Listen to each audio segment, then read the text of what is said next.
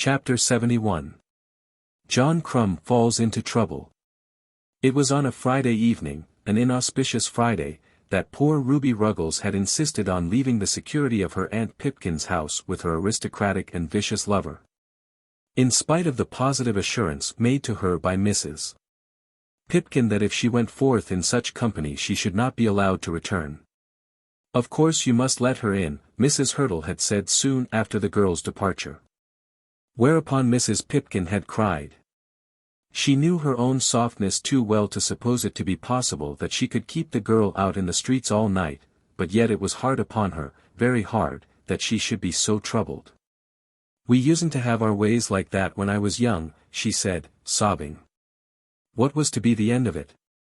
Was she to be forced by circumstances to keep the girl always there, let the girl's conduct be what it might? Nevertheless she acknowledged that Ruby must be let in when she came back.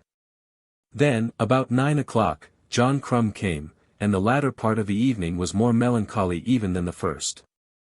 It was impossible to conceal the truth from John Crumb. Mrs. Hurtle saw the poor man and told the story in Mrs. Pipkin's presence. "She's headstrong, Mr. Crumb," said Mrs. Hurtle. "She is that, ma'am. And it was a long way, the baronight she went." "It was so, Mr. Crumb." "Baronight. Well. Perhaps I shall catch him some of these days. Went to dinner. Why, him, did she? Didn't she have no dinner here?" Then Mrs. Pipkin spoke up with a keen sense of offence. Ruby Ruggles had had as wholesome a dinner as any young woman in London, a bullock's heart and potatoes, just as much as ever she had pleased to eat of it. Mrs. Pipkin could tell Mr. Crumb that there was no starvation nor yet no stint in her house. John Crumb immediately produced a very thick and admirably useful blue cloth cloak, which he had brought up with him to London from Bungay, as a present to the woman who had been good to his Ruby. He assured her that he did not doubt that her victuals were good and plentiful, and went on to say that he had made bold to bring her a trifle out of respect. It was some little time before Mrs. Pipkin would allow herself to be appeased. But at last she permitted the garment to be placed on her shoulders. But it was done after a melancholy fashion. There was no smiling consciousness of the bestowal of joy on the countenance of the donor as he gave it, no exuberance of thanks from the recipient as she received it. Mrs. Hurtle, standing by, declared it to be perfect. But the occasion was one which admitted of no delight. "It's very good of you, Mr. Crumb, to think of an old woman like me, particularly when you've such a deal of trouble with a young un. It's like the smut in the wheat, Mrs. Pipkin, or the decease in the potatoes, it has to be put up with, I suppose. Is she very partial, ma'am, to that young baronight?" This question was asked of Mrs. Hurtle. "Just a fancy for the time, Mr. Crumb," said the lady. "They never thinks as how their fancies may well nigh half kill a man." Then he was silent for a while, sitting back in his chair, not moving a limb, with his eyes fastened on Mrs. Pipkin's ceiling. Mrs. Hurtle had some work in her hand, and sat watching him. The man was to her an extraordinary being, so constant, so slow, so unexpressive, so unlike her own countrymen, willing to endure so much, and at the same time so warm in his affections. "Sir Felix Carbury," he said. "I'll Sir Felix him some of these days. If it was only dinner, wouldn't she be back afore this, ma'am?"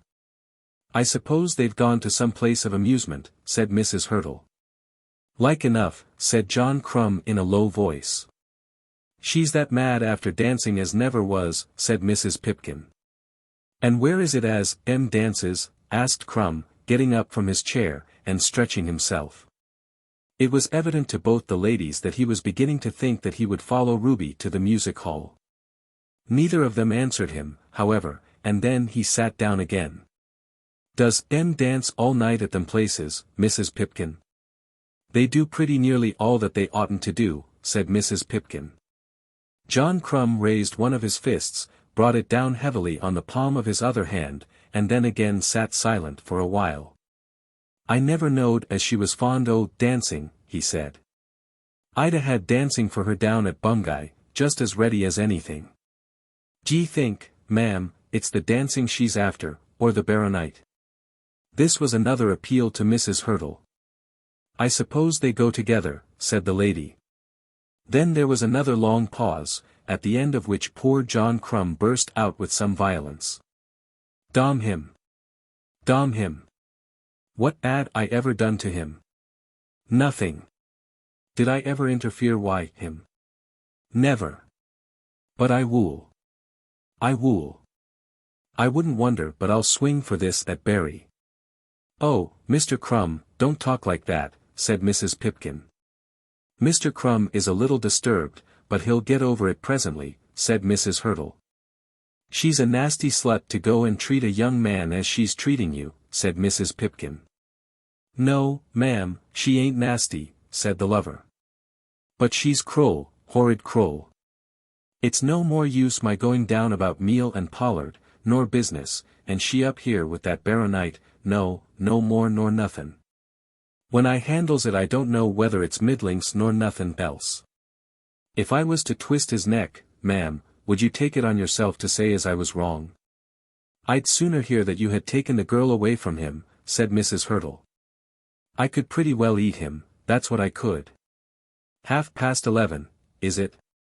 She must come some time, mustn't she? Mrs. Pipkin, who did not want to burn candles all night long, declared that she could give no assurance on that head. If Ruby did come, she should, on that night, be admitted. But Mrs. Pipkin thought that it would be better to get up and let her in than to sit up for her. Poor Mr. Crumb did not at once take the hint, and remained there for another half-hour, saying little, but waiting with the hope that Ruby might come.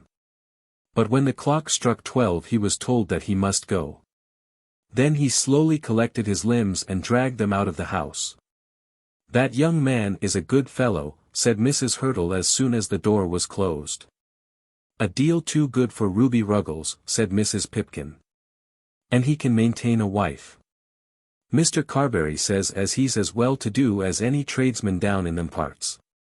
Mrs. Hurtle disliked the name of Mr. Carbury, and took this last statement as no evidence in John Crumb's favor. I don't know that I think better of the man for having Mr. Carbury's friendship, she said. Mr. Carbury ain't any way like his cousin, Mrs. Hurtle. I don't think much of any of the Carburys, Mrs. Pipkin. It seems to me that everybody here is either too humble or too overbearing. Nobody seems content to stand firm on his own footing and interfere with nobody else. This was all Greek to poor Mrs. Pipkin. I suppose we may as well go to bed now. When that girl comes and knocks, of course we must let her in. If I hear her, I'll go down and open the door for her. Mrs. Pipkin made very many apologies to her lodger for the condition of her household. She would remain up herself to answer the door at the first sound, so that Mrs. Hurtle should not be disturbed. She would do her best to prevent any further annoyance. She trusted Mrs. Hurtle would see that she was endeavoring to do her duty by the naughty wicked girl. And then she came round to the point of her discourse. She hoped that Mrs. Hurtle would not be induced to quit the rooms by these disagreeable occurrences. I don't mind saying it now, Mrs. Hurtle, but your being here is ever so much to me. I ain't nothing to depend on, only lodgers, and them as is any good is so hard to get. The poor woman hardly understood Mrs. Hurtle, who, as a lodger, was certainly peculiar. She cared nothing for disturbances, and rather liked than otherwise the task of endeavoring to assist in the salvation of Ruby. Mrs. Hurtle begged that Mrs. Pipkin would go to bed. She would not be in the least annoyed by the knocking. Another half-hour had thus been passed by the two ladies in the parlour after Crumb's departure. Then Mrs. Hurtle took her candle and had ascended the stairs halfway to her own sitting-room, when a loud double knock was heard. She immediately joined Mrs. Pipkin in the passage. The door was opened, and there stood Ruby Ruggles, John Crumb, and two policemen. Ruby rushed in, and casting herself onto one of the stairs began to throw her hands about, and to howl piteously. "Laws a mercy, what is it?" asked Mrs. Pipkin. "He's been and murdered him," screamed Ruby. "He has. He's been and murdered him." "This young woman is living here, is she?" asked one of the policemen. "She is living here," said Mrs. Hurtle. But now we must go back to the adventures of John Crumb after he had left the house. He had taken a bedroom at a small inn close to the Eastern Counties Railway Station which he was accustomed to frequent when business brought him up to London, and thither he proposed to himself to return. At one time there had come upon him an idea that he would endeavour to seek Ruby and his enemy among the dancing saloons of the metropolis, and he had asked a question with that view. But no answer had been given which seemed to aid him in his project, and his purpose had been abandoned as being too complex and requiring more intelligence than he gave himself credit for possessing. So he had turned down a street with which he was so far acquainted as to know that it would take him to the Islington Angel, where various roads meet, and whence he would know his way eastwards. He had just passed the Angel, and the end of Goswell Road, and was standing with his mouth open, looking about, trying to make certain of himself that he would not go wrong, thinking that he would ask a policeman whom he saw, and hesitating because he feared that the man would want to know his business. Then, of a sudden, he heard a woman scream, and knew that it was Ruby's voice. The sound was very near him, but in the glimmer of the gaslight he could not quite see whence it came. He stood still, putting his hand up to scratch his head under his hat, trying to think what, in such an emergency, it would be well that he should do. Then he heard the voice distinctly, I won't, and after that a scream. Then there were further words. It's no good, I won't. At last he was able to make up his mind. He rushed after the sound, and turning down a passage to the right which led back into Goswell Road, saw Ruby struggling in a man's arms. She had left the dancing establishment with her lover, and when they had come to the turn of the passage, there had arisen a question as to her further destiny for the night. Ruby, though she well remembered Mrs. Pipkin's threats, was minded to try her chance at her aunt's door. Sir Felix was of opinion that he could make a preferable arrangement for her. And as Ruby was not at once amenable to his arguments, he had thought that a little gentle force might avail him. He had therefore dragged Ruby into the passage. The unfortunate one. That so ill a chance should have come upon him in the midst of his diversion. He had swallowed several tumblers of brandy water, and was therefore brave with reference to that interference of the police, the fear of which might otherwise have induced him to relinquish his hold of Ruby's arm when she first raised her voice. But what amount of brandy water would have enabled him to persevere, could he have dreamed that John Crumb was near him?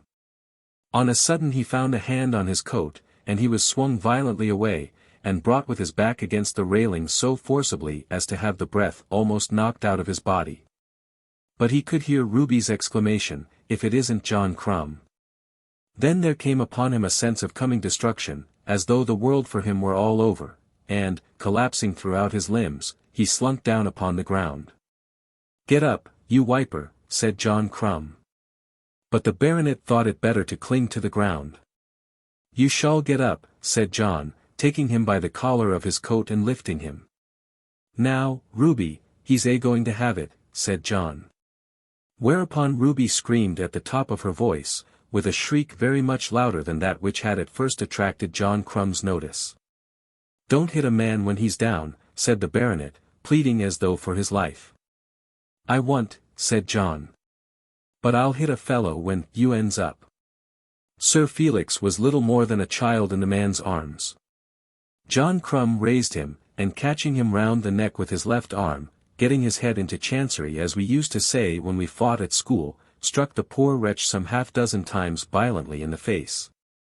Not knowing or caring exactly where he hit him, but at every blow obliterating a feature. And he would have continued had not Ruby flown at him and rescued Sir Felix from his arms. "He's about got enough of it," said John Crumb as he gave over his work. Then Sir Felix fell again to the ground, moaning fearfully. "I knowed he'd have it," said John Crumb. Ruby's screams of course brought the police, one arriving from each end of the passage on the scene of action at the same time. And now the cruelest thing of all was that Ruby in the complaints which she made to the policeman said not a word against Sir Felix, but was as bitter as she knew how to be in her denunciations of John Crumb. It was in vain that John endeavored to make the man understand that the young woman had been crying out for protection when he had interfered. Ruby was very quick of speech and John Crumb was very slow.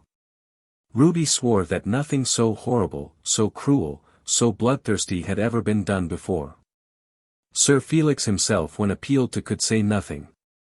He could only moan and make futile efforts to wipe away the stream of blood from his face when the men stood him up leaning against the railings. And John, though he endeavored to make the policeman comprehend the extent of the wickedness of the young baronet, would not say a word against Ruby. He was not even in the least angered by her denunciations of himself. As he himself said sometimes afterwards, he had dropped into the baronite just in time, and, having been successful in this, felt no wrath against Ruby for having made such an operation necessary. There was soon a third policeman on the spot, and a dozen other persons, cab drivers, haunters of the street by night, and houseless wanderers, casuals who at this season of the year preferred the pavements to the poor-house wards. They all took part against John Crumb.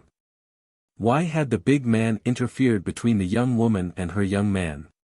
2 or 3 of them wiped Sir Felix's face, and dabbed his eyes, and proposed this and the other remedy. Some thought that he had better be taken straight to an hospital. One lady remarked that he was so mashed and mauled that she was sure he would never come to again. A precocious youth remarked that he was all one as a dead un. A cabman observed that he had added awful Evie. To all these criticisms on his condition Sir Felix himself made no direct reply, but he intimated his desire to be carried away somewhere, though he did not much care whither. At last the policemen among them decided upon a course of action. They had learned by the united testimony of Ruby and Crumb that Sir Felix was Sir Felix. He was to be carried in a cab by one constable to Bartholomew Hospital, who would then take his address so that he might be produced and bound over to prosecute. Ruby should be even conducted to the address she gave, not half a mile from the spot on which they now stood, and be left there or not according to the account which might be given of her. John Crumb must be undoubtedly locked up in the station house. He was the offender, for aught that any of them yet knew, the murderer. No one said a good word for him. He hardly said a good word for himself, and certainly made no objection to the treatment that had been proposed for him. But, no doubt, he was buoyed up inwardly by the conviction that he had thoroughly thrashed his enemy. Thus it came to pass that the 2 policemen with John Crumb and Ruby came together to Mrs. Pipkin's door. Ruby was still loud with complaints against the ruffian who had beaten her lover, who, perhaps, had killed her loved one. She threatened the gallows, and handcuffs, and perpetual imprisonment, and an action for damages amidst her lamentations. But from Mrs. Hurtle the policeman did manage to learn something of the truth. Oh yes. The girl lived there and was respectable. This man whom they had arrested was respectable also, and was the girl's proper lover. The other man who had been beaten was undoubtedly the owner of a title. But he was not respectable, and was only the girl's improper lover. And John Crumb's name was given. "I'm John Crumb of Bungay," said he, "and I ain't afeard of nothin' nor nobody. And I ain't a-been a-drinking, no, I ain't.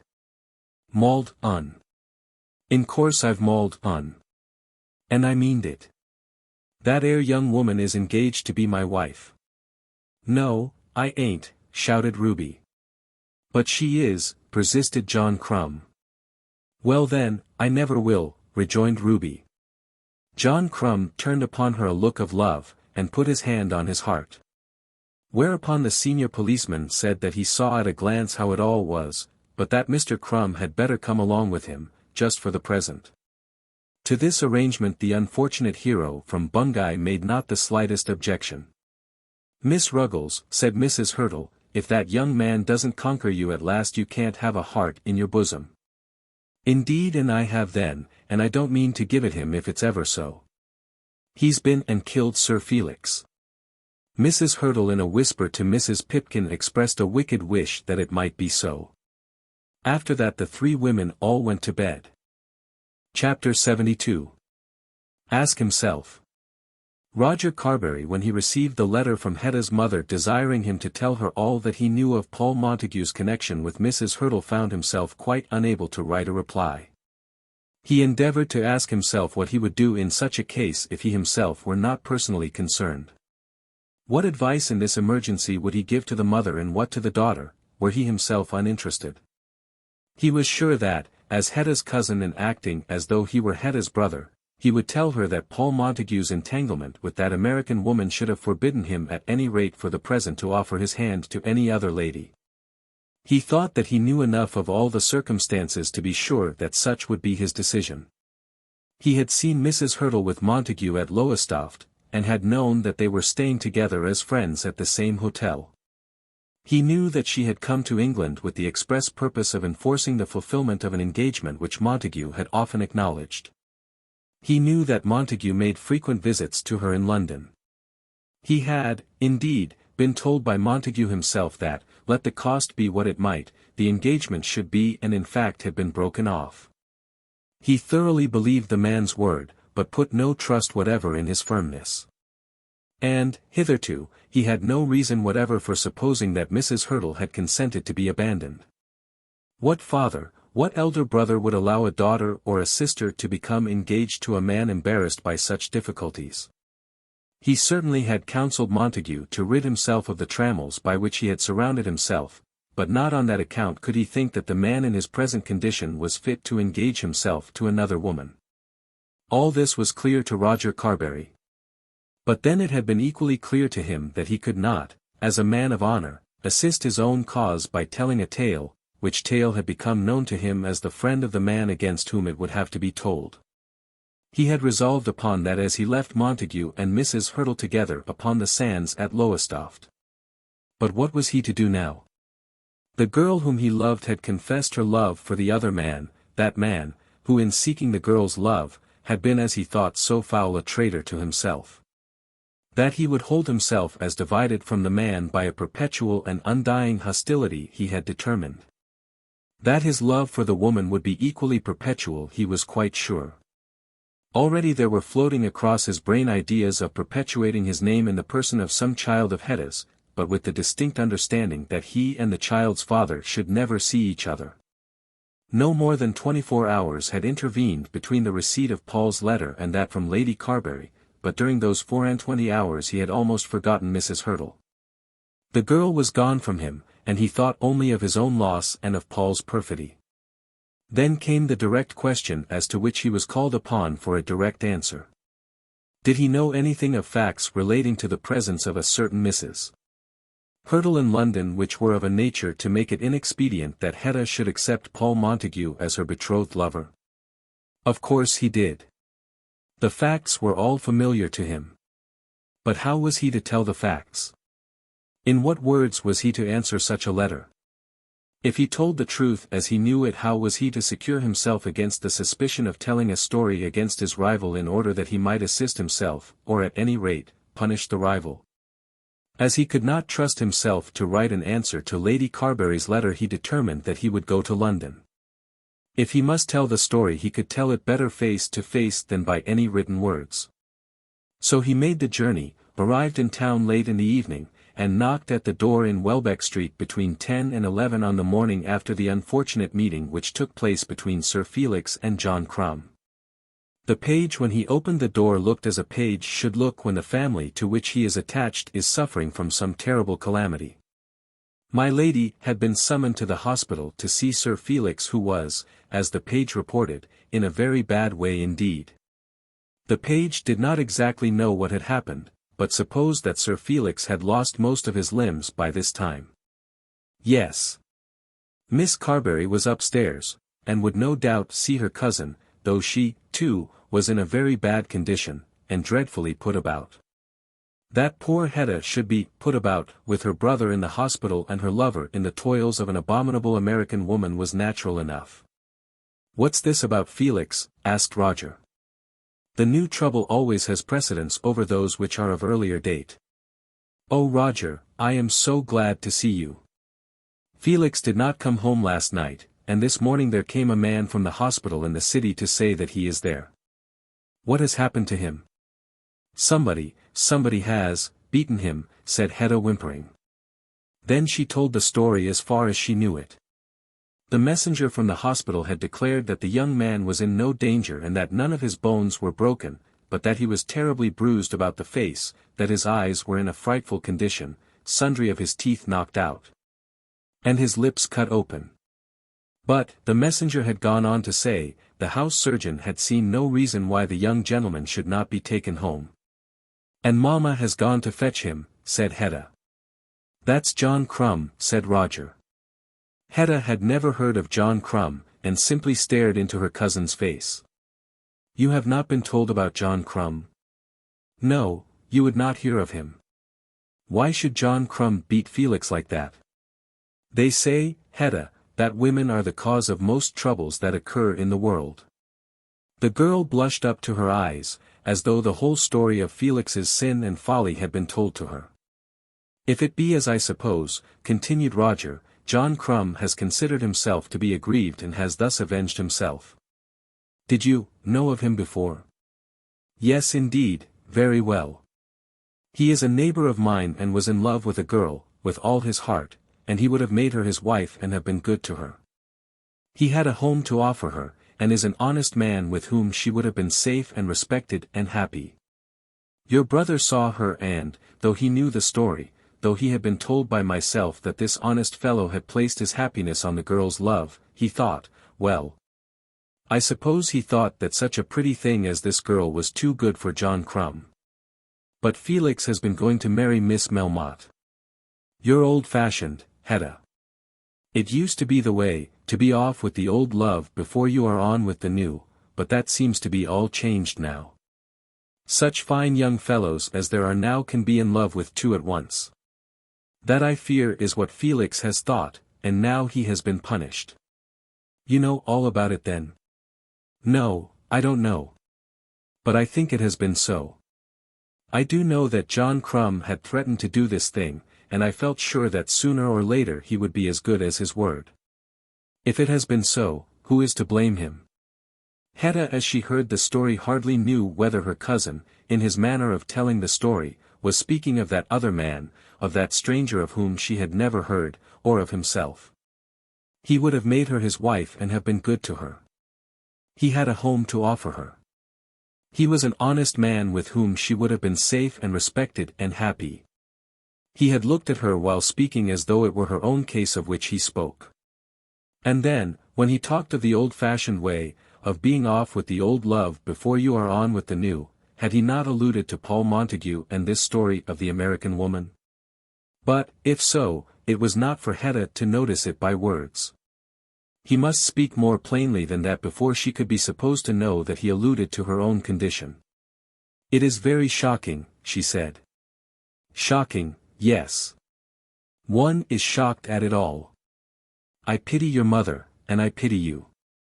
It seems to me that nothing ever will be happy for us," said Hetta. She was longing to be told something of Mrs. Hurtle, but she did not as yet dare to ask the question.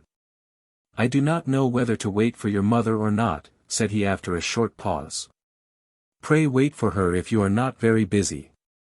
I came up only to see her, but perhaps she would not wish me to be here when she brings Felix back to the house." "Indeed she will. She would like you always to be here when there are troubles." "Oh, Roger, I wish you could tell me." "Tell you what?" "She has written to you, has she not?" "Yes, she has written to me." "And about me?" "Yes, about you, Hetta." "And, Hetta, Mr. Montague has written to me also." "He told me that he would," whispered Hetta. "Did he tell you of my answer?" "No, he has told me of no answer. I have not seen him since." "You do not think that it can have been very kind, do you?" "I also have something of the feeling of John Crumb, though I shall not attempt to show it after the same fashion." "Did you not say the girl had promised to love that man?" "I did not say so, but she had promised." "Yes, Hetta, there is a difference.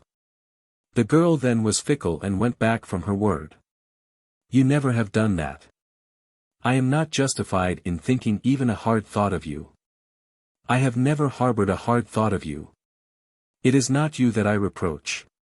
But he has been if possible more false than Felix. Oh, Roger, how has he been false? Still he was not wishful to tell her the story of Mrs. Hurtle. The treachery of which he was speaking was that which he had thought had been committed by his friend towards himself. He should have left the place and never have come near you, said Roger, when he found how it was likely to be with him. He owed it to me not to take the cup of water from my lips. How was she to tell him that the cup of water never could have touched his lips? And yet if this were the only falsehood of which he had to tell, she was bound to let him know that it was so. That horrid story of Mrs. Hurtle, she would listen to that if she could hear it. She would be all ears for that. But she could not admit that her lover had sinned in loving her. But, Roger, she said, it would have been the same. You may think so. You may feel it. You may know it. I at any rate will not contradict you when you say that it must have been so. But he didn't feel it. He didn't know it. He was to me as a younger brother, and he has robbed me of everything.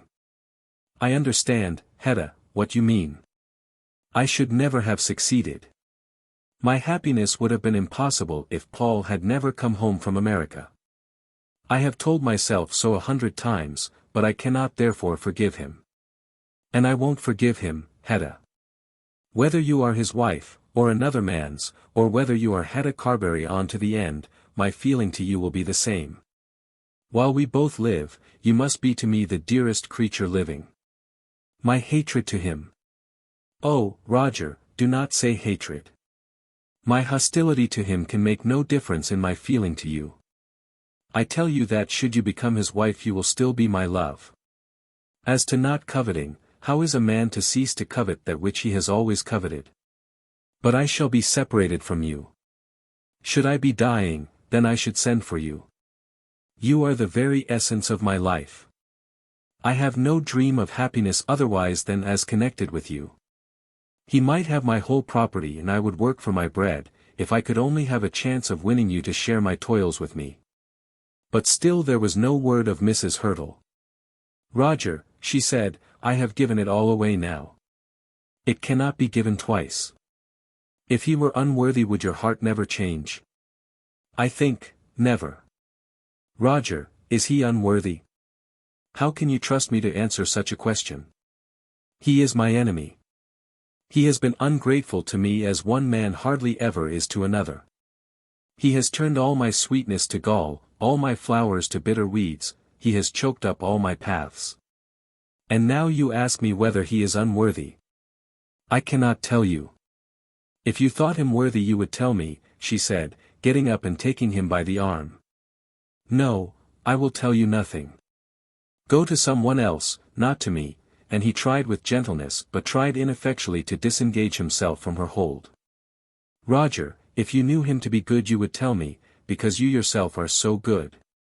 Even though you hated him you would say so. It would not be you to leave a false impression even against your enemies.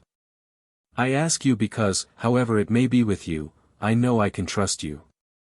I can be nothing else to you, Roger, but I love you as a sister loves, and I come to you as a sister comes to a brother. He has my heart. Tell me. Is there any reason why he should not also have my hand? Ask himself, Hetta. And you will tell me nothing. You will not try to save me though you know that I am in danger. Who is Mrs. Hurtle? Have you asked him? I had not heard her name when he parted from me. I did not even know that such a woman lived. Is it true that he has promised to marry her? Felix told me of her, and told me also that you knew. But I cannot trust Felix as I would trust you. And Mamma says that it is so, but Mamma also bids me ask you. There is such a woman. There is such a woman certainly. And she has been a friend of Paul's. Whatever be the story, Hetta, you shall not hear it from me. I will say neither evil nor good of the man except in regard to his conduct to myself. Send for him and ask him to tell you the story of Mrs. Hurtle as it concerns himself. I do not think he will lie, but if he lies you will know that he is lying. And that is all. All that I can say, Hetta. You ask me to be your brother, but I cannot put myself in the place of your brother. I tell you plainly that I am your lover, and shall remain so. Your brother would welcome the man whom you would choose as your husband. I can never welcome any husband of yours. I think if 20 years were to pass over us, and you were still Hetta Carbury, I should still be your lover, though an old one. What is now to be done about Felix, Hetta? Ah, what can be done? I think sometimes that it will break Mamma's heart. Your mother makes me angry by her continual indulgence. But what can she do? You would not have her turn him into the street? I do not know that I would not. For a time it might serve him perhaps. Here is the cab. Here they are. Yes, you had better go down and let your mother know that I am here. They will perhaps take him up to bed, so that I need not see him. Hetta did as she was bid, and met her mother and her brother in the hall. Felix, having the full use of his arms and legs, was able to descend from the cab, and hurry across the pavement into the house, and then, without speaking a word to his sister, hid himself in the dining room. His face was strapped up with plaister so that not a feature was visible, and both his eyes were swollen and blue. Part of his beard had been cut away, and his physiognomy had altogether been so treated that even the page would hardly have known him. "Roger is upstairs, Mamma," said Hetta in the hall. "Has he heard about Felix? Has he come about that?" "He has heard only what I have told him. He has come because of your letter. He says that a man named Crumb did it. Then he does know. Who can have told him? He always knows everything. Oh, Hetta, what am I to do? Where shall I go with this wretched boy? Is he hurt, Mamma?" "Hurt, of course he is hurt, horribly hurt. The brute tried to kill him. They say that he will be dreadfully scarred forever. But oh, Hetta, what am I to do with him? What am I to do with myself and you?" On this occasion Roger was saved from the annoyance of any personal intercourse with his cousin Felix. The unfortunate one was made as comfortable as circumstances would permit in the parlour, and Lady Carbury then went up to her cousin in the drawing-room. She had learned the truth with some fair approach to accuracy, though Sir Felix himself had of course lied as to every detail. There are some circumstances so distressing in themselves as to make lying almost a necessity. When a young man has behaved badly about a woman, when a young man has been beaten without returning a blow, when a young man's pleasant vices are brought directly under a mother's eyes, what can he do but lie? How could Sir Felix tell the truth about that rash encounter? But the policeman who had brought him to the hospital had told all that he knew. The man who had thrashed the baronet had been called Crumb, and the thrashing had been given on the score of a young woman called Ruggles. So much was known at the hospital, and so much could not be hidden by any lies which Sir Felix might tell. And when Sir Felix swore that a policeman was holding him while Crumb was beating him, no one believed him. In such cases the liar does not expect to be believed. He knows that his disgrace will be made public, and only hopes to be saved from the ignominy of declaring it with his own words. "What am I to do with him?" Lady Carbury said to her cousin. "It is no use telling me to leave him. I can't do that. I know he is bad. I know that I have done much to make him what he is." As she said this the tears were running down her poor worn cheeks. "But he is my child. What am I to do with him now?" This was a question which Roger found it almost impossible to answer. If he had spoken his thoughts he would have declared that Sir Felix had reached an age at which, if a man will go headlong to destruction, he must go headlong to destruction. Thinking as he did of his cousin he could see no possible salvation for him. "Perhaps I should take him abroad," he said. "Would he be better abroad than here? He would have less opportunity for vice, and fewer means of running you into debt."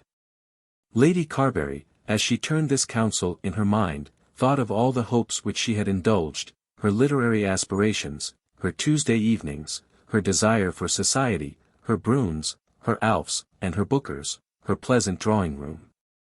And the determination which she had made that now in the afternoon of her days she would become somebody in the world. Must she give it all up and retire to the dreariness of some French town because it was no longer possible that she should live in London with such a son as hers? There seemed to be a cruelty in this beyond all cruelties that she had hitherto endured. This was harder even than those lies which had been told of her when almost in fear of her life she had run from her husband's house. But yet she must do even this if in no other way she and her son could be together. Yes, she said, I suppose it would be so. I only wish that I might die, so that were an end of it. He might go out to one of the colonies, said Roger. Yes. Be sent away that he might kill himself with drink in the bush, and so be got rid of. I have heard of that before. Wherever he goes I shall go. As the reader knows, Roger Carbury had not latterly held this cousin of his in much esteem. He knew her to be worldly and he thought her to be unprincipled. But now, at this moment, her exceeding love for the son whom she could no longer pretend to defend, wiped out all her sins.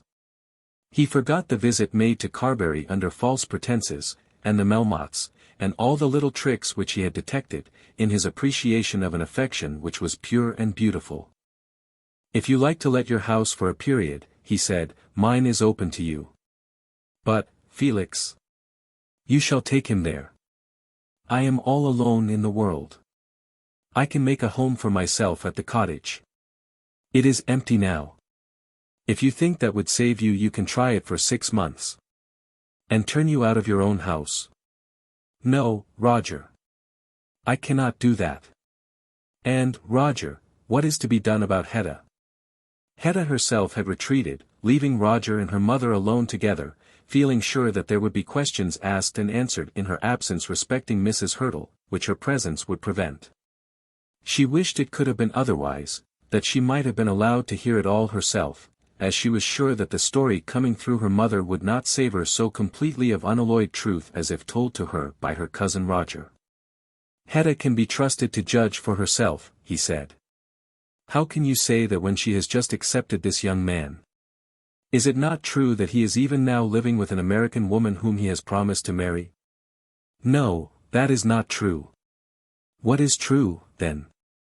Is he not engaged to the woman? Roger hesitated a moment. I do not know that even that is true. When last he spoke to me about it he declared that the engagement was at an end. I have told Hetta to ask himself. Let her tell him that she has heard of this woman from you, and that it behoves her to know the truth. I do not love him, Lady Carbury. He has no longer any place in my friendship. But I think that if Hetta asks him simply what is the nature of his connection with Mrs. Hurtle, he will tell her the truth. Roger did not again see Hetta before he left the house, nor did he see his cousin Felix at all. He had now done all that he could do by his journey up to London, and he returned on that day back to Carbury.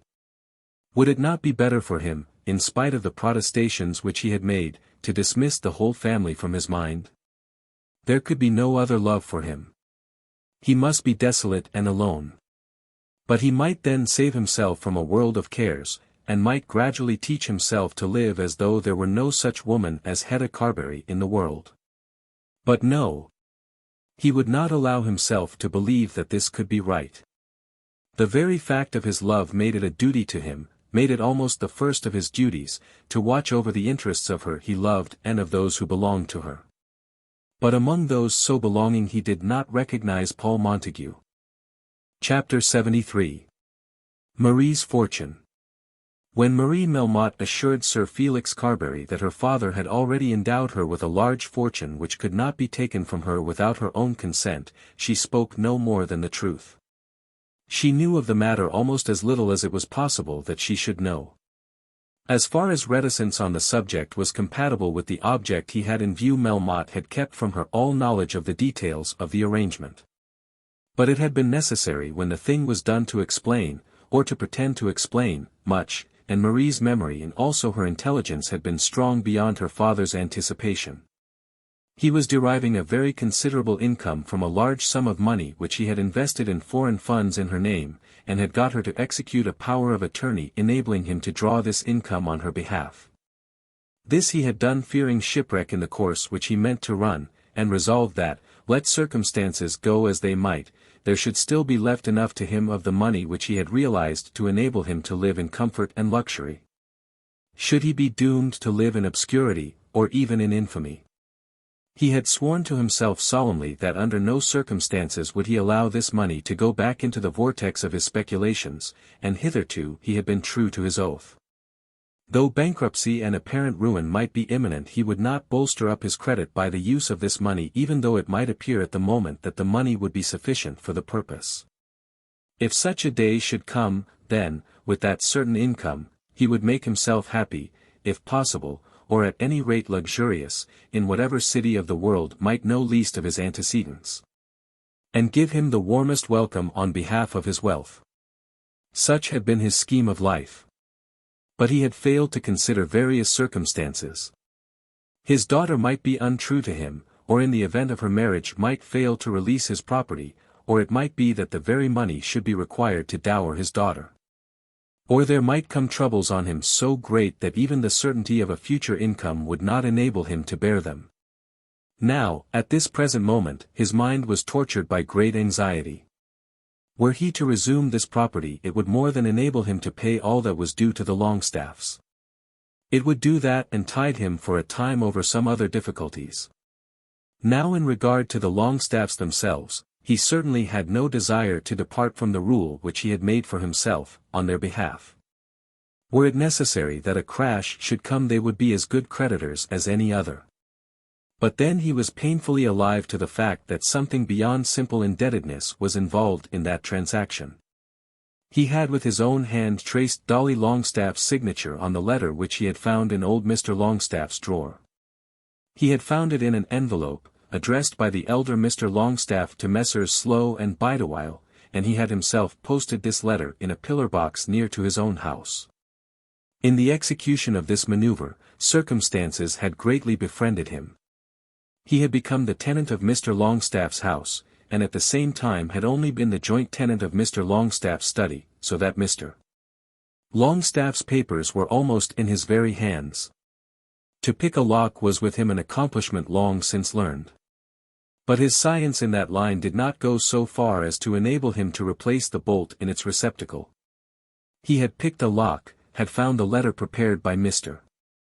Bideawhile with its accompanying envelope, and had then already learned enough of the domestic circumstances of the Longstaff family to feel assured that unless he could assist the expedition of this hitherto uncompleted letter by his own skill, the letter would never reach its intended destination.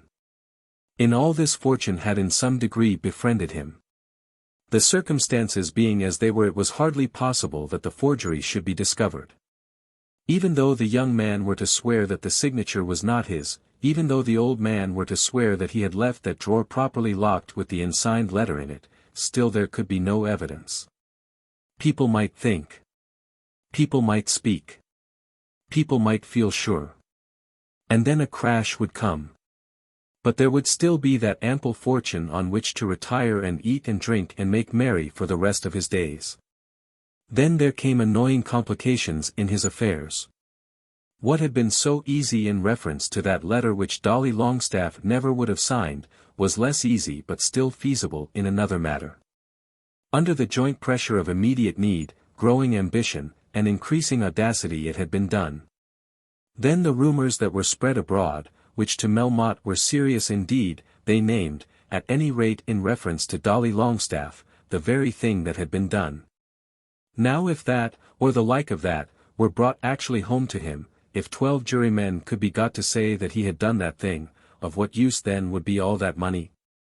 When that fear arose, then there arose also the question whether it might not be well to use the money to save him from such ruin, if it might be so used. No doubt all danger in that Longstaff affair might be bought off by payment of the price stipulated for the Pickering property. Neither would Dolly Longstaff nor Squercum, of whom Mr. Melmotte had already heard, concern himself in this matter if the money claimed were paid. But then the money would be as good as wasted by such a payment, if, as he firmly believed, no sufficient evidence could be produced to prove the thing which he had done. But the complications were so many. Perhaps in his admiration for the country of his adoption Mr. Melmotte had allowed himself to attach higher privileges to the British aristocracy than do in truth belong to them. He did in his heart believe that could he be known to all the world as the father-in-law of the eldest son of the Marquis of Auld Reekie he would become, not really free of the law, but almost safe from its fangs in regard to such an affair as this. He thought he could so use the family with which he would be connected as to force from it that protection which he would need. And then again, if he could tide over this bad time, how glorious would it be to have a British Marquis for his son-in-law. Like many others he had failed altogether to inquire when the pleasure to himself would come, or what would be its nature. But he did believe that such a marriage would add a charm to his life. Now he knew that Lord Nidderdale could not be got to marry his daughter without the positive assurance of absolute property, but he did think that the income which might thus be transferred with Marie, though it fell short of that which had been promised, might suffice for the time. And he had already given proof to the Marquis's lawyer that his daughter was possessed of the property in question. And indeed, there was another complication which had arisen within the last few days and which had startled Mr. Melmotte very much indeed. On a certain morning he had sent for Marie to the study and had told her that he should require her signature in reference to a deed. She had asked him what deed. He had replied that it would be a document regarding money and reminded her that she had signed such a deed once before, telling her that it was all in the way of business. It was not necessary that she should ask any more questions as she would be wanted only to sign the paper. Then Marie astounded him, not merely by showing him that she understood a great deal more of the transaction than he had thought, but also by a positive refusal to sign anything at all. The reader may understand that there had been many words between them. "I know, Papa. It is that you may have the money to do what you like with. You have been so unkind to me about Sir Felix Carbury that I won't do it. If I ever marry the money will belong to my husband." His breath almost failed him as he listened to these words. He did not know whether to approach her with threats, with entreaties, or with blows. Before the interview was over he had tried all three. He had told her that he could and would put her in prison for conduct so fraudulent. He besought her not to ruin her parent by such monstrous perversity. And at last he took her by both arms and shook her violently. But Marie was quite firm. He might cut her to pieces, but she would sign nothing. "I suppose you thought Sir Felix would have had the entire sum," said the father with deriding scorn. "And he would, if he had the spirit to take it," answered Marie. This was another reason for sticking to the Nidderdale plan. He would no doubt lose the immediate income, but in doing so he would secure the Marquis. He was therefore induced, on weighing in his nicest balanced scales the advantages and disadvantages, to leave the Longstaffs unpaid and to let Nidderdale have the money. Not that he could make up his mind to such a course with any conviction that he was doing the best for himself. The dangers on all sides were very great. But at the present moment audacity recommended itself to him, and this was the boldest stroke. Marie had now said that she would accept Nidderdale, or the sweep at the crossing. On Monday morning, it was on the preceding Thursday that he had made his famous speech in Parliament. One of the Bideawhiles had come to him in the city. He had told Mr. Bideawhile that all the world knew that just at the present moment money was very tight in the city. "We are not asking for payment of a commercial debt," said Mr. Bideawhile, "but for the price of a considerable property which you have purchased." Mr. Melmotte had suggested that the characteristics of the money were the same, let the sum in question have become due how it might. Then he offered to make the payment in 2 bills at 3 and 6 months' date, with proper interest allowed. But this offer Mr. Bideawhile scouted with indignation, demanding that the title deeds might be restored to them. "You have no right whatever to demand the title deeds," said Melmotte. "You can only claim the sum due, and I have already told you how I propose to pay it." Mr. Bideawhile was nearly beside himself with dismay. In the whole course of his business, in all the records of the very respectable firm to which he belonged, there had never been such a thing as this. Of course Mr. Longstaff had been the person to blame, so at least all the Bideawhiles declared among themselves. He had been so anxious to have dealings with the man of money that he had insisted that the title deeds should be given up. But then the title deeds had not been his to surrender. The Pickering estate had been the joint property of him and his son. The house had been already pulled down, and now the purchaser offered bills in lieu of the purchase money. "Do you mean to tell me, Mr. Melmotte, that you have not got the money to pay for what you have bought, and that nevertheless the title deeds have already gone out of your hands?" "I have property to 10 times the value, 20 times the value, 30 times the value," said Melmotte proudly. "But you must know I should think by this time that a man engaged in large affairs cannot always realize such a sum as £80,000 at a day's notice." Mr. Bideawhile, without using language that was absolutely vituperative, gave Mr. Melmotte to understand that he thought that he and his client had been robbed, and that he should at once take whatever severest steps the law put in his power. As Mr. Melmotte shrugged his shoulders and made no further reply, Mr. Bideawhile could only take his departure. The attorney, although he was bound to be staunch to his own client, and to his own house in opposition to Mr. Squercum, nevertheless was becoming doubtful in his own mind as to the genuineness of the letter which Dolly was so persistent in declaring that he had not signed. Mr. Longstaff himself, who was at any rate an honest man, had given it as his opinion that Dolly had not signed the letter. His son had certainly refused to sign it once, and as far as he knew could have had no opportunity of signing it since. He was all but sure that he had left the letter under lock and key in his own drawer in the room which had latterly become Melmotte's study as well as his own. Then, on entering the room in Melmotte's presence, their friendship at the time having already ceased, he found that his drawer was open. This same Mr. Bideawhile was with him at the time. "Do you mean to say that I have opened your drawer?" said Mr. Melmotte. Mr. Longstaff had become very red in the face and had replied by saying that he certainly made no such accusation, but as certainly he had not left the drawer unlocked. He knew his own habits and was sure that he had never left that drawer open in his life. "Then you must have changed the habits of your life on this occasion," said Mr. Melmotte with spirit. Mr. Longstaff would trust himself to no other word within the house, but, when they were out in the street together, he assured the lawyer that certainly that drawer had been left locked. And that to the best of his belief the letter and signed had been left within the drawer. Mr. Bideawhile could only remark that it was the most unfortunate circumstance with which he had ever been concerned. The marriage with Nidderdale would upon the whole be the best thing, if it could only be accomplished.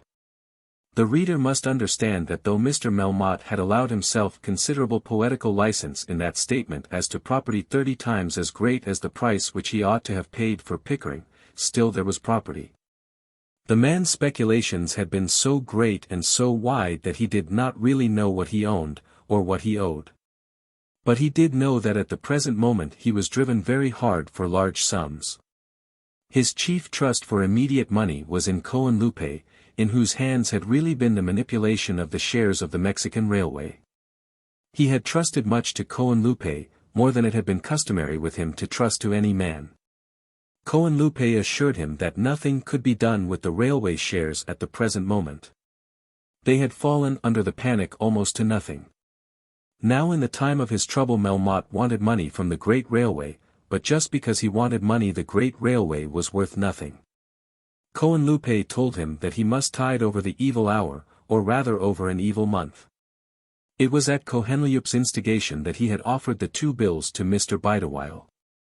"Offer 'em again," said Cohenlupe. He must take the bills sooner or later. On the Monday afternoon Melmotte met Lord Nidderdale in the lobby of the house. "Have you seen Marie lately?" he said. Nidderdale had been assured that morning, by his father's lawyer, in his father's presence, that if he married Miss Melmotte at present he would undoubtedly become possessed of an income amounting to something over £5,000 a year. He had intended to get more than that, and was hardly prepared to accept Marie at such a price, but then there probably would be more. No doubt there was a difficulty about Pickering. Melmotte certainly had been raising money. But this might probably be an affair of a few weeks. Melmotte had declared that Pickering should be made over to the young people at the marriage. His father had recommended him to get the girl to name a day. The marriage could be broken off at the last day if the property were not forthcoming. "I'm going up to your house almost immediately," said Nidderdale. "You'll find the women at tea to a certainty between 5 and 6, said Melmotte. Chapter 74. Melmotte makes a friend. "Have you been thinking any more about it?" Lord Nidderdale said to the girl as soon as Madame Melmotte had succeeded in leaving them alone together. "I have thought ever so much more about it," said Marie. "And what's the result?" "Oh, I'll have you." "That's right," said Nidderdale, throwing himself on the sofa close to her, so that he might put his arm round her waist. "Wait a moment, Lord Nidderdale," she said. "You might as well call me John." "Then wait a moment, John. You think you might as well marry me, though you don't love me a bit." "That's not true, Marie." "Yes it is, it's quite true. And I think just the same, that I might as well marry you, though I don't love you a bit." "But you will." "I don't know. I don't feel like it just at present. You had better know the exact truth, you know. I have told my father that I did not think you'd ever come again, but that if you did I would accept you. But I'm not going to tell any stories about it. You know who I've been in love with. But you can't be in love with him now." "Why not?" "I can't marry him." "I know that. And if he were to come to me, I don't think that I would. He has behaved bad." "Have I behaved bad?" "Not like him. You never did care, and you never said you cared." "Oh yes, I have." "Not at first. You say it now because you think that I shall like it. But it makes no difference now. I don't mind about your arm being there if we are to be married, only it's just as well for both of us to look on it as business." "How very hard you are, Marie." "No, I ain't. I wasn't hard to Sir Felix Carbury, and so I tell you. I did love him." "Surely you have found him out now." "Yes, I have," said Marie. "He's a poor creature. He has just been thrashed, you know, in the streets, most horribly." Marie had not been told of this, and started back from her lover's arms. "You hadn't heard it? Who has thrashed him?" "I don't want to tell the story against him, but they say he has been cut about in a terrible manner." "Why should anybody beat him? Did he do anything?" "There was a young lady in the question, Marie." "A young lady? What young lady?" "I don't believe it. But it's nothing to me. I don't care about anything, Lord Nidderdale, not a bit." "I suppose you've made up all that out of your own head." "Indeed, no. I believe he was beaten, and I believe it was about a young woman. But it signifies nothing to me, and I don't suppose it signifies much to you. Don't you think we might fix a day, Marie?"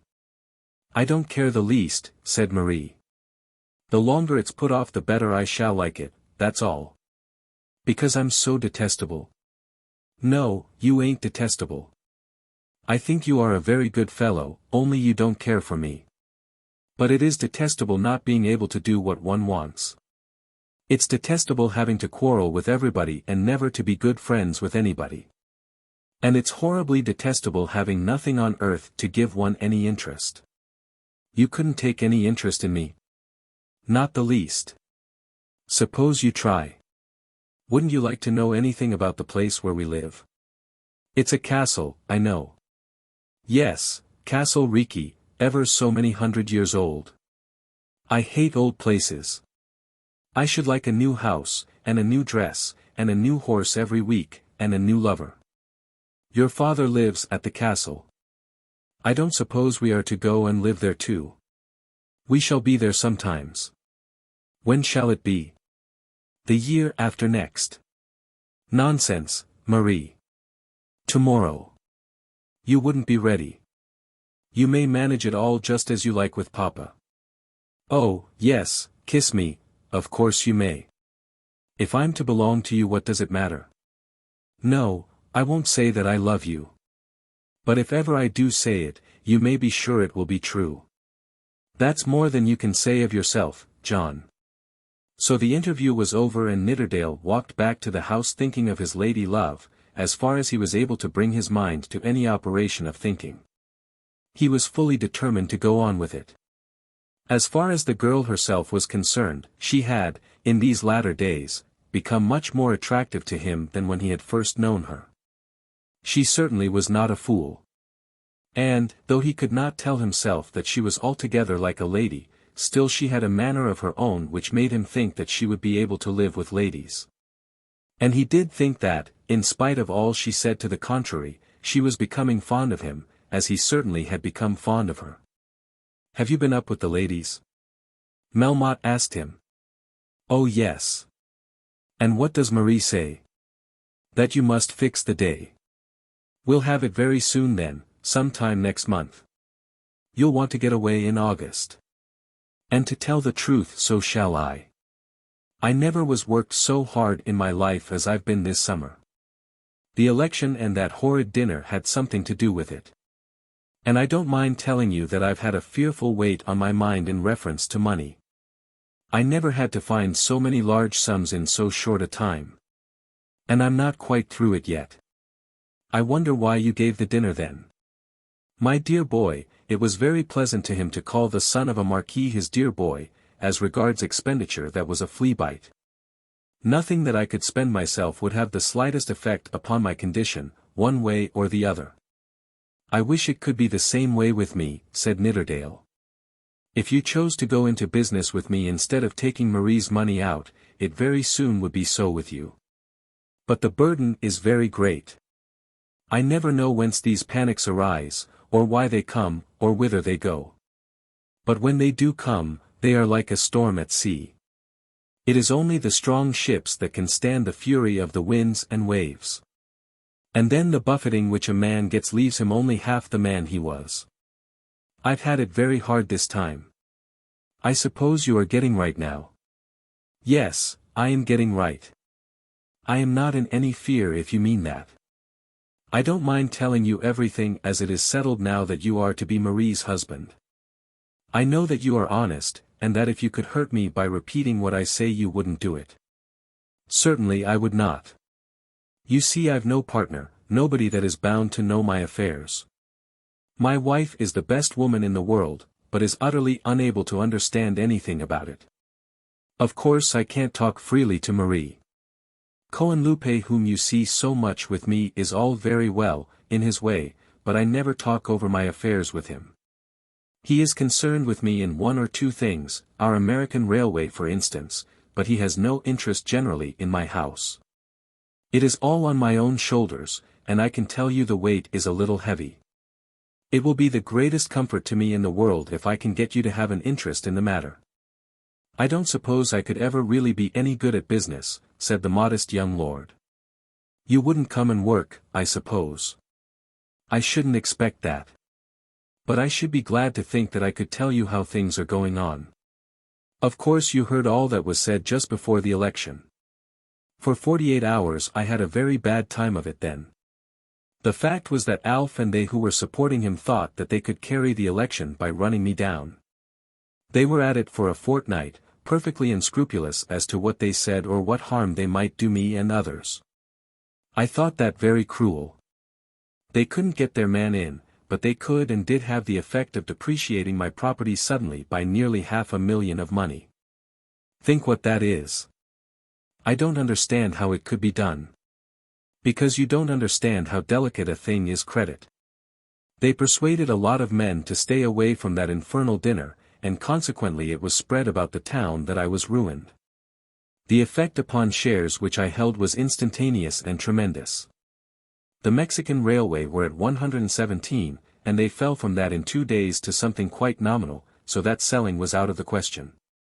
Coenlupe and I between us had about 8,000 of these shares. Think what that comes to. Nidderdale tried to calculate what it did come to, but failed altogether. That's what I call a blow, a terrible blow. When a man is concerned as I am with money interests, and concerned largely with them all, he is of course exchanging one property for another every day of his life, according as the markets go. I don't keep such a sum as that in one concern as an investment. Nobody does. Then when a panic comes, don't you see how it hits? Will they never go up again? Oh yes, perhaps higher than ever. But it will take time. And in the meantime I am driven to fall back upon property intended for other purposes. That's the meaning of what you hear about that place down in Sussex which I bought for Marie. I was so driven that I was obliged to raise 40 or 50,000 wherever I could. But that will be all right in a week or two. And as for Marie's money, that, you know, is settled. He quite succeeded in making Nidderdale believe every word that he spoke, and he produced also a friendly feeling in the young man's bosom, with something approaching to a desire that he might be of service to his future father-in-law. Hazily, as through a thick fog, Lord Nidderdale thought that he did see something of the troubles, as he had long seen something of the glories, of commerce on an extended scale. And an idea occurred to him that it might be almost more exciting than whist or unlimited loo. He resolved too that whatever the man might tell him should never be divulged. He was on this occasion somewhat captivated by Melmotte, and went away from the interview with a conviction that the financier was a big man. One with whom he could sympathize, and to whom in a certain way he could become attached. And Melmotte himself had derived positive pleasure even from a simulated confidence in his son-in-law. It had been pleasant to him to talk as though he were talking to a young friend whom he trusted. It was impossible that he could really admit any one to a participation in his secrets. It was out of the question that he should ever allow himself to be betrayed into speaking the truth of his own affairs. Of course every word he had said to Nidderdale had been a lie, or intended to corroborate lies. But it had not been only on behalf of the lies that he had talked after this fashion. Even though his friendship with the young man were but a mock friendship, though it would too probably be turned into bitter enmity before 3 months had passed by, still there was a pleasure in it. The Grendalls had left him since the day of the dinner, Miles having sent him a letter up from the country complaining of severe illness. It was a comfort to him to have someone to whom he could speak, and he much preferred Nidderdale to Miles Grendall. This conversation took place in the smoking room. When it was over Melmotte went into the house, and Nidderdale strolled away to the bear garden. The bear garden had been opened again though with difficulty, and with diminished luxury. Nor could even this be done without rigid laws as to the payment of ready money. Herr Vossner had never more been heard of, but the bills which Vossner had left unpaid were held to be good against the club, whereas every note of hand which he had taken from the members was left in the possession of Mr. Flatfleece. Of course there was sorrow and trouble at the bear garden, but still the institution had become so absolutely necessary to its members that it had been reopened under a new management. No one had felt this need more strongly during every hour of the day as he counted his days, rising as he did about an hour after noon and going to bed 3 or 4 hours after midnight, than did Dolly Longstaff. The bear garden had become so much to him that he had begun to doubt whether life would be even possible without such a resort for his hours. But now the club was again open, and Dolly could have his dinner and his bottle of wine with the luxury to which he was accustomed. But at this time he was almost mad with the sense of injury. Circumstances had held out to him a prospect of almost unlimited ease and indulgence. The arrangement made as to the Pickering estate would pay all his debts, would disembarrass his own property, and would still leave him a comfortable sum in hand. Squercum had told him that if he would stick to his terms he would surely get them. He had stuck to his terms and he had got them. And now the property was sold, and the title deeds gone, and he had not received a penny. He did not know whom to be loudest in abusing, his father, the Bideawhiles, or Mr. Melmotte. And then it was said that he had signed that letter. He was very open in his manner of talking about his misfortune at the club. His father was the most obstinate old fool that ever lived. As for the Bideawhiles, he would bring an action against them. Squercum had explained all that to him. But Melmotte was the biggest rogue the world had ever produced. By George! The world, he said, must be coming to an end. There's that infernal scoundrel sitting in Parliament just as if he had not robbed me of my property, and forged my name, and, by George! He ought to be hung. If any man ever deserved to be hung, that man deserves to be hung. This he spoke openly in the coffee-room of the club, and was still speaking as Nidderdale was taking his seat at one of the tables. Dolly had been dining, and had turned round upon his chair so as to face some half-dozen men whom he was addressing. Nidderdale, leaving his chair, walked up to him very gently. "Dolly," said he, "do not go on in that way about Melmotte when I am in the room. I have no doubt you are mistaken, and so you'll find out in a day or two. You don't know Melmotte." "Mistaken?" Dolly still continued to exclaim with a loud voice. "Am I mistaken in supposing that I haven't been paid my money? I don't believe it has been owing very long. Am I mistaken in supposing that my name has been forged to a letter? I am sure you are mistaken if you think that Melmotte had anything to do with it. Squircum says. Never mind Squircum. We all know what are the suspicions of a fellow of that kind. I'd believe Squircum a deuced sight sooner than Melmotte. Look here, Dolly. I know more probably of Melmotte's affairs than you do, or perhaps than anybody else. If it will induce you to remain quiet for a few days and to hold your tongue here, I'll make myself responsible for the entire sum he owes you." "The devil you will." "I will indeed." Nidderdale was endeavoring to speak so that only Dolly should hear him, and probably nobody else did hear him, but Dolly would not lower his voice. "That's out of the question, you know," he said. "How could I take your money? The truth is, Nidderdale, the man is a thief, and so you'll find out, sooner or later. He has broken open a drawer in my father's room and forged my name to a letter. Everybody knows it. Even my governor knows it now, and bide a while. Before many days are over you'll find that he will be in jail for forgery." This was very unpleasant, as everyone knew that Nidderdale was either engaged or becoming engaged to Melmotte's daughter. "Since you will speak about it in this public way," began Nidderdale. "I think it ought to be spoken about in a public way," said Dolly. "I deny it as publicly. I can't say anything about the letter except that I am sure Mr. Melmotte did not put your name to it. From what I understand there seems to have been some blunder between your father and his lawyer." "That's true enough," said Dolly, "but it doesn't excuse Melmotte. As to the money, there can be no more doubt that it will be paid than that I stand here. What is it, 25,000, isn't it? 80,000, the whole. Well, 80,000. It's impossible to suppose that such a man as Melmotte shouldn't be able to raise £80,000. "Why don't he do it then?" asked Dolly. All this was very unpleasant and made the club less social than it used to be in old days. There was an attempt that night to get up a game of cards, but Nidderdale would not play because he was offended with Dolly Longstaff.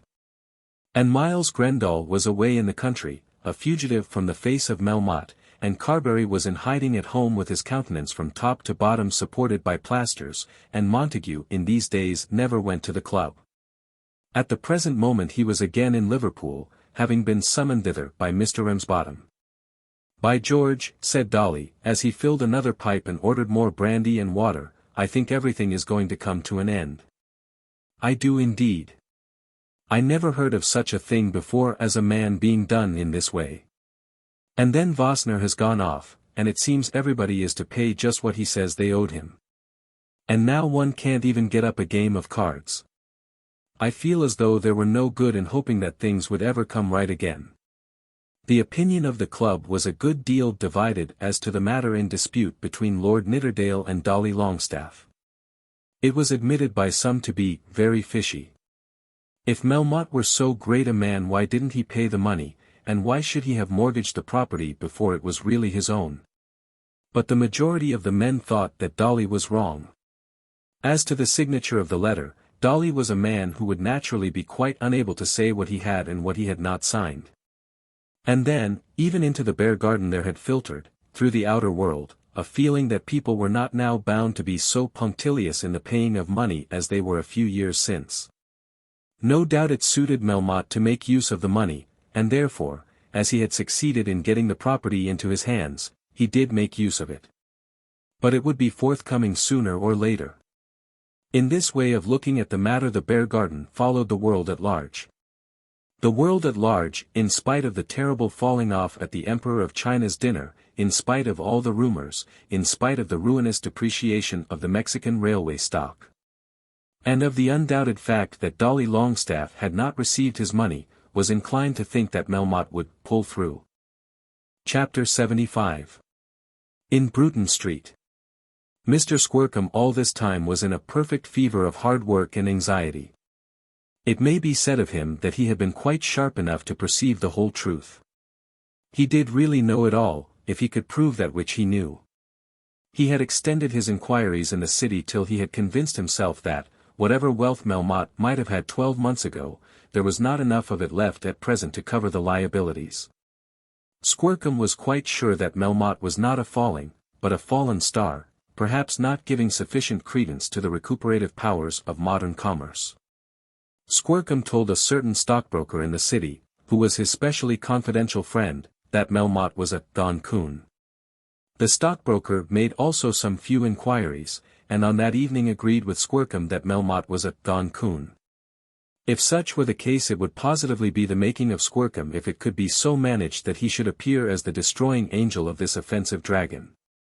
So Squercum raged among the Bideawhiles, who were unable altogether to shut their doors against him. They could not dare to bid defiance to Squercum, feeling that they had themselves blundered, and feeling also that they must be careful not to seem to screen a fault by a falsehood. "I suppose you give it up about the letter having been signed by my client," said Squercum to the elder of the two younger Bideawhiles. "I give up nothing and I assert nothing," said the superior attorney. "Whether the letter be genuine or not, we had no reason to believe it to be otherwise. The young gentleman's signature is never very plain, and this one is about as like any other as that other would be like the last. Would you let me look at it again, Mr. Bideawhile?" Then the letter, which had been very often inspected during the last 10 days, was handed to Mr. Squercum. "It's a stiff resemblance, such as he never could have written had he tried it ever so." "Perhaps not, Mr. Squercum. We are not generally on the lookout for forgeries in letters from our clients or our clients' sons." "Just so, Mr. Bideawhile. But then Mr. Longstaff had already told you that his son would not sign the letter. How is one to know when and how and why a young man like that will change his purpose?" "Just so, Mr. Bideawhile. But you see, after such a declaration as that on the part of my client's father, the letter, which is in itself a little irregular perhaps." "I don't know that it's irregular at all." "Well, it didn't reach you in a very confirmatory manner. We'll just say that. What Mr. Longstaff can have been at to wish to give up his title deeds without getting anything for them. Excuse me, Mr. Squercum, but that's between Mr. Longstaff and us." "Just so, but as Mr. Longstaff and you have jeopardized my client's property, it is natural that I should make a few remarks." "I think you'd have made a few remarks yourself, Mr. Bideawhile, if the case had been reversed." "I shall bring the matter before the Lord Mayor, you know." To this Mr. Bideawhile said not a word. "And I think I understand you now that you do not intend to insist on the signature as being genuine." "I say nothing about it, Mr. Squercum. I think you'll find it very hard to prove that it's not genuine." "My client's oath, Mr. Bideawhile." "I'm afraid your client is not always very clear as to what he does." "I don't know what you mean by that, Mr. Bideawhile. I fancy that if I were to speak in that way of your client you would be very angry with me. Besides, what does it all amount to? Will the old gentleman say that he gave the letter into his son's hands, so that, even if such a freak should have come into my client's head, he could have signed it and sent it off? If I understand, Mr. Longstaff says that he locked the letter up in a drawer in the very room which Melmotte occupied, and that he afterwards found the drawer open. It won't, I suppose, be alleged that my client knew so little what he was about that he broke open the drawer in order that he might get at the letter. Look at it whichever way you will, he did not sign it, Mr. Bideawhile. I have never said he did. All I say is that we had fair ground for supposing that it was his letter. I really don't know that I can say anything more.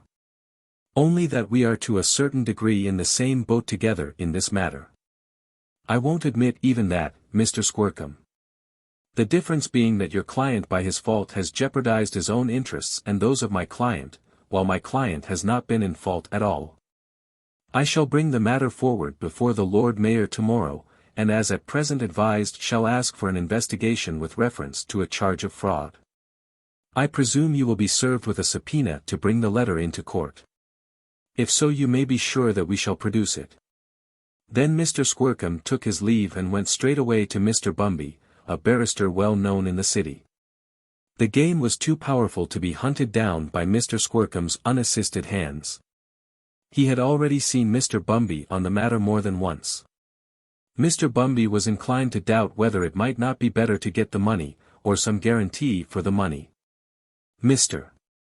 Bumby thought that if a bill at 3 months could be had for Dolly's share of the property, it might be expedient to take it.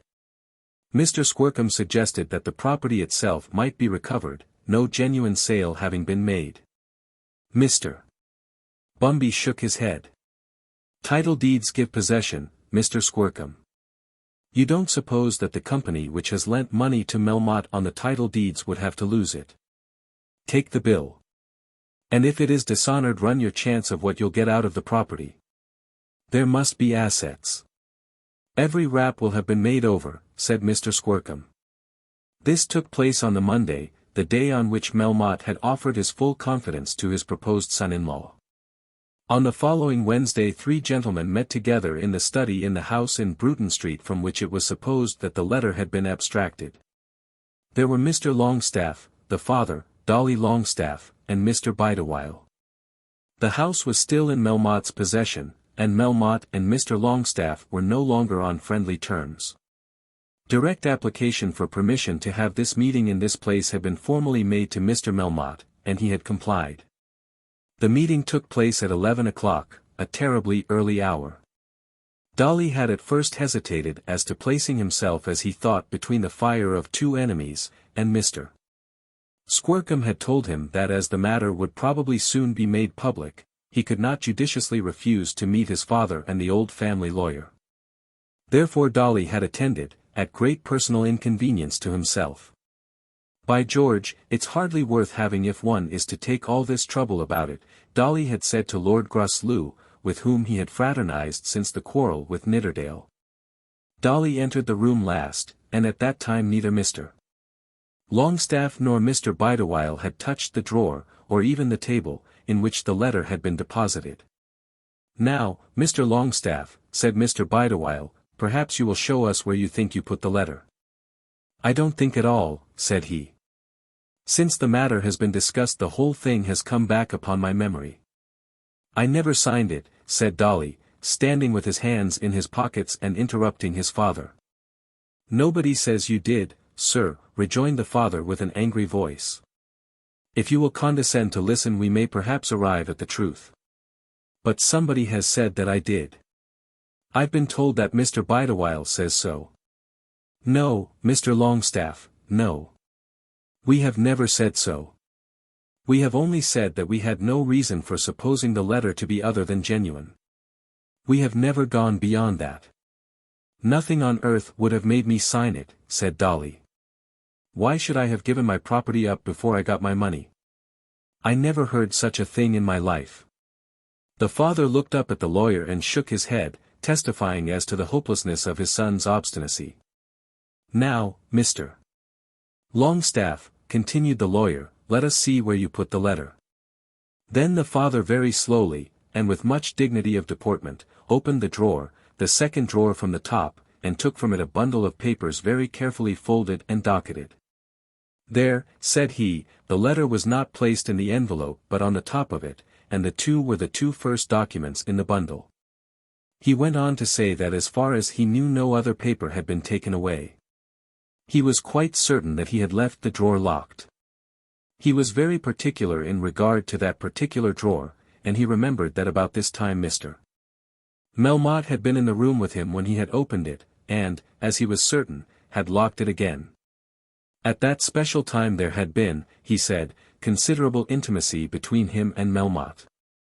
It was then that Mr. Melmotte had offered him a seat at the board of the Mexican Railway. Of course he picked the lock, and stole the letter, said Dolly. It's as plain as a pikestaff. It's clear enough to hang any man. I am afraid that it falls short of evidence, however strong, and just may be the suspicion induced," said the lawyer. "Your father for a time was not quite certain about the letter. He thought that I had signed it," said Dolly.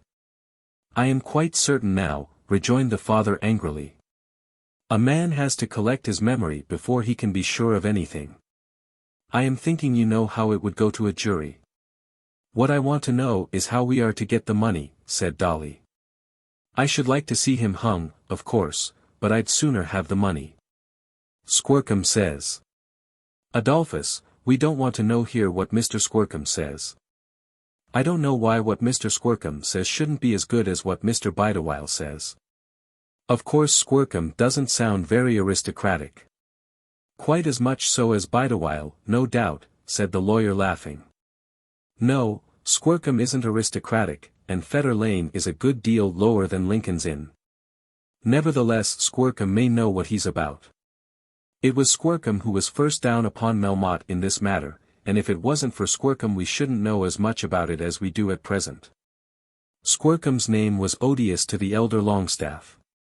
He believed, probably without much reason, that all his family troubles came to him from Squircum, thinking that if his son would have left his affairs in the hands of the old Slows and the old Bideawhiles, money would never have been scarce with him, and that he would not have made this terrible blunder about the Pickering property. And the sound of Squircum, as his son knew, was horrid to his ears. He hummed and hawed, and fumed and fretted about the room, shaking his head and frowning. His son looked at him as though quite astonished at his displeasure. "There's nothing more to be done here, sir, I suppose," said Dolly, putting on his hat.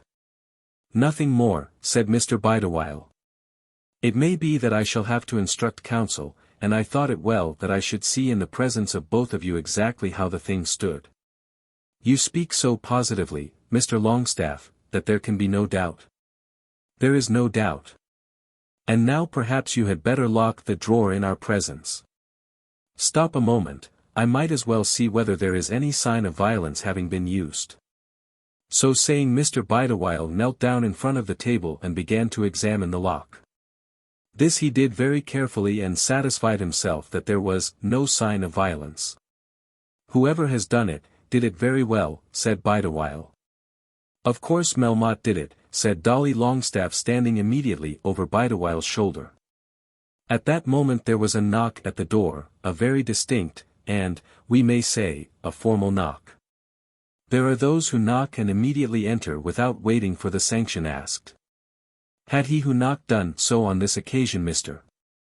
Bideawhile would have been found still on his knees, with his nose down to the level of the keyhole. But the intruder did not intrude rapidly, and the lawyer jumped on to his feet, almost upsetting Dolly with the effort.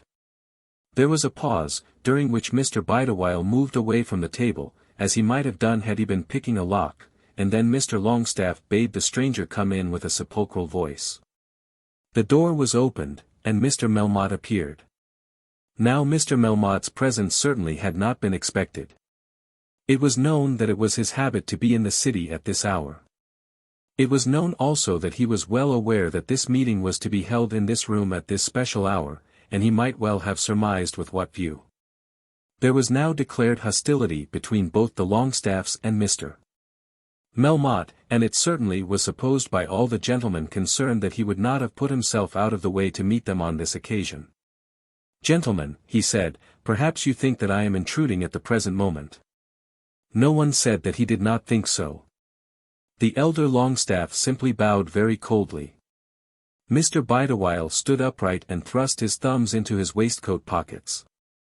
Dolly, who at first forgot to take his hat off, whistled a bar, and then turned a pirouette on his heel. That was his mode of expressing his thorough surprise at the appearance of his debtor.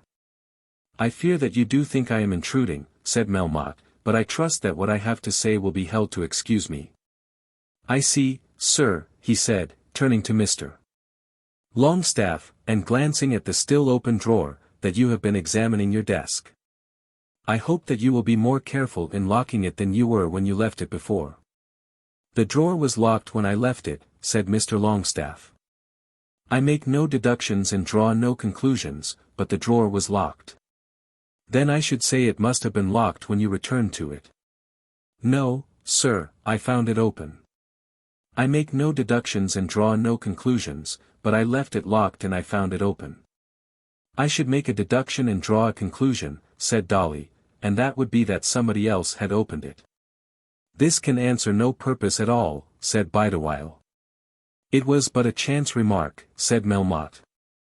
I did not come here out of the city at very great personal inconvenience to myself to squabble about the lock of the drawer.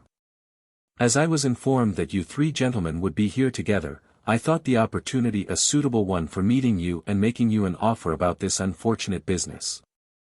He paused a moment, but neither of the three spoke.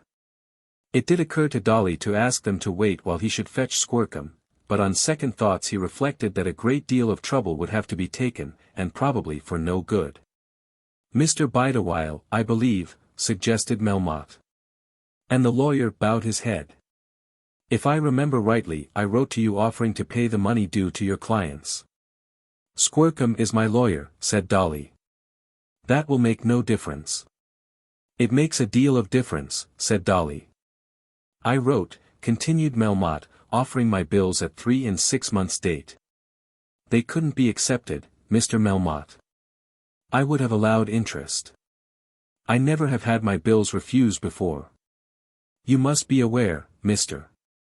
Melmotte, said the lawyer, that the sale of a property is not like an ordinary mercantile transaction in which bills are customarily given and taken. The understanding was that money should be paid in the usual way.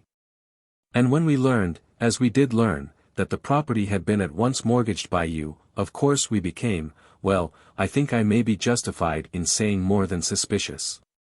It was a most unusual proceeding. You say you have another offer to make, Mr. Melmotte.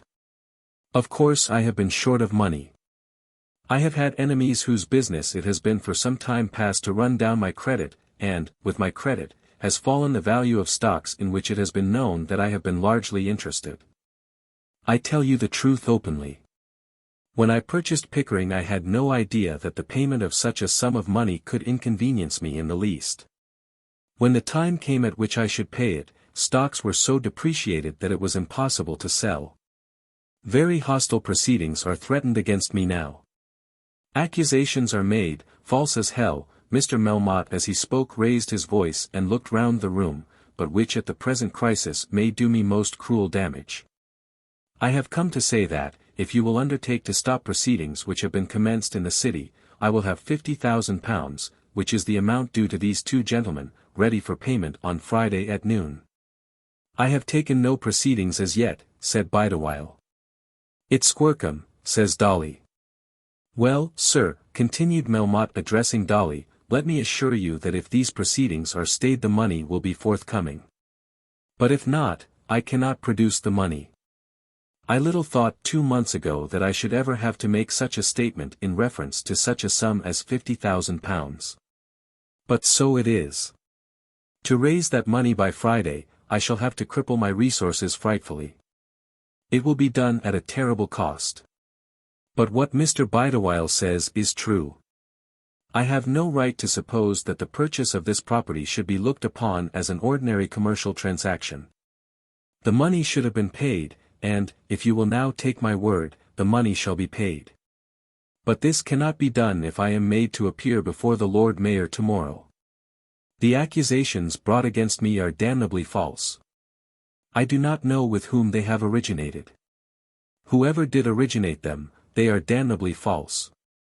But unfortunately, false as they are, in the present crisis, they may be ruinous to me.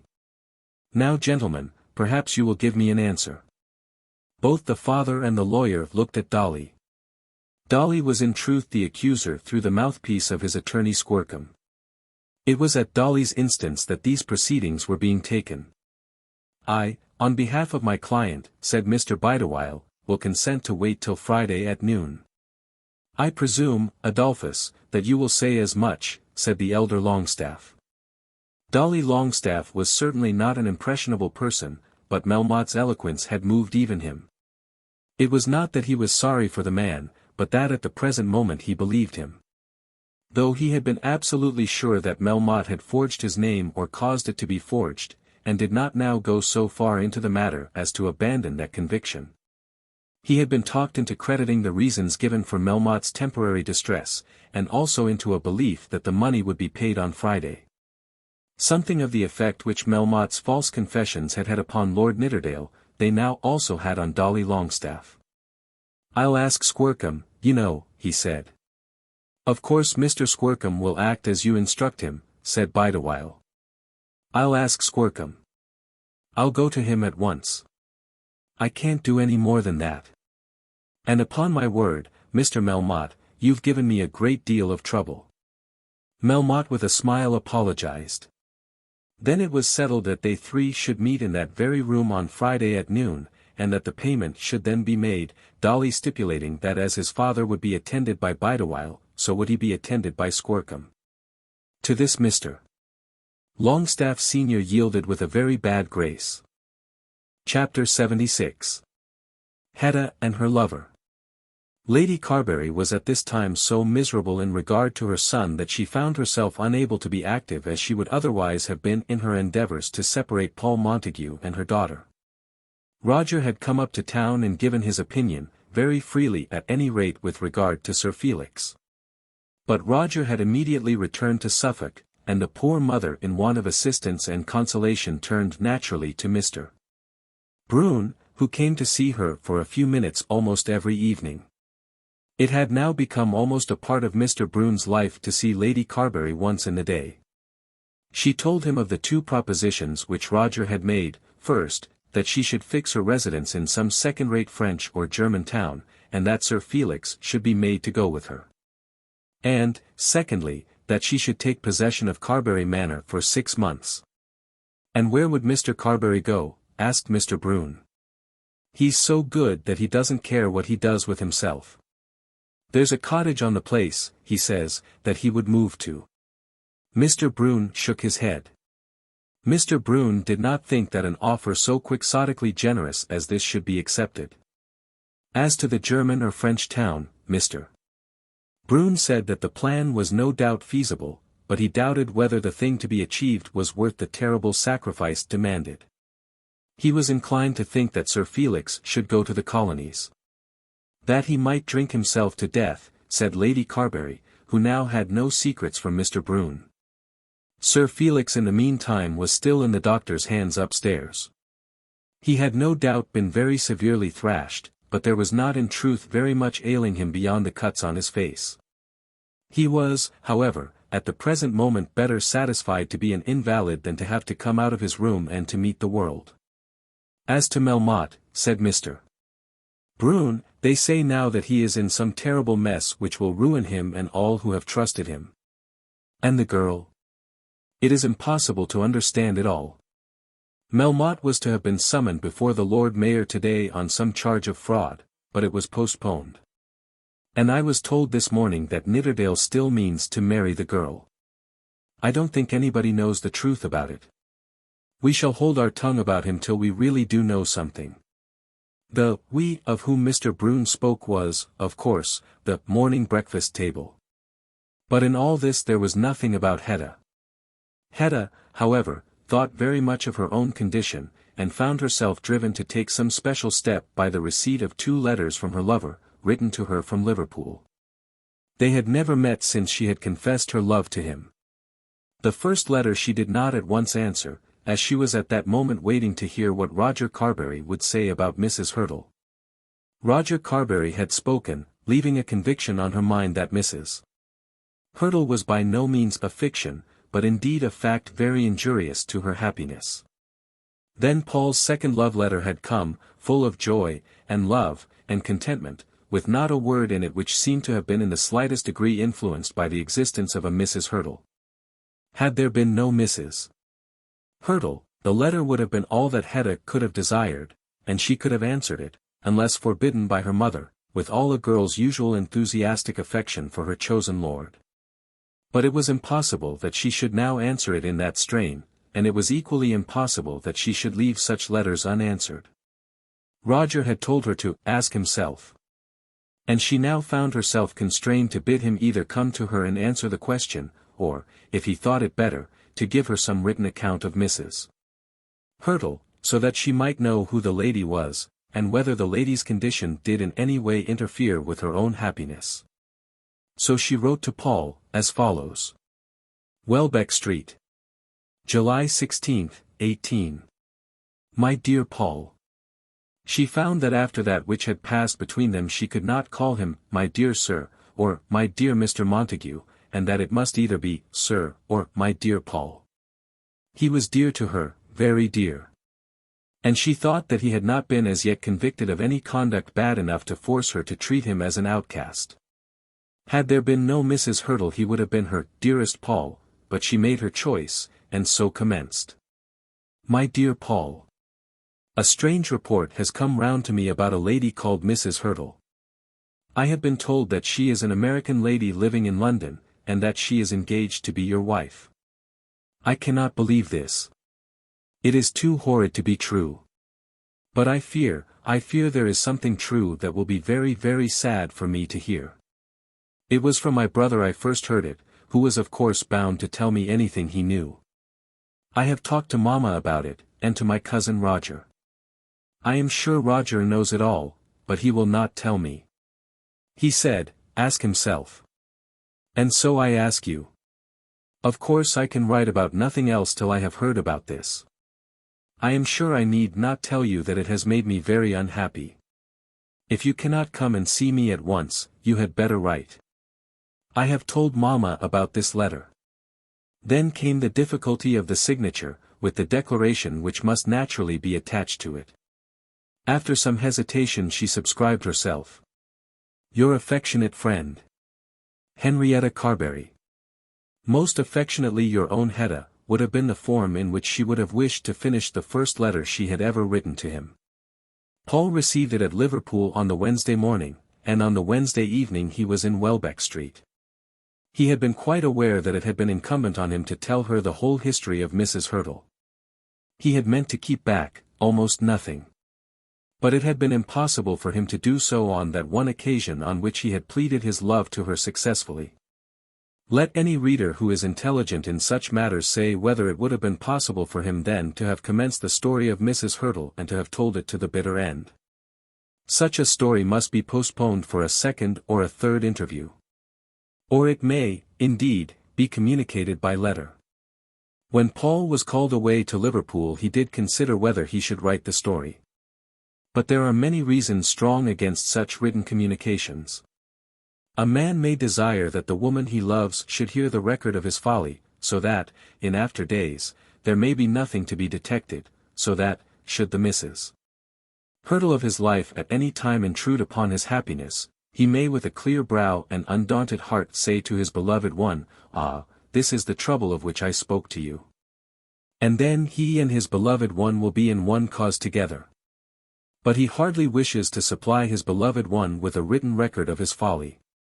And then who does not know how much tenderness a man may show to his own faults by the tone of his voice, by half-spoken sentences, and by an admixture of words of love for the lady who has filled up the vacant space once occupied by the Mrs. Hurtle of his romance? But the written record must go through from beginning to end, self-accusing, thoroughly perspicuous, with no sweet, soft falsehoods hidden under the half-expressed truth.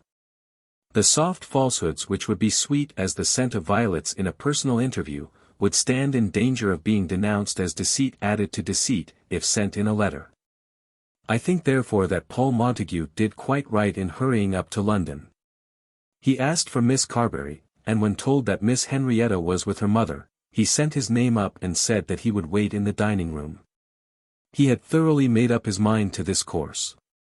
They should know that he had come at once, but he would not, if it could be helped, make his statement in the presence of Lady Carbury. Then, upstairs, there was a little discussion. Hetta pleaded her right to see him alone. She had done what Roger had advised, and had done it with her mother's consent. Her mother might be sure that she would not again accept her lover till this story of Mrs. Hurtle had been sifted to the very bottom. But she must herself hear what her lover had to say for himself. Felix was at the time in the drawing-room and suggested that he should go down and see Paul Montague on his sister's behalf. But his mother looked at him with scorn, and his sister quietly said that she would rather see Mr. Montague herself.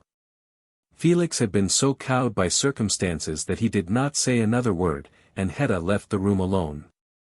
When she entered the parlour, Paul stepped forward to take her in his arms. That was a matter of course. She knew it would be so, and she had prepared herself for it. "Paul," she said, "let me hear about all this, first." She sat down at some distance from him, and he found himself compelled to seat himself at some little distance from her. "And so you have heard of Mrs. Hurtle," he said, with a faint attempt at a smile. "Yes. Felix told me, and Roger evidently had heard about her." "Oh yes, Roger Carbury has heard about her from the beginning, knows the whole history almost as well as I know it myself." "I don't think your brother is as well informed." "Perhaps not. But, isn't it a story that concerns me?" "Certainly it so far concerns you, Hetta, that you ought to know it. And I trust you will believe that it was my intention to tell it you." "I will believe anything that you will tell me. If so, I don't think that you will quarrel with me when you know all. I was engaged to marry Mrs. Hurtle." "Is she a widow?" He did not answer this at once. "I suppose she must be a widow if you were going to marry her." "Yes, she is a widow. She was divorced." "Oh, Paul. And she is an American?" "Yes." "And you loved her?" Montague was desirous of telling his own story, and did not wish to be interrogated. "If you will allow me, I will tell it you all from beginning to end." "Oh, certainly. But I suppose you loved her. If you meant to marry her you must have loved her." There was a frown upon Hetta's brow and a tone of anger in her voice which made Paul uneasy. "Yes, I loved her once, but I will tell you all." Then he did tell his story, with a repetition of which the reader need not be detained. Hetta listened with fair attention, not interrupting very often, though when she did interrupt, the little words which she spoke were bitter enough. But she heard the story of the long journey across the American continent, of the ocean journey before the end of which Paul had promised to make this woman his wife. Had she been divorced then? Asked Hetta, because I believe they get themselves divorced just when they like. Simple as the question was, he could not answer it. "I could only know what she told me," he said, as he went on with his story. Then Mrs. Hurtle had gone on to Paris, and he, as soon as he reached Carbury, had revealed everything to Roger. "Did you give her up then?" demanded Hetta with stern severity. "No, not then. He had gone back to San Francisco, and, he had not intended to say that the engagement had been renewed, but he was forced to acknowledge that it had not been broken off. Then he had written to her on his second return to England, and then she had appeared in London at Mrs. Pipkin's lodgings in Islington. "I can hardly tell you how terrible that was to me," he said, "for I had by that time become quite aware that my happiness must depend upon you." He tried the gentle, soft falsehoods that should have been as sweet as violets. Perhaps they were sweet. It is odd how stern a girl can be, while her heart is almost breaking with love. Hetta was very stern. "But Felix says you took her to Lowestoft, quite the other day." Montague had intended to tell all, almost all. There was a something about the journey to Lowestoft which it would be impossible to make Hetta understand, and he thought that that might be omitted. "It was on account of her health." "Oh, on account of her health. And did you go to the play with her?" "I did." "Was that for her health?" "Oh, Hetta, do not speak to me like that.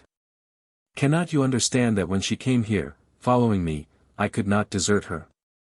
"I cannot understand why you deserted her at all," said Hetta. "You say you loved her, and you promised to marry her. It seems horrid to me to marry a divorced woman, a woman who just says that she was divorced. But that is because I don't understand American ways. And I am sure you must have loved her when you took her to the theatre, and down to Lowestoft, for her health. That was only a week ago." "It was nearly 3 weeks," said Paul in despair. "Oh. Nearly 3 weeks. That is not such a very long time for a gentleman to change his mind on such a matter. You were engaged to her, not 3 weeks ago. No, Hetta, I was not engaged to her then. I suppose she thought you were when she went to Lowestoft with you. She wanted then to force me to. Oh, Hetta, it is so hard to explain, but I am sure that you understand. I do know that you do not, cannot think that I have, even for one moment, been false to you. But why should you be false to her?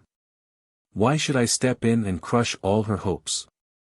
I can understand that Roger should think badly of her because she was divorced. Of course he would. But an engagement is an engagement. You had better go back to Mrs. Hurtle and tell her that you are quite ready to keep your promise.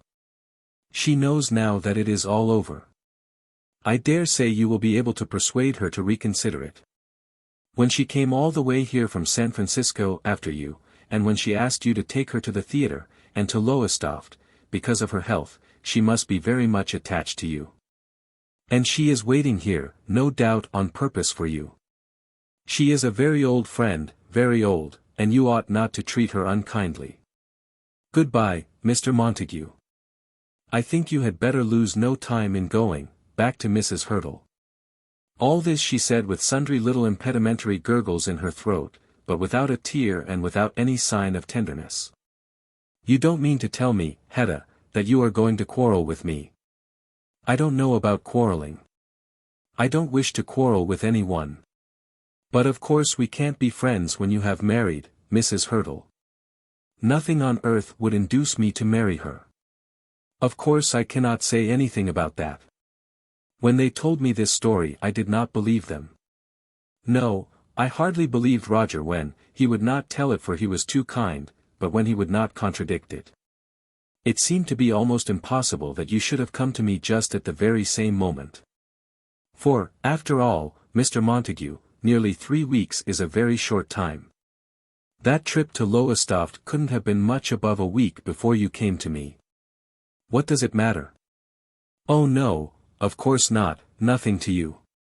I think I will go away now, Mr. Montague. It was very good of you to come and tell me all. It makes it so much easier. Do you mean to say that you are going to throw me over? I don't want you to throw Mrs. Hurtle over. Goodbye. Hetta. No, I will not have you lay your hand upon me. Good night, Mr. Montague. And so she left him. Paul Montague was beside himself with dismay as he left the house. He had never allowed himself for a moment to believe that this affair of Mrs. Hurtle would really separate him from Hetta Carbury. If she could only really know it all, there could be no such result. He had been true to her from the first moment in which he had seen her, never swerving from his love. It was to be supposed that he had loved some woman before. But, as the world goes, that would not, could not, affect her. But her anger was founded on the presence of Mrs. Hurtle in London, which he would have given half his possessions to have prevented. But when she did come, was he to have refused to see her? Would Hetta have wished him to be cold and cruel like that? No doubt he had behaved badly to Mrs. Hurtle, but that trouble he had overcome. And now Hetta was quarrelling with him, though he certainly had never behaved badly to her. He was almost angry with Hetta as he walked home. Everything that he could do he had done for her. For her sake he had quarrelled with Roger Carbury. For her sake, in order that he might be effectually free from Mrs. Hurtle, he had determined to endure the spring of the wild cat. For her sake, so he told himself, he had been content to abide by that odious railway company, in order that he might if possible preserve an income on which to support her. And now she told him that they must part, and that only because he had not been cruelly indifferent to the unfortunate woman who had followed him from America. There was no logic in it, no reason, and, as he thought, very little heart. I don't want you to throw Mrs. Hurtle over, she had said. Why should Mrs. Hurtle be anything to her? Surely she might have left Mrs. Hurtle to fight her own battles. But they were all against him. Roger Carbury, Lady Carbury, and Sir Felix. And the end of it would be that she would be forced into marriage with a man almost old enough to be her father. She could not ever really have loved him. That was the truth. She must be incapable of such love as was his own for her. True love always forgives. And here there was really so very little to forgive. Such were his thoughts as he went to bed that night. But he probably omitted to ask himself whether he would have forgiven her very readily had he found that she had been living, nearly 3 weeks ago, in close intercourse with another lover of whom he had hitherto never even heard the name. But then, as all the world knows, there is a wide difference between young men and young women. Hetta, as soon as she had dismissed her lover, went up at once to her own room. Thither she was soon followed by her mother, whose anxious ear had heard the closing of the front door. "Well, what has he said?" asked Lady Carbury. Hetta was in tears, or very nigh to tears, struggling to repress them, and struggling almost successfully. "You have found that what we told you about that woman was all true." "Enough of it was true," said Hetta, who, angry as she was with her lover, was not on that account less angry with her mother for disturbing her bliss. "What do you mean by that, Hetta? Had you not better speak to me openly?" "I say, mamma, that enough was true. I do not know how to speak more openly. I need not go into all the miserable story of the woman. He is like other men, I suppose. He has entangled himself with some abominable creature and then when he is tired of her thinks that he has nothing to do but to say so, and to begin with somebody else. Roger Carbury is very different. Oh, mamma, you will make me ill if you go on like that. It seems to me that you do not understand in the least. I say he is not like that. Not in the least. Of course I know that he is not in the least like that. I say that he can be trusted. Of course he can be trusted. Who doubts it? And that if you would give yourself to him, there would be no cause for any alarm." "Mamma," said Hetta jumping up, "how can you talk to me in that way? As soon as one man doesn't suit, I am to give myself to another." "Oh, mamma, how can you propose it? Nothing on earth will ever induce me to be more to Roger Carbury than I am now. You have told Mr. Montague that he is not to come here again." "I don't know what I told him, but he knows very well what I mean." "That it is all over?" Hetta made no reply. "Hetta, I have a right to ask that, and I have a right to expect a reply. I do not say that you have hitherto behaved badly about Mr. Montague. I have not behaved badly. I have told you everything. I have done nothing that I am ashamed of. But we have now found out that he has behaved very badly. He has come here to you, with unexampled treachery to your cousin Roger." "I deny that," exclaimed Hetta. "And at the very time was almost living with this woman who says that she is divorced from her husband in America. Have you told him that you will see him no more? He understood that. If you have not told him so plainly, I must tell him." "Mamma, you need not trouble yourself. I have told him very plainly." Then Lady Carbury expressed herself satisfied for the moment, and left her daughter to her solitude. Chapter 77. Another scene in Bruton Street. When Mr. Melmotte made his promise to Mr. Longstaff and to Dolly, in the presence of Mr.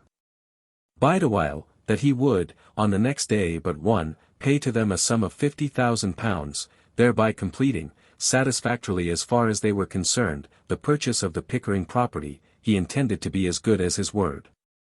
The reader knows that he had resolved to face the Longstaff difficulty, that he had resolved that at any rate he would not get out of it by sacrificing the property to which he had looked forward as a safe haven when storms should come.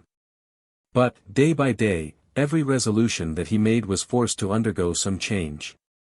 Latterly he had been intent on purchasing a noble son-in-law with this money, still trusting to the chapter of chances for his future escape from the Longstaff and other difficulties. But Squercum had been very hard upon him. And in connection with this accusation as to the Pickering property, there was another, which he would be forced to face also, respecting certain property in the east of London, with which the reader need not much trouble himself specially. but in reference to which it was stated that he had induced a foolish old gentleman to consent to accept railway shares in lieu of money. The old gentleman had died during the transaction, and it was asserted that the old gentleman's letter was hardly genuine. Melmotte had certainly raised between £20,000 and £30,000 on the property, and had made payments for it in stock which was now worth almost nothing at all. Melmotte thought that he might face this matter successfully if the matter came upon him single-handed, but in regard to the Longstaffs he considered that now, at this last moment, he had better pay for Pickering. The property from which he intended to raise the necessary funds was really his own. There could be no doubt about that. It had never been his intention to make it over to his daughter. When he had placed it in her name, he had done so simply for security, feeling that his control over his only daughter would be perfect and free from danger. No girl apparently less likely to take it into her head to defraud her father could have crept quietly about a father's house. Nor did he now think that she would disobey him when the matter was explained to her. Heavens and earth! That he should be robbed by his own child, robbed openly, shamefully, with brazen audacity. It was impossible. But still he had felt the necessity of going about this business with some little care. It might be that she would disobey him if he simply sent for her and bade her to affix her signature here and there. He thought much about it and considered that it would be wise that his wife should be present on the occasion, and that a full explanation should be given to Marie, by which she might be made to understand that the money had in no sense become her own. So he gave instructions to his wife when he started into the city that morning. And when he returned, for the sake of making his offer to the Longstaffs, he brought with him the deeds which it would be necessary that Marie should sign, and he brought also Mr. Croll, his clerk, that Mr. Croll might witness the signature. When he left the Longstaffs and Mr. Bideawhile he went at once to his wife's room. "Is she here?" he asked. "I will send for her." "I have told her." "You haven't frightened her." "Why should I frighten her?" "It is not very easy to frighten her, Melmotte. She is changed since these young men have been so much about her. I shall frighten her if she does not do as I bid her." "Bid her come now." This was said in French. Then Madame Melmotte left the room, and Melmotte arranged a lot of papers in order upon a table. Having done so, he called to Croll, who was standing on the landing-place, and told him to seat himself in the back drawing-room till he should be called.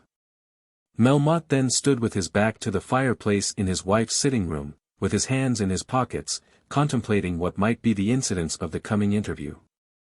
He would be very gracious, affectionate if it were possible, and, above all things, explanatory. But, by heavens, if there were continued opposition to his demand, to his just demand, if this girl should dare to insist upon exercising her power to rob him, he would not then be affectionate, nor gracious. There was some little delay in the coming of the two women, and he was already beginning to lose his temper when Marie followed Madame Melmotte into the room. He at once swallowed his rising anger, with an effort.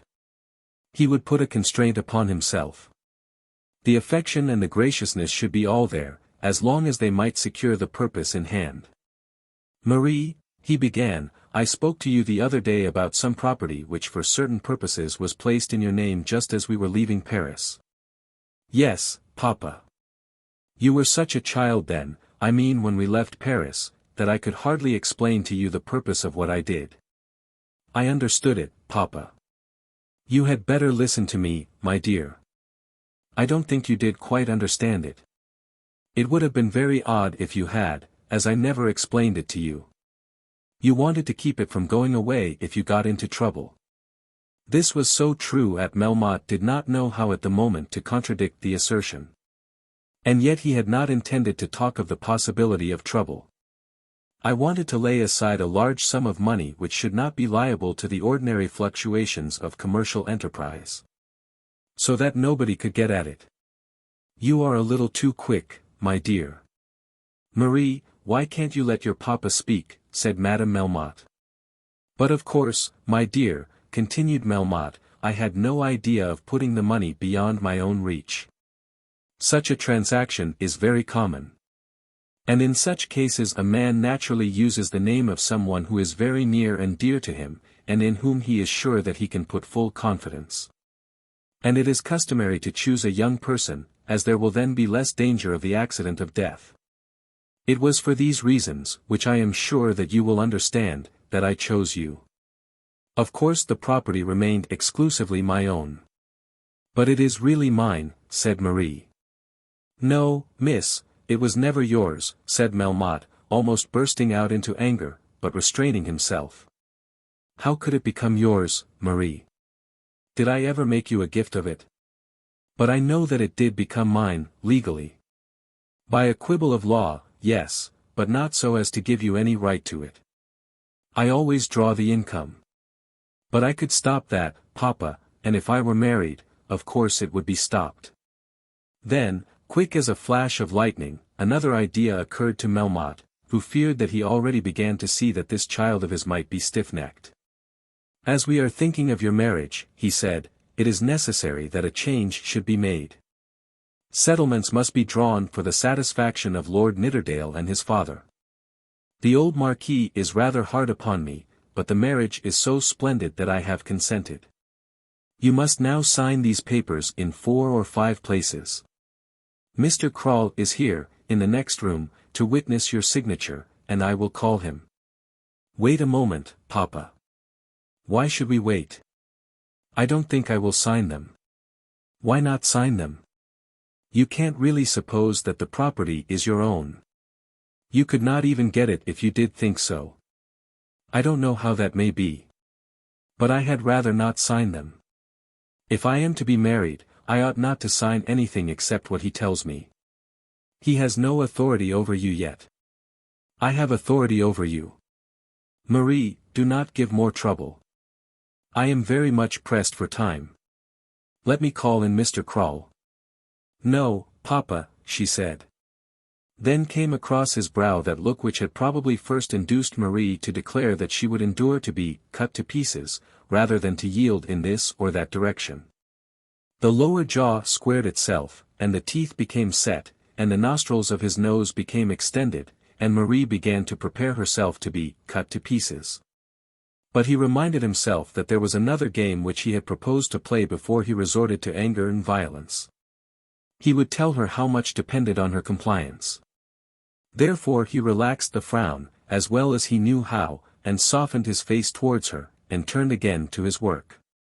I am sure, Marie, that you will not refuse to do this when I explain to you its importance to me. I must have that property for use in the city tomorrow, or I shall be ruined. The statement was very short, but the manner in which he made it was not without effect.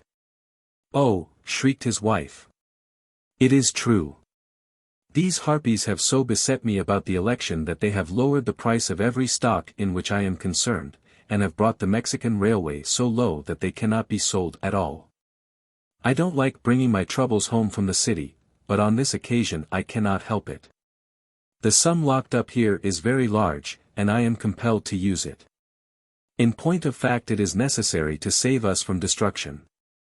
This he said, very slowly, and with the utmost solemnity. But you told me just now you wanted it because I was going to be married, rejoined Marie. A liar has many points in his favor, but he has this against him, that unless he devote more time to the management of his lies than life will generally allow, he cannot make them tally. Melmotte was thrown back for a moment, and almost felt that the time for violence had come. He longed to be at her that he might shake the wickedness and the folly, and the ingratitude out of her. But he once more condescended to argue and to explain. I think you misunderstood me, Marie.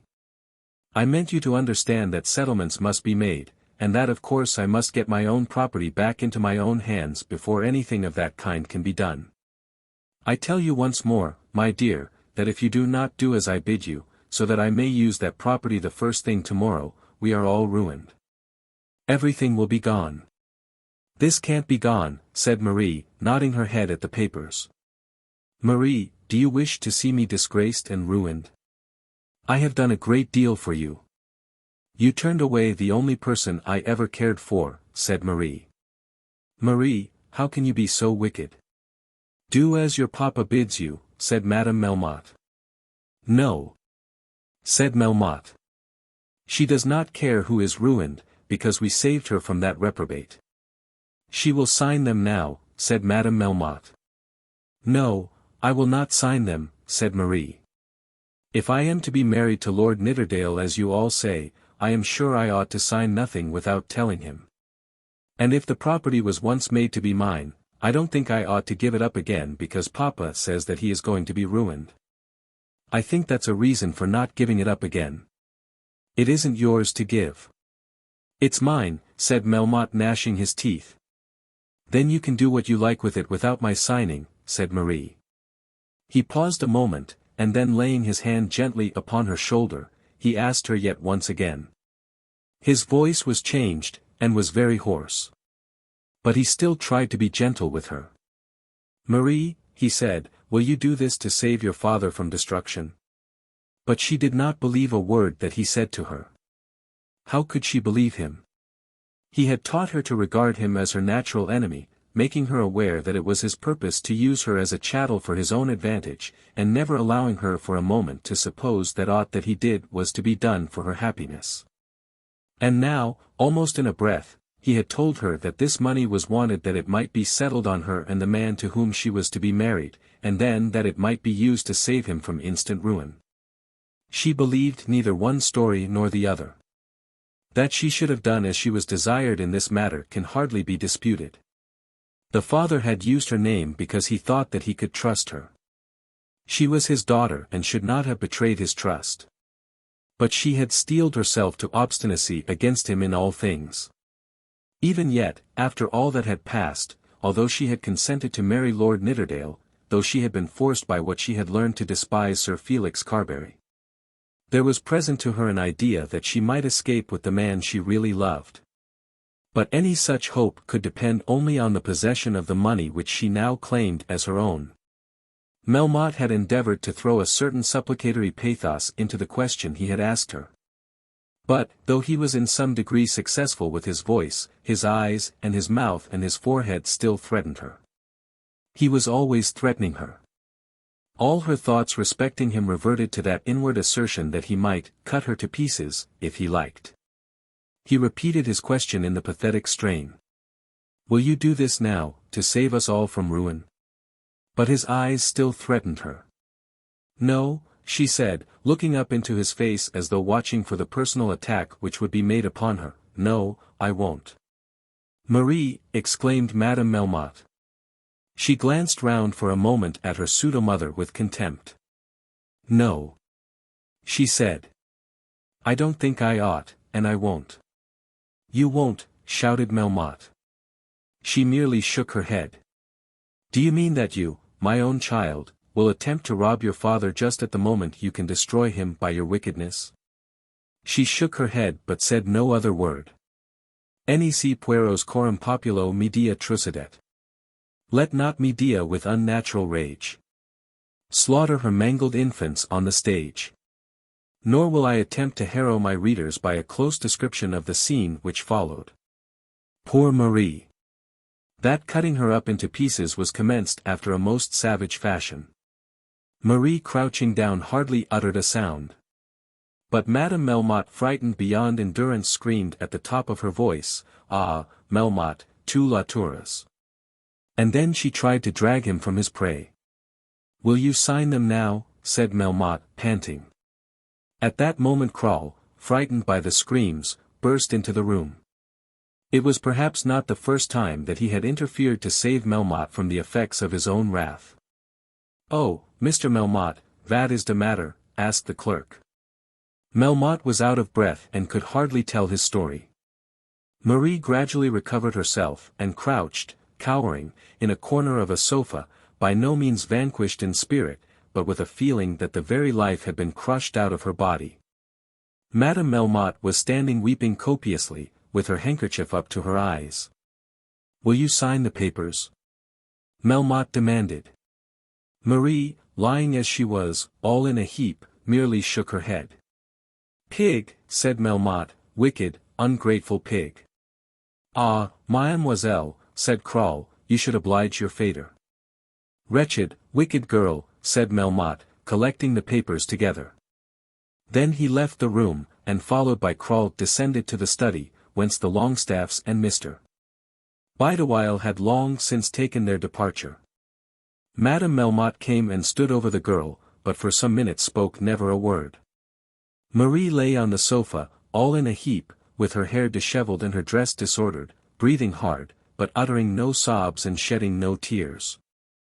The stepmother, if she might so be called, did not think of attempting to persuade where her husband had failed. She feared Melmotte so thoroughly, and was so timid in regard to her own person, that she could not understand the girl's courage. Melmotte was to her an awful being, powerful as Satan, whom she never openly disobeyed, though she daily deceived him, and was constantly detected in her deceptions. Marie seemed to her to have all her father's stubborn, wicked courage, and very much of his power. At the present moment she did not dare to tell the girl that she had been wrong. But she had believed her husband when he had said that destruction was coming, and had partly believed him when he declared that the destruction might be averted by Marie's obedience. Her life had been passed in almost daily fear of destruction.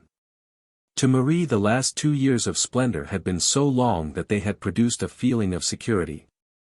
But to the elder woman the 2 years had not sufficed to eradicate the remembrance of former reverses, and never for a moment had she felt herself to be secure. At last she asked the girl what she would like to have done for her. "I wish he had killed me," Marie said, slowly dragging herself up from the sofa, and retreating without another word to her own room. In the meantime another scene was being acted in the room below. Melmotte after he reached the room hardly made a reference to his daughter, merely saying that nothing would overcome her wicked obstinacy. He made no allusion to his own violence, nor had Crawl the courage to expostulate with him now that the immediate danger was over. The great financier again arranged the papers, just as they had been laid out before, as though he thought that the girl might be brought down to sign them there.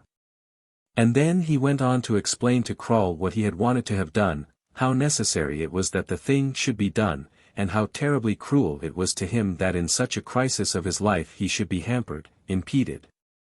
He did not venture to his clerk to say ruined, by the ill-conditioned obstinacy of a girl. He explained very fully how absolutely the property was his own, how totally the girl was without any right to withhold it from him. How monstrous in its injustice was the present position of things. In all this Crawl fully agreed. Then Melmotte went on to declare that he would not feel the slightest scruple in writing Marie's signature to the papers himself.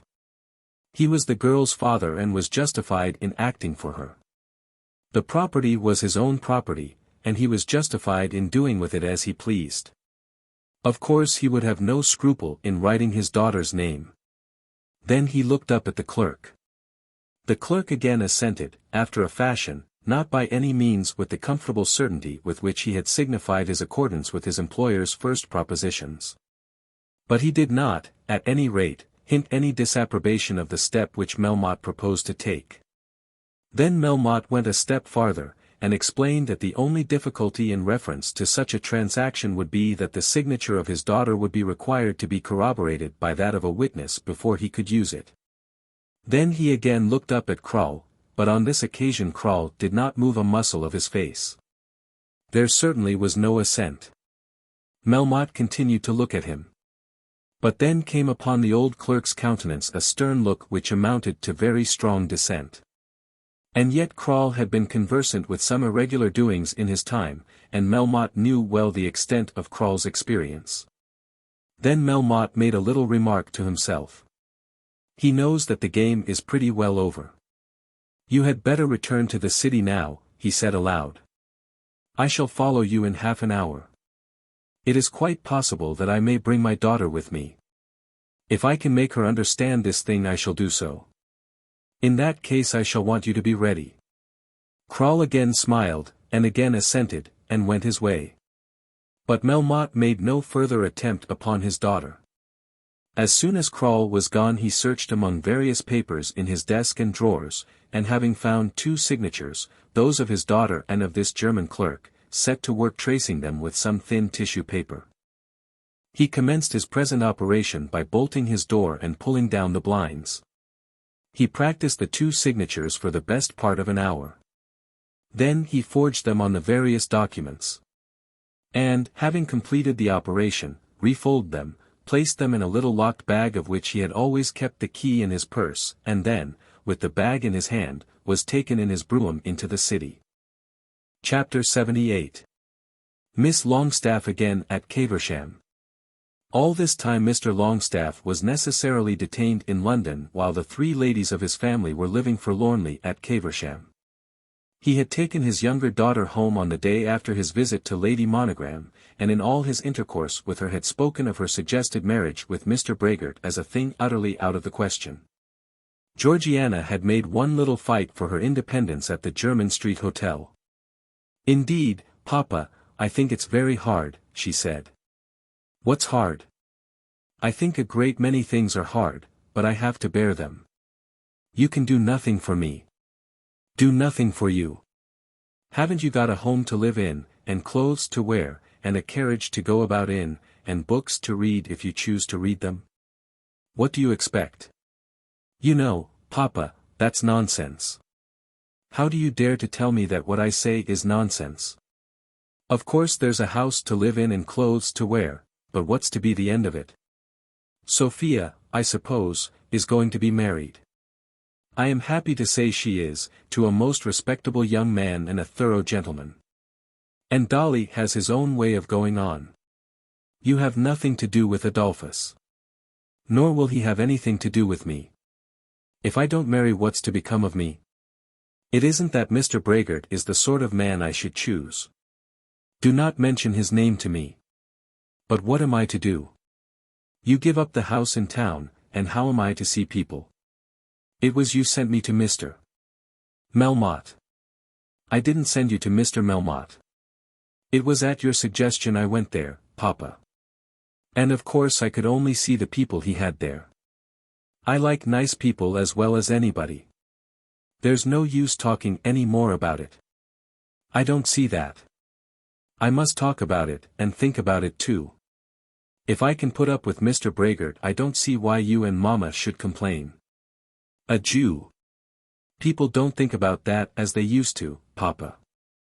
He has a very fine income, and I should always have a house in. Then Mr. Longstaff became so furious and loud, that he stopped her for that time. "Look here," he said, "if you mean to tell me that you will marry that man without my consent, I can't prevent it. But you shall not marry him as my daughter. You shall be turned out of my house, and I will never have your name pronounced in my presence again. It is disgusting, degrading, disgraceful." And then he left her. On the next morning before he started for Caversham he did see Mr. Braggart. But he told Georgiana nothing of the interview, nor had she the courage to ask him. The objectionable name was not mentioned again in her father's hearing, but there was a sad scene between herself, Lady Pomona, and her sister. When Mr. Longstaff and his younger daughter arrived, the poor mother did not go down into the hall to meet her child, from whom she had that morning received the dreadful tidings about the Jew. As to these tidings she had as yet heard no direct condemnation from her husband. The effect upon Lady Pomona had been more grievous even than that made upon the father. Mr. Longstaff had been able to declare immediately that the proposed marriage was out of the question, that nothing of the kind should be allowed, and could take upon himself to see the Jew with the object of breaking off the engagement. But poor Lady Pomona was helpless in her sorrow.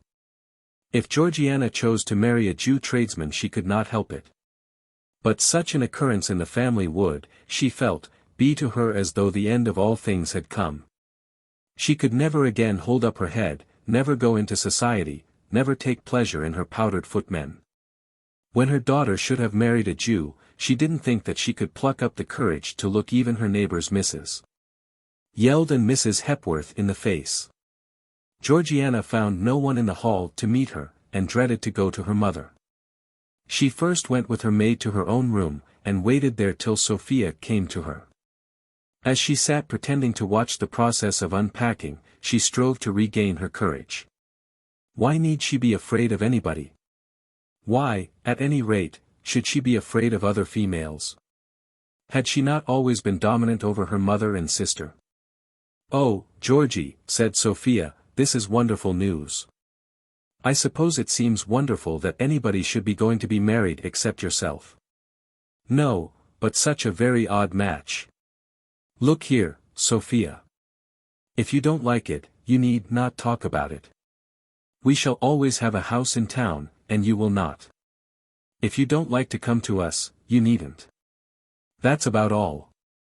George wouldn't let me go there at all, said Sophia. Then, George had better keep you at home at Tudlam. Where's Mamma?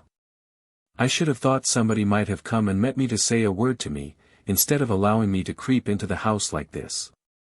Mamma isn't at all well. But she's up and in her own room. You mustn't be surprised, Georgie, if you find Mamma very, very much cut up about this.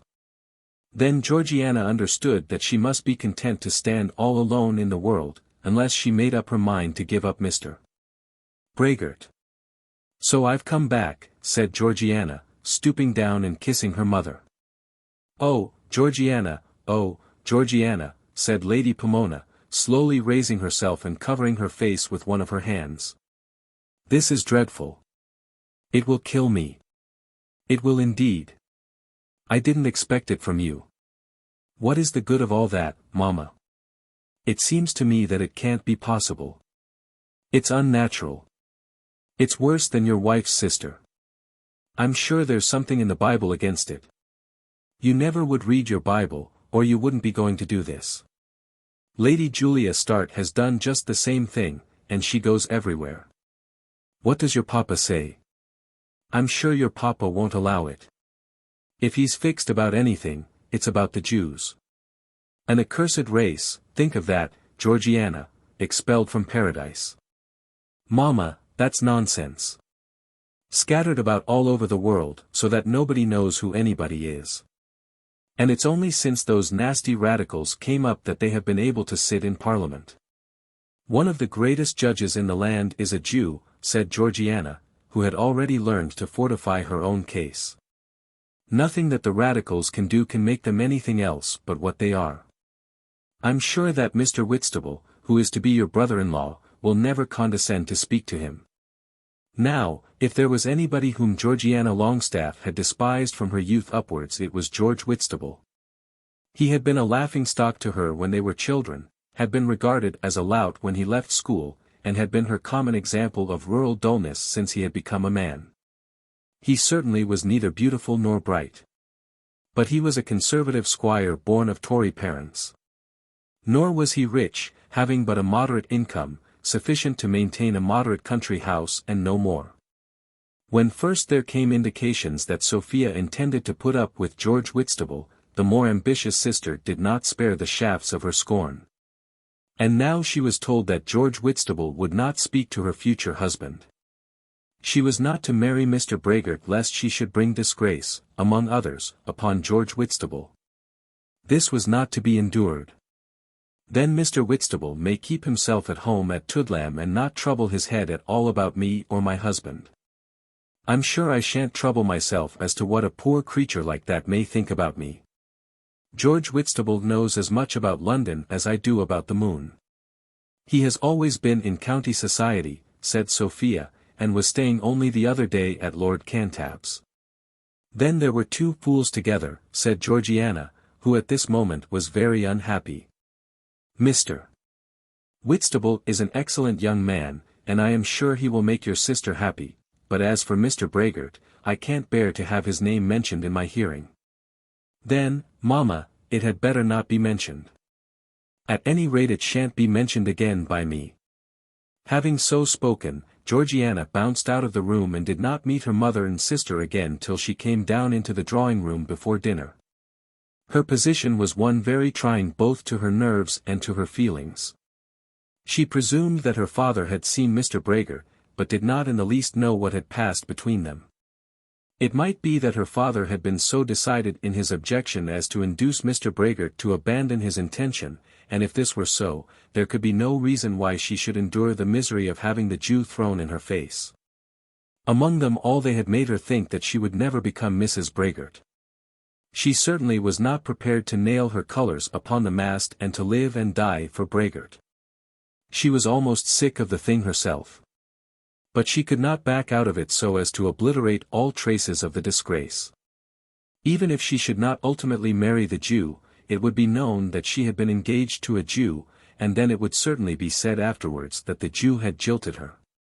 She was thus vacillating in her mind, not knowing whether to go on with Braggart or to abandon him. That evening Lady Pomona retired immediately after dinner, being far from well. It was of course known to them all that Mr. Braggart was her ailment. She was accompanied by her elder daughter, and Georgiana was left with her father. Not a word was spoken between them. He sat behind his newspaper till he went to sleep, and she found herself alone and deserted in that big room. It seemed to her that even the servants treated her with disdain. Her own maid had already given her notice.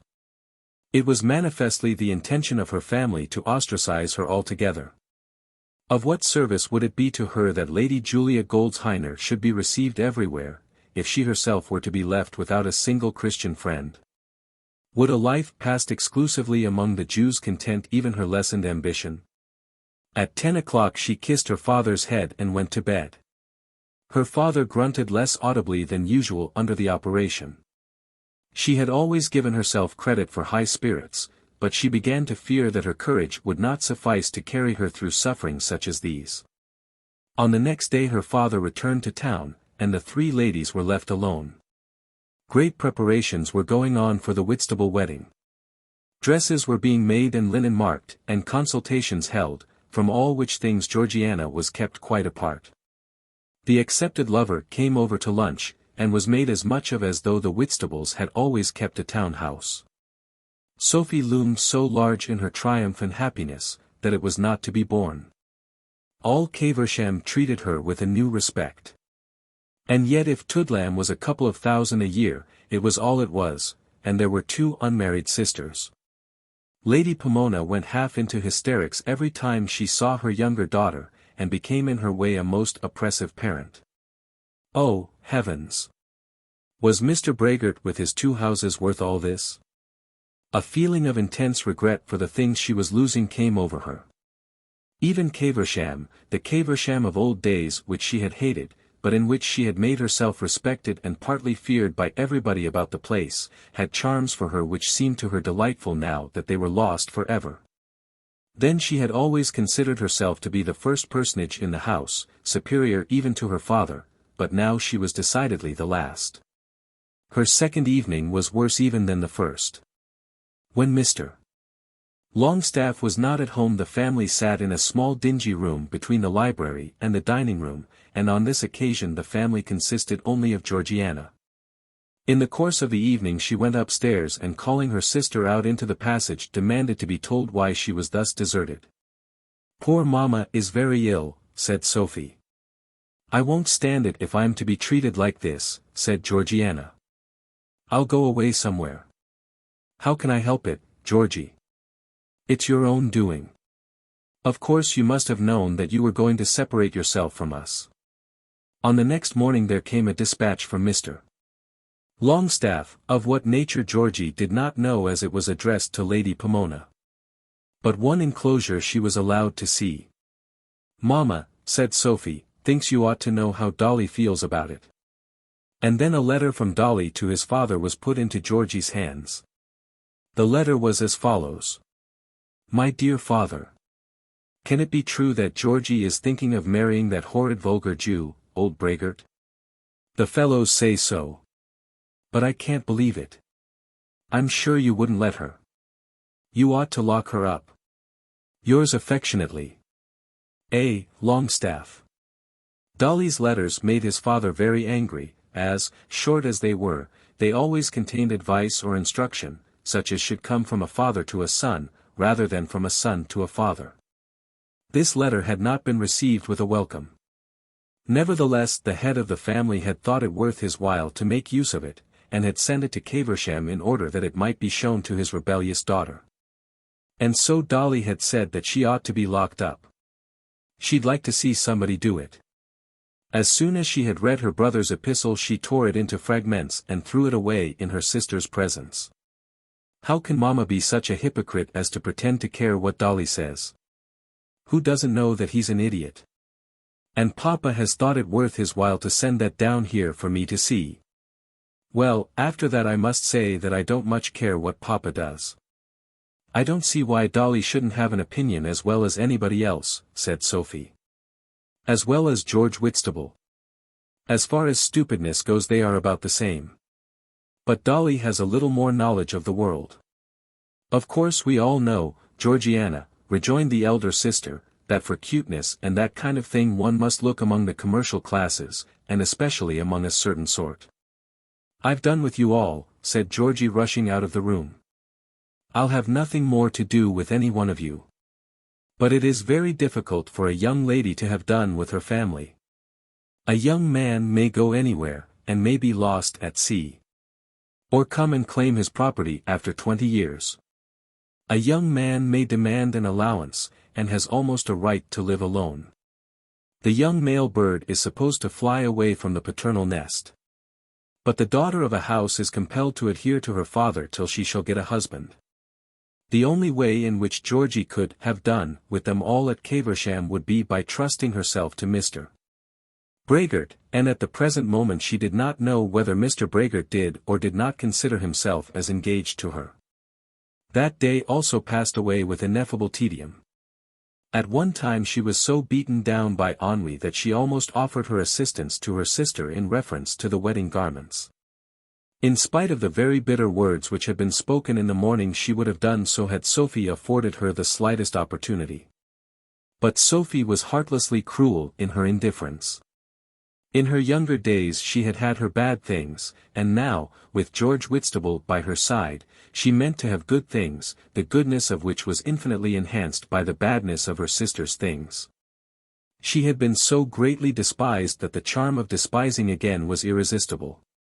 And she was able to reconcile her cruelty to her conscience by telling herself that duty required her to show implacable resistance to such a marriage as this which her sister contemplated.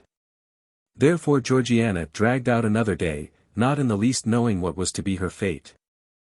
Chapter 79. The Braggart Correspondence. Mr. Longstaff had brought his daughter down to Caversham on a Wednesday. During the Thursday and Friday she had passed a very sad time, not knowing whether she was or was not engaged to marry Mr. Braggart. Her father had declared to her that he would break off the match, and she believed that he had seen Mr. Braggart with that purpose. She had certainly given no consent, and had never hinted to any one of the family an idea that she was disposed to yield. But she felt that, at any rate with her father, she had not adhered to her purpose with tenacity, and that she had allowed him to return to London with a feeling that she might still be controlled. She was beginning to be angry with Mr. Braggart, thinking that he had taken his dismissal from her father without consulting her. It was necessary that something should be settled, something known. Life such as that she was leading now would drive her mad. She had all the disadvantages of the Braggart connection and none of the advantages. She could not comfort herself with thinking of the Braggart wealth and the Braggart houses, and yet she was living under the general ban of Caversham on account of her Braggart associations. She was beginning to think that she herself must write to Mr. Braggart, only she did not know what to say to him. But on the Saturday morning she got a letter from Mr. Braggart. It was handed to her as she was sitting at breakfast with her sister, who at that moment was triumphant with a present of gooseberries which had been sent over from Tudlam. The Tudlam gooseberries were noted throughout Suffolk, and when the letters were being brought in Sophia was taking her lover's offering from the basket with her own fair hands. Well, Georgie had exclaimed, to send a pottle of gooseberries to his lady love across the country. Who but George Whitstable would do that? I dare say you get nothing but gems and gold, Sophie retorted. I don't suppose that Mr. Braggart knows what a gooseberry is. At that moment the letter was brought in, and Georgiana knew the writing. I suppose that's from Mr. Braggart, said Sophie. I don't think it matters much to you who it's from. She tried to be composed and stately, but the letter was too important to allow of composure, and she retired to read it in privacy. The letter was as follows. My dear Georgiana. Your father came to me the day after I was to have met you at Lady Monogram's party. I told him then that I would not write to you till I had taken a day or two to consider what he said to me. And also that I thought it better that you should have a day or two to consider what he might say to you.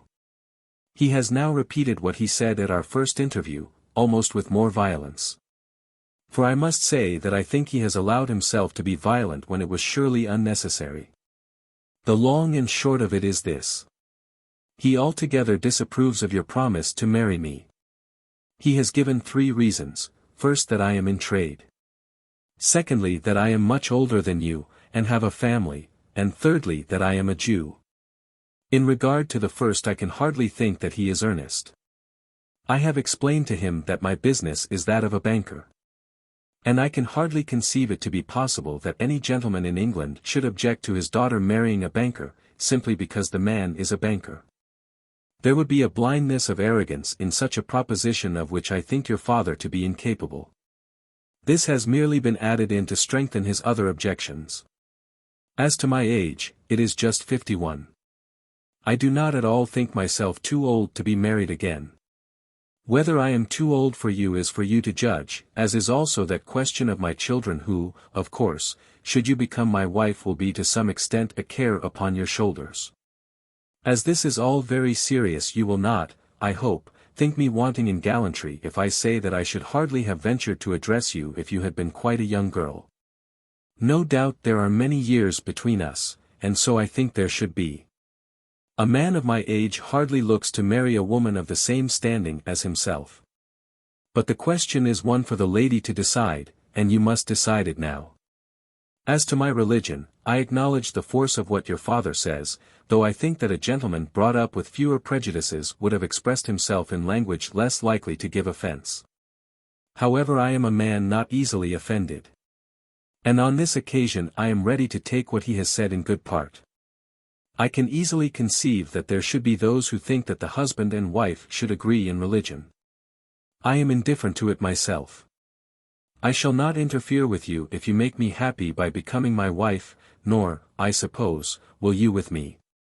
Should you have a daughter or daughters, I am quite willing that they should be brought up subject to your influence. There was a plain speaking in this which made Georgiana look round the room as though to see whether any one was watching her as she read it. But no doubt your father objects to me specially because I am a Jew. If I were an atheist he might, perhaps, say nothing on the subject of religion. On this matter as well as on others it seems to me that your father has hardly kept pace with the movements of the age.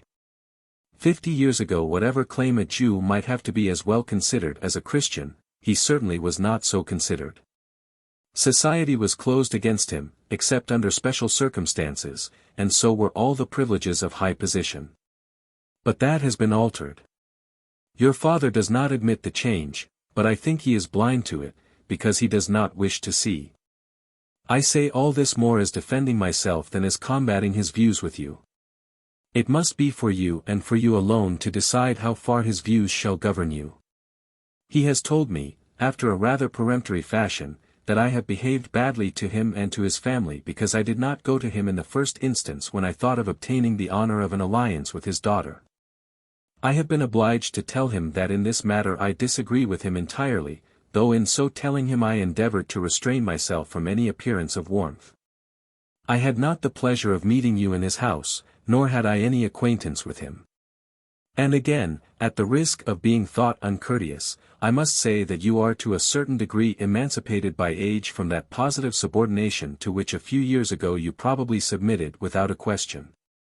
If a gentleman meets a lady in society, as I met you in the home of our friend Mr. Melmotte, I do not think that the gentleman is to be debarred from expressing his feelings because the lady may possibly have a parent.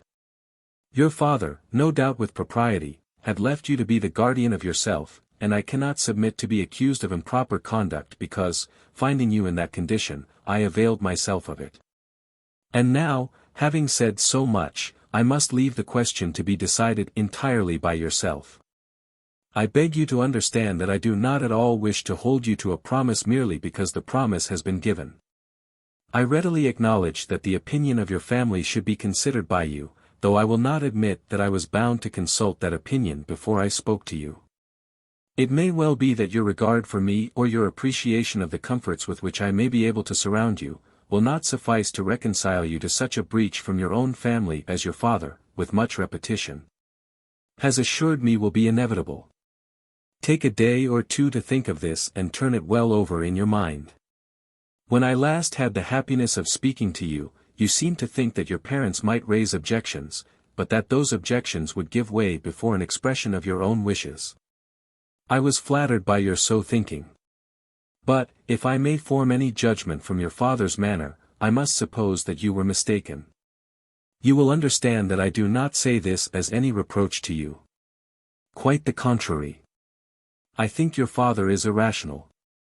And you may well have failed to anticipate that he should be so. As to my own feelings, they remain exactly as they were when I endeavored to explain them to you. Though I do not find myself to be too old to marry, I do think myself too old to write love letters. I have no doubt you believe me when I say that I entertain a most sincere affection for you. And I beseech you to believe me in saying further that should you become my wife it shall be the study of my life to make you happy. It is essentially necessary that I should allude to one other matter, as to which I have already told your father what I will now tell you. I think it probable that within this week I shall find myself a loser of a very large sum of money through the failure of a gentleman whose bad treatment of me I will the more readily forgive because he was the means of making me known to you. This you must understand is private between you and me, though I have thought it proper to inform your father. Such loss, if it fall upon me, will not interfere in the least with the income which I have proposed to settle upon you for your use after my death. And, as your father declares that in the event of your marrying me he will neither give to you nor bequeath to you a shilling, he might have abstained from telling me to my face that I was a bankrupt merchant when I myself told him of my loss. I am not a bankrupt merchant nor at all likely to become so. Nor will this loss at all interfere with my present mode of living. But I have thought it right to inform you of it, because, if it occur, as I think it will, I shall not deem it right to keep a second establishment probably for the next 2 or 3 years. But my house at Fulham and my stables there will be kept up just as they are at present. I have now told you everything which I think it is necessary you should know, in order that you may determine either to adhere to or to recede from your engagement. When you have resolved you will let me know, but a day or 2 may probably be necessary for your decision. I hope I need not say that a decision in my favor will make me a happy man. I am, in the meantime, your affectionate friend, Ezekiel Bragart. This very long letter puzzled Georgie a good deal, and left her, at the time of reading it, very much in doubt as to what she would do. She could understand that it was a plain-spoken and truth-telling letter. Not that she, to herself, gave it praise for those virtues, but that it imbued her unconsciously with a thorough belief. She was apt to suspect deceit in other people. But it did not occur to her that Mr. Bragart had written a single word with an attempt to deceive her. But the single-minded genuine honesty of the letter was altogether thrown away upon her. She never said to herself, as she read it, that she might safely trust herself to this man, though he were a Jew, though greasy and like a butcher, though over 50 and with a family, because he was an honest man. She did not see that the letter was particularly sensible, but she did allow herself to be pained by the total absence of romance. She was annoyed at the first allusion to her age, and angry at the second. And yet she had never supposed that Bragart had taken her to be younger than she was. She was well aware that the world in general attributes more years to unmarried women than they have lived, as a sort of equalizing counterweight against the pretenses which young women make on the other side, or the lies which are told on their behalf. Nor had she wished to appear peculiarly young in his eyes. But, nevertheless, she regarded the reference to be uncivil, perhaps almost butcher-like, and it had its effect upon her. And then the allusion to the daughter or daughters troubled her. She told herself that it was vulgar, just what a butcher might have said. And although she was quite prepared to call her father the most irrational, the most prejudiced, and most ill-natured of men, yet she was displeased that Mr. Bragart should take such a liberty with him. But the passage in Mr. Bragart's letter which was most distasteful to her was that which told her of the loss which he might probably incur through his connection with Melmotte.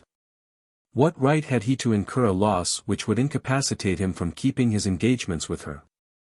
The townhouse had been the great persuasion, and now he absolutely had the face to tell her that there was to be no townhouse for 3 years. When she read this she felt that she ought to be indignant, and for a few moments was minded to sit down without further consideration and tell the man with considerable scorn that she would have nothing more to say to him. But on that side too there would be terrible bitterness. How would she have fallen from her greatness when, barely forgiven by her father and mother for the vile sin which she had contemplated, she should consent to fill a common bridesmaid place at the nuptials of George Whitstable? And what would then be left to her in life? This episode of the Jew would make it quite impossible for her again to contest the question of the London house with her father. Lady Pomona and Mrs. George Whitstable would be united with him against her. There would be no season for her, and she would be nobody at Caversham. As for London, she would hardly wish to go there.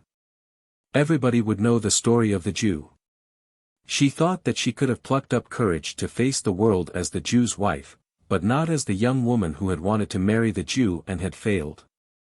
How would her future life go with her, should she now make up her mind to retire from the proposed alliance? If she could get her father to take her abroad at once, she would do it. But she was not now in a condition to make any terms with her father. As all this gradually passed through her mind, she determined that she would so far take Mr. Braigert's advice as to postpone her answer till she had well considered the matter. She slept upon it, and the next day she asked her mother a few questions. "Mamma, have you any idea what Papa means to do?" "In what way, my dear?" Lady Pomona's voice was not gracious, as she was free from that fear of her daughter's ascendancy which had formerly affected her. "Well, I suppose he must have some plan. You must explain yourself." "I don't know why he should have any particular plan." "Will he go to London next year?" "That will depend upon money, I suppose." "What makes you ask?" "Of course I have been very cruelly circumstanced. Everybody must see that." "I'm sure you do, Mamma. The long and the short of it is this: if I give up my engagement, will he take us abroad for a year?" "Why should he? You can't suppose that I should be very comfortable in England. If we are to remain here at Caversham, how am I to hope ever to get settled?" "Sophie is doing very well." "Oh, Mamma, there are not 2 George Whitstables, thank God." She had meant to be humble and supplicating, but she could not restrain herself from the use of that one shaft. "I don't mean but what Sophie may be very happy, and I am sure that I hope she will. But that won't do me any good. I should be very unhappy here." "I don't see how you are to find any one to marry you by going abroad," said Lady Pomona, "and I don't see why your papa is to be taken away from his own home. He likes Caversham." "Then I am to be sacrificed on every side," said Georgie, stalking out of the room. But still she could not make up her mind what letter she would write to Mr. Braigert, and she slept upon it another night. On the next day after breakfast she did write her letter, though when she sat down to her task she had not clearly made up her mind what she would say. But she did get it written, and here it is. Caversham. Monday. My dear Mr. Braigert. As you told me not to hurry, I have taken a little time to think about your letter. Of course it would be very disagreeable to quarrel with Papa and Mamma and everybody. And if I do so, I'm sure somebody ought to be very grateful. But Papa has been very unfair in what he has said. As to not asking him, it could have been of no good, for of course he would be against it. He thinks a great deal of the Longstaff family, and so, I suppose, ought I. But the world does change so quick that one doesn't think of anything now as one used to do. Anyway, I don't feel that I'm bound to do what Papa tells me just because he says it. Though I'm not quite so old as you seem to think, I'm old enough to judge for myself, and I mean to do so. You say very little about affection, but I suppose I am to take all that for granted. I don't wonder at Papa being annoyed about the loss of the money. It must be a very great sum when it will prevent your having a house in London, as you agreed. It does make a great difference, because, of course, as you have no regular place in the country, one could only see one's friends in London. Fulham is all very well now and then, but I don't think I should like to live at Fulham all the year through. You talk of 3 years, which would be dreadful. If as you say it will not have any lasting effect, could you not manage to have a house in town? If you can do it in 3 years, I should think you could do it now. I should like to have an answer to this question. I do think so much about being the season in town. As for the other parts of your letter, I knew very well beforehand that Papa would be unhappy about it. But I don't know why I'm to let that stand in my way when so very little is done to make me happy. Of course you will write to me again, and I hope you will say something satisfactory about the house in London. Yours always sincerely, Georgiana Longstaff. It probably never occurred to Georgie that Mr. Braggart would under any circumstances be anxious to go back from his engagement. She so fully recognized her own value as a Christian lady of high birth and position giving herself to a commercial Jew, that she thought that under any circumstances Mr. Braggart would be only too anxious to stick to his bargain. Nor had she any idea that there was anything in her letter which could probably offend him. She thought that she might at any rate make good her claim to the house in London. And that as there were other difficulties on his side, he would yield to her on this point. But as yet she hardly knew Mr. Braggart. He did not lose a day in sending to her a second letter. He took her letter with him to his office in the city, and there answered it without a moment's delay. Number 7, St. Cuthbert's Court, London. Tuesday, July 16, 18. My dear Miss Longstaff. You say it would be very disagreeable to you to quarrel with your papa and mamma, and as I agree with you, I will take your letter as concluding our intimacy. I should not, however, be dealing quite fairly with you or with myself if I gave you to understand that I felt myself to be coerced to this conclusion simply by your qualified assent to your parents' views. It is evident to me from your letter that you would not wish to be my wife unless I can supply you with a house in town as well as with one in the country.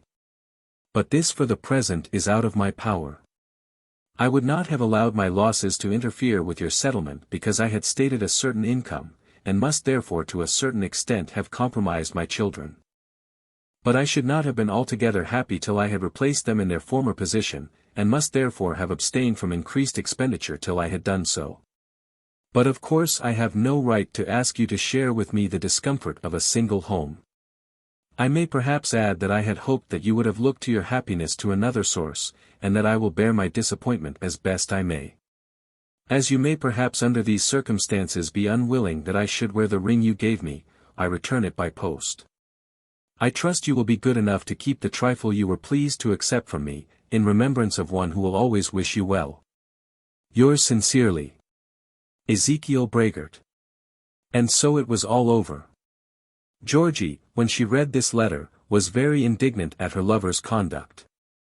She did not believe that her own letter had at all been of a nature to warrant it. She had regarded herself as being quite sure of him, and only so far doubting herself, as to be able to make her own terms because of such doubts. And now the Jew had rejected her. She read this last letter over and over again, and the more she read it the more she felt that in her heart of hearts she had intended to marry him. There would have been inconveniences no doubt, but they would have been less than the sorrow on the other side. Now she saw nothing before her but a long vista of Caversham dullness, in which she would be trampled upon by her father and mother, and scorned by Mr. and Mrs. George Whitstable. She got up and walked about the room thinking of vengeance. But what vengeance was possible to her? Everybody belonging to her would take the part of the Jew in that which he had now done. She could not ask Dolly to beat him. Nor could she ask her father to visit him with the stern frown of paternal indignation. There could be no revenge. For a time, only for a few seconds, she thought that she would write to Mr. Braggart and tell him that she had not intended to bring about this termination of their engagement. This, no doubt, would have been an appeal to the Jew for mercy, and she could not quite descend to that. But she would keep the watch and chain he had given her, and which somebody had told her had not cost less than 150 guineas. She could not wear them, as people would know whence they had come. But she might exchange them for jewels which she could wear. At lunch she said nothing to her sister, but in the course of the afternoon she thought it best to inform her mother. "Mamma," she said, "as you and Papa take it so much to heart, I have broken off everything with Mr. Braggart." "Of course it must be broken off," said Lady Pomona. This was very ungracious, so much so that Georgie almost flounced out of the room. "Have you heard from the man?" asked her ladyship. "I have written to him, and he has answered me, and it is all settled." "I thought that you would have said something kind to me." And the unfortunate young woman burst out into tears. "It was so dreadful," said Lady Pomona, "so very dreadful. I never heard of anything so bad. When young what's-his-name married the tallow chandler's daughter I thought it would have killed me if it had been Dolly, but this was worse than that. Her father was a Methodist. They had neither of them a shilling of money," said Georgie through her tears. "And your papa says this man was next door to a bankrupt. But it's all over." "Yes, mamma. And now we must all remain here at Caversham till people forget it. It has been very hard upon George Whitstable, because of course everybody has known it through the county. I once thought he would have been off, and I really don't know that we could have said anything." At that moment Sophie entered the room. "It's all over between Georgiana and the man," said Lady Pomona, who hardly saved herself from stigmatizing him by a further reference to his religion. "I knew it would be," said Sophia. "Of course it could never have really taken place," said their mother. "And now I beg that nothing more may be said about it," said Georgiana. "I suppose, mamma, you will write to Papa. You must send him back his watch and chain, Georgie," said Sophia. "What business is that of yours?" "Of course she must. Her papa would not let her keep it." To such a miserable depth of humility had the younger Miss Longstaff been brought by her ill-considered intimacy with the Melmottes. Georgiana, when she looked back on this miserable episode in her life, always attributed her grief to the scandalous breach of compact of which her father had been guilty. Chapter 80. Ruby prepares for service. Our poor old honest friend John Crumb was taken away to Durance-Vile after his performance in the street with Sir Felix, and was locked up for the remainder of the night. This indignity did not sit so heavily on his spirits as it might have done on those of a quicker nature. He was aware that he had not killed the baronet, and that he had therefore enjoyed his revenge without the necessity of swinging for it at Bury. That in itself was a comfort to him. Then it was a great satisfaction to think that he had served the young man out in the actual presence of his Ruby. He was not prone to give himself undue credit for his capability and willingness to knock his enemies about. But he did think that Ruby must have observed on this occasion that he was the better man of the two.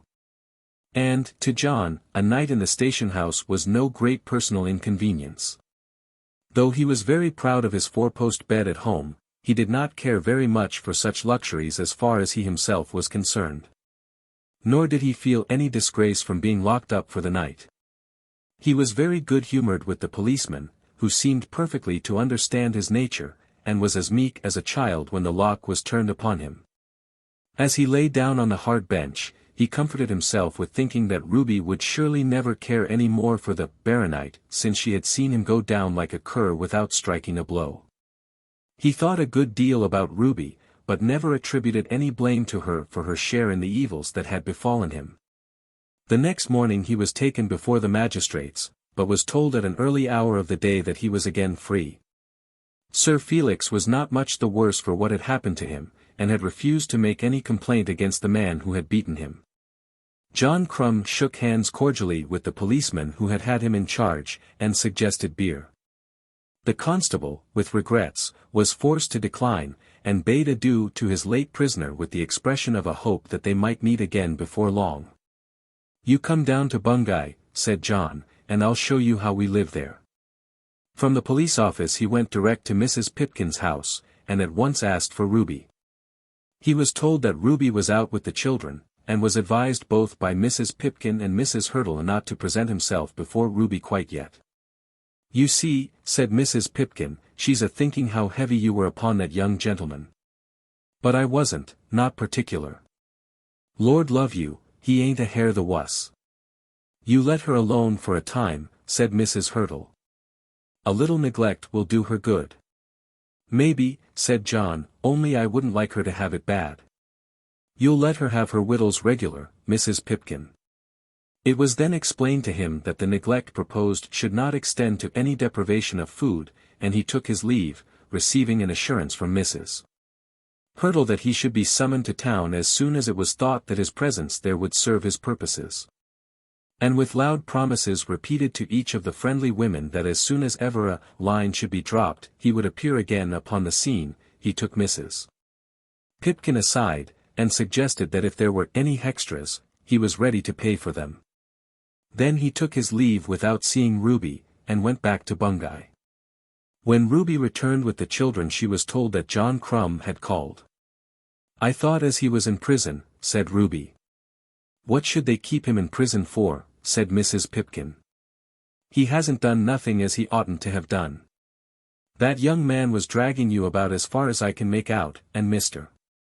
Crumb just did as anybody ought to have done to prevent it.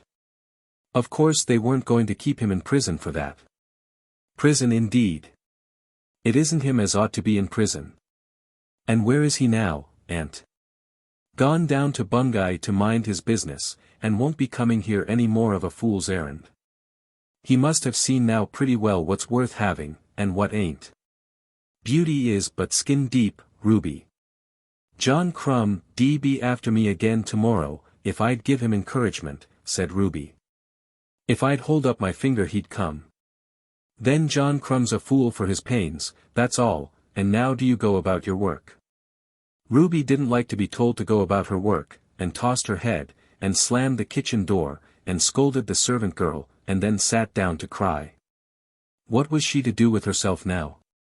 She had an idea that Felix would not come back to her after the treatment he had received, and a further idea that if he did come he was not, as she phrased it to herself, of much account.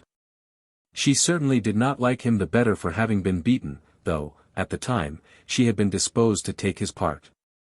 She did not believe that she would ever dance with him again. That had been the charm of her life in London, and that was now all over. And as for marrying her, she began to feel certain that he did not intend it. John Crumb was a big, awkward, dull, uncouth lump of a man, with whom Ruby thought it impossible that a girl should be in love. Love and John Crumb were poles asunder. But Ruby did not like wheeling the perambulator about Islington, and being told by her Aunt Pipkin to go about her work. What Ruby did like was being in love and dancing. But if all that must come to an end, then there would be a question whether she could not do better for herself, than by staying with her aunt and wheeling the perambulator about Islington. Mrs. Hurtle was still living in solitude in the lodgings, and having but little to do on her own behalf, had devoted herself to the interest of John Crumb. A man more unlike one of her own countrymen she had never seen. I wonder whether he has any ideas at all in his head, she had said to Mrs. Pipkin. Mrs. Pipkin had replied that Mr. Crumb had certainly a very strong idea of marrying Ruby Ruggles. Mrs. Hurtle had smiled, thinking that Mrs. Pipkin was also very unlike her own countrywomen. But she was very kind to Mrs. Pipkin, ordering rice puddings on purpose that the children might eat them, and she was quite determined to give John Crumb all the aid in her power. In order that she might give effectual aid she took Mrs. Pipkin into confidence, and prepared a plan of action in reference to Ruby. Mrs. Pipkin was to appear as chief actor on the scene, but the plan was altogether Mrs. Hurtle's plan. On the day following John's return to Bungay Mrs. Pipkin summoned Ruby into the back parlour, and thus addressed her. Ruby, you know, this must come to an end now. What must come to an end? You can't stay here always, you know. I'm sure I work hard, Aunt Pipkin, and I don't get no wages. I can't do with more than one girl, and there's the keep if there isn't wages. Besides, there's other reasons. Your grandfather won't have you back there, that's certain. I wouldn't go back to grandfather, if it was ever so. But you must go somewheres. You didn't come to stay here always, nor I couldn't have you. You must go into service. I don't know anybody as have me, said Ruby. You must put an advertisement into the paper. You'd better say as nursemaid, as you seems to take kindly to children. And I must give you a character, only I shall say just the truth. You mustn't ask much wages just at first. Ruby looked very sorrowful, and the tears were near her eyes. The change from the glories of the music hall was so startling and so oppressive. It has got to be done sooner or later, so you may as well put the advertisement in this afternoon. You're going to turn me out, Aunt Pipkin. Well, if that's turning out, I am. You see, you never would be said by me as though I was mistress. You would go out with that rapscallion when I bid you not. Now when you're in a regular place like, you must mind when you're spoke to, and it will be best for you. You've had your swing, and now you see you've got to pay for it. You must earn your bread, Ruby, as you've quarrelled both with your lover and with your grandfather. There was no possible answer to this, and therefore the necessary notice was put into the paper, Mrs. Hurtle paying for its insertion. Because, you know, said Mrs. Hurtle, she must stay here really, till Mr. Crumb comes and takes her away. Mrs. Pipkin expressed her opinion that Ruby was a baggage and John Crumb a soft. Mrs. Pipkin was perhaps a little jealous at the interest which her lodger took in her niece, thinking perhaps that all Mrs. Hurtle's sympathies were due to herself. Ruby went hither and thither for a day or two, calling upon the mothers of children who wanted nursemaids. The answers which she had received had not come from the highest members of the aristocracy, and the houses which she visited did not appall her by their splendor. Many objections were made to her. A character from an aunt was objectionable. Her ringlets were objectionable. She was a deal too flighty-looking. She spoke up much too free. At last one happy mother of 5 children offered to take her on approval for a month, at £12 a year, Ruby to find her own tea and wash for herself. This was slavery, abject slavery. And she too, who had been the beloved of a baronet, and who might even now be the mistress of a better house than that into which she was to go as a servant, if she would only hold up her finger. But the place was accepted, and with broken-hearted sobbings Ruby prepared herself for her departure from Aunt Pipkin's roof. "I hope you like your place, Ruby," Mrs. Hurtle said on the afternoon of her last day. "Indeed then I don't like it at all. They're the ugliest children you ever see, Mrs. Hurtle. Ugly children must be minded as well as pretty ones. And the mother of them is as cross as cross. It's your own fault, Ruby, isn't it? I don't know as I've done anything out of the way. Don't you think it's anything out of the way to be engaged to a young man and then to throw him over? All this has come because you wouldn't keep your word to Mr. Crumb. Only for that your grandfather wouldn't have turned you out of his house. He didn't turn me out. I ran away. And it wasn't along of John Crumb, but because grandfather hauled me about by the hair of my head. But he was angry with you about Mr. Crumb. When a young woman becomes engaged to a young man, she ought not to go back from her word. No doubt Mrs. Hurtle, when preaching this doctrine, thought that the same law might be laid down with propriety for the conduct of young men. Of course you have brought trouble on yourself. I am sorry that you don't like the place. I'm afraid you must go to it now. I am a-going, I suppose, said Ruby, probably feeling that if she could but bring herself to condescend so far there might yet be open for her a way of escape. I shall write and tell Mr. Crumb where you are placed. Oh, Mrs. Hurtle, don't. What should you write to him for? It ain't nothing to him. I told him I'd let him know if any steps were taken. You can forget that, Mrs. Hurtle. Pray don't write. I don't want him to know as I'm in service. I must keep my promise. Why shouldn't he know? I don't suppose you care much now what he hears about you. Yes I do. I wasn't never in service before, and I don't want him to know. What harm can it do you? Well, I don't want him to know. It is such a come down, Mrs. Hurtle. There is nothing to be ashamed of in that. What you have to be ashamed of is jilting him. It was a bad thing to do, wasn't it, Ruby? I didn't mean nothing bad, Mrs. Hurtle. Only why couldn't he say what he had to say himself, instead of bringing another to say it for him? What would you feel, Mrs. Hurtle, if a man was to come and say it all out of another man's mouth? I don't think I should much care if the thing was well said at last. You know he meant it. Yes, I did know that. And you know he means it now? I'm not so sure about that. He's gone back to Bungay, and he isn't no good at writing letters no more than at speaking. Oh, he'll go and get somebody else now. Of course he will if he hears nothing about you. I think I'd better tell him. I know what would happen. What would happen, Mrs. Hurtle? He'd be up in town again in half a jiffy to see what sort of a place you'd got. Now, Ruby, I'll tell you what I'll do, if you'll say the word. I'll have him up here at once and you shan't go to Mrs. Buggins. Ruby dropped her hands and stood still, staring at Mrs. Hurtle. I will. But if he comes you mustn't behave this time as you did before. But I'm to go to Mrs. Buggins tomorrow. We'll send to Mrs. Buggins and tell her to get somebody else. You're breaking your heart about going there, are you not? I don't like it, Mrs. Hurtle. And this man will make you mistress of his house. You say he isn't good at speaking.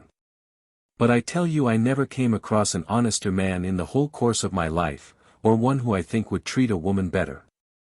What's the use of a glib tongue if there isn't a heart with it? What's the use of a lot of tinsel and lacquer, if the real metal isn't there?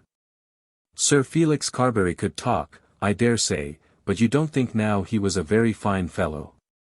He was so beautiful, Mrs. Hurtle. But he hadn't the spirit of a mouse in his bosom. Well, Ruby, you have one more choice left you. Shall it be John Crumb or Mrs. Buggins? He wouldn't come, Mrs. Hurtle. Leave that to me, Ruby. May I bring him if I can? Then Ruby in a very low whisper told Mrs. Hurtle, that if she thought proper she might bring John Crumb back again. And there shall be no more nonsense. No, whispered Ruby. On that same night a letter was sent to Mrs. Buggins, which Mrs.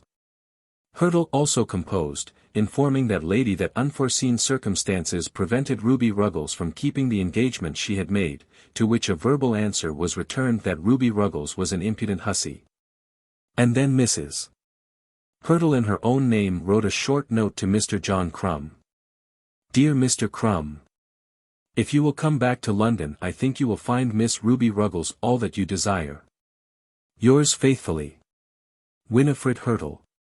She's had a deal more done for her than I ever knew to be done for young women in my time, said Mrs. Pipkin, and I'm not at all so sure that she has deserved it. John Crumb will think she has. John Crumb's a fool, and as to Ruby. Well, I haven't got no patience with girls like them. Yes, it is for the best, and as for you, Mrs. Hurtle, there's no words to say how good you've been. I hope, Mrs. Hurtle, you ain't thinking of going away because this is all done. Chapter 81. Mr. Cohenlupe leaves London. Dolly Longstaff had found himself compelled to go to Fetter Lane immediately after that meeting in Bruton Street at which he had consented to wait 2 days longer for the payment of his money. This was on a Wednesday, the day appointed for the payment being Friday. He had undertaken that, on his part, Squercum should be made to desist from further immediate proceedings, and he could only carry out his word by visiting Squercum. The trouble to him was very great, but he began to feel that he almost liked it. The excitement was nearly as good as that of Lou. Of course it was a horrid bore, this having to go about in cabs under the sweltering sun of a London July day. Of course it was a horrid bore, this doubt about his money. And it went altogether against the grain with him that he should be engaged in any matter respecting the family property in agreement with his father and Mr. Bideawhile. But there was an importance in it that sustained him amidst his troubles. It is said that if you were to take a man of moderate parts and make him Prime Minister out of hand, he might probably do as well as other Prime Ministers, the greatness of the work elevating the man to its own level. In that way Dolly was elevated to the level of a man of business, and felt and enjoyed his own capacity. By George! It depended chiefly upon him whether such a man as Melmotte should or should not be charged before the Lord Mayor. Perhaps I oughtn't to have promised, he said to Squercum, sitting in the lawyer's office on a high-legged stool with a cigar in his mouth. He preferred Squercum to any other lawyer he had met because Squercum's room was untidy and homely, because there was nothing awful about it, and because he could sit in what position he pleased, and smoke all the time. "Well, I don't think you ought, if you ask me," said Squercum. "You weren't there to be asked, old fellow." "Bideawhile shouldn't have asked you to agree to anything in my absence," said Squercum indignantly. "It was a very unprofessional thing on his part, and so I shall take an opportunity of telling him." "It was you told me to go." "Well, yes. I wanted you to see what they were at in that room, but I told you to look on and say nothing. I didn't speak half a dozen words." "You shouldn't have spoken those words. Your father then is quite clear that you did not sign the letter." "Oh, yes, the governor is pig-headed, you know, but he's honest." "That's a matter of course," said the lawyer. "All men are honest, but they are generally specially honest to their own side. Bideawhile's honest, but you've got to fight him deuced close to prevent his getting the better of you." "Melmotte has promised to pay the money on Friday, has he?"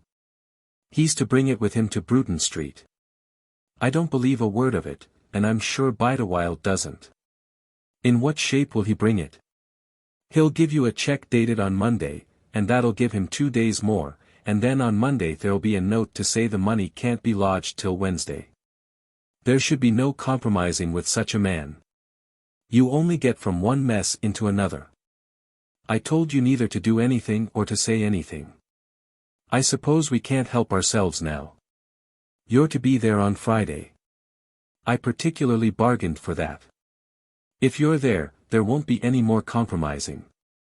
Squercum made 1 or 2 further remarks to his client, not at all flattering to Dolly's vanity, which might have caused offence had not there been such perfectly good feeling between the attorney and the young man. As it was, Dolly replied to everything that was said with increased flattery.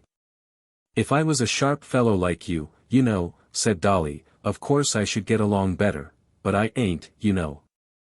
It was then settled that they should meet each other, and also meet Mr. Longstaff Sr., Bideawhile, and Melmotte, at 12 o'clock on Friday morning in Bruton Street.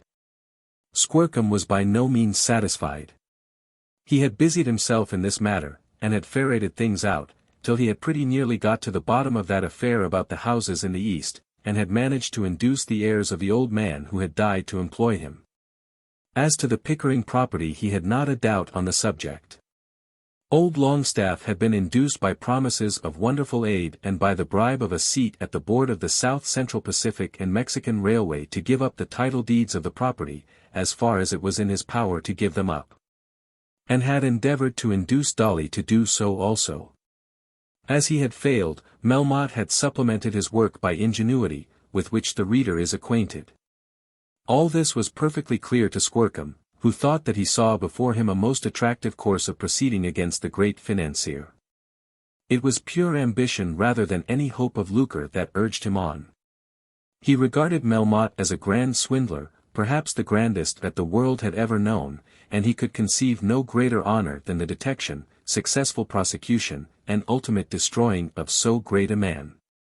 To have hunted down Melmotte would make Squercum as great almost as Melmotte himself. But he felt himself to have been unfairly hampered by his own client.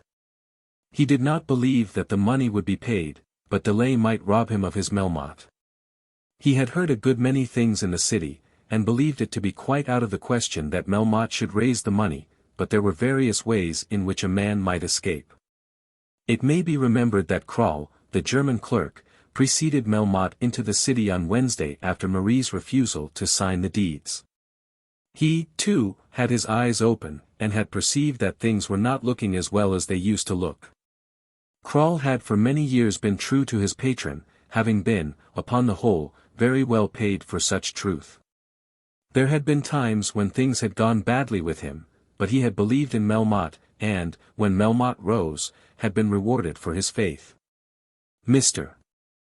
Kroll at the present time had little investments of his own, not made under his employer's auspices, which would leave him not absolutely without bread for his family should the Melmotte affairs at any time take an awkward turn. Melmotte had never required from him service that was actually fraudulent, had at any rate never required it by spoken words. Mr. Crawl had not been over-scrupulous, and had occasionally been very useful to Mr. Melmotte. But there must be a limit to all things, and why should any man sacrifice himself beneath the ruins of a falling house, when convinced that nothing he can do can prevent the fall? Mr.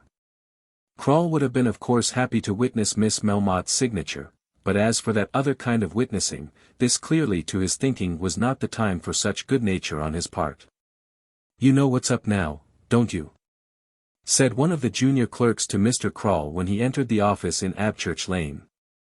"A good deal will be up soon," said the German. "Cohenlupe has gone." "And to Vere has Mr. Cohenlupe gone?" "He hasn't been civil enough to leave his address. I fancy he don't want his friends to have to trouble themselves by writing to him. Nobody seems to know what's become of him." "New York," suggested Mr. Crawl. "They seem to think not. They're too hospitable in New York for Mr. Cohenlupe just at present. He's traveling private. He's on the continent somewhere, half across France by this time, but nobody knows what route he has taken. That'll be a poke in the ribs for the old boy." Crawl." Crawl merely shook his head. "I wonder what has become of Miles Grendall," continued the clerk. "Ven de Rats is going avie it is bad for de house. I like de Rats to stay. There seems to have been a regular manufactory of Mexican railway scrip." "Our governor knew noting about dat," said Crawl. "He has a hat full of them at any rate. If they could have been kept up another fortnight they say Cohenlupe would have been worth nearly $1 million of money, and the governor would have been as good as the bank. Is it true they are going to have him before the Lord Mayor about the Pickering title deeds?" Crawl declared that he knew nothing about the matter, and settled himself down to his work. In little more than 2 hours he was followed by Melmotte, who thus reached the city late in the afternoon. It was he knew too late to raise the money on that day, but he hoped that he might pave the way for getting it on the next day, which would be Thursday. Of course the first news which he heard was of the defection of Mr. Cohenlupe. It was Crawl who told him. He turned back, and his jaw fell, but at first he said nothing. "It's a bad thing," said Mr. Crawl. "Yes, it is bad. He had a vast amount of my property in his hands." "Where has he gone?" Crawl shook his head. "It never rains but it pours," said Melmotte. "Well, I'll weather it all yet. I've been worse than I am now, Crawl, as you know, and have had £100,000 at my banker's, loose cash, before the month was out." "Yes, indeed," said Crawl. "But the worst of it is that every one around me is so damnably jealous. It isn't what I've lost that will crush me, but what men will say that I've lost. Ever since I began to stand for Westminster there has been a dead set against me in the city. The whole of that affair of the dinner was planned by G, that it might ruin me.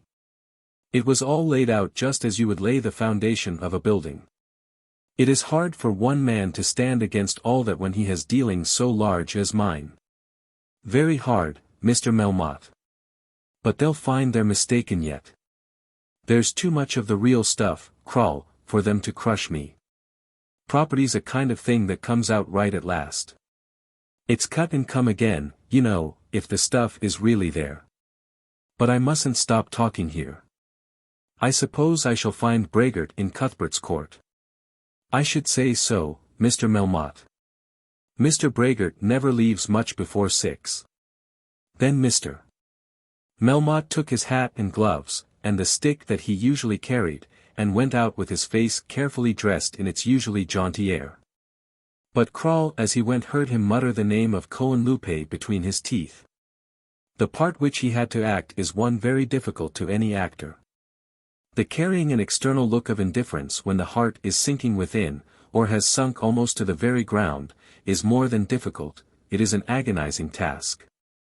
In all mental suffering the sufferer longs for solitude, for permission to cast himself loose along the ground, so that every limb and every feature of his person may faint in sympathy with his heart. A grandly urbane deportment over a crushed spirit and ruined hopes is beyond the physical strength of most men, but there have been men so strong. Melmotte very nearly accomplished it. It was only to the eyes of such a one as Hurtle that the failure was perceptible. Melmotte did find Mr. Braggart. At this time Mr. Braggart had completed his correspondence with Miss Longstaff, in which he had mentioned the probability of great losses from the anticipated commercial failure in Mr. Melmotte's affairs. He had now heard that Mr. Cohenlupe had gone upon his travels, and was therefore nearly sure that his anticipation would be correct. Nevertheless, he received his old friend with a smile. When large sums of money are concerned there is seldom much of personal indignation between man and man. The loss of £50 or of a few hundreds may create personal wrath, but 50,000 require equanimity. So Cohenlupe hasn't been seen in the city today, said Braggart. He has gone, said Melmotte hoarsely. I think I once told you that Cohenlupe was not the man for large dealings. Yes, you did, said Melmotte. Well, it can't be helped. Can it? And what is it now?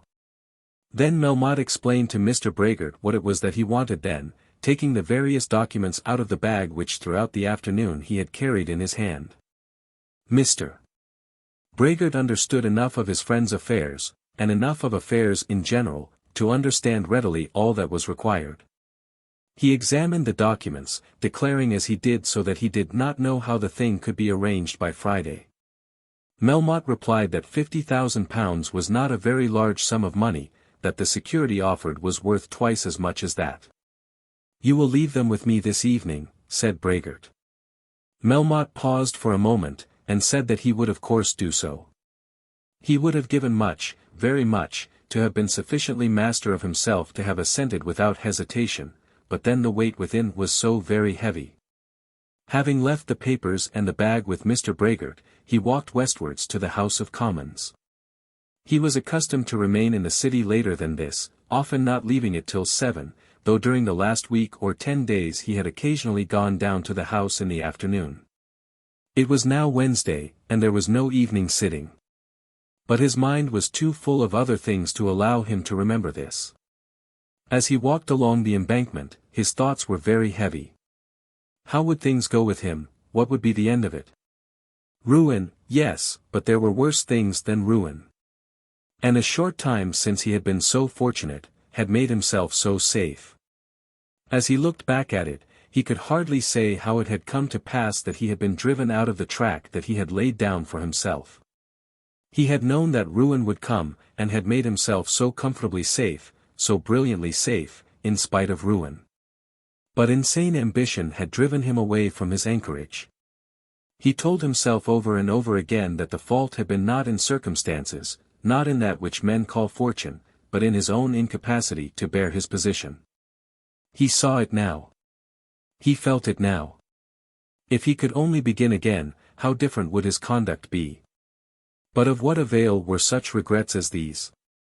He must take things as they were now, and see that, in dealing with them, he allowed himself to be carried away neither by pride nor cowardice. And if the worst should come to the worst, then let him face it like a man. There was a certain manliness about him which showed itself perhaps as strongly in his own self-condemnation as in any other part of his conduct at this time.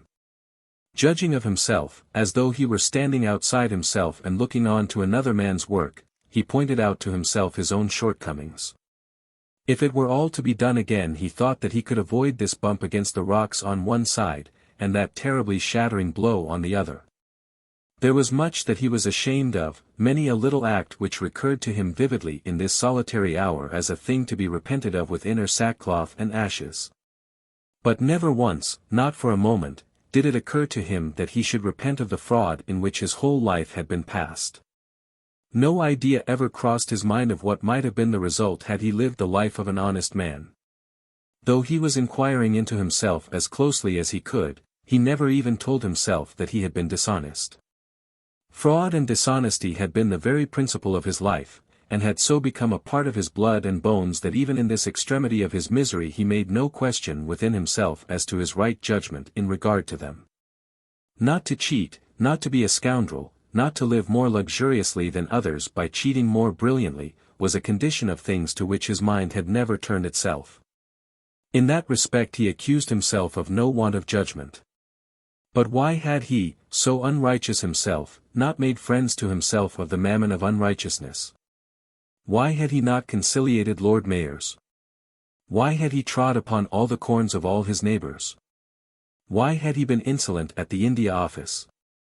Why had he trusted any man as he had trusted Cohenlupe? Why had he not stuck to Abchurch Lane instead of going into Parliament? Why had he called down unnecessary notice on his head by entertaining the Emperor of China? It was too late now, and he must bear it, but these were the things that had ruined him. He walked into Palace Yard and across it, to the door of Westminster Abbey, before he found out that Parliament was not sitting. "Oh, Wednesday. Of course it is," he said, turning round and directing his steps towards Grosvenor Square. Then he remembered that in the morning he had declared his purpose of dining at home, and now he did not know what better use to make of the present evening. His house could hardly be very comfortable to him. Marie no doubt would keep out of his way, and he did not habitually receive much pleasure from his wife's company. But in his own house he could at least be alone. Then, as he walked slowly across the park, thinking so intently on matters as hardly to observe whether he himself were observed or no, he asked himself whether it still might not be best for him to keep the money which was settled on his daughter. To tell the Longstaffs that he could make no payment, and to face the worst that Mr. Squercum could do to him, for he knew already how busy Mr. Squercum was in the matter. Though they should put him on his trial for forgery, what of that? He had heard of trials in which the accused criminals had been heroes to the multitude while their cases were in progress, who had been faked from the beginning to the end though no one had doubted their guilt. And who had come out unscathed at the last. What evidence had they against him?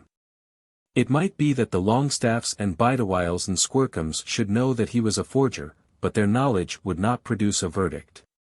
He, as member for Westminster, as the man who had entertained the Emperor, as the owner of one of the most gorgeous houses in London, as the great Melmotte, could certainly command the best half of the bar.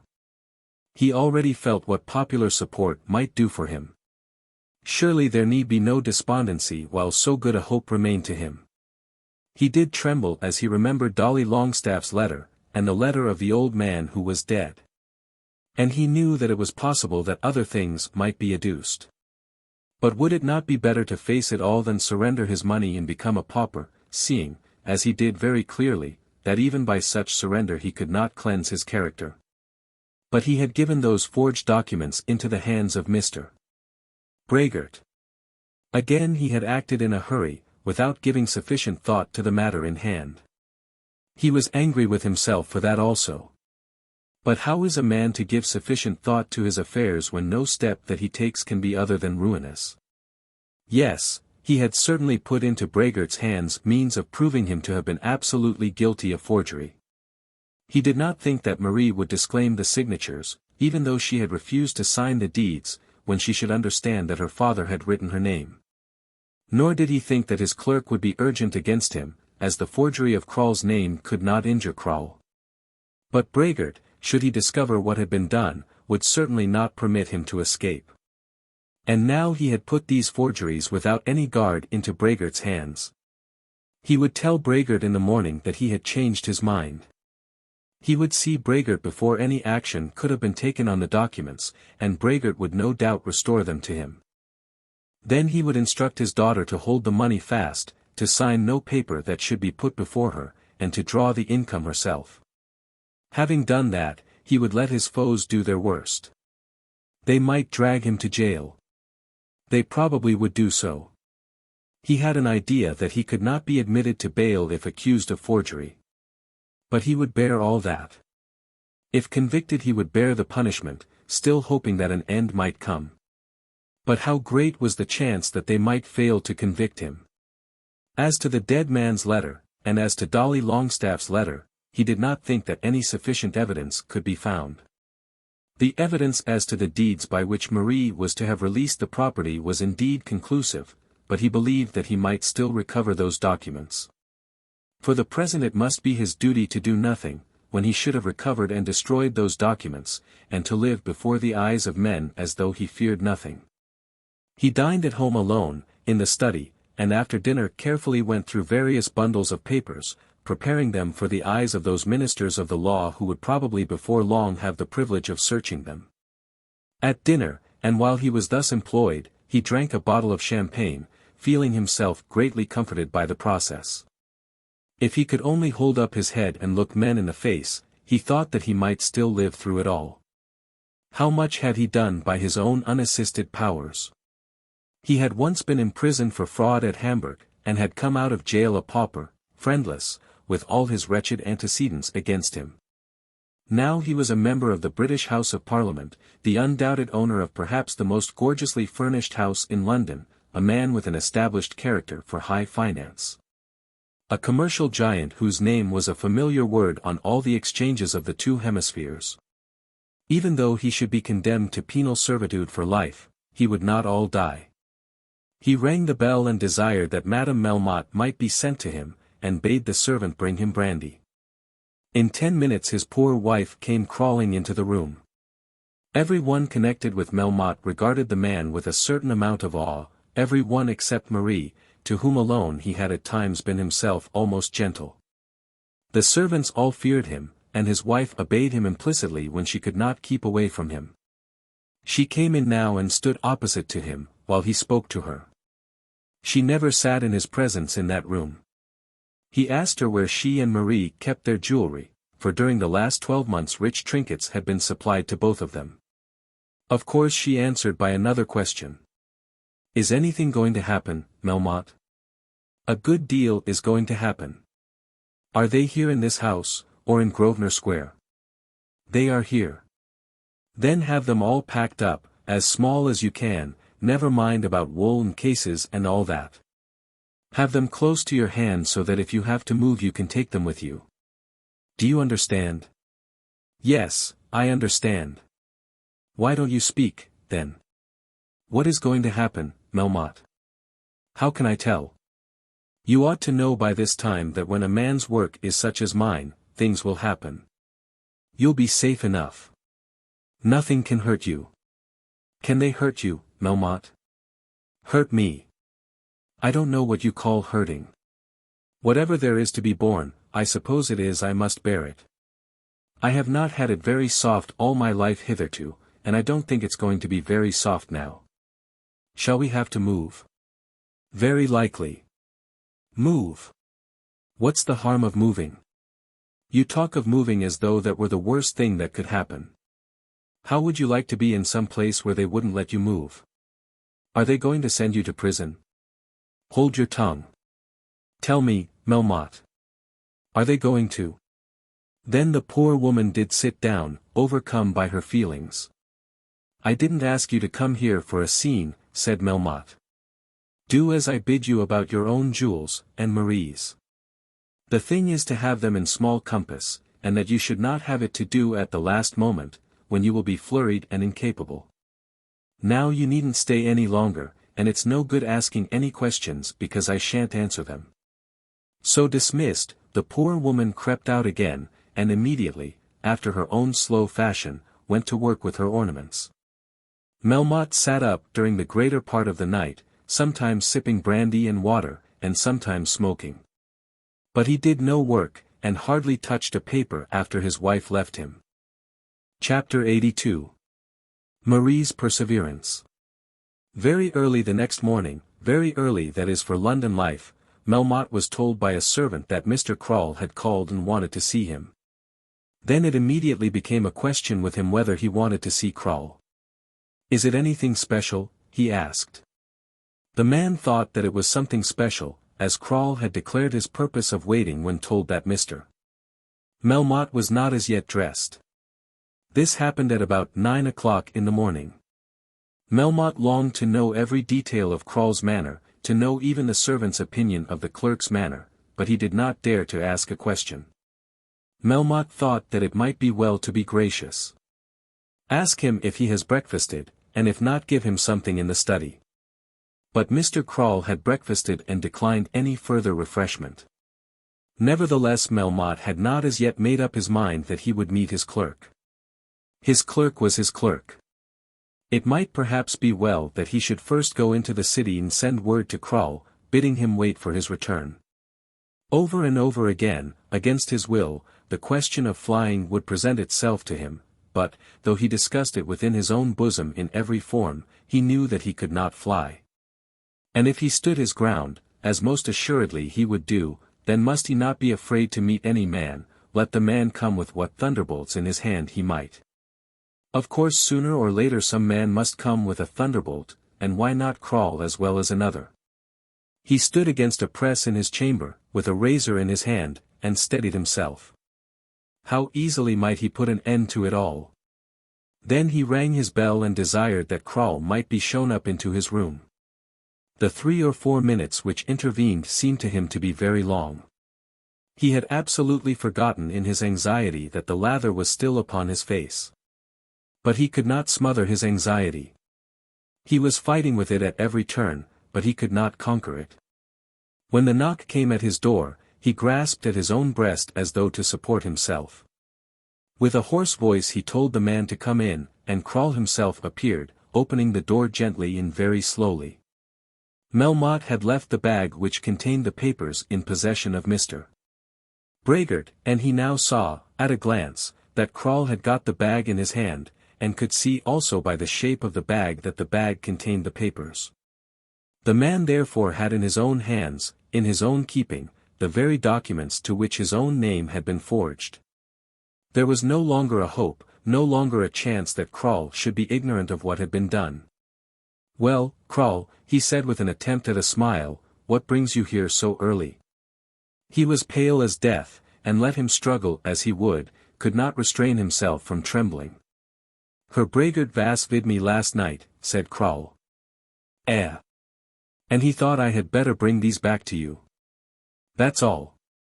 Krull spoke in a very low voice, with his eyes fixed on his master's face, but with nothing of a threat in his attitude or manner.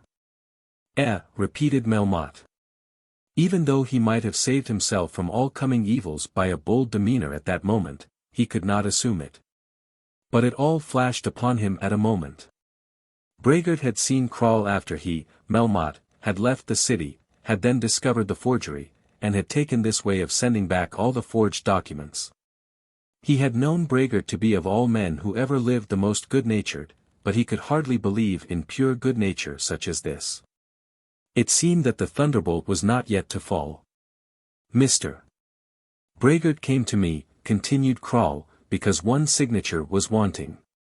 It was very late, so I took them home with me. I said I'd bring them to you in the morning." They both knew that he had forged the documents, Braggart and Krull. But how would that concern him, Melmotte, if these two friends had resolved together that they would not expose him? He had desired to get the documents back into his own hands, and here they were. Melmotte's immediate trouble arose from the difficulty of speaking in a proper manner to his own servant who had just detected him in forgery. He couldn't speak. There were no words appropriate to such an occasion. "It vas a strong order, Mr. Melmotte," said Krull. Melmotte tried to smile but only grinned. "I will not be back in the lane, Mr. Melmotte." "Not back at the office, Krull?" "I think not, no. The little money coming to me, you will send it. Adieu." And so Mr. Krull took his final leave of his old master after an intercourse which had lasted 20 years. We may imagine that Herr Krull found his spirits to be oppressed and his capacity for business to be obliterated by his patron's misfortunes rather than by his patron's guilt. But he had not behaved unkindly. He had merely remarked that the forgery of his own name half a dozen times over was a strong order. Melmotte opened the bag, and examined the documents one by one. It had been necessary that Marie should sign her name some half-dozen times, and Marie's father had made all the necessary forgeries. It had been of course necessary that each name should be witnessed, but here the forger had scamped his work. Krull's name he had written 5 times, but one forged signature he had left unattested. Again he had himself been at fault. Again he had aided his own ruin by his own carelessness. One seems inclined to think sometimes that any fool might do an honest business. But fraud requires a man to be alive and wide awake at every turn. Melmotte had desired to have the documents back in his own hands, and now he had them. Did it matter much that Braggart and Krull both knew the crime which he had committed? Had they meant to take legal steps against him, they would not have returned the forgeries to his own hands. Braggart, he thought, would never tell the tale, unless there should arise some most improbable emergency in which he might make money by telling it, but he was by no means so sure of Krull. Krull had signified his intention of leaving Melmotte's service, and would therefore probably enter some rival service, and thus become an enemy to his late master. There could be no reason why Krull should keep the secret. Even if he got no direct profit by telling it, he would curry favor by making it known. Of course Krull would tell it. But what harm could the telling of such a secret do him? The girl was his own daughter. The money had been his own money. The man had been his own servant. There had been no fraud, no robbery, no purpose of peculation. Melmotte, as he thought of this, became almost proud of what he had done, thinking that if the evidence were suppressed, the knowledge of the facts could do him no harm. But the evidence must be suppressed, and with the view of suppressing it he took the little bag and all the papers down with him to the study. Then he ate his breakfast, and suppressed the evidence by the aid of his gas lamp. When this was accomplished he hesitated as to the manner in which he would pass his day. He had now given up all idea of raising the money for Longstaff. He had even considered the language in which he would explain to the assembled gentlemen on the morrow the fact that a little difficulty still presented itself, and that as he could not exactly name a day, he must leave the matter in their hands. For he had resolved that he would not evade the meeting. Cohenlupe had gone since he had made his promise, and he would throw all the blame on Cohenlupe. Everybody knows that when panics arise the breaking of one merchant causes the downfall of another. Cohenlupe should bear the burden. But as that must be so, he could do no good by going into the city. His pecuniary downfall had now become too much a matter of certainty to be staved off by his presence, and his personal security could hardly be assisted by it.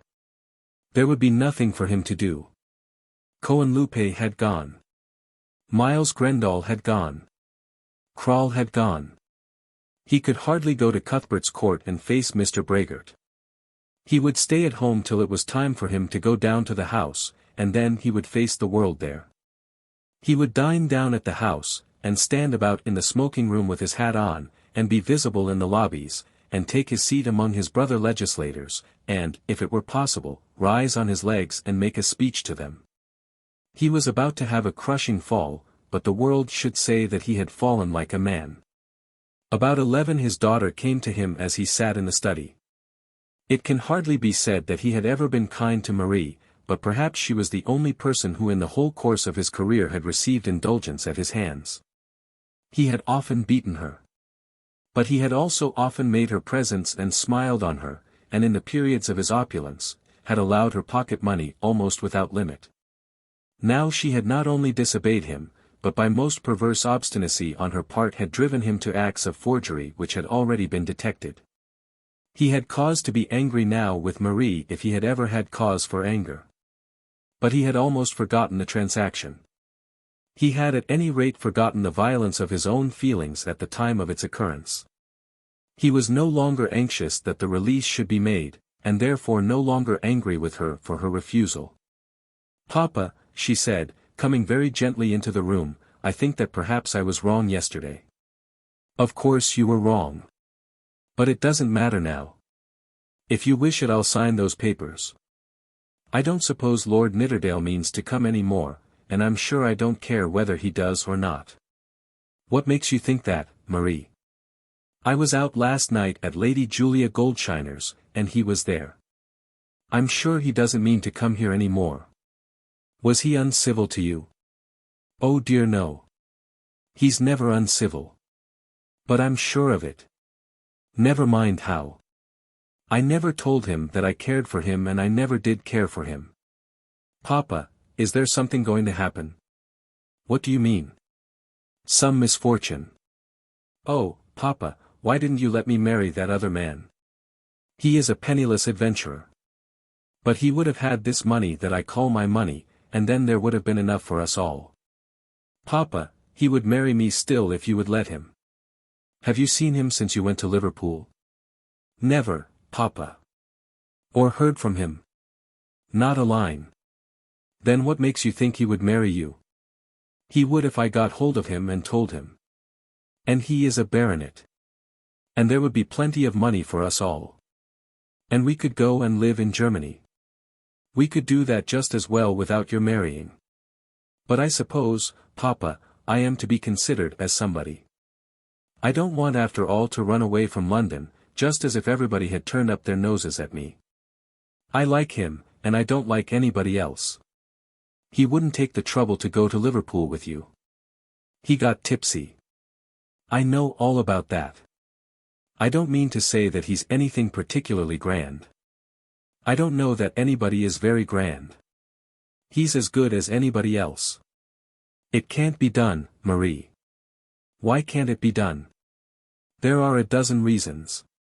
Why should my money be given up to him? And it is too late. There are other things to be thought of now than marriage. You don't want me to sign the papers? No, I haven't got the papers. But I want you to remember that the money is mine and not yours. It may be that much may depend on you, and that I shall have to trust to you for nearly everything. Do not let me find myself deceived by my daughter. I won't, if you'll let me see Sir Felix Carbury once more. Then the father's pride again reasserted itself and he became angry. I tell you, you little fool, that it is out of the question. Why cannot you believe me? Has your mother spoken to you about your jewels? Get them packed up, so that you can carry them away in your hand if we have to leave this suddenly. You are an idiot to think of that young man. As you say, I don't know that any of them are very good, but among them all he is about the worst. Go away and do as I bid you. That afternoon the page in Welbeck Street came up to Lady Carbury and told her that there was a young lady downstairs who wanted to see Sir Felix. At this time the dominion of Sir Felix in his mother's house had been much curtailed. His latchkey had been surreptitiously taken away from him, and all messages brought for him reached his hands through those of his mother. The plasters were not removed from his face, so that he was still subject to that loss of self-assertion with which we are told that hitherto dominant cocks become afflicted when they have been daubed with mud. Lady Carbury asked sundry questions about the lady, suspecting that Ruby Ruggles, of whom she had heard, had come to seek her lover. The page could give no special description, merely saying that the young lady wore a black veil. Lady Carbury directed that the young lady should be shown into her own presence, and Marie Melmotte was ushered into the room. I dare say you don't remember me, Lady Carbury, Marie said. I am Marie Melmotte. At first Lady Carbury had not recognized her visitor, but she did so before she replied. Yes, Miss Melmotte, I remember you. Yes, I am Mr. Melmotte's daughter. How is your son? I hope he is better. They told me he had been horribly used by a dreadful man in the street. Sit down, Miss Melmotte. He is getting better. Now Lady Carbury had heard within the last 2 days from Mr. Brune that it was all over with Melmotte. Brune had declared his very strong belief, his thorough conviction, that Melmotte had committed various forgeries, that his speculations had gone so much against him as to leave him a ruined man, and, in short, that the great Melmotte bubble was on the very point of bursting. Everybody says that he'll be in jail before a week is over. That was the information which had reached Lady Carbury about the Melmottes only on the previous evening. I want to see him, said Marie. Lady Carbury, hardly knowing what answer to make, was silent for a while. I suppose he told you everything, didn't he? You know that we were to have been married. I loved him very much, and so I do still. I am not ashamed of coming and telling you. I thought it was all off, said Lady Carbury. I never said so. Does he say so? Your daughter came to me and was very good to me. I do so love her. She said that it was all over. But perhaps she was wrong. It shan't be all over if he will be true. Lady Carbury was taken greatly by surprise. It seemed to her at the moment that this young lady, knowing that her own father was ruined, was looking out for another home, and was doing so with a considerable amount of audacity. She gave Marie little credit either for affection or for generosity, but yet she was unwilling to answer her roughly. "I am afraid," she said, "that it would not be suitable." "Why should it not be suitable?" "They can't take my money away. There is enough for all of us even if Papa wanted to live with us, but it is mine.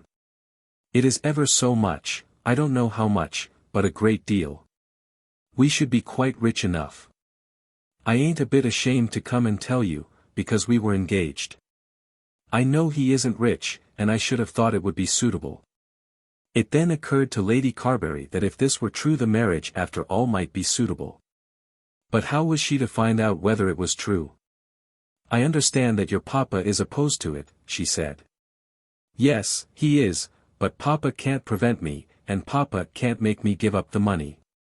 It's ever so many thousands a year, I know. If I can dare to do it, why can't he?" Lady Carbury was so beside herself with doubts, that she found it impossible to form any decision. It would be necessary that she should see Mr. Brune. What to do with her son, how to bestow him, in what way to get rid of him so that in ridding herself of him she might not aid in destroying him, this was the great trouble of her life, the burden that was breaking her back. Now this girl was not only willing but persistently anxious to take her black sheep and to endow him, as she declared, with ever so many thousands a year. If the thousands were there, or even an income of 1,000 a year, then what a blessing would such a marriage be.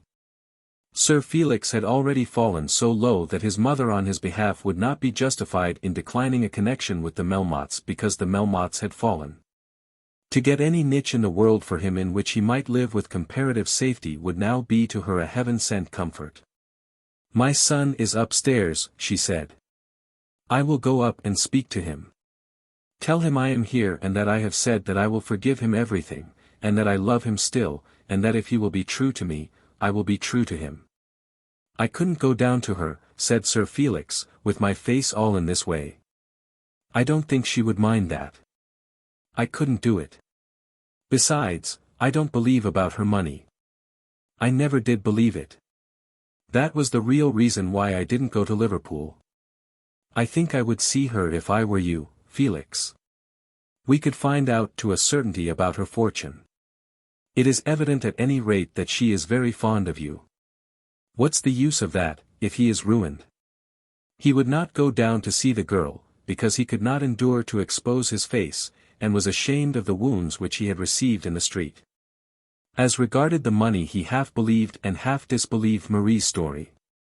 But the fruition of the money, if it were within his reach, would be far off and to be attained with much trouble, whereas the nuisance of a scene with Marie would be immediate.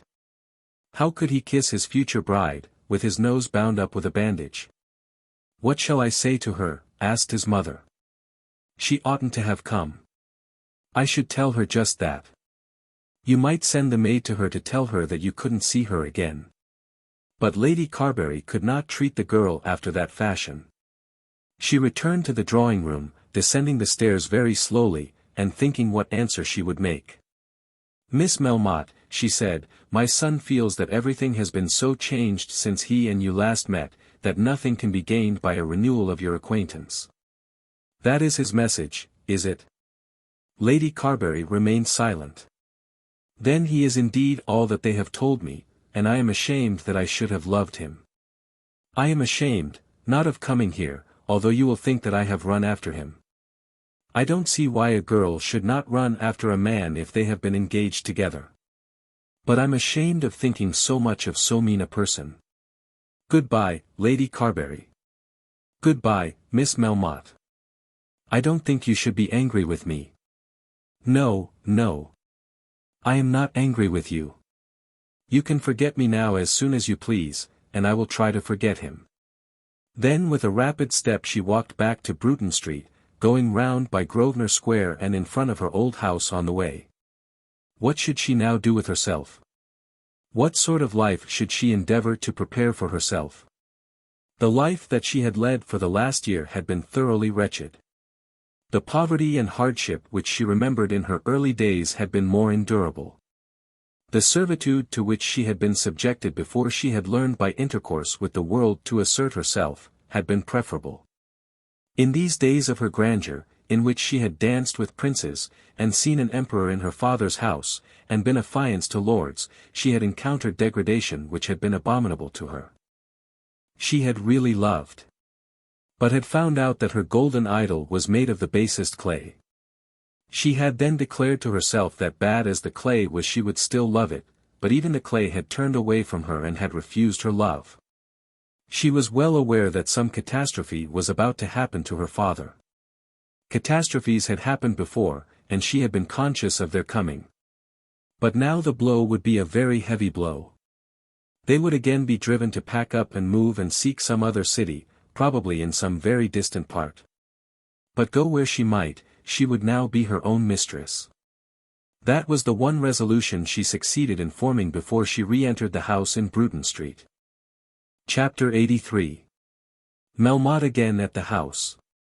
On that Thursday afternoon it was known everywhere that there was to be a general ruin of all the Melmotte affairs. As soon as Cohenlupe had gone, no man doubted. The city men who had not gone to the dinner prided themselves on their foresight, as did also the politicians who had declined to meet the Emperor of China at the table of the suspected financier. They who had got up the dinner and had been instrumental in taking the Emperor to the house in Grosvenor Square, and they also who had brought him forward at Westminster and had fought his battle for him, were aware that they would have to defend themselves against heavy attacks. No one now had a word to say in his favour, or a doubt as to his guilt. The Grendals had retired altogether out of town, and were no longer even heard of. Lord Alfred had not been seen since the day of the dinner. The Duchess of Albury, too, went into the country some weeks earlier than usual, quelled, as the world said, by the general Melmotte failure. But this departure had not as yet taken place at the time at which we have now arrived. When the Speaker took his seat in the House, soon after 4 o'clock, there were a great many members present, and a general feeling prevailed that the world was more than ordinarily alive because of Melmotte and his failures.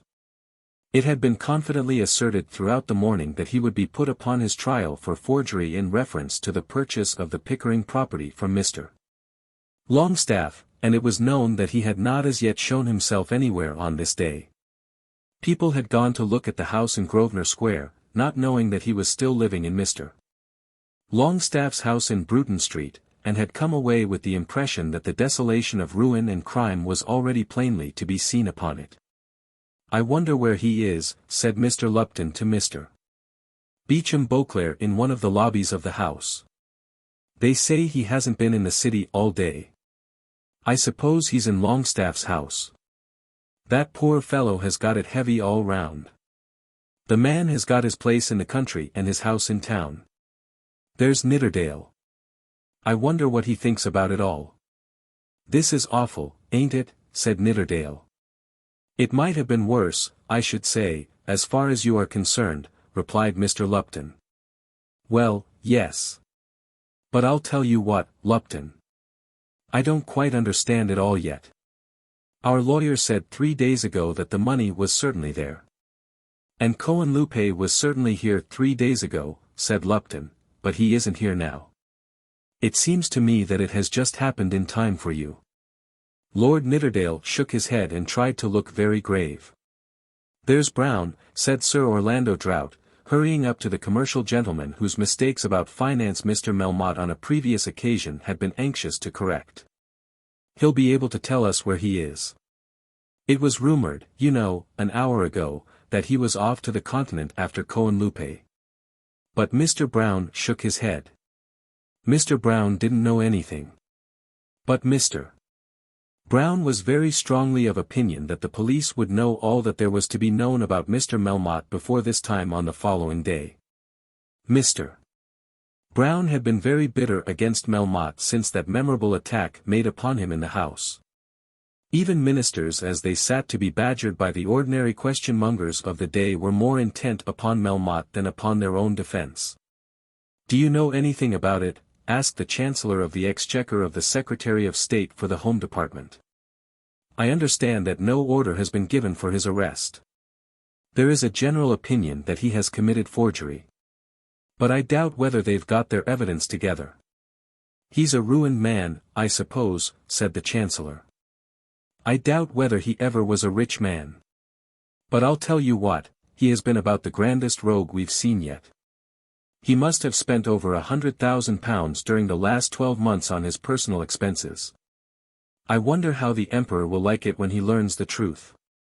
Another minister sitting close to the Secretary of State was of opinion that the Emperor of China would not care half so much about it as our own First Lord of the Treasury. At this moment there came a silence over the house which was almost audible. They who know the sensation which arises from the continued hum of many suppressed voices will know also how plain to the ear is the feeling caused by the discontinuance of the sound. Everybody looked up, but everybody looked up in perfect silence. An Under-Secretary of State had just got upon his legs to answer a most indignant question as to an alteration of the color of the facings of a certain regiment, his prepared answer to which, however, was so happy as to allow him to anticipate quite a little triumph. It is not often that such a godsend comes in the way of an Under-Secretary, and he was intent upon his performance.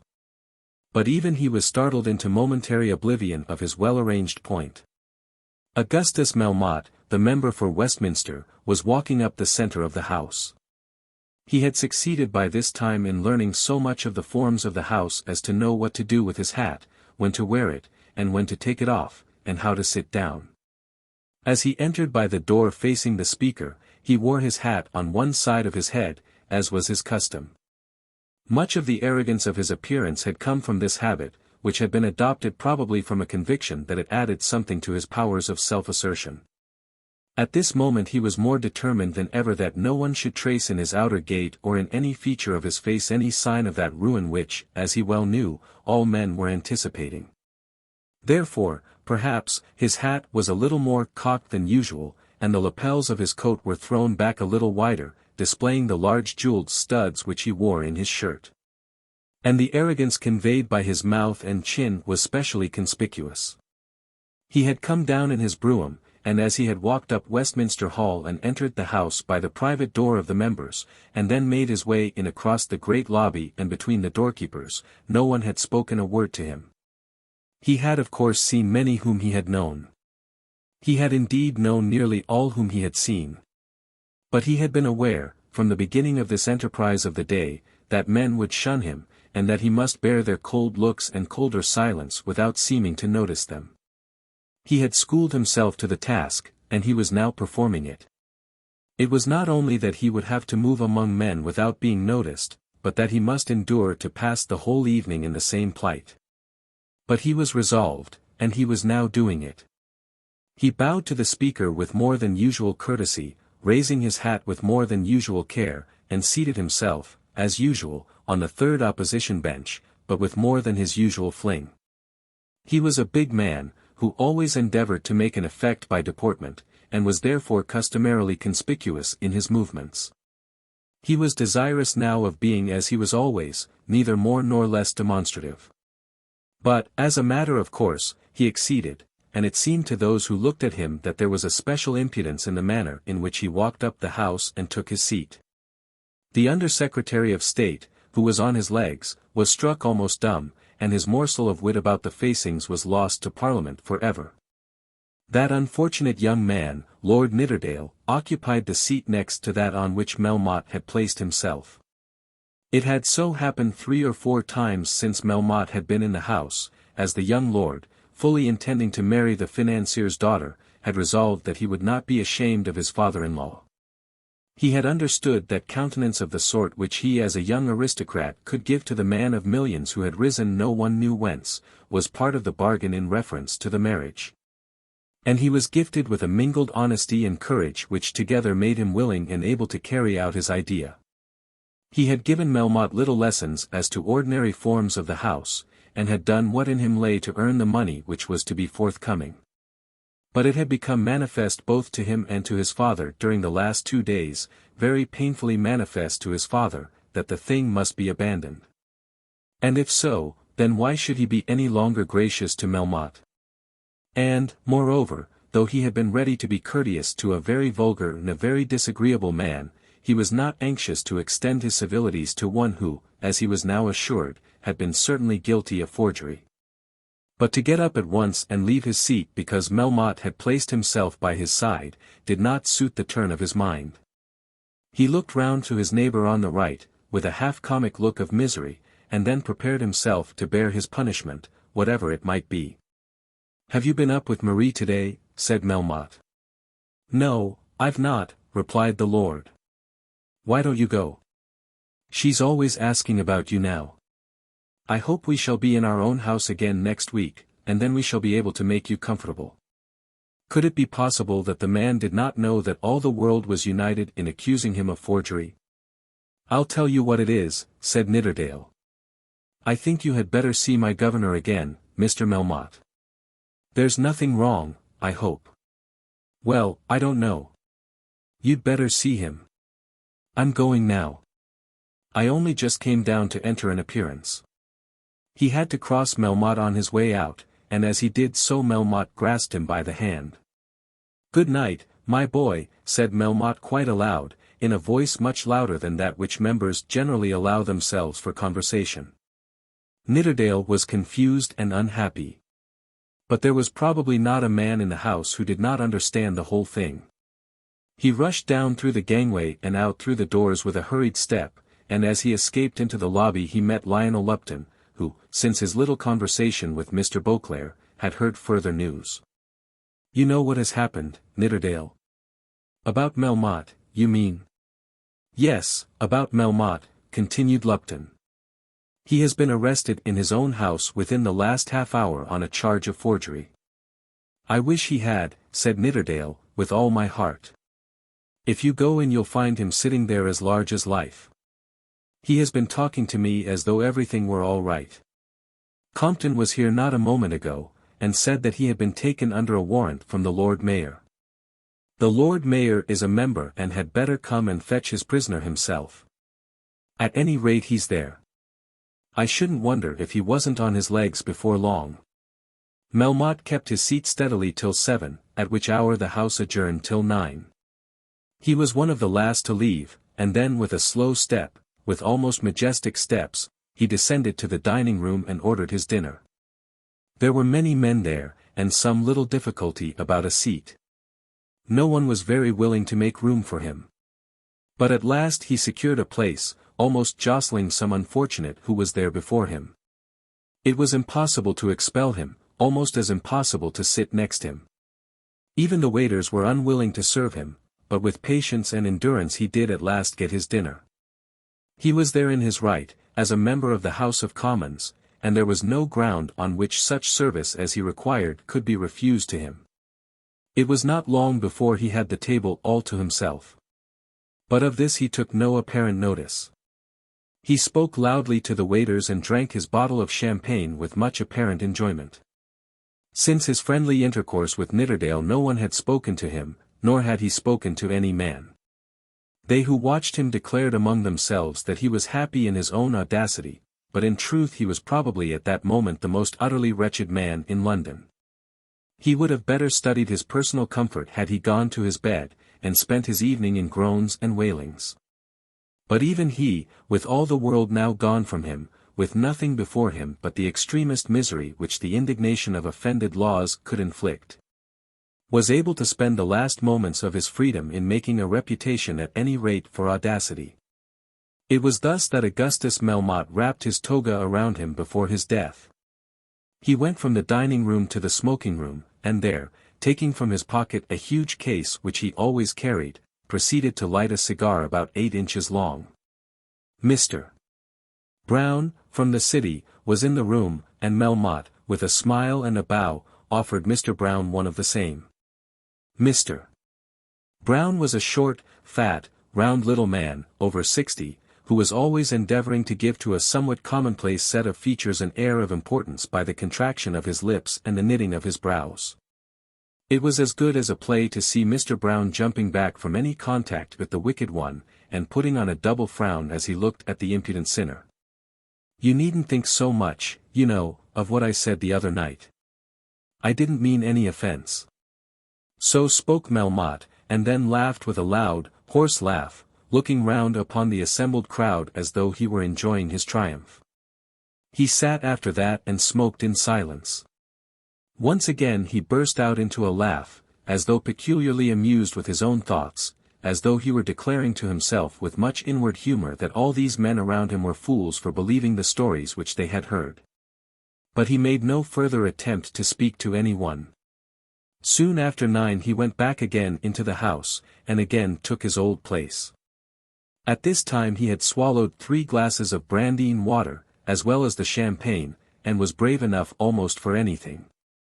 There was some debate going on in reference to the game laws, a subject on which Melmotte was as ignorant as one of his own housemaids, but, as some speaker sat down, he jumped up to his legs. Another gentleman had also risen, and when the house called to that other gentleman Melmotte gave way. The other gentleman had not much to say, and in a few minutes Melmotte was again on his legs. Who shall dare to describe the thoughts which would cross the august mind of a Speaker of the House of Commons at such a moment?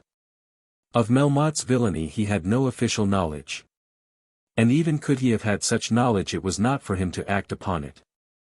The man was a member of the House, and as much entitled to speak as another. But it seemed on that occasion that the Speaker was anxious to save the House from disgrace. For twice and thrice he refused to have his eye caught by the member for Westminster. As long as any other member would rise he would not have his eye caught. But Melmotte was persistent, and determined not to be put down.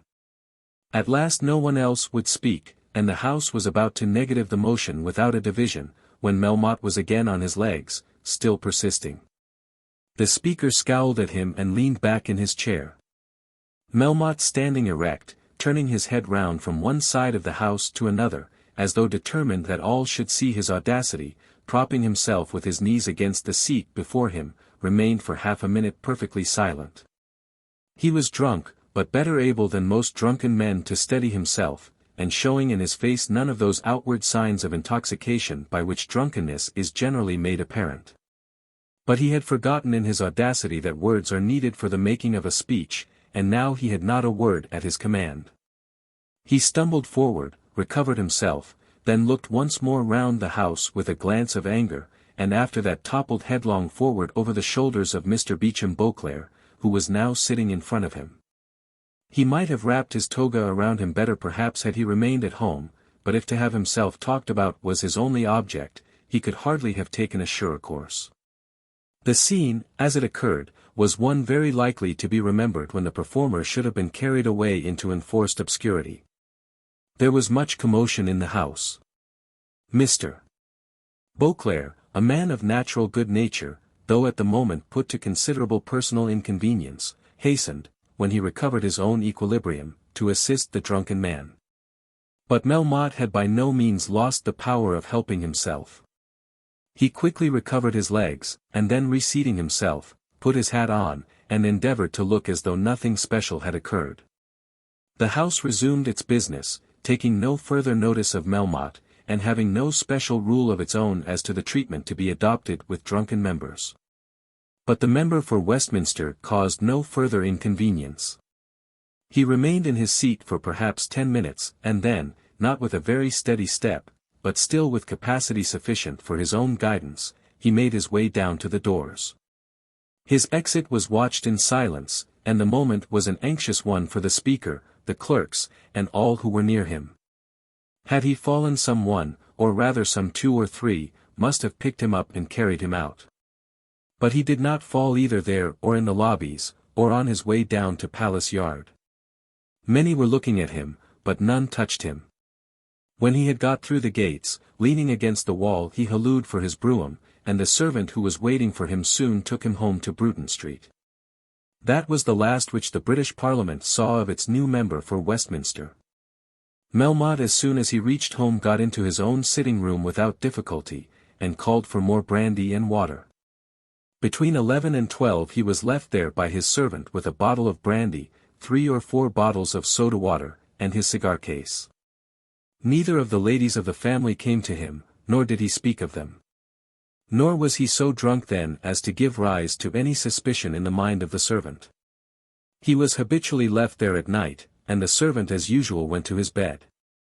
But at 9 o'clock on the following morning the maid-servant found him dead upon the floor. Drunk as he had been, more drunk as he probably became during the night, still he was able to deliver himself from the indignities and penalties to which the law might have subjected him by a dose of prussic acid.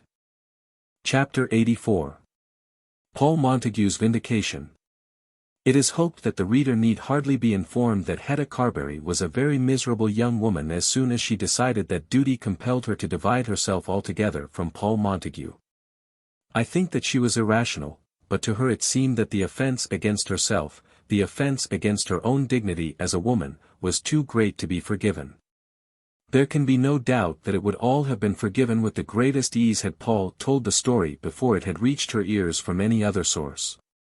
Had he said to her, when her heart was softest towards him, I once loved another woman, and that woman is here now in London, a trouble to me, persecuting me, and her history is so and so, and the history of my love for her was after this fashion. And the history of my declining love is after that fashion, and of this at any rate you may be sure, that this woman has never been near my heart from the first moment in which I saw you.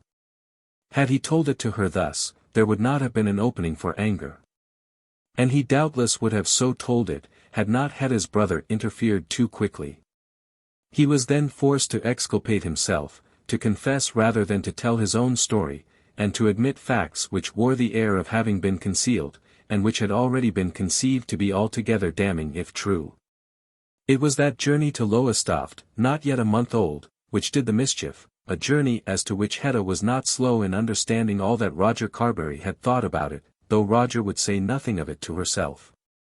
Paul had been staying at the seaside with this woman in amicable intimacy, this horrid woman, in intimacy worse than amicable, and had been visiting her daily at Islington. Hetta felt quite sure that he had never passed a day without going there since the arrival of the woman, and everybody would know what that meant.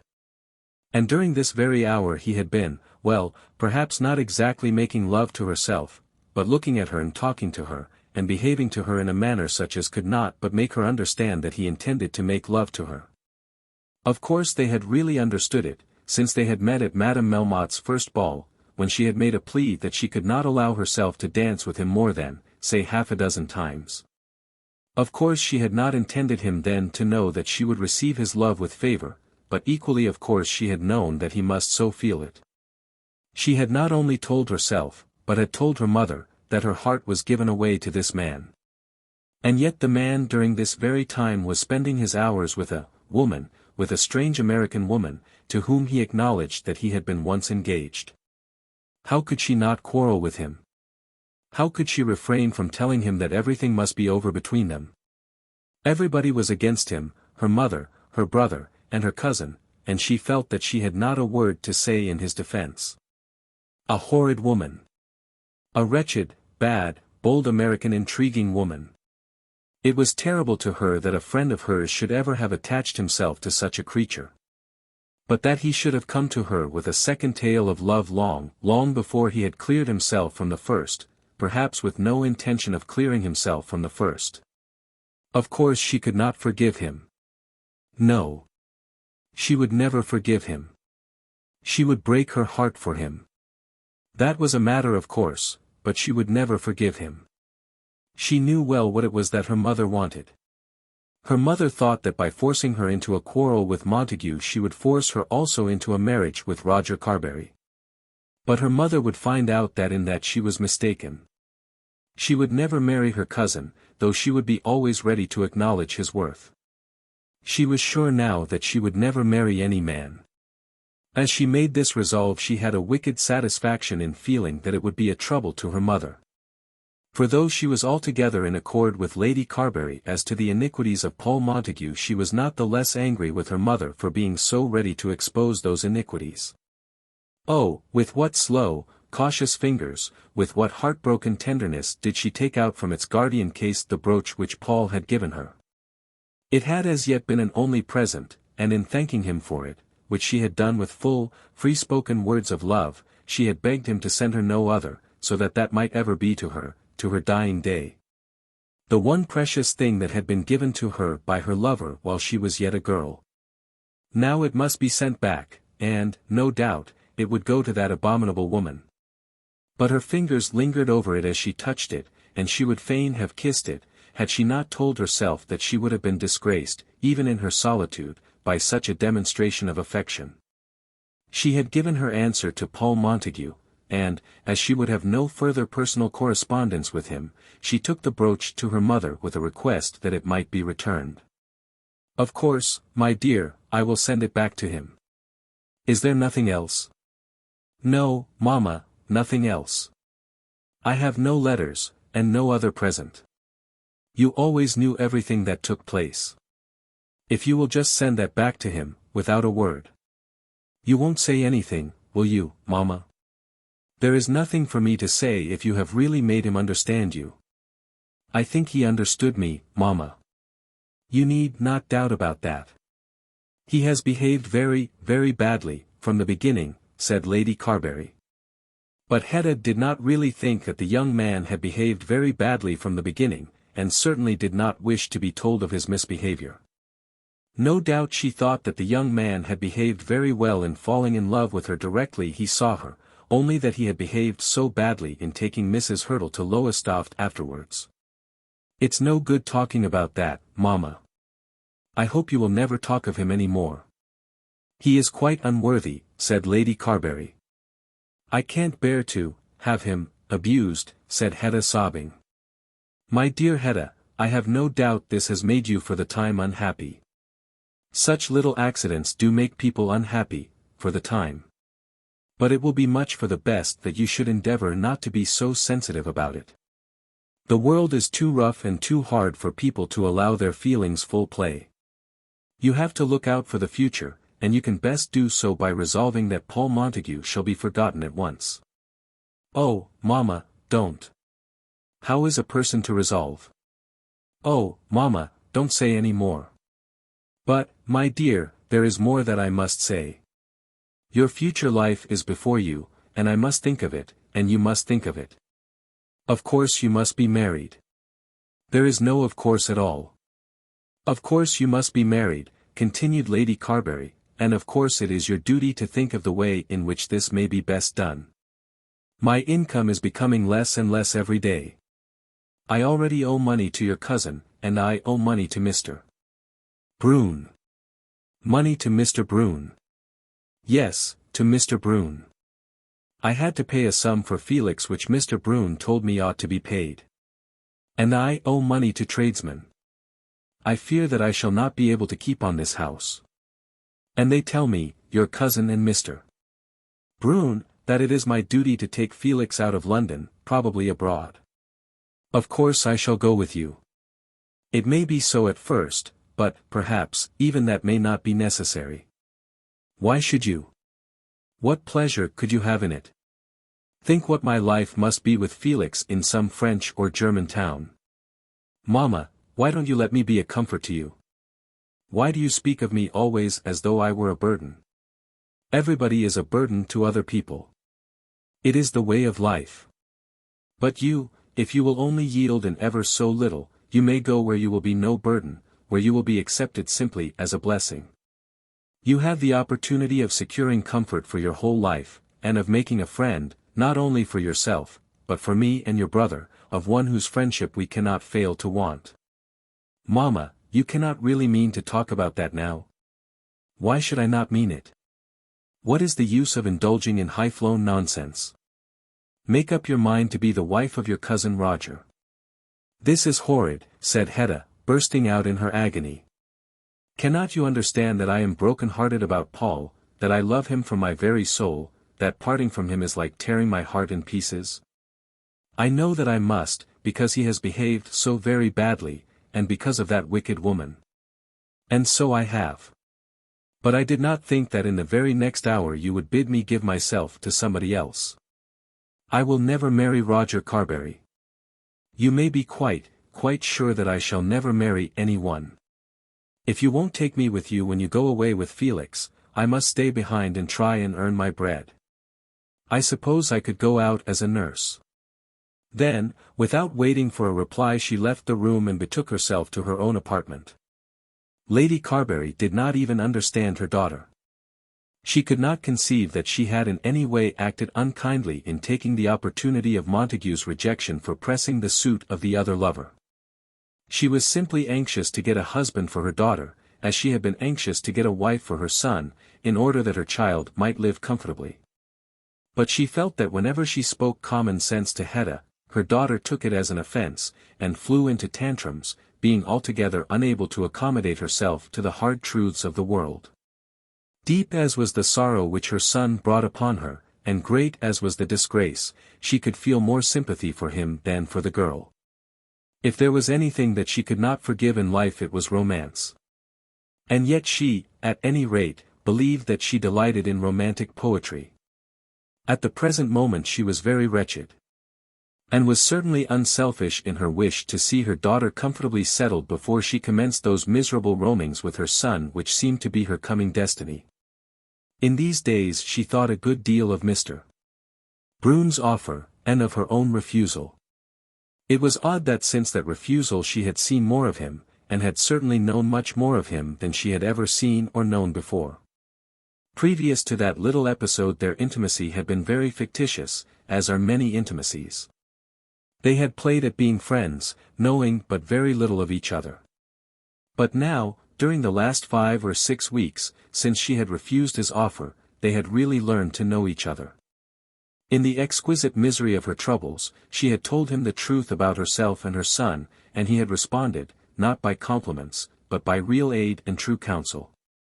His whole tone was altered to her, as was hers to him. There was no longer any egregious flattery between them, and he, in speaking to her, would be almost rough to her. Once he had told her that she would be a fool if she did not do so and so. The consequence was that she almost regretted that she had allowed him to escape. But she certainly made no effort to recover the lost prize, for she told him all her troubles. It was on that afternoon, after her disagreement with her daughter, that Marie Melmotte came to her. And, on that same evening, closeted with Mr. Brune in her back room, she told him of both occurrences. "If the girl has got the money," she began, regretting her son's obstinacy. "I don't believe a bit of it," said Brune. "From all that I can hear, I don't think that there is any money. And if there is, you may be sure that Melmotte would not let it slip through his fingers in that way. I would not have anything to do with it." "You think it is all over with the Melmottes?" "A rumor reached me just now that he had been already arrested." It was now between 9 and 10 in the evening. But as I came away from my room, I heard that he was down at the house. That he will have to stand a trial for forgery, I think there cannot be a doubt, and I imagine that it will be found that not a shilling will be saved out of the property. What a wonderful career it has been! Yes, the strangest thing that has come up in our days. I am inclined to think that the utter ruin at this moment has been brought about by his reckless personal expenditure. Why did he spend such a lot of money? Because he thought that he could conquer the world by it, and obtain universal credit. He very nearly succeeded too. Only he had forgotten to calculate the force of the envy of his competitors. You think he has committed forgery? Certainly, I think so. Of course we know nothing as yet. Then I suppose it is better that Felix should not have married her. Certainly better.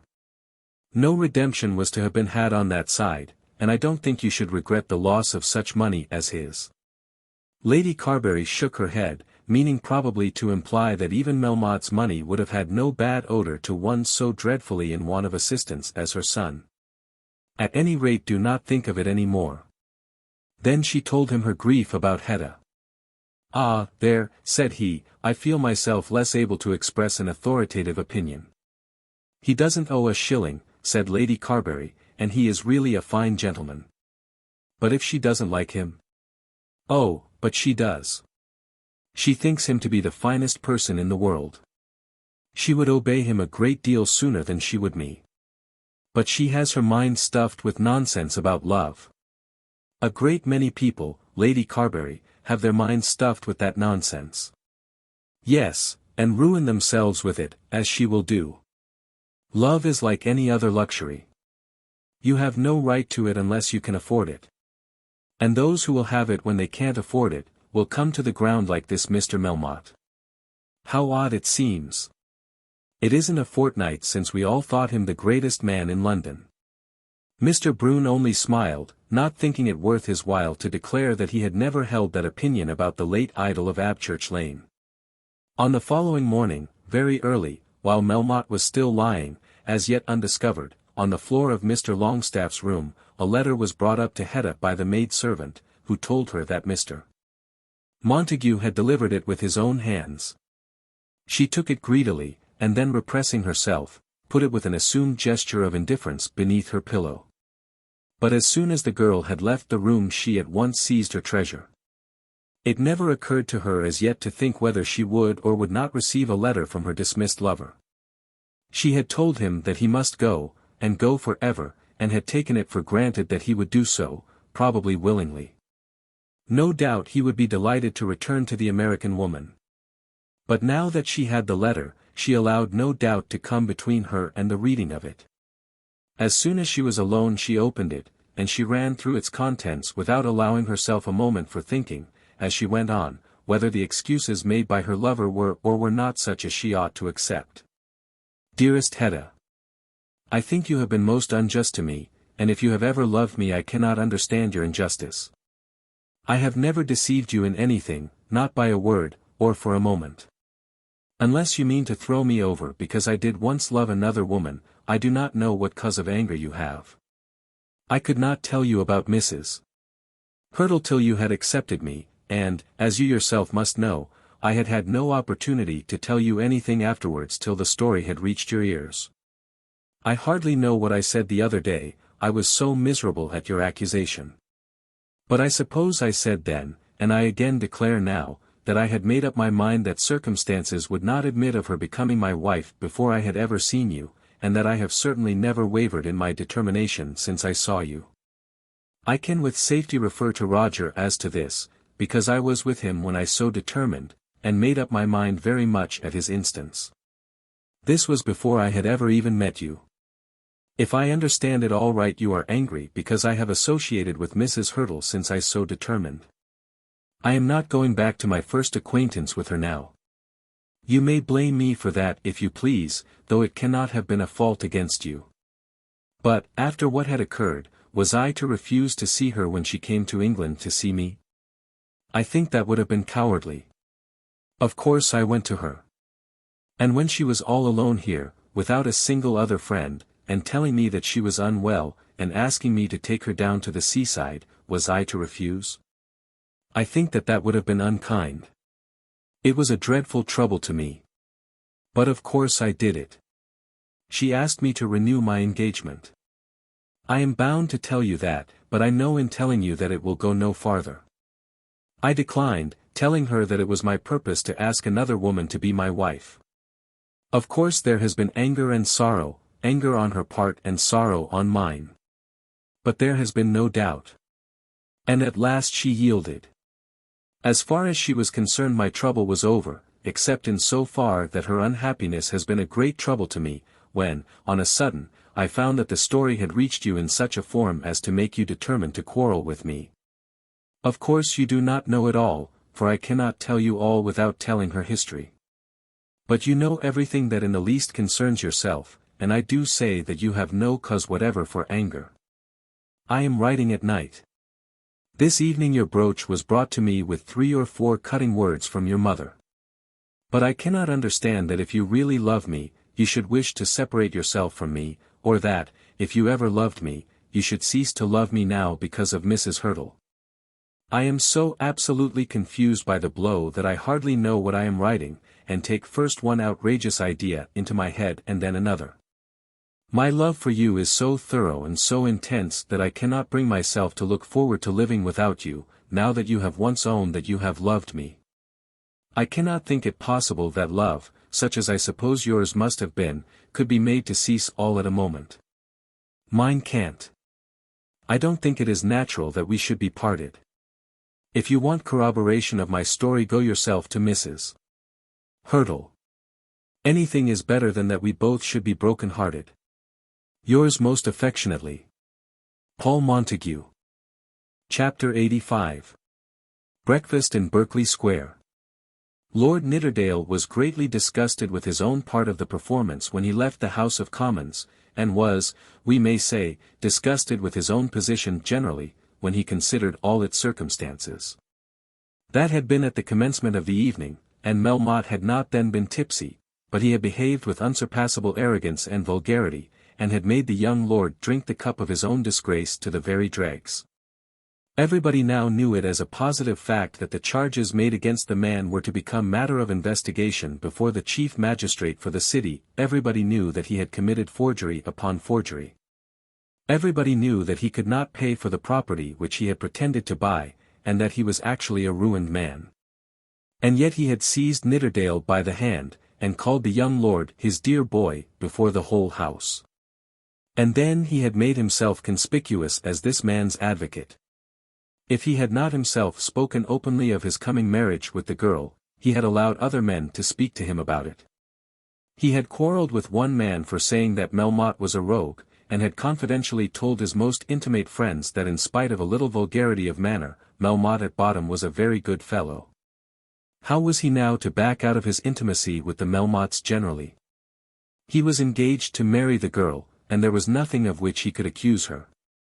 He acknowledged to himself that she deserved well at his hands. Though at this moment he hated the father most bitterly, as those odious words, and the tone in which they had been pronounced, rang in his ears, nevertheless he had some kindly feeling for the girl. Of course he could not marry her now. That was manifestly out of the question. She herself, as well as all others, had known that she was to be married for her money, and now that bubble had been burst. But he felt that he owed it to her, as to a comrade who had on the whole been loyal to him, to have some personal explanation with herself. He arranged in his own mind the sort of speech that he would make to her. Of course you know it can't be. It was all arranged because you were to have a lot of money, and now it turns out that you haven't got any. And I haven't got any, and we should have nothing to live upon. It's out of the question. But, upon my word, I'm very sorry, for I like you very much, and I really think we should have got on uncommon well together. That was the kind of speech that he suggested to himself, but he did not know how to find for himself the opportunity of making it. He thought that he must put it all into a letter. But then that would be tantamount to a written confession that he had made her an offer of marriage, and he feared that Melmotte, or Madame Melmotte on his behalf, if the great man himself were absent, in prison, might make an ungenerous use of such an admission. Between 7 and 8 he went into the Bear Garden, and there he saw Dolly Longstaff and others. Everybody was talking about Melmotte, the prevailing belief being that he was at this moment in custody. Dolly was full of his own griefs, but consoled amidst them by a sense of his own importance. I wonder whether it's true, he was saying to Lord Groslow. He has an appointment to meet me and my governor at 12 o'clock tomorrow, and to pay us what he owes us. He swore yesterday that he would have the money tomorrow. But he can't keep his appointment, you know, if he's in prison. You won't see the money, Dolly, you may swear to that, said Groslow. I don't suppose I shall. By George, what an ass my governor has been. He had no more right than you have to give up the property. Here's Nidderdale. He could tell us where he is, but I'm afraid to speak to him since he cut up so rough the other night. In a moment the conversation was stopped, but when Lord Groslow asked Nidderdale in a whisper whether he knew anything about Melmotte, the latter answered out loud, "Yes, I left him in the house half an hour ago. People are saying that he has been arrested." I heard that also, but he certainly had not been arrested when I left the house. Then he went up and put his hand on Dolly Longstaff's shoulder, and spoke to him. I suppose you were about right the other night and I was about wrong, but you could understand what it was that I meant. I'm afraid this is a bad look out for both of us. Yes, I understand. It's deuced bad for me, said Dolly. I think you're very well out of it. But I'm glad there's not to be a quarrel. Suppose we have a rubber of whist. Later on in the night news was brought to the club that Melmotte had tried to make a speech in the house, that he had been very drunk, and that he had tumbled over, upsetting Beauchamp Beauclerk in his fall. By George, I should like to have seen that, said Dolly. I am very glad I was not there, said Nidderdale. It was 3 o'clock before they left the card table, at which time Melmotte was lying dead upon the floor in Mr. Longstaff's house. On the following morning, at 10 o'clock, Lord Nidderdale sat at breakfast with his father in the old lord's house in Berkeley Square. From thence the house which Melmotte had hired was not above a few hundred yards distant. At this time the young lord was living with his father, and the two had now met by appointment in order that something might be settled between them as to the proposed marriage. The Marquis was not a very pleasant companion when the affairs in which he was interested did not go exactly as he would have them. He could be very cross and say most disagreeable words, so that the ladies of the family, and others connected with him, for the most part, found it impossible to live with him. But his eldest son had endured him. Partly perhaps because, being the eldest, he had been treated with a nearer approach to courtesy, but chiefly by means of his own extreme good humour. What did a few hard words matter? If his father was ungracious to him, of course he knew what all that meant.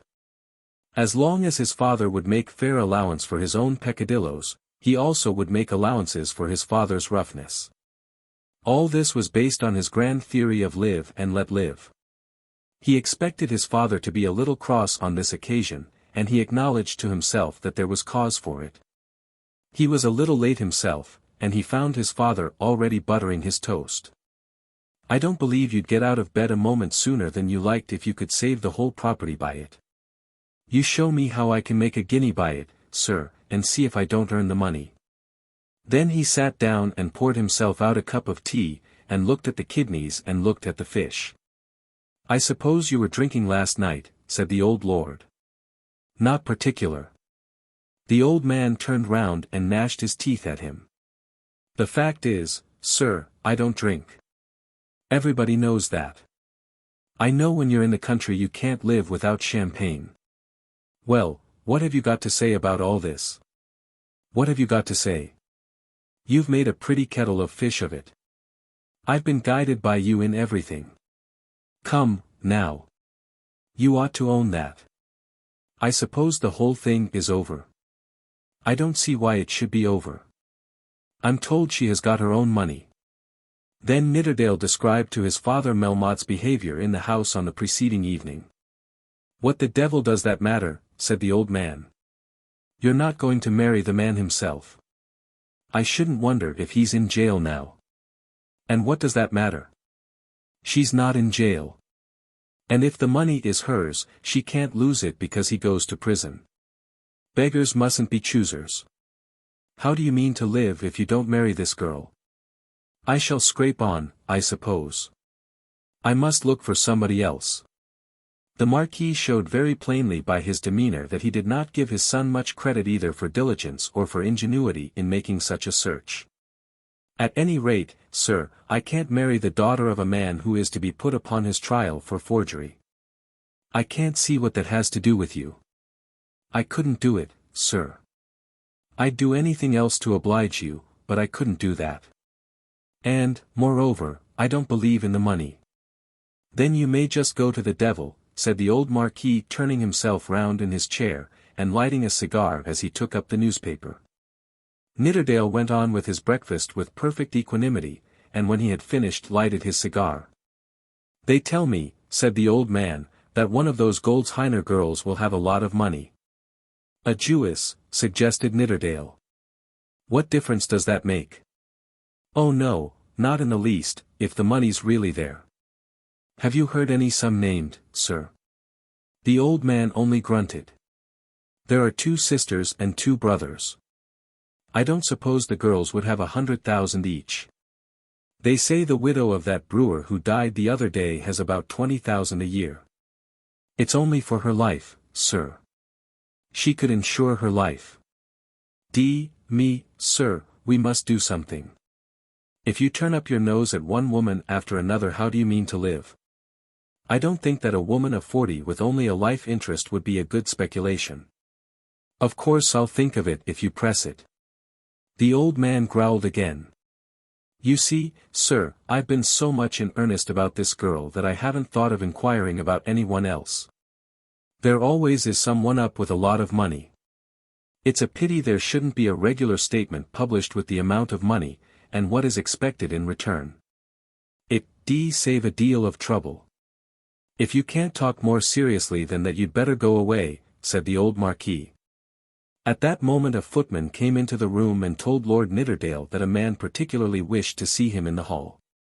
He was not always anxious to see those who called on him, and he asked the servant whether he knew who the man was. "I believe, my lord, he's one of the domestics from Mr. Melmotte's in Bruton Street," said the footman, who was no doubt fully acquainted with all the circumstances of Lord Nidderdale's engagement. The son, who was still smoking, looked at his father as though in doubt. "You'd better go and see," said the Marquis. But Nidderdale before he went asked a question as to what he had better do if Melmotte had sent for him. "Go and see Melmotte. Why should you be afraid to see him?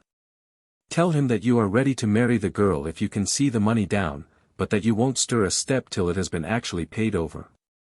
"He knows that already," said Nidderdale as he left the room. In the hall he found a man whom he recognized as Melmotte's butler, a ponderous, elderly, heavy man who now had a letter in his hand. But the lord could tell by the man's face and manner that he himself had some story to tell. "Is there anything the matter?"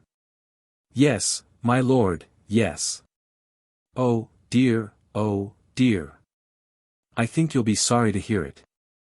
There was none who came there he seemed to take to so much as your lordship." "They've taken him to prison," exclaimed Nidderdale. But the man shook his head. "What is it then?" "He can't be dead." Then the man nodded his head, and, putting his hand up to his face, burst into tears. "Mr. Melmotte dead? He was in the House of Commons last night. I saw him myself." "How did he die?" But the fat, ponderous man was so affected by the tragedy he had witnessed, that he could not as yet give any account of the scene of his master's death, but simply handed the note which he had in his hand to Lord Nidderdale. It was from Marie, and had been written within half an hour of the time at which news had been brought to her of what had occurred. The note was as follows. "Dear Lord Nidderdale. The man will tell you what has happened. I feel as though I was mad. I do not know who to send to. Will you come to me, only for a few minutes? Marie." He read it standing up in the hall, and then again asked the man as to the manner of his master's death. And now the Marquis, gathering from a word or two that he heard and from his son's delay that something special had occurred, hobbled out into the hall. "Mr. Melmotte is dead," said his son. The old man dropped his stick, and fell back against the wall. "This man says that he is dead, and here is a letter from Marie asking me to go there. How was it that he died?" "It was poison," said the butler solemnly. "There has been a doctor already, and there isn't no doubt of that. He took it all by himself last night. He came home, perhaps a little fresh, and he had in brandy and soda and cigars, and sat himself down all to himself. Then in the morning, when the young woman went in, there he was, poisoned. I see him lay on the ground, and I helped to lift him up, and there was that smell of prussic acid that I knew what he had been and done just the same as when the doctor came and told us." Before the man could be allowed to go back, there was a consultation between the father and son as to a compliance with the request which Marie had made in her first misery. The Marquis thought that his son had better not go to Bruton Street. "What's the use? What good can you do? She'll only be falling into your arms, and that's what you've got to avoid, at any rate, till you know how things are." But Nidderdale's better feelings would not allow him to submit to this advice. He had been engaged to marry the girl, and she in her abject misery had turned to him as the friend she knew best. At any rate for the time the heartlessness of his usual life deserted him, and he felt willing to devote himself to the girl not for what he could get, but because she had so nearly been so near to him. "I couldn't refuse her," he said over and over again. "I couldn't bring myself to do it. Oh, no, I shall certainly go." "You'll get into a mess if you do." "Then I must get into a mess. I shall certainly go. I will go at once. It is very disagreeable, but I cannot possibly refuse. It would be abominable. Then going back to the hall, he sent a message by the butler to Marie, saying that he would be with her in less than half an hour. "Don't you go and make a fool of yourself," his father said to him when he was alone. "This is just one of those times when a man may ruin himself by being soft-hearted."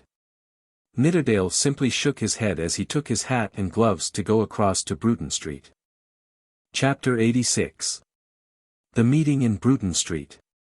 When the news of her husband's death was in some very rough way conveyed to Madame Melmotte, it crushed her for the time altogether.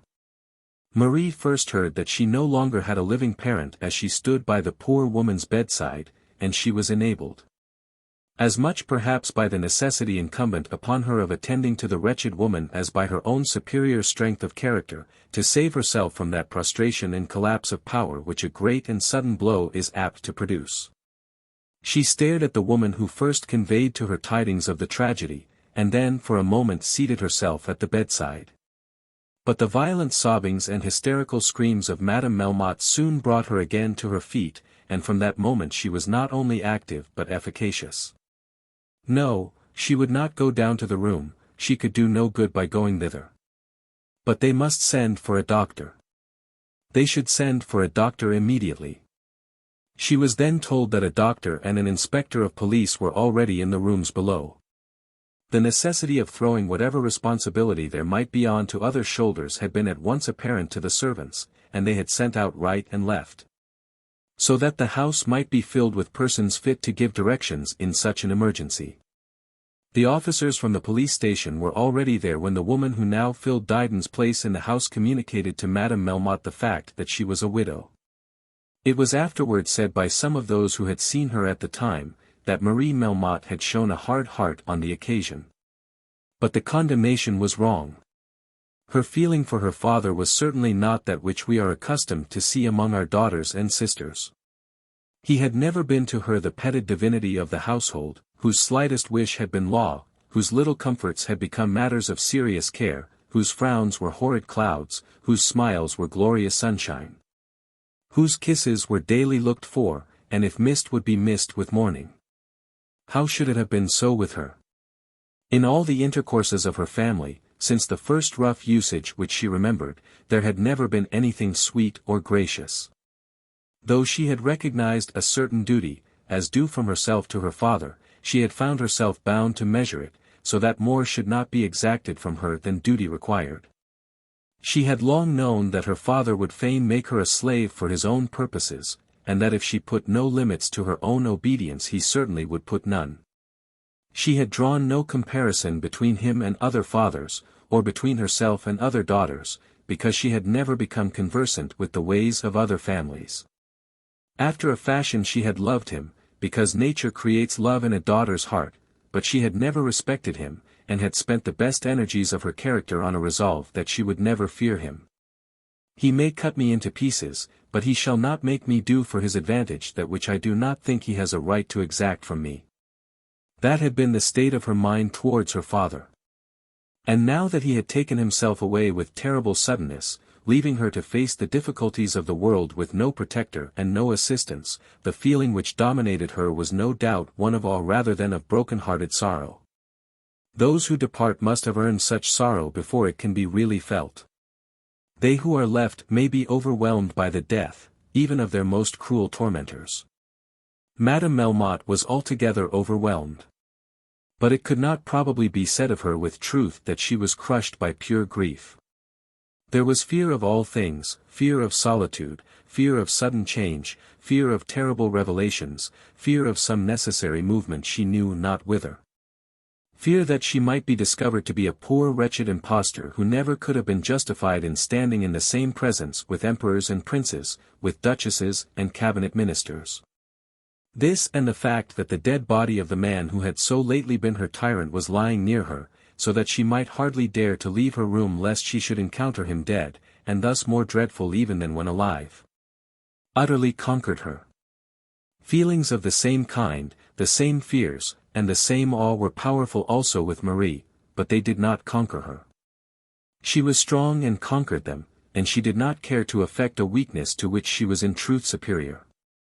In such a household the death of such a father after such a fashion will hardly produce that tender sorrow which comes from real love. She soon knew it all. Her father had destroyed himself, and had doubtless done so because his troubles in regard to money had been greater than he could bear.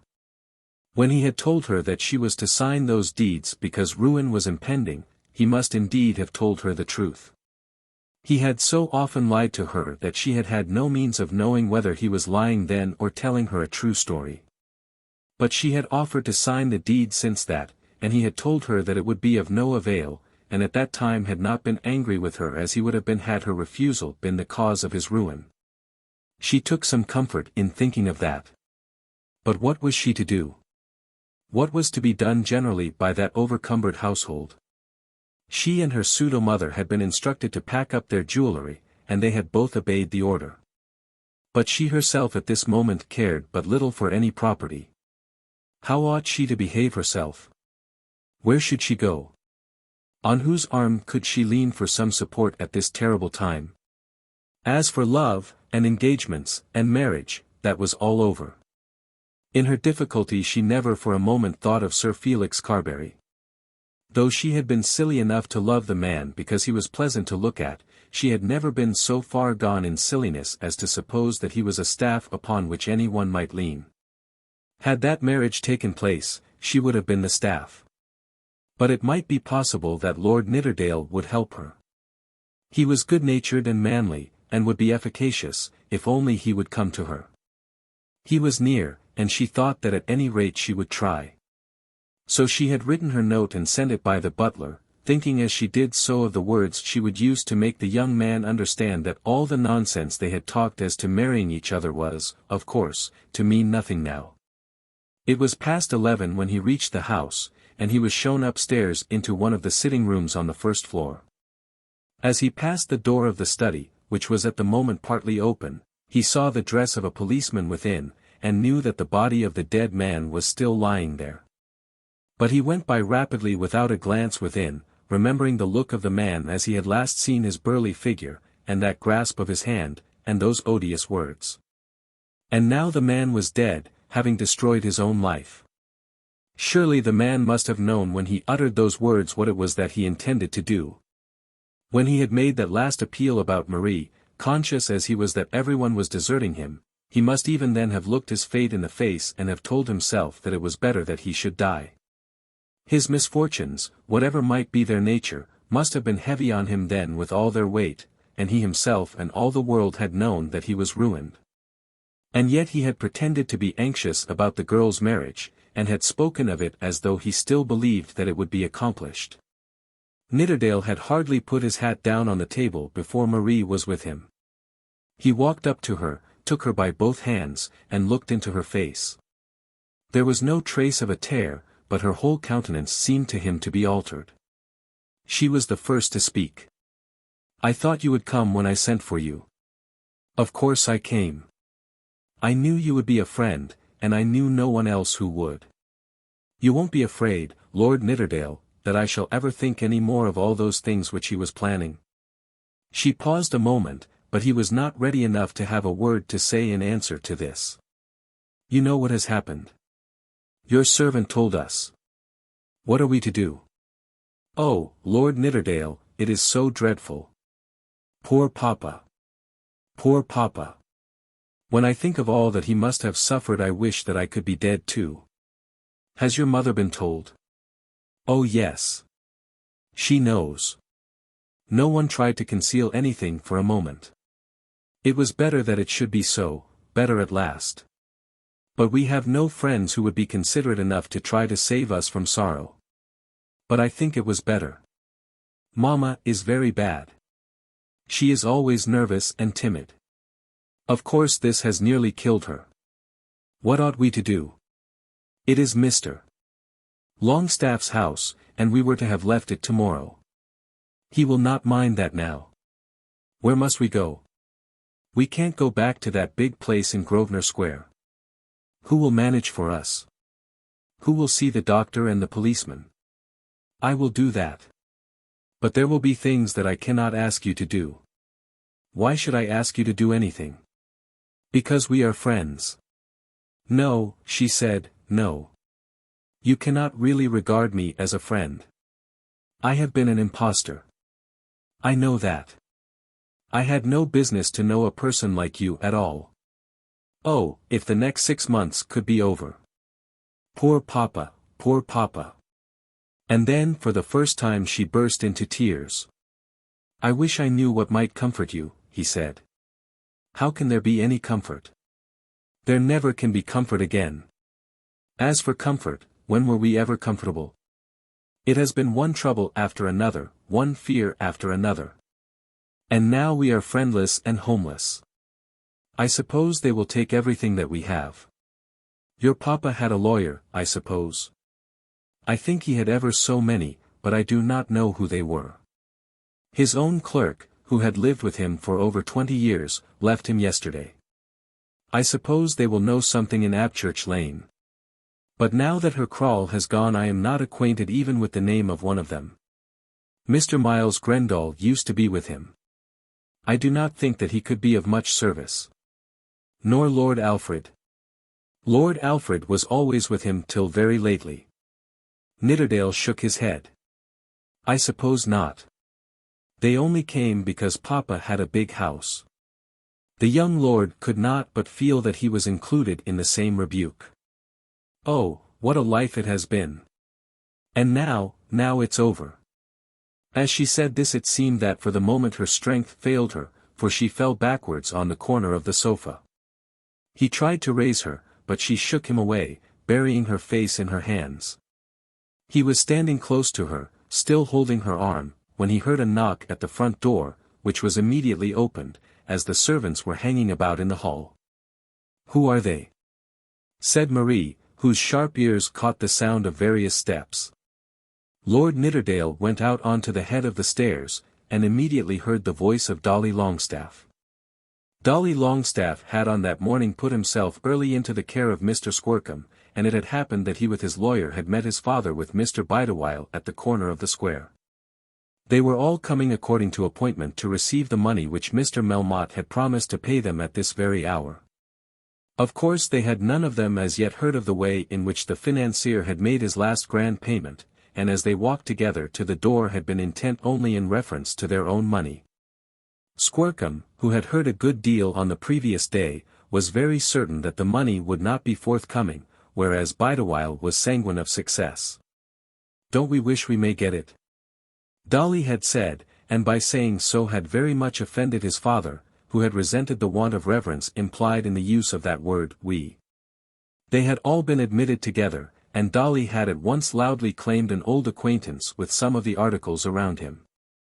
I knew I'd got a coat just like that, said Dolly, and I never could make out what my fellow had done with it. This was the speech which Nidderdale had heard, standing on the top of the stairs. The two lawyers had at once seen, from the face of the man who had opened the door and from the presence of 3 or 4 servants in the hall, that things were not going on in their usual course. Before Dolly had completed his buffoonery the butler had whispered to Mr. Bideawhile that Mr. Melmotte was no more. Dead, exclaimed Mr. Bideawhile. Squercum put his hands into his trousers pockets and opened his mouth wide. Dead, muttered Mr. Longstaff Sr. Dead, said Dolly. Who's dead? The butler shook his head. Then Squercum whispered a word into the butler's ear, and the butler thereupon nodded his head. It's about what I expected, said Squercum. Then the butler whispered the word to Mr. Longstaff, and whispered it also to Mr. Bideawhile, and they all knew that the millionaire had swallowed poison during the night. It was known to the servants that Mr. Longstaff was the owner of the house, and he was therefore, as having authority there, shown into the room where the body of Melmotte was lying on a sofa. The two lawyers and Dolly of course followed, as did also Lord Nidderdale, who had now joined them from the lobby above. There was a policeman in the room who seemed to be simply watching the body, and who rose from his seat when the gentleman entered. 2 or 3 of the servants followed them, so that there was almost a crowd round the dead man's bier. There was no further tale to be told. That Melmotte had been in the house on the previous night, and had there disgraced himself by intoxication, they had known already.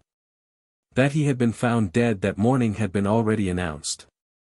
They could only stand round and gaze on the square, sullen, livid features of the big-framed man, and each lament that he had ever heard the name of Melmotte. "Are you in the house here?" said Dolly to Lord Nidderdale in a whisper. "She sent for me. We live quite close, you know. She wanted somebody to tell her something. I must go up to her again now." "Had you seen him before?" "No indeed. I only came down when I heard your voices. I fear it will be rather bad for you." "Won't it?" "He was regularly smashed, I suppose?" asked Dolly. "I know nothing myself. He talked to me about his affairs once, but he was such a liar that not a word that he said was worth anything. I believed him then. How it will go, I can't say." "That other thing is all over of course," suggested Dolly. Nidderdale intimated by a gesture of his head that the other thing was all over, and then returned to Marie. There was nothing further that the four gentlemen could do, and they soon departed from the house, not, however, till Mr. Bideawhile had given certain short injunctions to the butler concerning the property contained in Mr. Longstaff's town residence. They had come to see him, said Lord Nidderdale in a whisper. There was some appointment. He had told them to be all here at this hour. "They didn't know, then?" asked Marie. "Nothing, till the man told them." "And did you go in?" "Yes, we all went into the room." Marie shuddered, and again hid her face. "I think the best thing I can do," said Nidderdale, "is to go to Abchurch Lane, and find out from Smith who is the lawyer whom he chiefly trusted. I know Smith had to do with his own affairs, because he has told me so at the board, and if necessary I will find out Krull. No doubt I can trace him. Then we had better employ the lawyer to arrange everything for you." "And where had we better go to?" "Where would Madame Melmotte wish to go?" "Anywhere, so that we could hide ourselves. Perhaps Frankfurt would be the best. But shouldn't we stay till something has been done here? And couldn't we have lodgings, so as to get away from Mr. Longstaff's house?" Nidderdale promised that he himself would look for lodgings, as soon as he had seen the lawyer. "And now, my lord, I suppose that I never shall see you again," said Marie. "I don't know why you should say that." "Because it will be best." "Why should you? All this will be trouble enough to you when people begin to say what we are. But I don't think it has been my fault." "Nothing has ever been your fault. Goodbye, my lord. I shall always think of you as one of the kindest people I ever knew. I thought it best to send to you for different reasons, but I do not want you to come back. Goodbye, Marie. I shall always remember you." And so they parted. After that he did go into the city, and succeeded in finding both Mr. Smith and her Krull.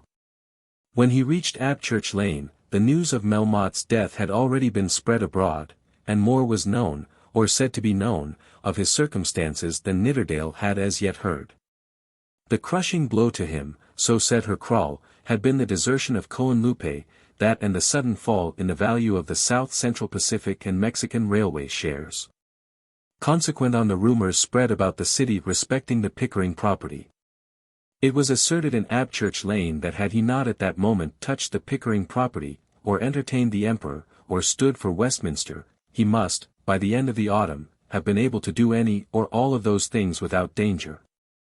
Simply as the result of the money which would then have been realized by the railway. But he had allowed himself to become hampered by the want of comparatively small sums of ready money, and in seeking relief had rushed from one danger to another, till at last the waters around him had become too deep even for him, and had overwhelmed him. As to his immediate death, her Krull expressed not the slightest astonishment. It was just the thing, her Krull said, that he had been sure that Melmotte would do, should his difficulties ever become too great for him. "And dear vas a leetle ting he lay himself open by de oder day," said Krull, "dat vas nasty, very nasty." Nidderdale shook his head, but asked no questions. Krull had alluded to the use of his own name, but did not on this occasion make any further revelation. Then Krull made a further statement to Lord Nidderdale, which I think he must have done in pure good nature. "My lord," he said, whispering very gravely, "the money of de young lady is all her own." Then he nodded his head 3 times. "Nobody can talk it, not if he vas in debt millions." Again he nodded his head. "I am very glad to hear it for her sake," said Lord Nidderdale as he took his leave. Chapter 87. Down at Carbury. When Roger Carbury returned to Suffolk, after seeing his cousins in Welbeck Street, he was by no means contented with himself. That he should be discontented generally with the circumstances of his life was a matter of course. He knew that he was farther removed than ever from the object on which his whole mind was set. Had Hetta Carbury learned all the circumstances of Paul's engagement with Mrs. Hurtle before she had confessed her love to Paul, so that her heart might have been turned against the man before she had made her confession, then, he thought, she might at last have listened to him. Even though she had loved the other man, she might have at last done so, as her love would have been buried in her own bosom. But the tale had been told after the fashion which was most antagonistic to his own interests. Hetta had never heard Mrs. Hurtle's name till she had given herself away, and had declared to all her friends that she had given herself away to this man, who was so unworthy of her. The more Roger thought of this, the more angry he was with Paul Montague, and the more convinced that that man had done him an injury which he could never forgive. But his grief extended even beyond that. Though he was never tired of swearing to himself that he would not forgive Paul Montague, yet there was present to him a feeling that an injury was being done to the man, and that he was in some sort responsible for that injury. He had declined to tell Hetta any part of the story about Mrs. Hurtle, actuated by a feeling that he ought not to betray the trust put in him by a man who was at the time his friend, and he had told nothing.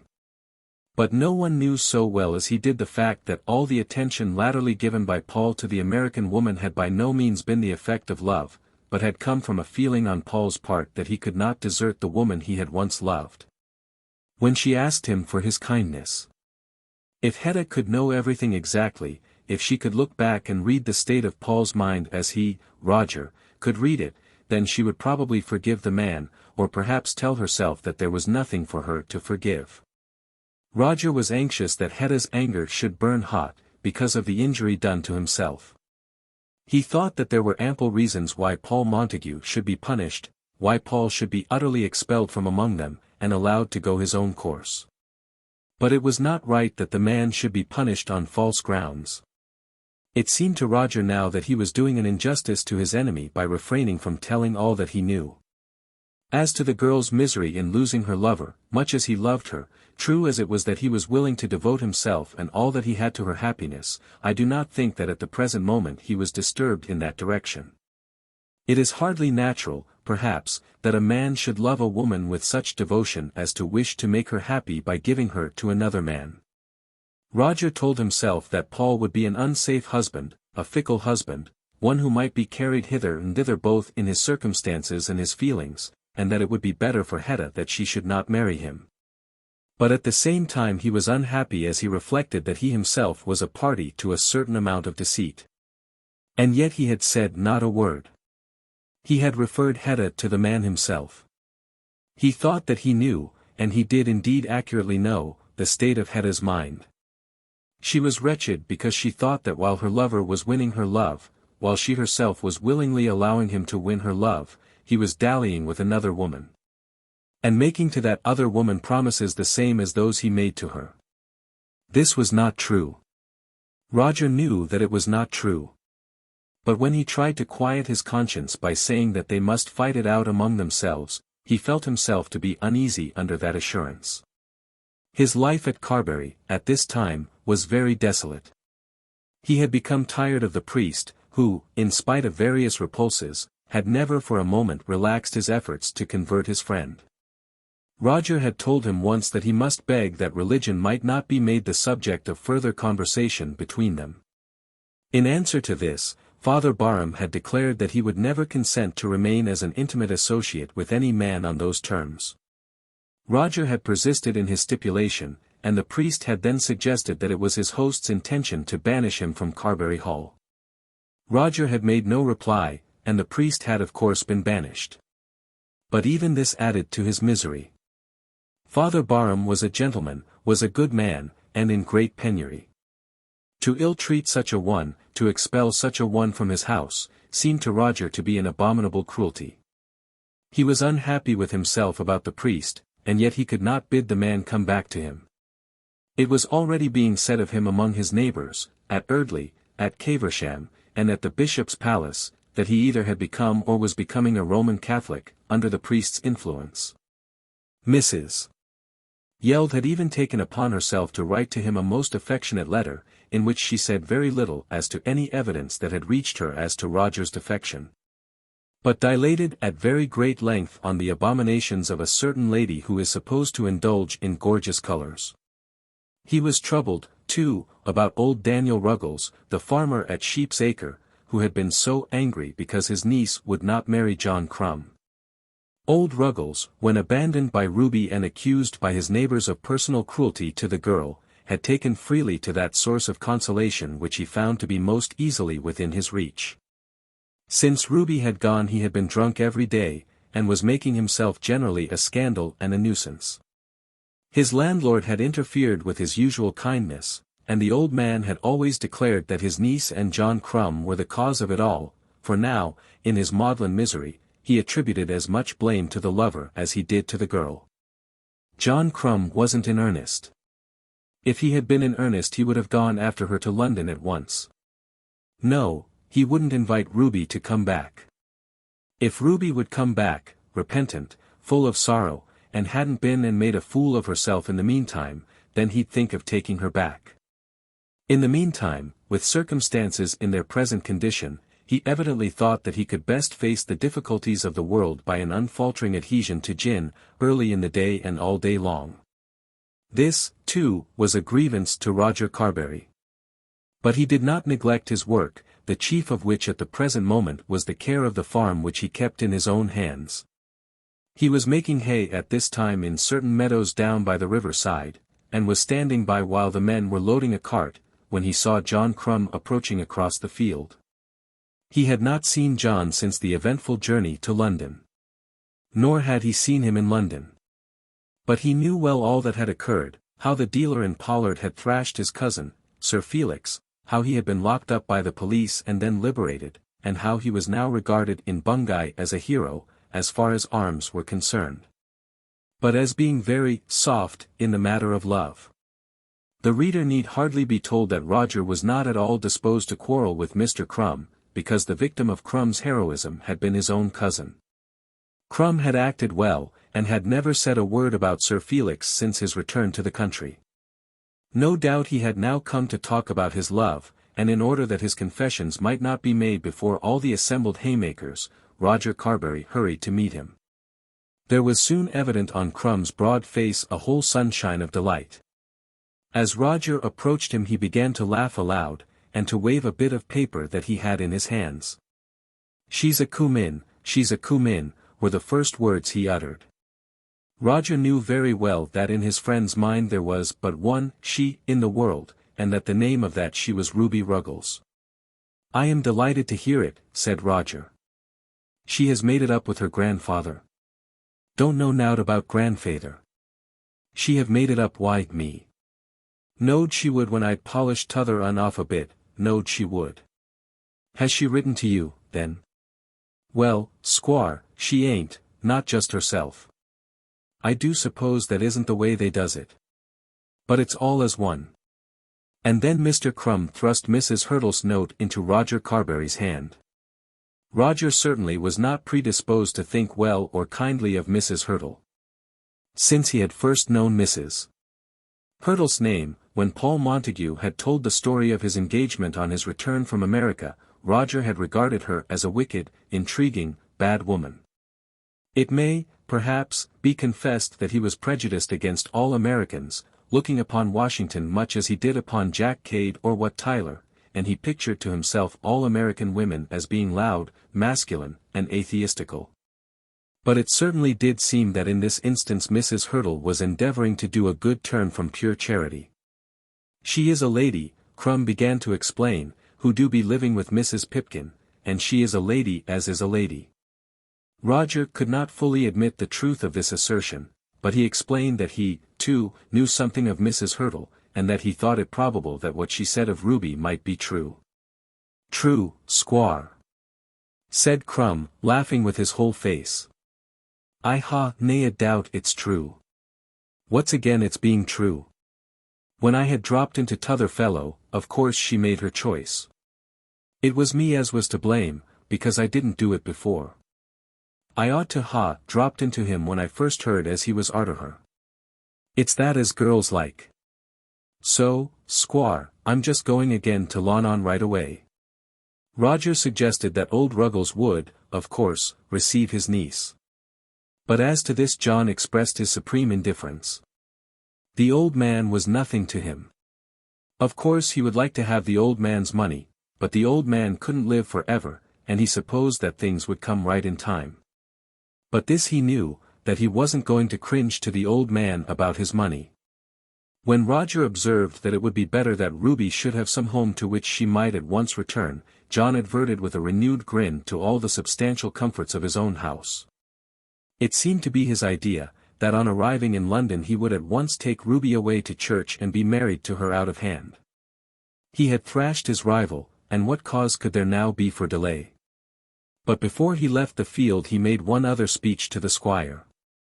"You ain't taken it amiss, squire, 'cause he was coosin to yourself?" "Not in the least, Mr. Crumb. That's coined now. I ain't done the young man a hupworth o' harm, and I don't feel no grudge again him, and when me and Ruby's once spliced, I'm darned if I don't give on a bottle of wine the first day as he'll come to Bungay." Roger did not feel himself justified in accepting this invitation on the part of Sir Felix.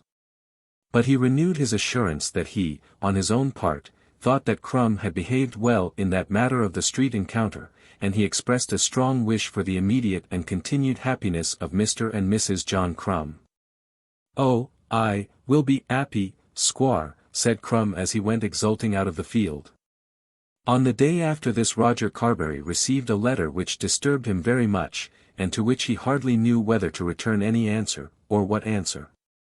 It was from Paul Montague, and was written by him but a few hours after he had left his letter for Hetta with his own hands, at the door of her mother's house. Paul's letter to Roger was as follows. "My dear Roger, though I know that you have cast me off from you, I cannot write to you in any other way, as any other way would be untrue.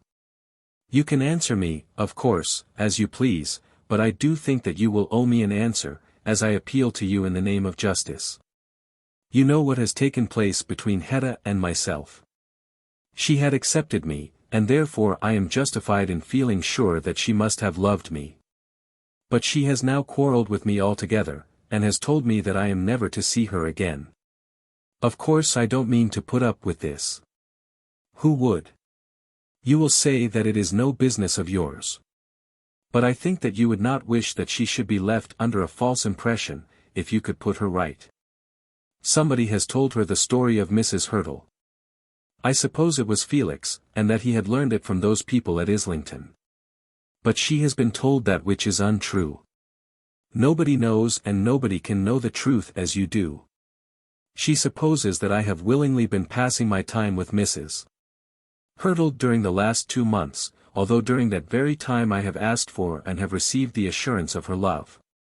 Now, whether or no I have been to blame about Mrs.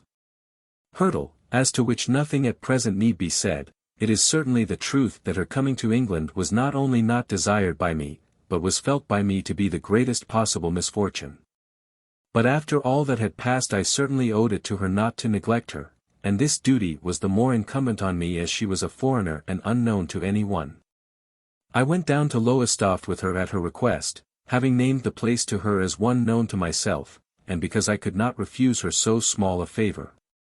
You know that it was so, and you know also, as no one else does, that whatever courtesy I have shown to Mrs. Hurtle in England, I have been constrained to show her. I appeal to you to let Hetta know that this is true. She had made me understand that not only her mother and brother, but you also, are well acquainted with the story of my acquaintance with Mrs. Hurtle. Neither Lady Carbury nor Sir Felix has ever known anything about it. You, and you only, have known the truth. And now, though at the present you are angry with me, I call upon you to tell Hetta the truth as you know it. You will understand me when I say that I feel that I am being destroyed by a false representation. I think that you, who abhor a falsehood, will see the justice of setting me right, at any rate as far as the truth can do so. I do not want you to say a word for me beyond that. Yours always, Paul Montague. What business is all that of mine? This, of course, was the first feeling produced in Roger's mind by Montague's letter. If Hetta had received any false impression, it had not come from him. He had told no stories against his rival, whether true or false. He had been so scrupulous that he had refused to say a word at all. And if any false impression had been made on Hetta's mind, either by circumstances or by untrue words, had not Montague deserved any evil that might fall upon him? Though every word in Montague's letter might be true, nevertheless, in the end, no more than justice would be done him, even should he be robbed at last of his mistress under erroneous impressions. The fact that he had once disgraced himself by offering to make Mrs. Hurtle his wife, rendered him unworthy of Hetta Carbury. Such, at least, was Roger Carbury's verdict as he thought over all the circumstances. At any rate, it was no business of his to correct these wrong impressions. And yet he was ill at ease as he thought of it all. He did believe that every word in Montague's letter was true. Though he had been very indignant when he met Paul and Mrs. Hurtle together on the sands at Lowestoft, he was perfectly convinced that the cause of their coming there had been precisely that which Montague had stated. It took him 2 days to think over all this, 2 days of great discomfort and unhappiness. After all, why should he be a dog in the manger? The girl did not care for him, looked upon him as an old man to be regarded in a fashion altogether different from that in which she regarded Paul Montague. He had let his time for love-making go by, and now it behoved him, as a man, to take the world as he found it, and not to lose himself in regrets for a kind of happiness which he could never attain. In such an emergency as this he should do what was fair and honest, without reference to his own feelings. And yet the passion which dominated John Crumb altogether, which made the mealman so intent on the attainment of his object as to render all other things indifferent to him for the time, was equally strong with Roger Carbury. Unfortunately for Roger, strong as his passion was, it was embarrassed by other feelings. It never occurred to Crumb to think whether he was a fit husband for Ruby, or whether Ruby, having a decided preference for another man, could be a fit wife for him.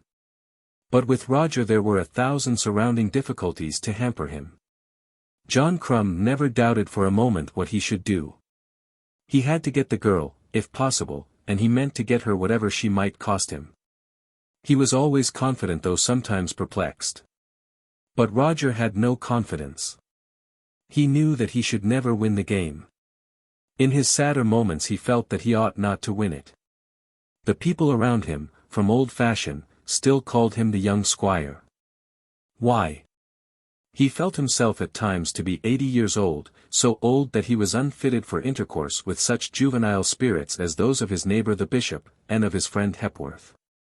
Could he, by any training, bring himself to take her happiness in hand, altogether sacrificing his own? In such a mood as this he did at last answer his enemy's letter, and he answered it as follows. I do not know that I am concerned to meddle in your affairs at all. I have told no tale against you, and I do not know that I have any that I wish to tell in your favour, or that I could so tell if I did wish. I think that you have behaved badly to me, cruelly to Mrs. Hurtle, and disrespectfully to my cousin. Nevertheless, as you appeal to me on a certain point for evidence which I can give, and which you say no one else can give, I do acknowledge that, in my opinion, Mrs. Hurtle's presence in England has not been in accordance with your wishes, and that you accompanied her to Lowestoft, not as her lover but as an old friend whom you could not neglect. Roger Carbury. Paul Montague, Esq. You are at liberty to show this letter to Miss Carbury, if you please, but if she reads part she should read the whole. There was more perhaps of hostility in this letter than of that spirit of self-sacrifice to which Roger intended to train himself, and so he himself felt after the letter had been dispatched. Chapter 88. The Inquest. Melmotte had been found dead on Friday morning, and late on the evening of the same day Madame Melmotte and Marie were removed to lodgings far away from the scene of the tragedy, up at Hampstead. Hurtle had known of the place, and at Lord Nidderdale's instance had busied himself in the matter, and had seen that the rooms were made instantly ready for the widow of his late employer. Nidderdale himself had assisted them in their departure. And the German, with the poor woman's maid, with the jewels also, which had been packed according to Melmotte's last orders to his wife, followed the carriage which took the mother and the daughter. They did not start till 9 o'clock in the evening, and Madame Melmotte at the moment would fain have been allowed to rest one other night in Bruton Street.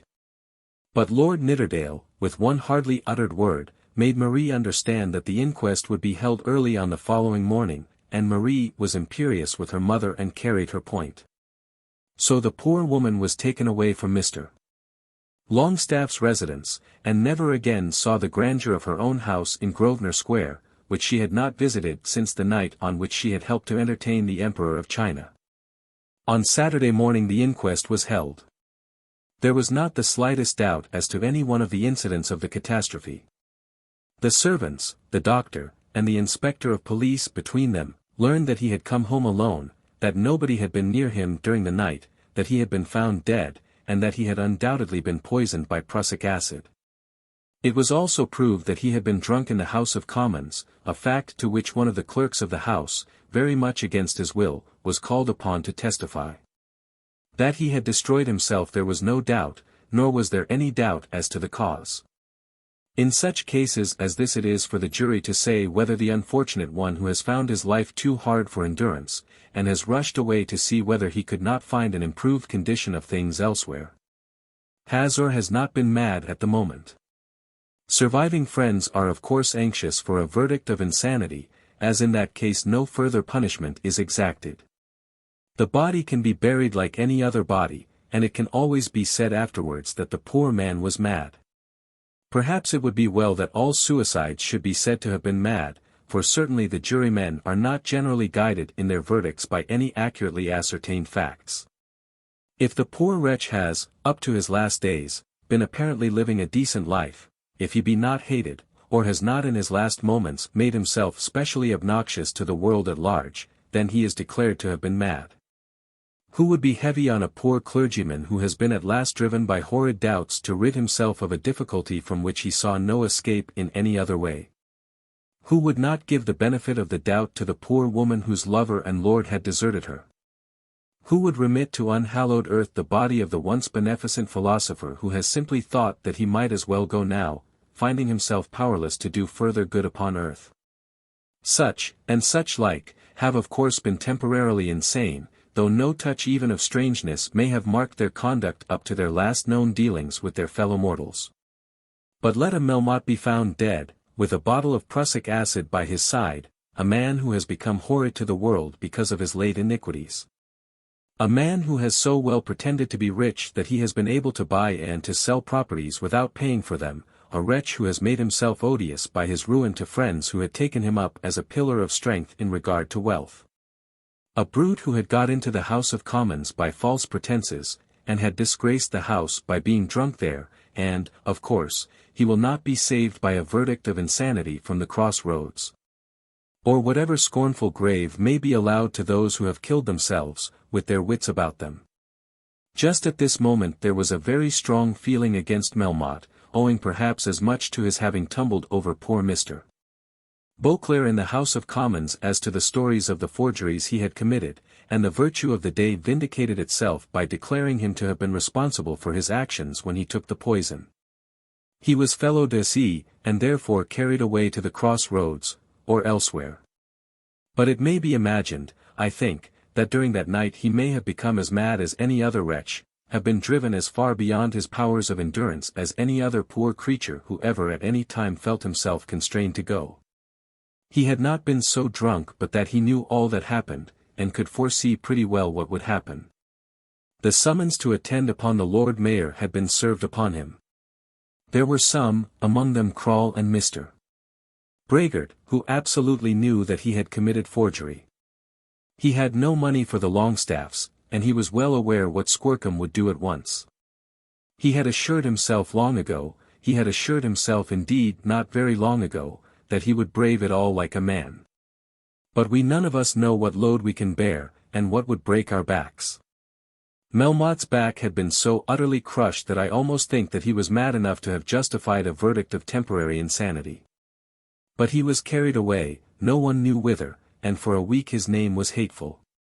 But after that, a certain amount of whitewashing took place, and, in some degree, a restitution of fame was made to the manes of the departed. In Westminster he was always odious. Westminster, which had adopted him, never forgave him. But in other districts it came to be said of him that he had been more sinned against than sinning, and that, but for the jealousy of the old stagers in the mercantile world, he would have done very wonderful things. Marylebone, which is always merciful, took him up quite with affection, and would have returned his ghost to Parliament could his ghost have paid for committee rooms. Finsbury delighted for a while to talk of the great financier, and even Chelsea thought that he had been done to death by ungenerous tongues. It was, however, Marylebone alone that spoke of a monument. Mr. Longstaff came back to his house, taking formal possession of it a few days after the verdict. Of course he was alone. There had been no further question of bringing the ladies of the family up to town. And Dolly altogether declined to share with his father the honor of encountering the dead man's spirit. But there was very much for Mr. Longstaff to do, and very much also for his son. It was becoming a question with both of them how far they had been ruined by their connection with the horrible man. It was clear that they could not get back the title deeds of the Pickering property without paying the amount which had been advanced upon them. And it was equally clear that they could not pay that sum unless they were enabled to do so by funds coming out of the Melmotte estate. Dolly, as he sat smoking upon the stool in Mr. Squercum's office, where he now passed a considerable portion of his time, looked upon himself as a miracle of ill-usage. By George, you know, I shall have to go to law with the governor. There's nothing else for it, is there, Squercum? Squercum suggested that they had better wait till they found what pickings there might be out of the Melmotte estate. He had made inquiries too about that, and had been assured that there must be property, but property so involved and tied up as to make it impossible to lay hands upon it suddenly. They say that the things in the square, and the plate, and the carriages and horses, and all that, ought to fetch between 20 and 30,000. There were a lot of jewels, but the women have taken them, said Squercum. By George, they ought to be made to give up everything. Did you ever hear of such a thing, the very house pulled down, my house, and all done without a word from me in the matter? I don't suppose such a thing was ever known before, since properties were properties. Then he uttered sundry threats against the Bideawhiles, in reference to whom he declared his intention of making it very hot for them. It was an annoyance added to the elder Mr. Longstaff that the management of Melmotte's affairs fell at last almost exclusively into the hands of Mr. Braggart. Now Braggart, in spite of his many dealings with Melmotte, was an honest man, and, which was perhaps of as much immediate consequence, both an energetic and a patient man. But then he was the man who had wanted to marry Georgiana Longstaff, and he was the man to whom Mr. Longstaff had been particularly uncivil. Then there arose necessities for the presence of Mr. Braggart in the house in which Melmotte had lately lived and had died. The dead man's papers were still there, deeds, documents, and such letters as he had not chosen to destroy, and these could not be removed quite at once. Mr. Braggart must of course have access to my private room, as long as it is necessary, absolutely necessary, said Mr. Longstaff in answer to a message which was brought to him. But he will of course see the expediency of relieving me from such intrusion as soon as possible. But he soon found it preferable to come to terms with the rejected suitor, especially as the man was singularly good-natured and forbearing after the injuries he had received. All minor debts were to be paid at once, an arrangement to which Mr. Longstaff cordially agreed, as it included a sum of £300 due to him for the rent of his house in Bruton Street. Then by degrees it became known that there would certainly be a dividend of not less than 50%.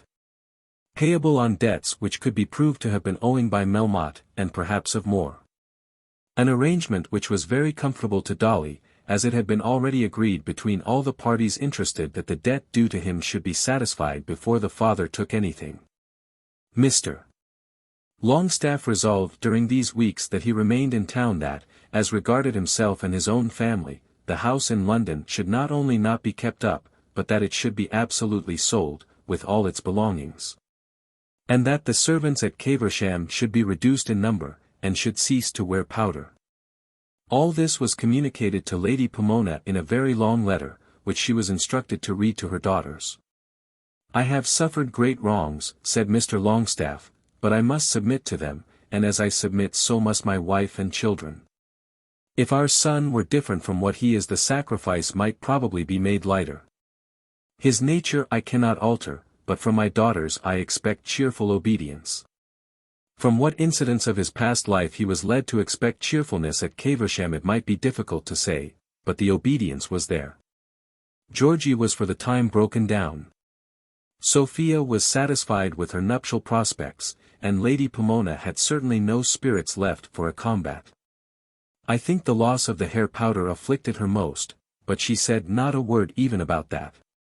But in all this the details necessary for the telling of our story are anticipated. Mr. Longstaff had remained in London actually over the 1st of September, which in Suffolk is the one great festival of the year, before the letter was written to which allusion has been made. In the meantime he saw much of Mr.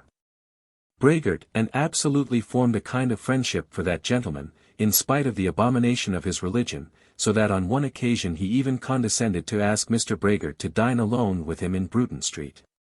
This, too, was in the early days of the arrangement of the Melmotte affairs, when Mr. Longstaff's heart had been softened by that arrangement with reference to the rent. Mr. Braggart came, and there arose a somewhat singular conversation between the two gentlemen as they sat together over a bottle of Mr. Longstaff's old port wine. Hitherto not a word had passed between them respecting the connection which had once been proposed, since the day on which the young lady's father had said so many bitter things to the expectant bridegroom. But in this evening Mr. Braggart, who was by no means a coward in such matters and whose feelings were not perhaps painfully fine, spoke his mind in a way that at first startled Mr. Longstaff. The subject was introduced by a reference which Braggart had made to his own affairs. His loss would be, at any rate, double that which Mr. Longstaff would have to bear. But he spoke of it in an easy way, as though it did not sit very near his heart. "Of course there's a difference between me and you," he said. Mr. Longstaff bowed his head graciously, as much as to say that there was of course a very wide difference. "In our affairs," continued Braggart, "we expect gains, and of course look for occasional losses. When a gentleman in your position sells a property he expects to get the purchase money. Of course he does, Mr. Braggart. That's what made it so hard. I can't even yet quite understand how it was with him, or why he took upon himself to spend such an enormous deal of money here in London. His business was quite irregular, but there was very much of it, and some of it immensely profitable. He took us in completely." "I suppose so.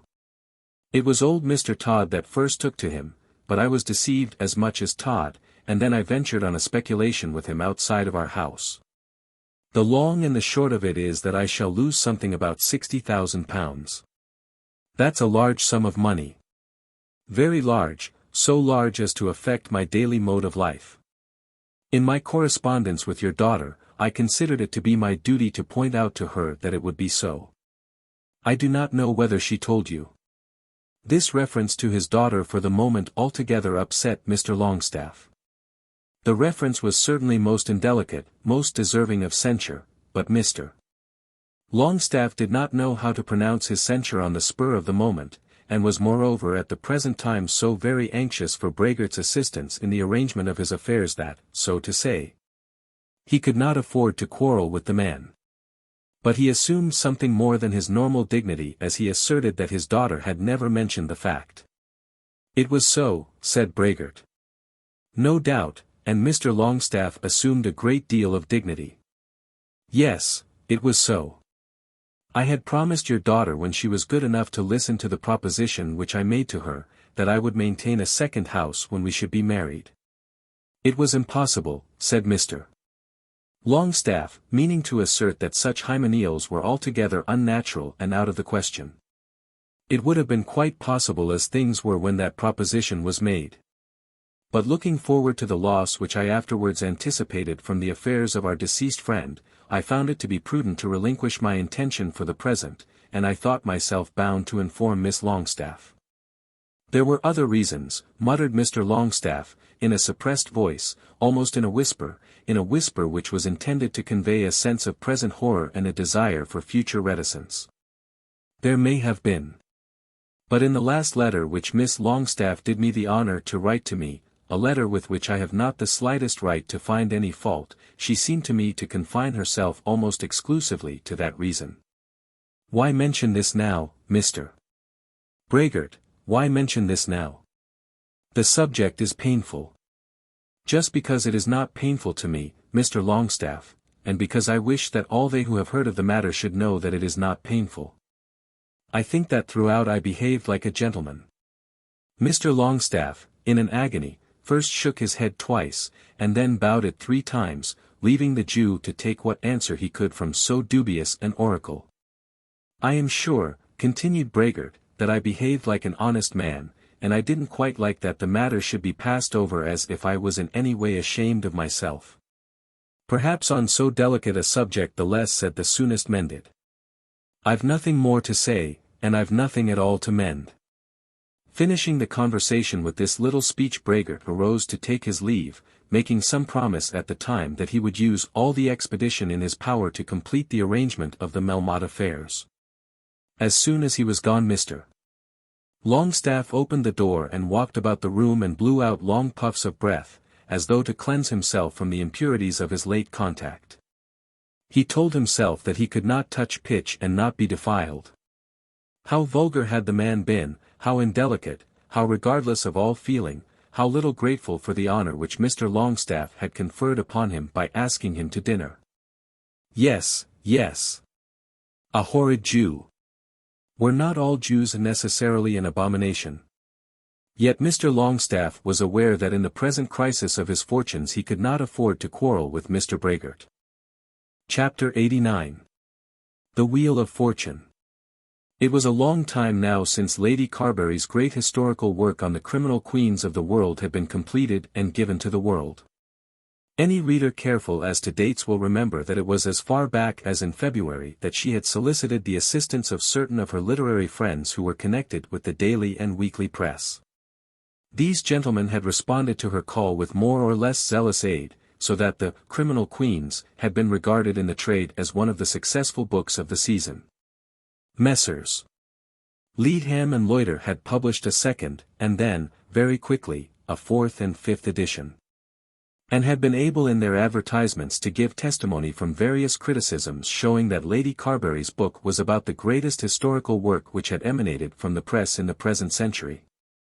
With this object a passage was extracted even from the columns of the Evening Pulpit, which showed very great ingenuity on the part of some young man connected with the establishment of Messrs. Leadham and Loiter. Lady Carbury had suffered something in the struggle. What efforts can mortals make as to which there will not be some disappointment? Paper and print cannot be had for nothing, and advertisements are very costly. An edition may be sold with startling rapidity, but it may have been but a scanty edition. When Lady Carbury received from Messrs. Leadham and Loiter their second very moderate cheque, with the expression of a fear on their part that there would not probably be a third, unless some unforeseen demand should arise, she repeated to herself those well-known lines from the satirist. Oh, Amos Cottle, for a moment think. What meagre profits spread from pen and ink. But not on that account did she for a moment hesitate as to further attempts. Indeed, she had hardly completed the last chapter of her Criminal Queens before she was busy on another work. And although the last 6 months had been to her a period of incessant trouble, and sometimes of torture, though the conduct of her son had more than once forced her to declare to herself that her mind would fail her, still she had persevered.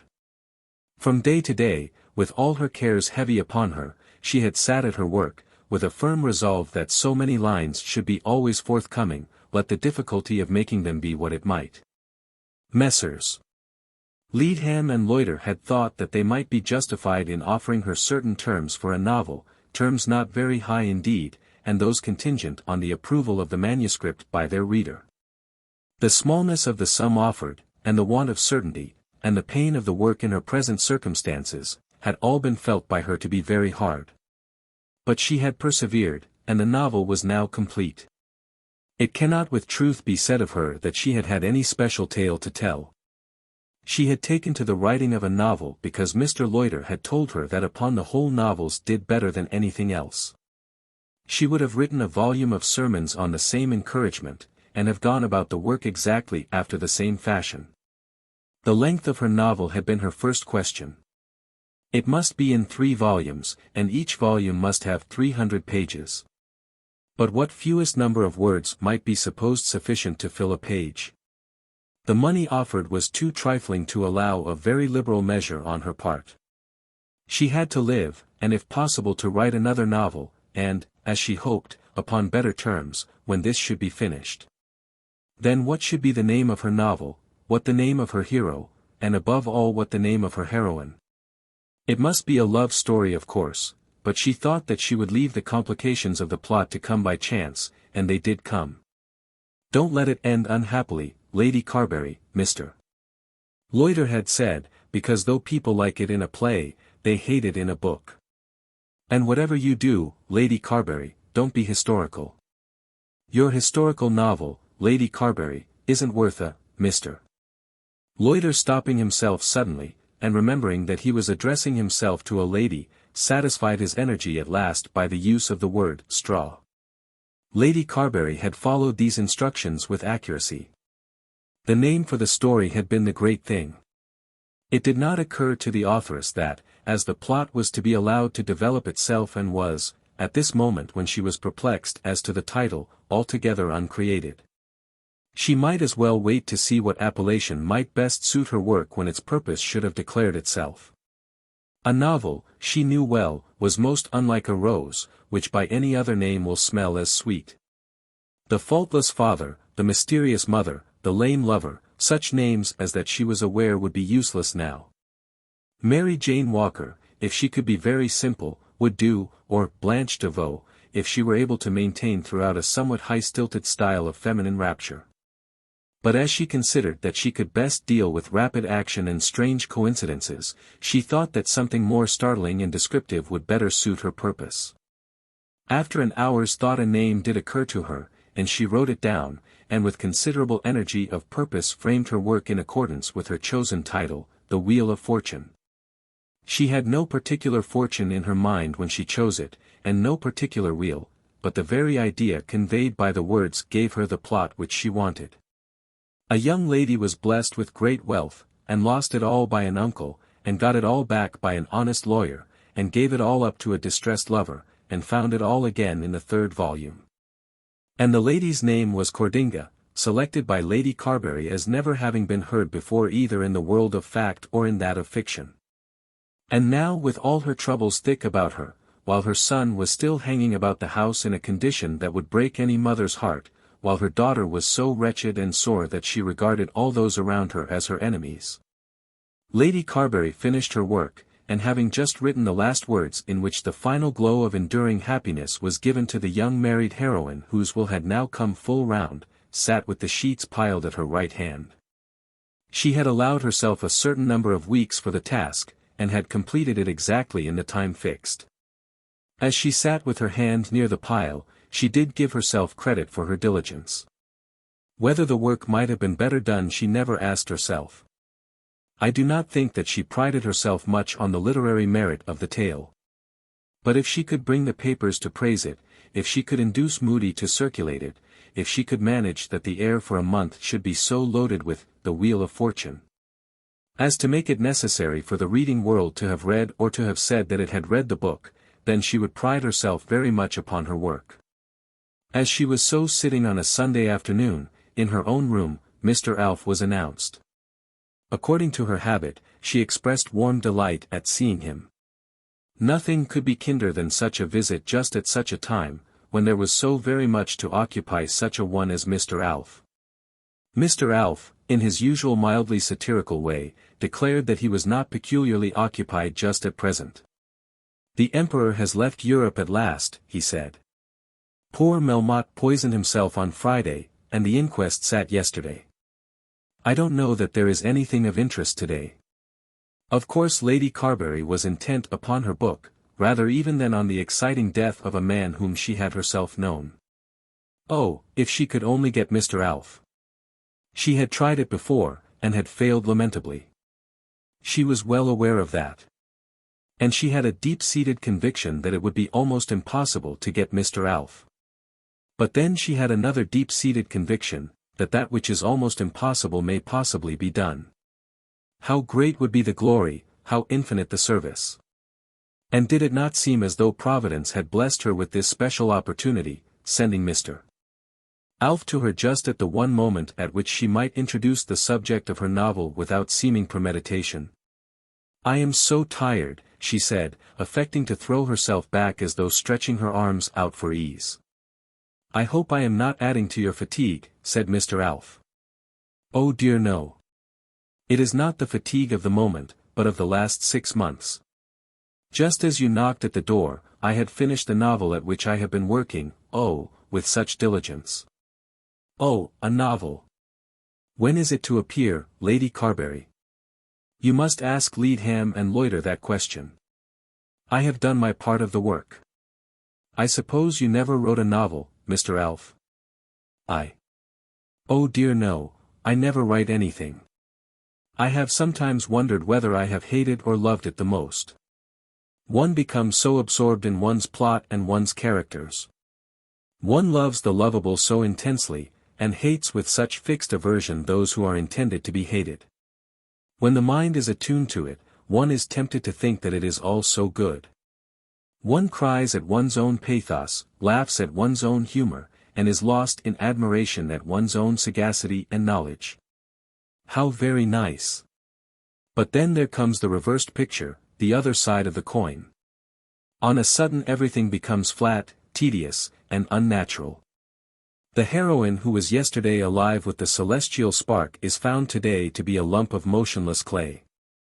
The dialogue that was so cheery on the first perusal is utterly uninteresting at a second reading. Yesterday I was sure that there was my monument, and she put her hand upon the manuscript. Today I feel it to be only too heavy for a gravestone. One's judgment about oneself always does vacillate, said Mr. Alf in a tone as phlegmatic as were the words. And yet it is so important that one should be able to judge correctly of one's own work. I can at any rate trust myself to be honest, which is more perhaps than can be said of all the critics. Dishonesty is not the general fault of the critics, Lady Carbury, at least not as far as I have observed the business. It is incapacity. In what little I have done in the matter, that is the sin which I have striven to conquer. When we want shoes we go to a professed shoemaker, but for criticism we have certainly not gone to professed critics. I think that when I gave up the evening pulpit, I left upon it a staff of writers who are entitled to be regarded as knowing their business. You given up the pulpit? Asked Lady Carbury with astonishment, readjusting her mind at once, so that she might perceive whether any and if so what advantage might be taken of Mr. Alf's new position. He was no longer editor, and therefore his heavy sense of responsibility would no longer exist, but he must still have influence. Might he not be persuaded to do one act of real friendship? Might she not succeed if she would come down from her high seat, sink on the ground before him, tell him the plain truth, and beg for a favor as a poor struggling woman? Yes, Lady Carbury, I have given it up. It was a matter of course that I should do so when I stood for Parliament. Now that the new member has so suddenly vacated his seat, I shall probably stand again. And you are no longer an editor? I have given it up, and I suppose I have now satisfied the scruples of those gentlemen who seem to think that I was committing a crime against the Constitution in attempting to get into Parliament while I was managing a newspaper. I never heard such nonsense. Of course I know where it came from. Where did it come from? Where should it come from but the breakfast table? Brune and I have been very good friends, but I do think that of all the men I know he is the most jealous. That is so little, said Lady Carbury. She was really very fond of Mr. Brune, but at the present moment she was obliged to humour Mr. Alf. It seems to me that no man can be better qualified to sit in Parliament than an editor of a newspaper, that is if he is capable as an editor. No one, I think, has ever doubted that of you. The only question is whether he be strong enough for the double work. I have doubted about myself, and have therefore given up the paper. I almost regret it. I dare say you do, said Lady Carbury, feeling intensely anxious to talk about her own affairs instead of his. I suppose you still retain an interest in the paper? Some pecuniary interest, nothing more. Oh, Mr. Alf, you could do me such a favor. Can I? If I can, you may be sure I will. False-hearted, false-tongued man. Of course he knew at the moment what was the favor Lady Carbury intended to ask, and of course he had made up his mind that he would not do as he was asked. Will you? And Lady Carbury clasped her hands together as she poured forth the words of her prayer. I never asked you to do anything for me as long as you were editing the paper. Did I? I did not think it right, and I would not do it. I took my chance like others, and I am sure you must own that I bore what was said of me with a good grace. I never complained. Did I? Certainly not. But now that you have left it yourself, if you would have the Wheel of Fortune done for me, really well done. The Wheel of Fortune. That is the name of my novel, said Lady Carbury, putting her hand softly upon the manuscript. Just at this moment it would be the making of a fortune for me. And, oh, Mr. Alf, if you could but know how I want such assistance. I have nothing further to do with the editorial management, Lady Carbury. Of course you could get it done. A word from you would make it certain. A novel is different from an historical work, you know. I have taken so much pains with it. Then no doubt it will be praised on its own merits. Don't say that, Mr. Alf. The Evening Pulpit is like, oh, it is like the throne of heaven. Who can be justified before it? Don't talk about its own merits, but say that you will have it done. It couldn't do any man any harm, and it would sell 500 copies at once, that is if it were done really con amore. Mr. Alf looked at her almost piteously, and shook his head. The paper stands so high, it can't hurt it to do that kind of thing once. A woman is asking you, Mr. Alf. It is for my children that I am struggling. The thing is done every day of the week, with much less noble motives. I do not think that it has ever been done by the Evening Pulpit. I have seen books praised. Of course you have. I think I saw a novel spoken highly of. Mr. Alf laughed. Why not? You do not suppose that it is the object of the pulpit to cry down novels? I thought it was, but I thought you might make an exception here. I would be so thankful, so grateful. My dear Lady Carbury, pray believe me when I say that I have nothing to do with it.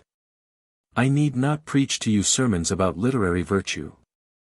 Oh, no, she said, not quite understanding what he meant.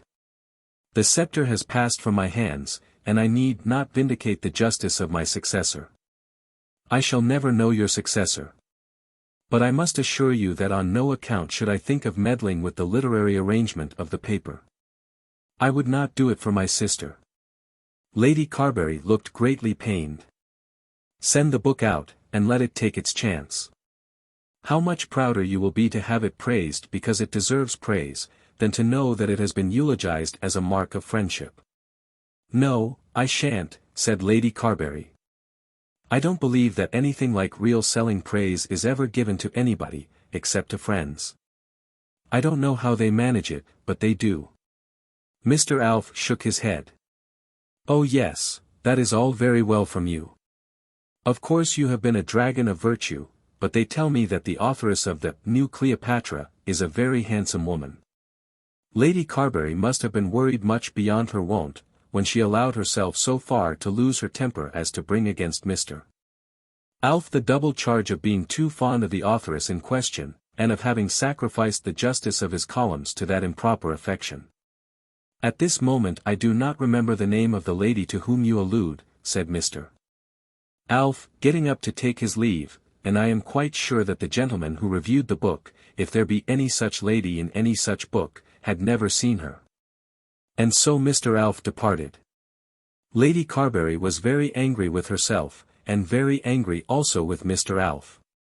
She had not only meant to be piteous, but had made the attempt and then had allowed herself to be carried away into anger. She had degraded herself to humility, and had then wasted any possible good result by a foolish fit of chagrin. The world in which she had to live was almost too hard for her. When left alone she sat weeping over her sorrows. But when from time to time she thought of Mr. Alf and his conduct, she could hardly repress her scorn.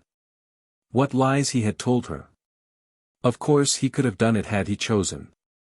But the assumed honesty of the man was infinitely worse to her than his lies. No doubt the Pulpit had two objects in its criticisms.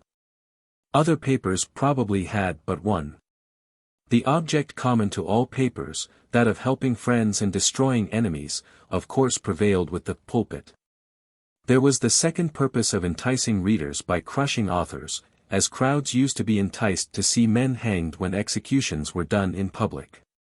But neither the one object or the other was compatible with that Aristidean justice which Mr. Alf arrogated to himself and to his paper.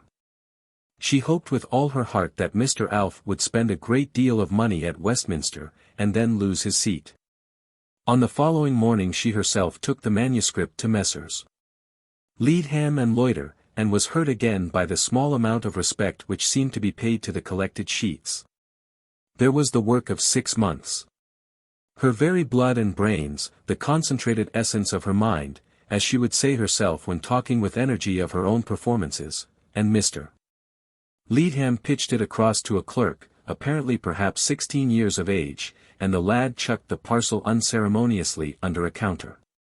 An author feels that his work should be taken from him with fast clutching but reverential hands, and held thoughtfully, out of harm's way, till it be deposited within the very sanctum of an absolutely fireproof safe.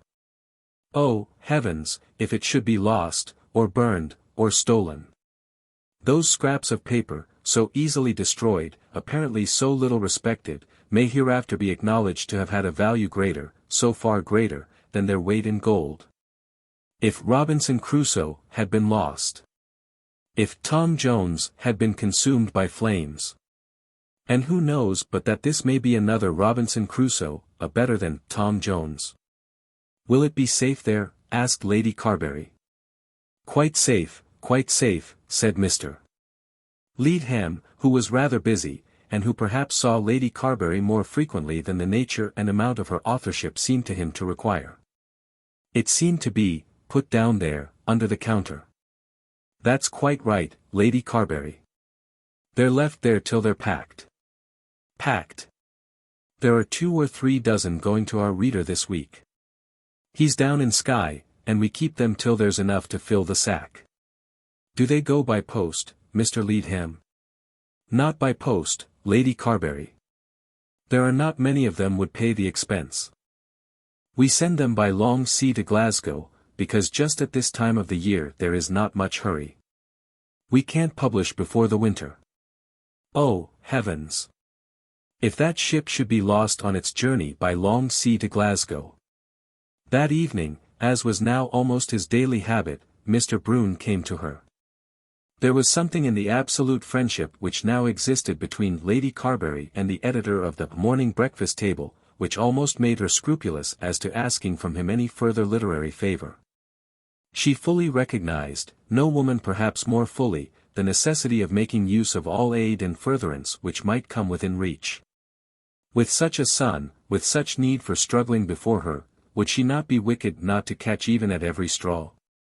But this man had now become so true to her, that she hardly knew how to beg him to do that which she, with all her mistaken feelings, did in truth know that he ought not to do.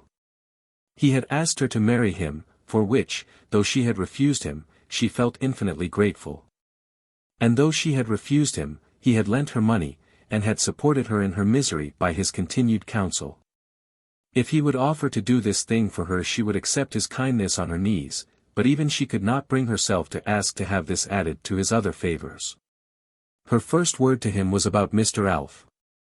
So he has given up the paper. Well, yes, nominally.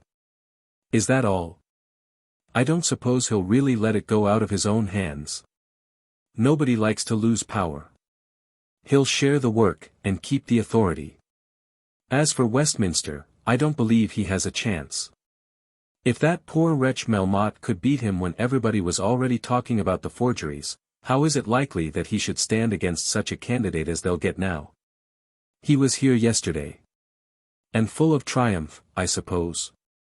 He never talks to me much of himself. We were speaking of my new book, my novel. He assured me most positively that he had nothing further to do with the paper.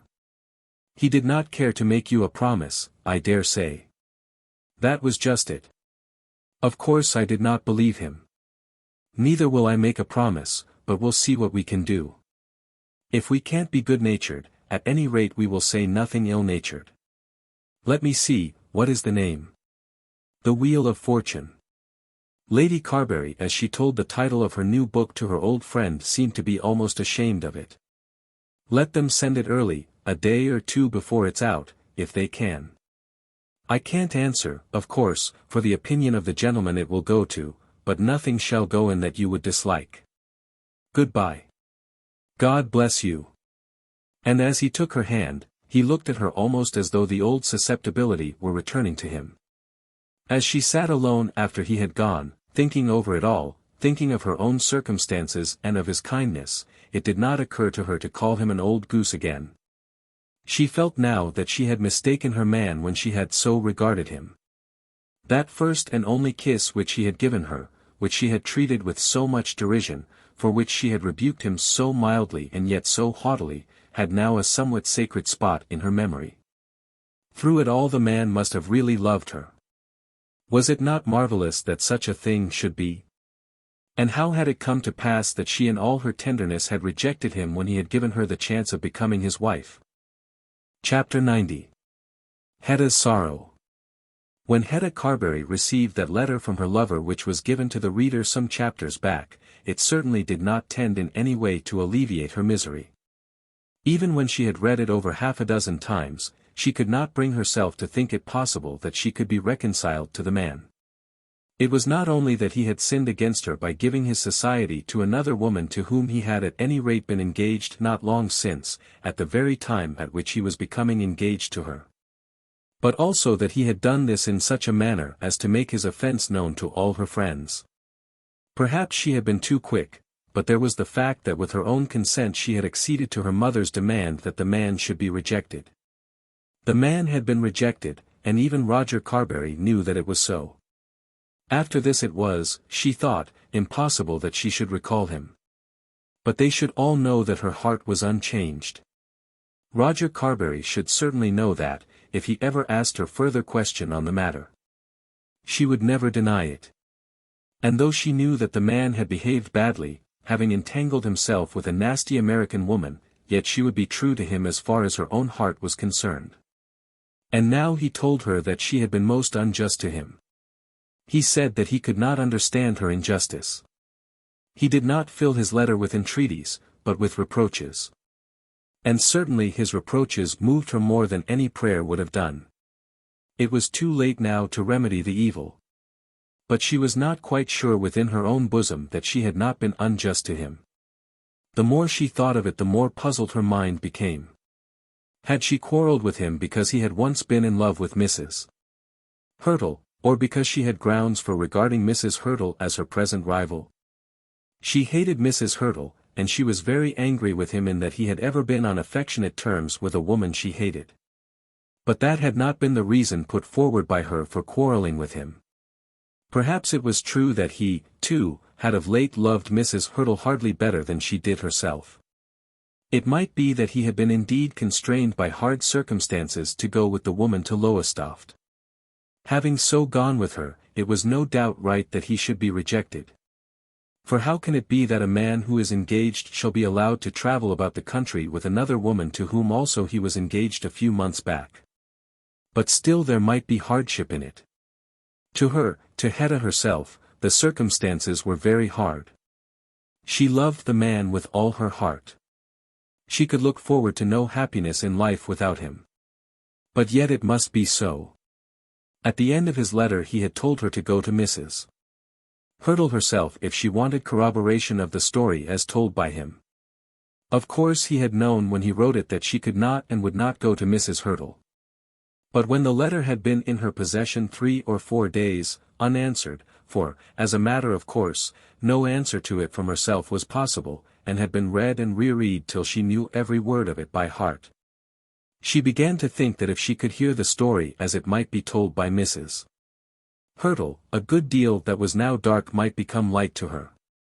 As she continued to read the letter, and to brood over it all, by degrees her anger was turned from her lover to her mother, her brother, and to her cousin Roger. Paul had of course behaved badly, very badly, but had it not been for them she might have had an opportunity of forgiving him. They had driven her on to the declaration of a purpose from which she could now see no escape. There had been a plot against her, and she was a victim. In the first dismay and agony occasioned by that awful story of the American woman, which had, at the moment, struck her with a horror which was now becoming less and less every hour, she had fallen head foremost into the trap laid for her. She acknowledged to herself that it was too late to recover her ground. She was, at any rate, almost sure that it must be too late. But yet she was disposed to do battle with her mother and her cousin in the matter, if only with the object of showing that she would not submit her own feelings to their control. She was savage to the point of rebellion against all authority. Roger Carbury would of course think that any communication between herself and Mrs. Hurtle must be most improper, altogether indelicate. 2 or 3 days ago she thought so herself. But the world was going so hard with her, that she was beginning to feel herself capable of throwing propriety and delicacy to the winds. This man whom she had once accepted, whom she altogether loved, and who, in spite of all his faults, certainly still loved her, of that she was beginning to have no further doubt, accused her of dishonesty, and referred her to her rival for a corroboration of his story. She would appeal to Mrs. Hurtle. The woman was odious, abominable, a nasty intriguing American female. But her lover desired that she should hear the woman's story, and she would hear the story, if the woman would tell it. So resolving, she wrote as follows to Mrs. Hurtle, finding great difficulty in the composition of a letter which should tell neither too little nor too much, and determined that she would be restrained by no mock modesty, by no girlish fear of declaring the truth about herself. The letter at last was stiff and hard, but it sufficed for its purpose. Madam, Mr. Paul Montague has referred me to you as to certain circumstances which have taken place between him and you. It is right that I should tell you that I was a short time since engaged to marry him, but that I have found myself obliged to break off that engagement in consequence of what I have been told as to his acquaintance with you. I make this proposition to you, not thinking that anything you will say to me can change my mind, but because he has asked me to do so, and has, at the same time, accused me of injustice towards him. I do not wish to rest under an accusation of injustice from one to whom I was once warmly attached. If you will receive me, I will make it my business to call any afternoon you may name. Yours truly, Henrietta Carbury. When the letter was written she was not only ashamed of it, but very much afraid of it also. What if the American woman should put it in a newspaper? She had heard that everything was put into newspapers in America. What if this Mrs. Hurtle should send back to her some horribly insolent answer, or should send such answer to her mother, instead of herself? And then, again, if the American woman consented to receive her, would not the American woman, as a matter of course, trample upon her with rough words? Once or twice she put the letter aside, and almost determined that it should not be sent. But at last, with desperate fortitude, she took it out with her and posted it herself. She told no word of it to any one. Her mother, she thought, had been cruel to her, had disregarded her feelings, and made her wretched forever. She could not ask her mother for sympathy in her present distress. There was no friend who would sympathize with her. She must do everything alone. Mrs. Hurtle, it will be remembered, had at last determined that she would retire from the contest and own herself to have been worsted. It is, I fear, impossible to describe adequately the various half-resolutions which she formed, and the changing phases of her mind before she brought herself to this conclusion. And soon after she had assured herself that this should be the conclusion, after she had told Paul Montague that it should be so, there came back upon her at times other half-resolutions to a contrary effect. She had written a letter to the man threatening desperate revenge, and had then abstained from sending it, and had then shown it to the man, not intending to give it to him as a letter upon which he would have to act. But only that she might ask him whether, had he received it, he would have said that he had not deserved it. Then she had parted with him, refusing either to hear or to say a word of farewell, and had told Mrs. Pipkin that she was no longer engaged to be married. At that moment everything was done that could be done. The game had been played and the stakes lost, and she had schooled herself into such restraint as to have abandoned all idea of vengeance. But from time to time there arose in her heart a feeling that such softness was unworthy of her. Who had ever been soft to her? Who had spared her? Had she not long since found out that she must fight with her very nails and teeth for every inch of ground, if she did not mean to be trodden into the dust? Had she not held her own among rough people after a very rough fashion, and should she now simply retire that she might weep in a corner like a love-sick schoolgirl? And she had been so stoutly determined that she would at any rate avenge her own wrongs, if she could not turn those wrongs into triumph. There were moments in which she thought that she could still seize the man by the throat, where all the world might see her, and dare him to deny that he was false, perjured, and mean. Then she received a long passionate letter from Paul Montague, written at the same time as those other letters to Roger Carbury and Hetta, in which he told her all the circumstances of his engagement to Hetta Carbury, and implored her to substantiate the truth of his own story. It was certainly marvelous to her that the man who had so long been her own lover and who had parted with her after such a fashion should write such a letter to her. But it had no tendency to increase either her anger or her sorrow. Of course she had known that it was so, and at certain times she had told herself that it was only natural, had almost told herself that it was right. She and this young Englishman were not fit to be mated. He was to her thinking a tame, sleek household animal, whereas she knew herself to be wild, fitter for the woods than for polished cities. It had been one of the faults of her life that she had allowed herself to be bound by tenderness of feeling to this soft over-civilized man. The result had been disastrous, as might have been expected. She was angry with him, almost to the extent of tearing him to pieces, but she did not become more angry because he wrote to her of her rival. Her only present friend was Mrs. Pipkin, who treated her with the greatest deference, but who was never tired of asking questions about the lost lover. "That letter was from Mr. Montague," said Mrs. Pipkin on the morning after it had been received. "How can you know that?" "I'm sure it was. One does get to know handwritings when letters come frequent." "It was from him." "And why not?" "Oh dear no, why not certainly. I wish he'd write every day of his life, so that things would come round again. Nothing ever troubles me so much as broken love. Why don't he come again himself, Mrs. Hurtle?" "It is not at all likely that he should come again. It is all over, and there is no good in talking of it. I shall return to New York on Saturday week." "Oh, Mrs. Hurtle. I can't remain here, you know, all my life doing nothing. I came over here for a certain purpose, and that has gone by. Now I may just go back again. I know he has ill-treated you. I know he has. I am not disposed to talk about it, Mrs. Pipkin. I should have thought it would have done you good to speak your mind out free. I know it would me if I'd been served in that way. If I had anything to say at all after that fashion it would be to the gentleman, and not to any other else. As it is I shall never speak of it again to any one. You have been very kind to me, Mrs. Pipkin, and I shall be sorry to leave you. Oh, Mrs. Hurtle, you can't understand what it is to me. It isn't only my feelings. The likes of me can't stand by their feelings only, as their betters do. I've never been above telling you what a godsend you've been to me this summer, have I? I've paid everything, butcher, baker, rates and all, just like clockwork. And now you're going away. Then Mrs. Pipkin began to sob. I suppose I shall see Mr. Crumb before I go, said Mrs. Hurtle. She don't deserve it, do she? And even now she never says a word about him that I call respectful. She looks on him as just being better than Mrs. Buggins' children. That's all. She'll be all right when he has once got her home. And I shall be all alone by myself, said Mrs. Pipkin, with her apron up to her eyes.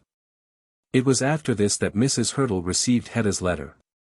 She had as yet returned no answer to Paul Montague, nor had she intended to send any written answer. Were she to comply with his request she could do so best by writing to the girl who was concerned rather than to him. And though she wrote no such letter she thought of it, of the words she would use were she to write it, and of the tale which she would have to tell.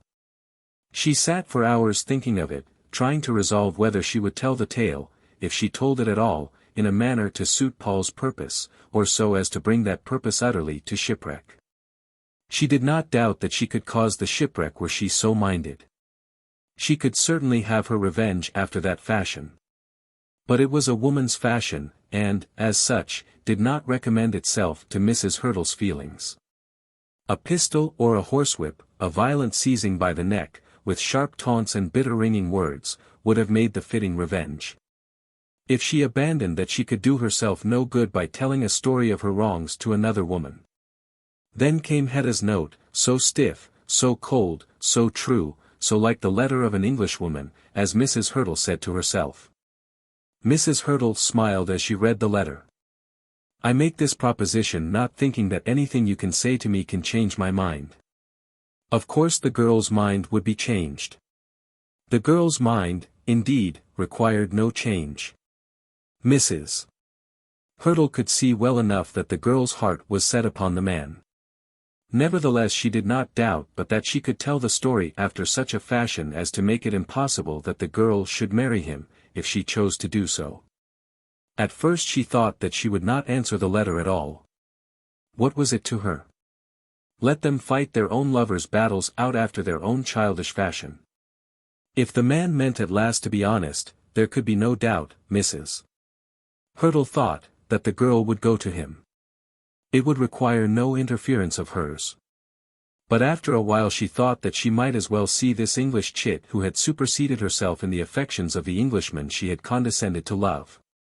And if it were the case that all revenge was to be abandoned, that no punishment was to be exacted in return for all the injury that had been done, why should she not say a kind word so as to smooth away the existing difficulties?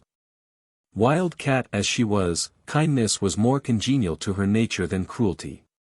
So she wrote to Hetta making an appointment. Dear Miss Carbury, if you could make it convenient to yourself to call here either Thursday or Friday at any hour between 2 and 4, I shall be very happy to see you. Yours sincerely, Winifred Hurtle. Chapter 91. The Rivals. During these days the intercourse between Lady Carbury and her daughter was constrained and far from pleasant. Hetta, thinking that she was ill-used, kept herself aloof, and would not speak to her mother of herself or of her troubles. Lady Carbury watching her, but not daring to say much, was at last almost frightened at her girl's silence. She had assured herself, when she found that Hetta was disposed to quarrel with her lover and to send him back his brooch, that things would come round, that Paul would be forgotten quickly, or laid aside as though he were forgotten. And that Hetta would soon perceive it to be her interest to marry her cousin. With such a prospect before her, Lady Carbury thought it to be her duty as a mother to show no tendency to sympathize with her girl's sorrow. Such heartbreakings were occurring daily in the world around them. Who were the happy people that were driven neither by ambition, nor poverty, nor greed, nor the cross purposes of unhappy love, to stifle and trample upon their feelings? She had known no one so blessed. She had never been happy after that fashion. She herself had within the last few weeks refused to join her lot with that of a man she really liked, because her wicked son was so grievous a burden on her shoulders.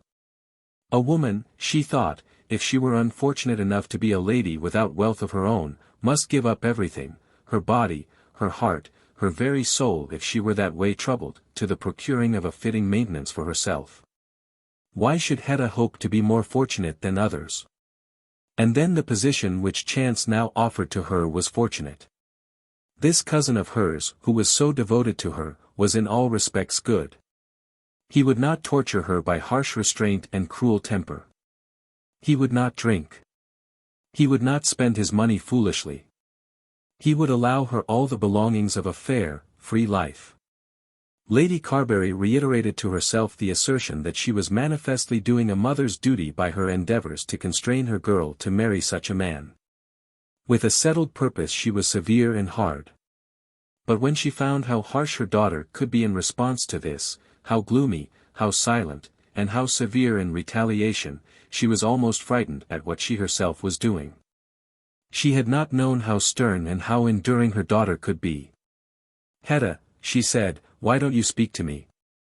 On this very day it was Hetta's purpose to visit Mrs. Hurtle at Islington. She had said no word of her intention to any one. She had chosen the Friday because on that day she knew her mother would go in the afternoon to her publisher. There should be no deceit. Immediately on her return she would tell her mother what she had done. But she considered herself to be emancipated from control. Among them they had robbed her of her lover. She had submitted to the robbery, but she would submit to nothing else. "Hetta, why don't you speak to me?" said Lady Carbury. "Because, mamma, there is nothing we can talk about without making each other unhappy." What a dreadful thing to say! Is there no subject in the world to interest you except that wretched young man? "None other at all," said Hetta obstinately. "What folly it is, I will not say only to speak like that, but to allow yourself to entertain such thoughts. How am I to control my thoughts? Do you think, mamma, that after I had owned to you that I loved a man, after I had owned it to him and, worst of all, to myself, I could have myself separated from him, and then not think about it? It is a cloud upon everything. It is as though I had lost my eyesight and my speech. It is as it would be to you if Felix were to die. It crushes me." There was an accusation in this allusion to her brother which the mother felt, as she was intended to feel it, but to which she could make no reply. It accused her of being too much concerned for her son to feel any real affection for her daughter. "You are ignorant of the world, Hetta," she said. "I am having a lesson in it now, at any rate. Do you think it is worse than others have suffered before you? In what little you see around you do you think that girls are generally able to marry the men upon whom they set their hearts?" She paused, but Hetta made no answer to this. "Marie Melmotte was as warmly attached to your brother as you can be to Mr. Montague. Marie Melmotte. She thinks as much of her feelings as you do of yours. The truth is you are indulging a dream. You must wake from it, and shake yourself, and find out that you, like others, have got to do the best you can for yourself in order that you may live. The world at large has to eat dry bread, and cannot get cakes and sweetmeats. A girl, when she thinks of giving herself to a husband, has to remember this.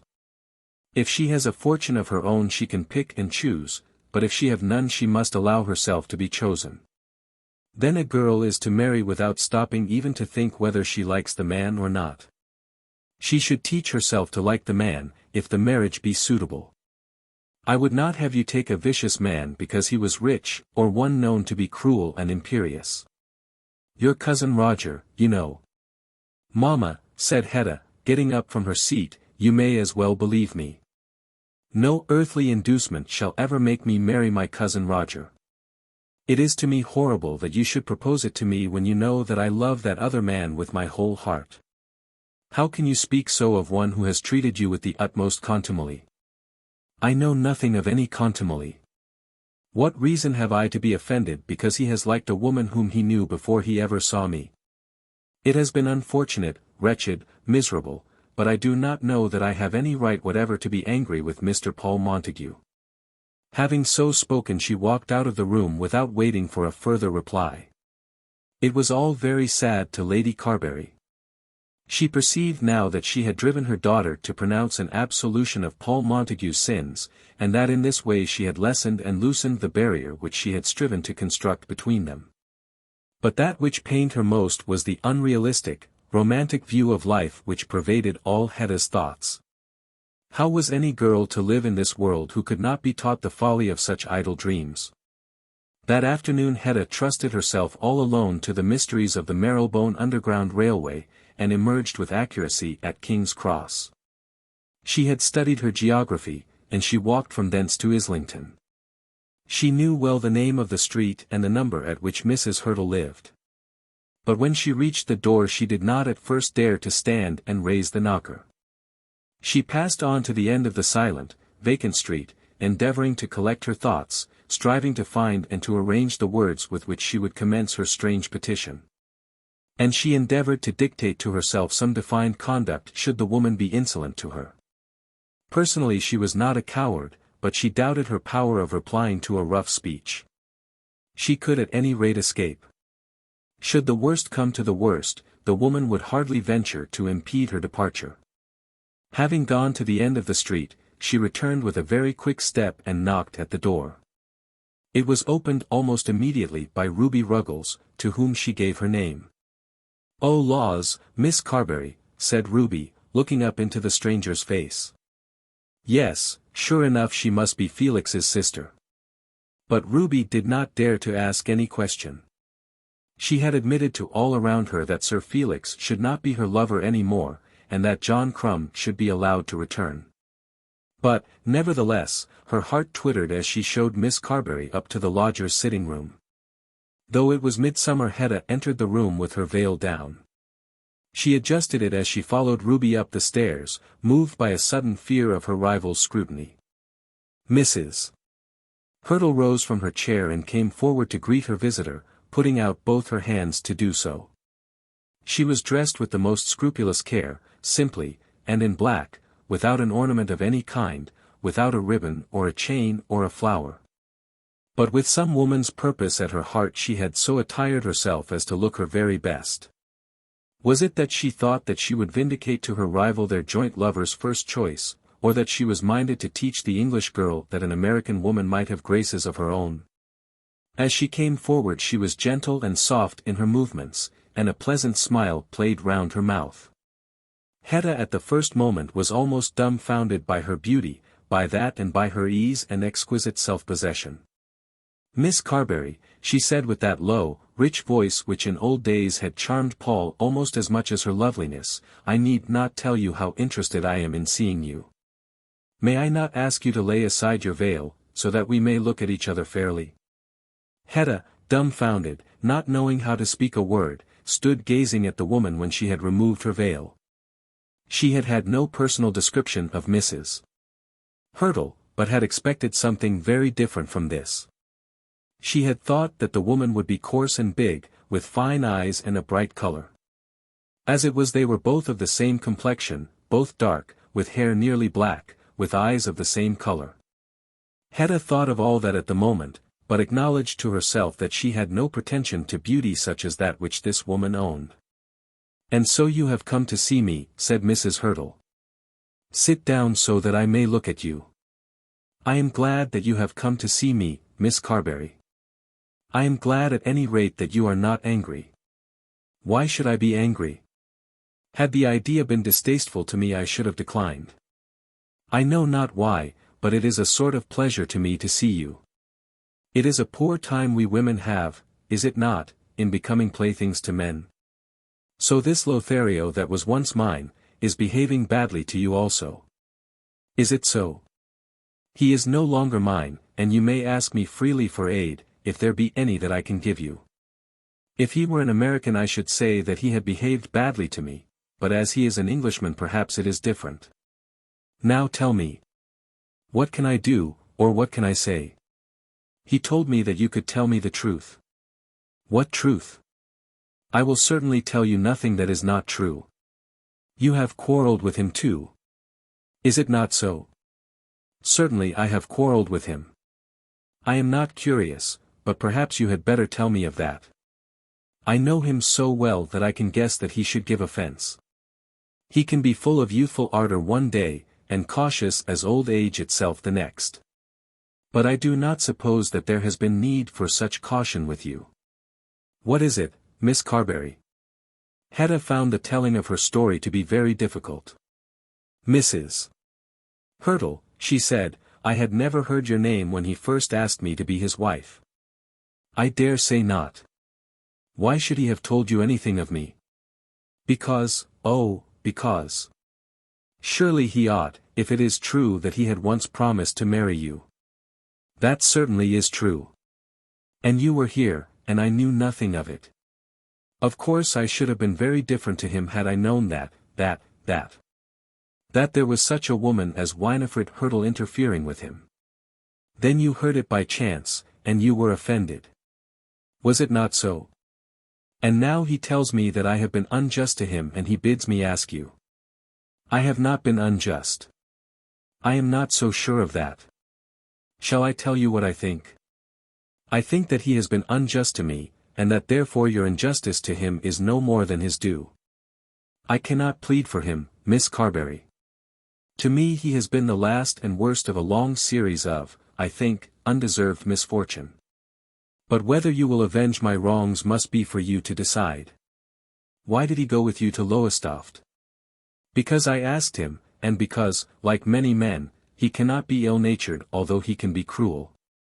He would have given a hand not to have gone, but he could not say me nay. As you have come here, Miss Carbury, you may as well know the truth.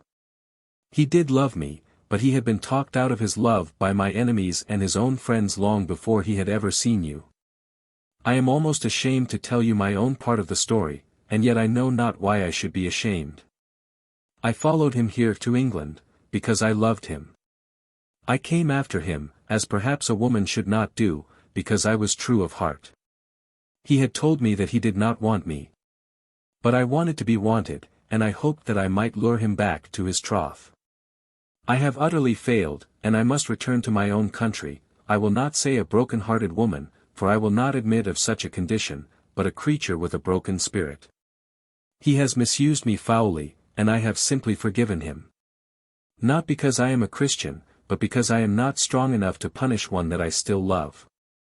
I could not put a dagger into him, or I would, or a bullet, or I would. He has reduced me to a nothing by his falseness, and yet I cannot injure him. I, who have sworn to myself that no man should ever lay a finger on me in scorn without feeling my wrath in return, I cannot punish him. But if you choose to do so, it is not for me to set you against such an act of justice. Then she paused and looked up to Hetta as though expecting a reply. But Hetta had no reply to make. All had been said that she had come to hear. Every word that the woman had spoken had in truth been a comfort to her. She had told herself that her visit was to be made in order that she might be justified in her condemnation of her lover. She had believed that it was her intention to arm herself with proof that she had done right in rejecting him. Now she was told that however false her lover might have been to this other woman, he had been absolutely true to her. The woman had not spoken kindly of Paul, had seemed to intend to speak of him with the utmost severity.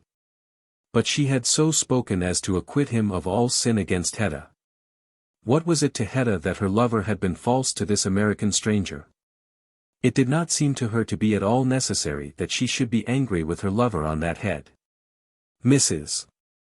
Hurtle had told her that she herself must decide whether she would take upon herself to avenge her rival's wrongs.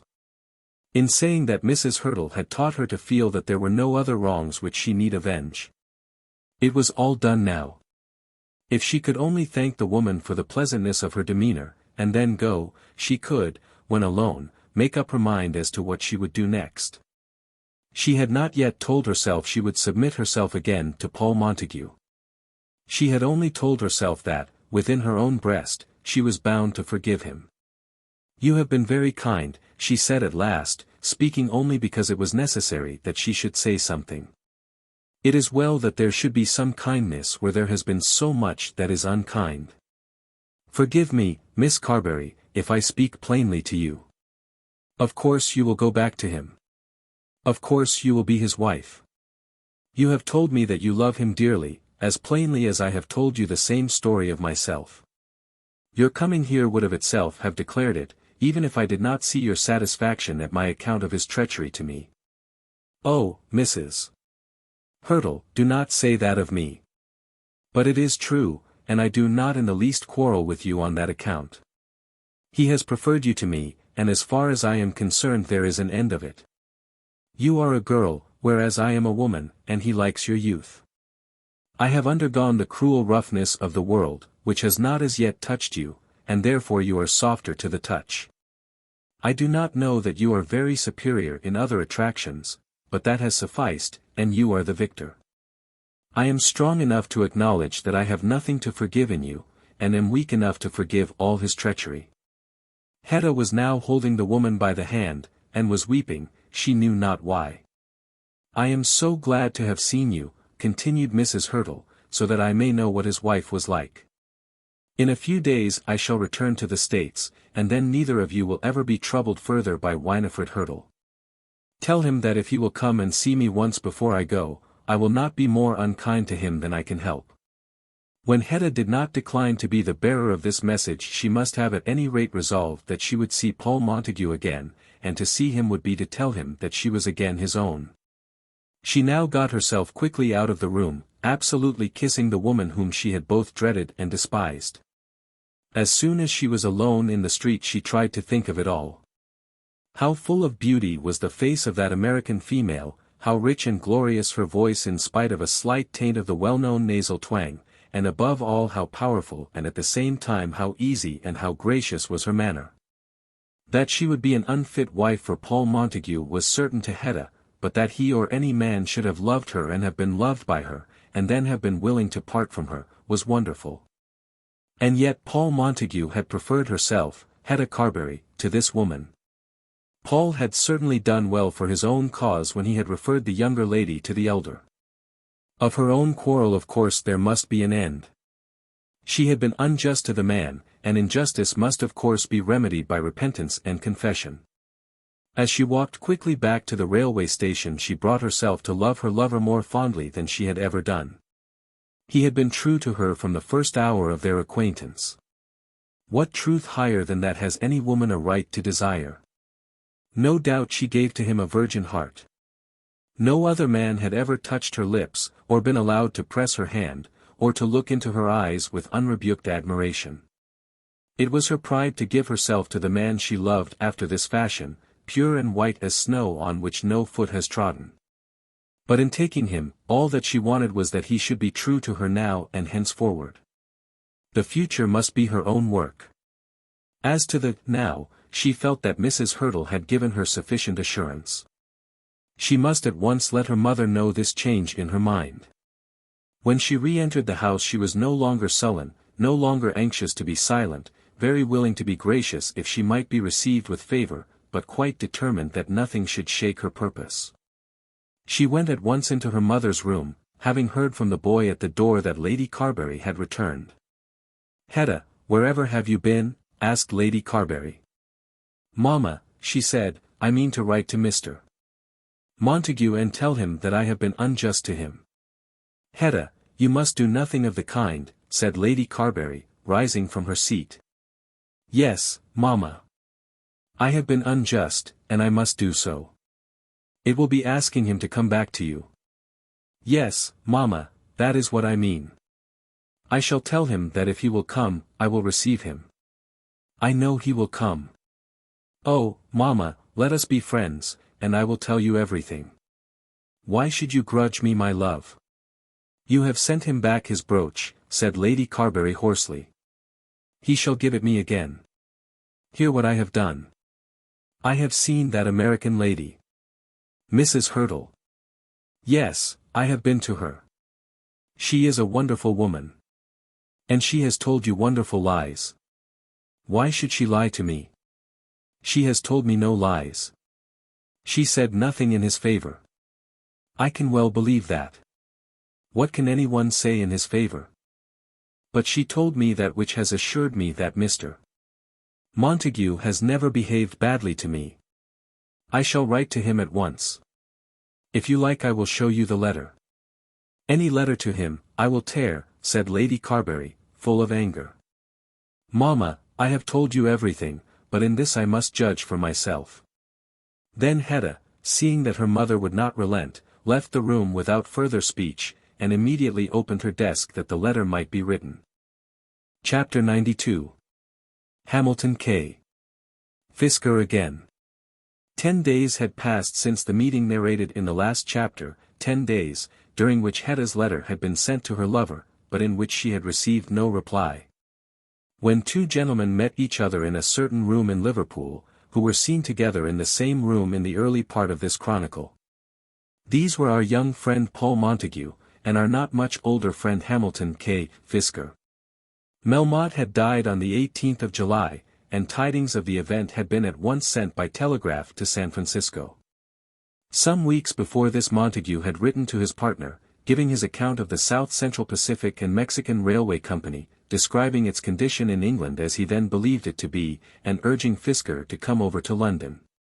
On receipt of a message from his American correspondent he had gone down to Liverpool, and had there awaited Fisker's arrival, taking counsel with his friend Mr. Ramsbottom.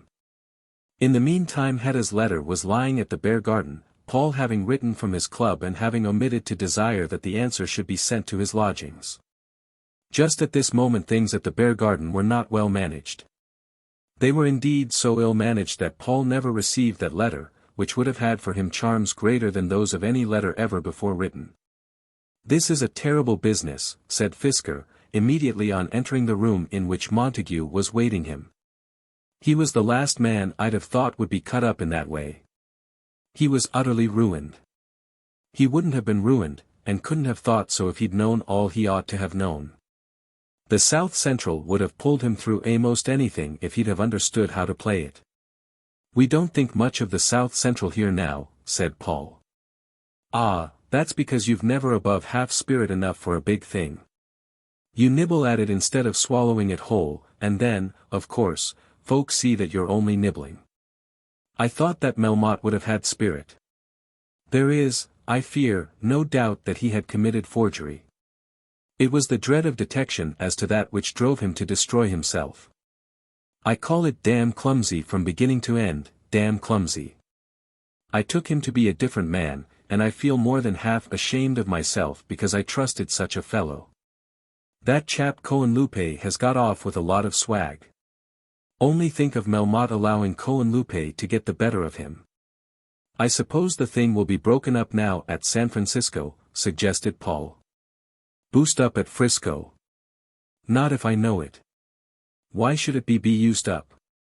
D'you think we're all going to smash there because a fool like Melmotte blows his brains out in London? He took poison.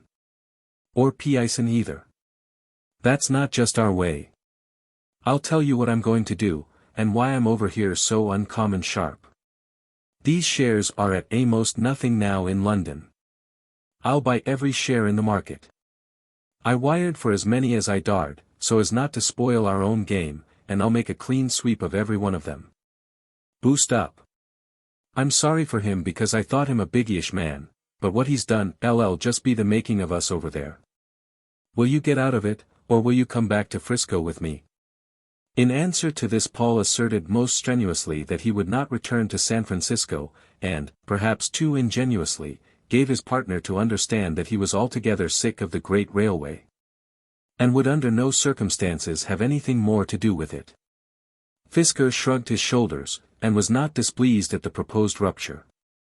He was prepared to deal fairly, nay, generously, by his partner, having recognized the wisdom of that great commercial rule which teaches us that honor should prevail among associates of a certain class. But he had fully convinced himself that Paul Montague was not a fit partner for Hamilton K. Fisker. Fisker was not only unscrupulous himself, but he had a thorough contempt for scruples in others. According to his theory of life, 999 men were obscure because of their scruples, whilst the 1000th man predominated and cropped up into the splendor of commercial wealth because he was free from such bondage. He had his own theories, too, as to commercial honesty. That which he had promised to do he would do, if it was within his power. He was anxious that his bond should be good, and his word equally so. But the work of robbing mankind in gross by magnificently false representations, was not only the duty, but also the delight and the ambition of his life. How could a man so great endure a partnership with one so small as Paul Montague? "And now what about Winifred Hurtle?" asked Fisker. "What makes you ask?" "She's in London." "Oh yes, I know she's in London," and Hurtle's at Frisco, swearing that he'll come after her. "He would, only he hasn't got the dollars." "He's not dead then," muttered Paul. "Dead, no, nor likely to die. She'll have a bad time of it with him yet." "But she divorced him." "She got a Kansas lawyer to say so, and he's got a Frisco lawyer to say that there's nothing of the kind. She hasn't played her game badly neither, for she's had the handling of her own money, and has put it so that he can't get hold of a dollar. Even if it suited other ways, you know, I wouldn't marry her myself till I saw my way clearer out of the wood." "I'm not thinking of marrying her, if you mean that. There was a talk about it in Frisco, that's all. And I have heard Hurtle say when he was a little farther gone than usual that she was here with you, and that he meant to drop in on you some of these days." To this Paul made no answer, thinking that he had now both heard enough and said enough about Mrs. Hurtle. On the following day the two men, who were still partners, went together to London, and Fisker immediately became immersed in the arrangement of Melmotte's affairs. He put himself into communication with Mr. Braggart, went in and out of the offices in Abchurch Lane and the rooms which had belonged to the railway company, cross-examined Krull, mastered the books of the company as far as they were to be mastered, and actually summoned both the Grendals, father and son, up to London. Lord Alfred, and Miles with him, had left London a day or two before Melmotte's death, having probably perceived that there was no further occasion for their services. To Fisker's appeal Lord Alfred was proudly indifferent. Who was this American that he should call upon a director of the London company to appear? Does not everyone know that a director of a company need not direct unless he pleases? Lord Alfred, therefore, did not even condescend to answer Fisker's letter, but he advised his son to run up to town. "I should just go, because I'd taken a salary from the D company," said the careful father, "but when there I wouldn't say a word." So Miles Grendall, obeying his parent, reappeared upon the scene. But Fisker's attention was perhaps most usefully and most sedulously paid to Madame Melmotte and her daughter. Till Fisker arrived no one had visited them in their solitude at Hampstead, except Krull, the clerk. Mr. Braggart had abstained, thinking that a widow, who had become a widow under such terrible circumstances, would prefer to be alone. Lord Nidderdale had made his adieus, and felt that he could do no more. It need hardly be said that Lord Alfred had too much good taste to interfere at such a time, although for some months he had been domestically intimate with the poor woman. Or that Sir Felix would not be prompted by the father's death to renew his suit to the daughter. But Fisker had not been 2 days in London before he went out to Hampstead, and was admitted to Madame Melmotte's presence. And he had not been there 4 days before he was aware that in spite of all misfortunes, Marie Melmotte was still the undoubted possessor of a large fortune. In regard to Melmotte's effects generally the Crown had been induced to abstain from interfering, giving up the right to all the man's plate and chairs and tables which it had acquired by the finding of the coroner's verdict. Not from tenderness to Madame Melmotte, for whom no great commiseration was felt, but on behalf of such creditors as poor Mr. Longstaff and his son. But Marie's money was quite distinct from this. She had been right in her own belief as to this property, and had been right, too, in refusing to sign those papers, unless it may be that that refusal led to her father's act. She herself was sure that it was not so, because she had withdrawn her refusal, and had offered to sign the papers before her father's death. What might have been the ultimate result had she done so when he first made the request, no one could now say. That the money would have gone there could be no doubt. The money was now hers, a fact which Fisker soon learned with that peculiar cleverness which belonged to him. Poor Madame Melmotte felt the visits of the American to be a relief to her in her misery. The world makes great mistakes as to that which is and is not beneficial to those whom death has bereaved of a companion. It may be, no doubt sometimes it is the case, that grief shall be so heavy, so absolutely crushing, as to make any interference with it an additional trouble, and this is felt also in acute bodily pain, and in periods of terrible mental suffering. It may also be, and, no doubt, often is the case, that the bereaved one chooses to affect such overbearing sorrow, and that friends abstain, because even such affectation has its own rights and privileges. But Madame Melmotte was neither crushed by grief nor did she affect to be so crushed. She had been numbed by the suddenness and by the awe of the catastrophe.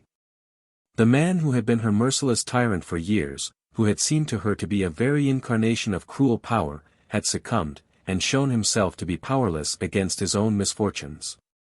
She was a woman of very few words, and had spoken almost none on this occasion even to her own daughter. But when Fisker came to her, and told her more than she had ever known before of her husband's affairs, and spoke to her of her future life, and mixed for her a small glass of brandy and water warm, and told her that Frisco would be the fittest place for her future residence, she certainly did not find him to be intrusive. And even Marie liked Fisker, though she had been wooed and almost won both by a lord and a baronet, and had understood, if not much, at least more than her mother, of the life to which she had been introduced. There was something of real sorrow in her heart for her father. She was prone to love, though, perhaps, not prone to deep affection.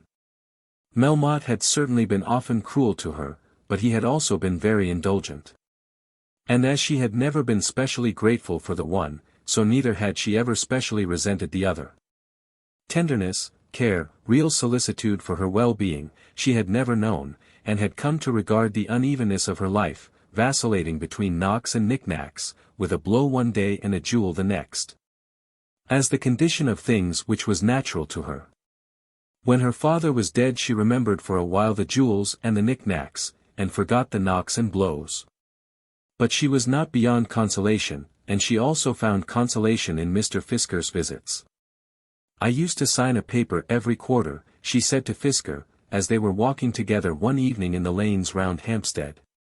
"You'll have to do the same now, only instead of giving the paper to anyone you'll have to leave it in a banker's hands to draw the money for yourself." "And can that be done over in California?" "Just the same as here. Your bankers will manage it all for you without the slightest trouble. For the matter of that I'll do it, if you'll trust me. There's only one thing against it all, Miss Melmotte." "And what's that?" "After the sort of society you've been used to here, I don't know how you'll get on among us Americans. We're a pretty rough lot, I guess. Though, perhaps, what you lose in the look of the fruit, you'll make up in the flavor." This Fisker said in a somewhat plaintive tone, as though fearing that the manifest substantial advantages of Frisco would not suffice to atone for the loss of that fashion to which Miss Melmotte had been used.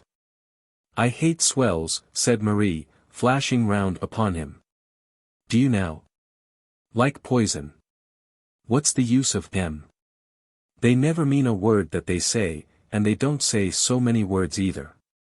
They're never more than half awake, and don't care the least about anybody. I hate London. Do you now? Oh, don't I? I wonder whether you'd hate Frisco. I rather think it would be a jolly sort of place. Very jolly, I find it. And I wonder whether you'd hate me." "Mr. Fisker, that's nonsense. Why should I hate anybody?" "But you do. I've found out one or two that you don't love. If you do come to Frisco, I hope you won't just hate me, you know." Then he took her gently by the arm, but she, whisking herself away rapidly, bade him behave himself. Then they returned to their lodgings, and Mr. Fisker, before he went back to London, mixed a little warm brandy and water for Madame Melmotte. I think that upon the whole Madame Melmotte was more comfortable at Hampstead than she had been either in Grosvenor Square or Bruton Street, although she was certainly not a thing beautiful to look at in her widow's weeds. "I don't think much of you as a bookkeeper, you know," Fisker said to Miles Grendall in the now almost deserted board-room of the South Central Pacific and Mexican Railway. Miles, remembering his father's advice, answered not a word, but merely looked with assumed amazement at the impertinent stranger who dared thus to censure his performances. Fisker had made 3 or 4 remarks previous to this, and had appealed both to Paul Montague and to Hurtle, who were present. He had invited also the attendance of Sir Felix Carbury, Lord Nidderdale, and Mr. Longstaff, who were all directors. But none of them had come. Sir Felix had paid no attention to Fisker's letter. Lord Nidderdale had written a short but characteristic reply. "Dear Mr. Fisker, I really don't know anything about it. Yours, Nidderdale." Mr. Longstaff, with laborious zeal, had closely covered 4 pages with his reasons for non-attendance, with which the reader shall not be troubled, and which it may be doubted whether even Fisker perused to the end.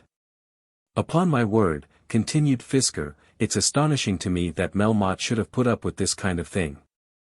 I suppose you understand something of business, Mr. Hurtle." "It vas not my department, Mr. Fisker," said the German. "Nor anybody else's either," said the domineering American. "Of course it's on the cards, Mr. Grendall, that we shall have to put you into a witness box, because there are certain things we must get at." Miles was silent as the grave, but at once made up his mind that he would pass his autumn at some pleasant but economical German retreat, and that his autumnal retirement should be commenced within a very few days, or perhaps hours might suffice. But Fisker was not in earnest in his threat. In truth, the greater the confusion in the London office, the better, he thought, were the prospects of the company at San Francisco. Miles underwent purgatory on this occasion for 3 or 4 hours, and when dismissed had certainly revealed none of Melmotte's secrets.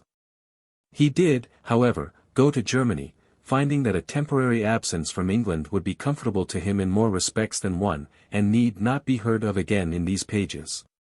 When Melmotte's affairs were ultimately wound up, there was found to be nearly enough of property to satisfy all his proved liabilities. Very many men started up with huge claims, asserting that they had been robbed, and in the confusion it was hard to ascertain who had been robbed, or who had simply been unsuccessful in their attempts to rob others. Some, no doubt, as was the case with poor Mr. Braggart, had speculated in dependence on Melmotte's sagacity, and had lost heavily without dishonesty. But of those who, like the Longstaffs, were able to prove direct debts, the condition at last was not very sad. Our excellent friend Dolly got his money early in the day, and was able, under Mr. Squercum's guidance, to start himself on a new career. Having paid his debts, and with still a large balance at his banker's, he assured his friend Nidderdale that he meant to turn over an entirely new leaf.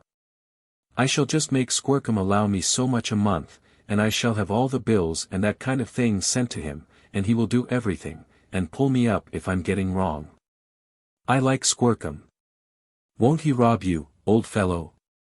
suggested Nidderdale. "Of course he will, but he won't let anyone else do it.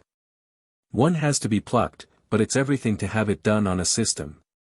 If he'll only let me have 10 shillings out of every sovereign, I think I can get along." Let us hope that Mr. Squercum was merciful, and that Dolly was enabled to live in accordance with his virtuous resolutions. But these things did not arrange themselves till late in the winter, long after Mr. Fisker's departure for California. That, however, was protracted till a day much later than he had anticipated before he had become intimate with Madame Melmotte and Marie. Madame Melmotte's affairs occupied him for a while almost exclusively. The furniture and plate were of course sold for the creditors, but Madame Melmotte was allowed to take whatever she declared to be specially her own property, and, though much was said about the jewels, no attempt was made to recover them. Marie advised Madame Melmotte to give them up, assuring the old woman that she should have whatever she wanted for her maintenance. But it was not likely that Melmotte's widow would willingly abandon any property, and she did not abandon her jewels. It was agreed between her and Fisker that they were to be taken to New York. "You'll get as much there as in London, if you like to part with them, and nobody'll say anything about it there. You couldn't sell a locket or a chain here without all the world talking about it." In all these things Madame Melmotte put herself into Fisker's hands with the most absolute confidence, and, indeed, with a confidence that was justified by its results. It was not by robbing an old woman that Fisker intended to make himself great. To Madame Melmotte's thinking, Fisker was the finest gentleman she had ever met, so infinitely pleasanter in his manner than Lord Alfred, even when Lord Alfred had been most gracious, with so much more to say for himself than Miles Grendall. Understanding her so much better than any man had ever done, especially when he supplied her with those small warm beakers of sweet brandy and water. "I shall do whatever he tells me," she said to Marie. "I'm sure I've nothing to keep me here in this country." "I'm willing to go," said Marie. "I don't want to stay in London." "I suppose you'll take him if he asks you?" "I don't know anything about that," said Marie. "A man may be very well without one's wanting to marry him." "I don't think I'll marry anybody." "What's the use? It's only money. Nobody cares for anything else. Fisker's all very well. But he only wants the money. Do you think Fisker'd ask me to marry him if I hadn't got anything? Not he. He ain't slow enough for that." "I think he's a very nice young man," said Madame Melmotte. Chapter 93. A True Lover. Hetta Carbury, out of the fullness of her heart, having made up her mind that she had been unjust to her lover, wrote to him a letter full of penitence, full of love. Telling him at great length all the details of her meeting with Mrs. Hurtle, and bidding him come back to her, and bring the brooch with him. But this letter she had unfortunately addressed to the Bear Garden, as he had written to her from that club. And partly through his own fault, and partly through the demoralization of that once perfect establishment, the letter never reached his hands. When, therefore, he returned to London, he was justified in supposing that she had refused even to notice his appeal. He was, however, determined that he would still make further struggles.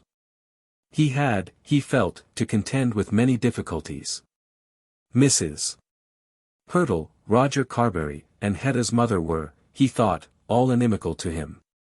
Mrs. Hurtle, though she had declared that she would not rage as a lioness, could hardly be his friend in the matter. Roger had repeatedly declared his determination to regard him as a traitor. And Lady Carbury, as he well knew, had always been and always would be opposed to the match. But Hetta had owned that she loved him, had submitted to his caresses, and had been proud of his admiration. And Paul, though he did not probably analyze very carefully the character of his beloved, still felt instinctively that, having so far prevailed with such a girl, his prospects could not be altogether hopeless. And yet how should he continue the struggle? With what weapons should he carry on the fight? The writing of letters is but a one-sided, troublesome proceeding, when the person to whom they are written will not answer them.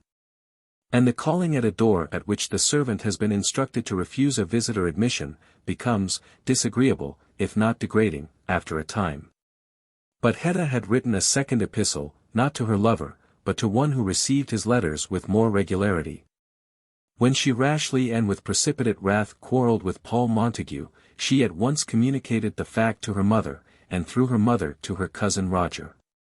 Though she would not recognize Roger as a lover, she did acknowledge him to be the head of her family, and her own special friend, and entitled in some special way to know all that she herself did, and all that was done in regard to her. She therefore wrote to her cousin, telling him that she had made a mistake about Paul, that she was convinced that Paul had always behaved to her with absolute sincerity, and, in short, that Paul was the best, and dearest, and most ill-used of human beings. In her enthusiasm she went on to declare that there could be no other chance of happiness for her in this world than that of becoming Paul's wife, and to beseech her dearest friend and cousin Roger not to turn against her, but to lend her an aiding hand. There are those whom strong words in letters never affect at all, who, perhaps, hardly read them, and take what they do read as meaning no more than half what is said. But Roger Carbury was certainly not one of these. As he sat on the garden wall at Carbury, with his cousin's letter in his hand, her words had their full weight with him. He did not try to convince himself that all this was the verbiage of an enthusiastic girl, who might soon be turned and trained to another mode of thinking by fitting admonitions. To him now, as he read and reread Hetta's letter sitting on the wall, there was not at any rate further hope for himself. Though he was altogether unchanged himself, though he was altogether incapable of change, though he could not rally himself sufficiently to look forward to even a passive enjoyment of life without the girl whom he had loved. Yet he told himself what he believed to be the truth. At last he owned directly and plainly that, whether happy or unhappy, he must do without her. He had let time slip by with him too fast and too far before he had ventured to love. He must now stomach his disappointment, and make the best he could of such a broken, ill-conditioned life as was left to him. But, if he acknowledged this, and he did acknowledge it, in what fashion should he in future treat the man and woman who had reduced him so low? At this moment his mind was tuned to high thoughts. If it were possible he would be unselfish. He could not, indeed, bring himself to think with kindness of Paul Montague. He could not say to himself that the man had not been treacherous to him, nor could he forgive the man's supposed treason. But he did tell himself very plainly that in comparison with Hetta the man was nothing to him. It could hardly be worth his while to maintain a quarrel with the man if he were once able to assure Hetta that she, as the wife of another man, should still be dear to him as a friend might be dear. He was well aware that such assurance, such forgiveness, must contain very much.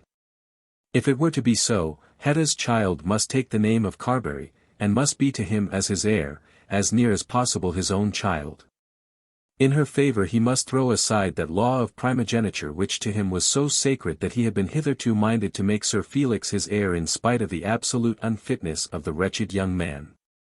All this must be changed, should he be able to persuade himself to give his consent to the marriage.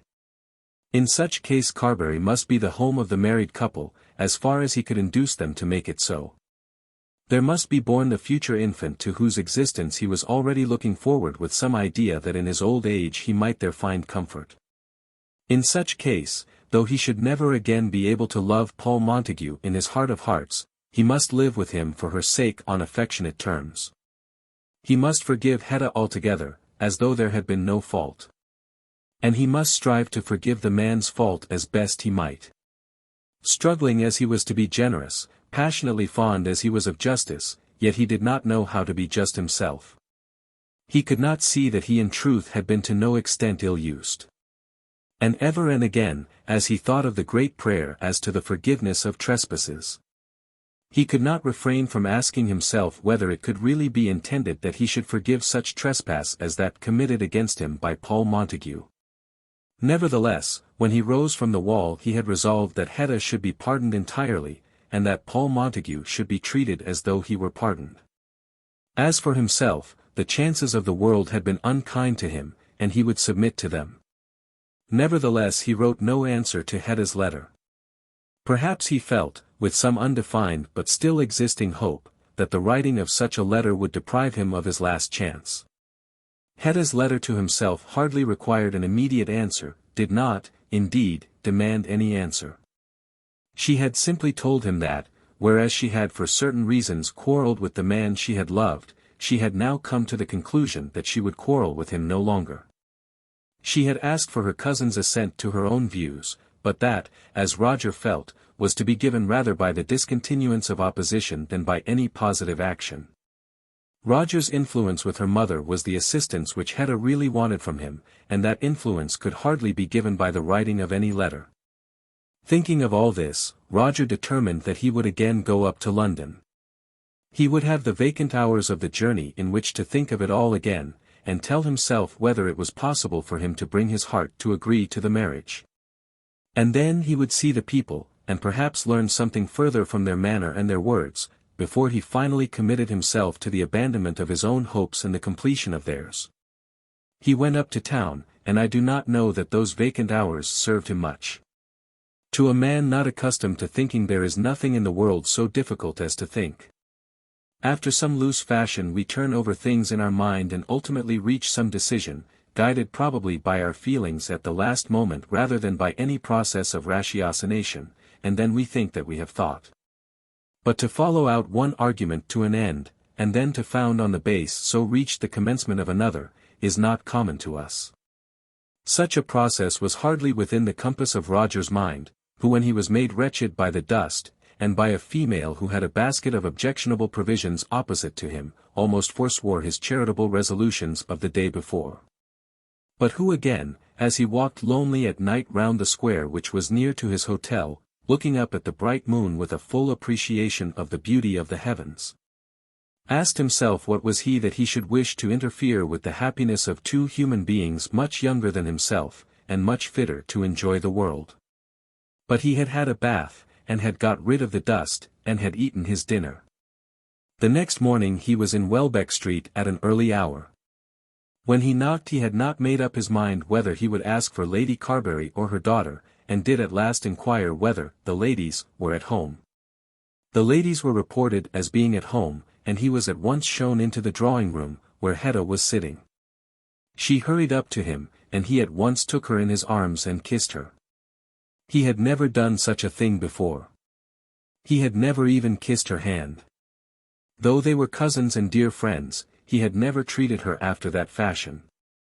Her instinct told her immediately that such a greeting from him was a sign of affectionate compliance with her wishes.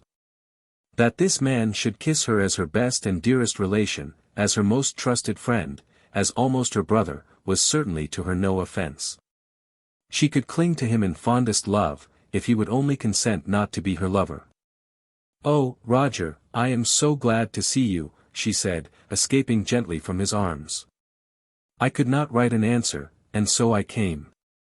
You always do the kindest thing that can be done." "I don't know. I don't know that I can do anything now, kind or unkind. It is all done without any aid from me. Hetta, you have been all the world to me. Do not reproach me," she said. "No, no. Why should I reproach you? You have committed no fault. I should not have come had I intended to reproach anyone. I love you so much for saying that. Let it be as you wish it, if it must.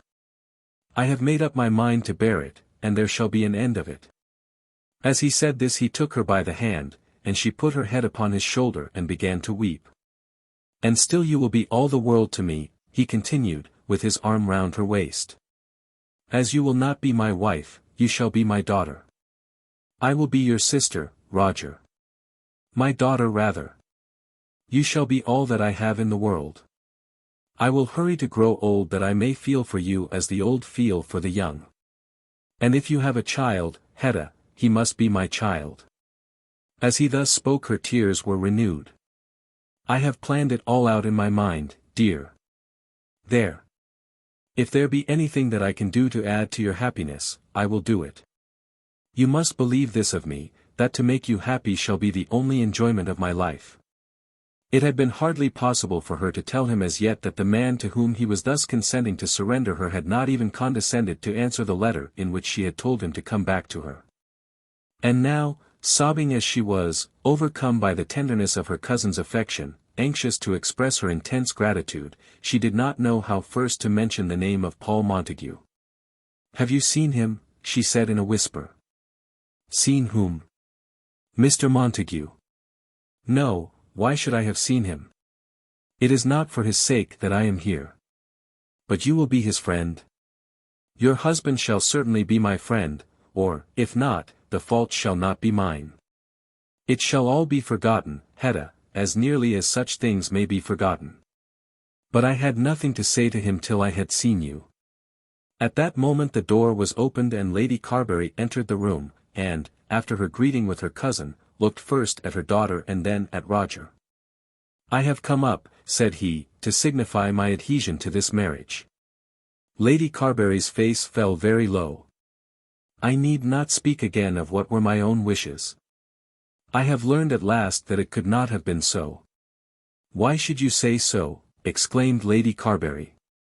Pray, mamma," Hetta began, but was unable to find words with which to go on with her prayer. "I do not know that it need be so at all," continued Lady Carbury. "I think it is very much in your own hands. Of course it is not for me to press such an arrangement, if it be not in accord with your own wishes." "I look upon her as engaged to marry Paul Montague," said Roger. "Not at all," said Lady Carbury. "Yes, mamma, yes," cried Hetta boldly.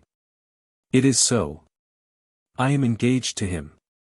I beg to let your cousin know that it is not so with my consent, nor, as far as I can understand at present, with the consent of Mr. Montague himself. Mamma! Paul Montague, ejaculated Roger Carbury. The consent of Paul Montague. I think I may take upon myself to say that there can be no doubt as to that. There has been a quarrel, said Lady Carbury. Surely he has not quarrelled with you, Hetta. I wrote to him, and he has not answered me, said Hetta piteously. Then Lady Carbury gave a full and somewhat coloured account of what had taken place, while Roger listened with admirable patience. The marriage is on every account objectionable, she said at last. His means are precarious. His conduct with regard to that woman has been very bad. He has been sadly mixed up with that wretched man who destroyed himself. And now, when Henrietta has written to him without my sanction, in opposition to my express commands, he takes no notice of her. She, very properly, sent him back a present that he made her, and no doubt he has resented her doing so. I trust that his resentment may be continued. Hetta was now seated on a sofa hiding her face and weeping. Roger stood perfectly still, listening with respectful silence till Lady Carbury had spoken her last word.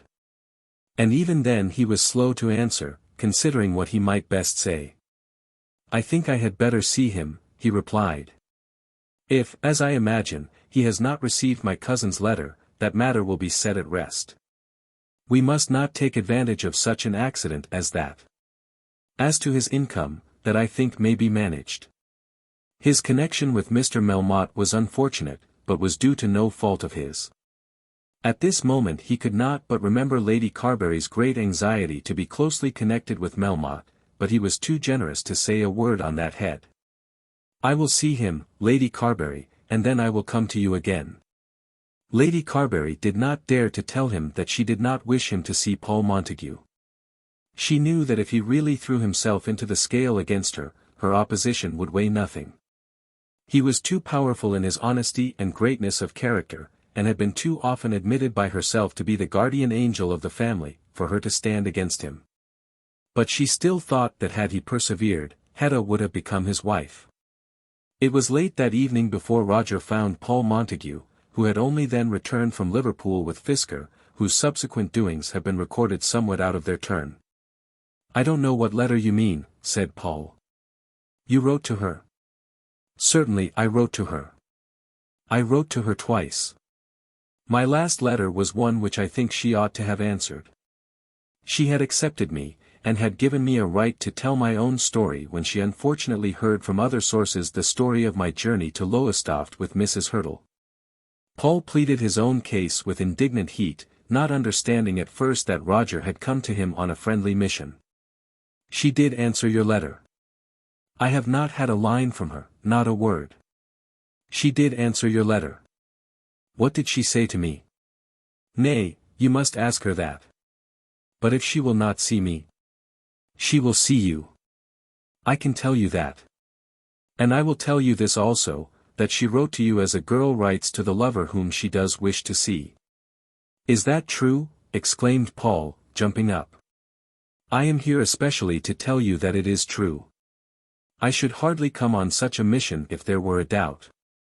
You may go to her, and need have nothing to fear, unless, indeed, it be the opposition of her mother. She is stronger than her mother, said Paul. I think she is. And now I wish you to hear what I have to say. Of course, said Paul, sitting down suddenly. Up to this moment Roger Carbury, though he had certainly brought glad tidings, had not communicated them as a joyous, sympathetic messenger. His face had been severe, and the tone of his voice almost harsh, and Paul, remembering well the words of the last letter which his old friend had written him, did not expect personal kindness. Roger would probably say very disagreeable things to him, which he must bear with all the patience which he could summon to his assistance. You know what my feelings have been, Roger began, and how deeply I have resented what I thought to be an interference with my affections. But no quarrel between you and me, whatever the rights of it may be. I have never quarrelled with you, Paul began. If you will listen to me for a moment it will be better. No anger between you and me, let it arise as it might, should be allowed to interfere with the happiness of her whom I suppose we both love better than all the rest of the world put together." "I do," said Paul. "And so do I. And so I always shall. But she is to be your wife. She shall be my daughter. She shall have my property, or her child shall be my heir. My house shall be her house, if you and she will consent to make it so. You will not be afraid of me. You know me, I think, too well for that. You may now count on any assistance you could have from me were I a father giving you a daughter in marriage. I do this because I will make the happiness of her life the chief object of mine. Now good night. Don't say anything about it at present. By and by we shall be able to talk about these things with more equable temper." Having so spoken he hurried out of the room, leaving Paul Montague bewildered by the tidings which had been announced to him. Chapter 94. John Crumb's Victory. In the meantime great preparations were going on down in Suffolk for the marriage of that happiest of lovers, John Crumb. John Crumb had been up to London, had been formally reconciled to Ruby, who had submitted to his flowery embraces, not with the best grace in the world, but still with a submission that had satisfied her future husband. Had been intensely grateful to Mrs. Hurtle, and almost munificent in liberality to Mrs. Pipkin, to whom he presented a purple silk dress, in addition to the cloak which he had given on a former occasion. During this visit he had expressed no anger against Ruby, and no indignation in reference to the baronet. When informed by Mrs. Pipkin, who hoped thereby to please him, that Sir Felix was supposed to be still all one mash of gore, he blandly smiled, remarking that no man could be much the worse for a few such taps as them. He only stayed a few hours in London, but during these few hours he settled everything. When Mrs. Pipkin suggested that Ruby should be married from her house, he winked his eye as he declined the suggestion with thanks. Daniel Ruggles was old, and, under the influence of continued gin and water, was becoming feeble. John Crumb was of opinion that the old man should not be neglected, and hinted that with a little care the £500 which had originally been promised as Ruby's fortune, might at any rate be secured. He was of opinion that the marriage should be celebrated in Suffolk, the feast being spread at Sheepsacre Farm, if Dan Ruggles could be talked into giving it, and if not, at his own house. When both the ladies explained to him that this last proposition was not in strict accordance with the habits of the fashionable world, John expressed an opinion that, under the peculiar circumstances of his marriage, the ordinary laws of the world might be suspended. "It ain't just like other folks, after all as we've been through," said he, meaning probably to imply that having had to fight for his wife, he was entitled to give a breakfast on the occasion if he pleased. But whether the banquet was to be given by the bride's grandfather or by himself, he was determined that there should be a banquet, and that he would bid the guests. He invited both Mrs. Pipkin and Mrs. Hurtle, and at last succeeded in inducing Mrs. Hurtle to promise that she would bring Mrs. Pipkin down to Bungay, for the occasion. Then it was necessary to fix the day, and for this purpose it was of course essential that Ruby should be consulted. During the discussion as to the feast and the bridegroom's entreaties that the two ladies would be present, she had taken no part in the matter in hand. She was brought up to be kissed, and having been duly kissed she retired again among the children, having only expressed one wish of her own, namely, that Joe Mixet might not have anything to do with the affair. But the day could not be fixed without her, and she was summoned. Crumb had been absurdly impatient, proposing next Tuesday, making his proposition on a Friday. They could cook enough meat for all Bungay to eat by Tuesday, and he was aware of no other cause for delay. "That's out of the question," Ruby had said decisively, and as the two elder ladies had supported her Mr. Crumb yielded with a good grace. He did not himself appreciate the reasons given because, as he remarked, gowns can be bought ready-made at any shop. But Mrs. Pipkin told him with a laugh that he didn't know anything about it, and when the 14th of August was named he only scratched his head and, muttering something about Thetford Fair, agreed that he would, yet once again, allow love to take precedence of business. If Tuesday would have suited the ladies as well he thought that he might have managed to combine the marriage and the fair, but when Mrs. Pipkin told him that he must not interfere any further, he yielded with a good grace. He merely remained in London long enough to pay a friendly visit to the policeman who had locked him up, and then returned to Suffolk, revolving in his mind how glorious should be the matrimonial triumph which he had at last achieved. Before the day arrived, old Ruggles had been constrained to forgive his granddaughter, and to give a general assent to the marriage. When John Crumb, with a sound of many trumpets, informed all Bungay that he had returned victorious from London, and that after all the ups and downs of his courtship Ruby was to become his wife on a fixed day, all Bungay took his part, and joined in a general attack upon Mr. Daniel Ruggles. The cross-grained old man held out for a long time, alleging that the girl was no better than she should be, and that she had run away with the baronet. But this assertion was met by so strong a torrent of contradiction, that the farmer was absolutely driven out of his own convictions. It is to be feared that many lies were told on Ruby's behalf by lips which had been quite ready a fortnight since to take away her character. But it had become an acknowledged fact in Bungay that John Crumb was ready at any hour to punch the head of any man who should hint that Ruby Ruggles had, at any period of her life, done any act or spoken any word unbecoming a young lady. And so strong was the general belief in John Crumb, that Ruby became the subject of general eulogy from all male lips in the town. And though perhaps some slight suspicion of irregular behaviour up in London might be whispered by the Bungay ladies among themselves, still the feeling in favour of Mr. Crumb was so general, and his constancy was so popular, that the grandfather could not stand against it. "I don't see why I ain't to do as I likes with my own," he said to Joe Mixet, the baker, who went out to Sheepsacre Farm as one of many deputations sent by the municipality of Bungay. "She's your own flesh and blood, Mr. Ruggles," said the baker. "No, she ain't, no more than she's a Pipkin. She's taken up with Mrs. Pipkin just because I hate the Pipkinses. Let Mrs. Pipkin give them a breakfast. She is your own flesh and blood, and your name, too, Mr. Ruggles. And she's going to be the respectable wife of a respectable man, Mr. Ruggles." "I won't give them no breakfast, that's flat," said the farmer. But he had yielded in the main when he allowed himself to base his opposition on one immaterial detail. The breakfast was to be given at the King's Head, and, though it was acknowledged on all sides that no authority could be found for such a practice, it was known that the bill was to be paid by the bridegroom. Nor would Mr.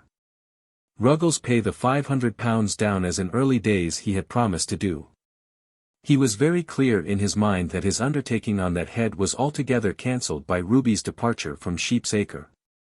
When he was reminded that he had nearly pulled his granddaughter's hair out of her head, and had thus justified her act of rebellion, he did not contradict the assertion, but implied that if Ruby did not choose to earn her fortune on such terms as those, that was her fault. It was not to be supposed that he was to give a girl, who was after all as much a Pipkin as a Ruggles, £500 for nothing. But, in return for that night's somewhat harsh treatment of Ruby, he did at last consent to have the money settled upon John Crumb at his death, an arrangement which both the lawyer and Joe Mixet thought to be almost as good as a free gift, being both of them aware that the consumption of gin and water was on the increase. And he, moreover, was persuaded to receive Mrs. Pipkin and Ruby at the farm for the night previous to the marriage. This very necessary arrangement was made by Mr. Mixet's mother, a most respectable old lady, who went out in a fly from the inn attired in her best black silk gown and an overpowering bonnet, an old lady from whom her son had inherited his eloquence, who absolutely shamed the old man into compliance, not, however, till she had promised to send out the tea and white sugar and box of biscuits which were thought to be necessary for Mrs. Pipkin on the evening preceding the marriage. A private sitting room at the inn was secured for the special accommodation of Mrs. Hurtle, who was supposed to be a lady of too high standing to be properly entertained at Sheepsacre Farm. On the day preceding the wedding one trouble for a moment clouded the bridegroom's brow.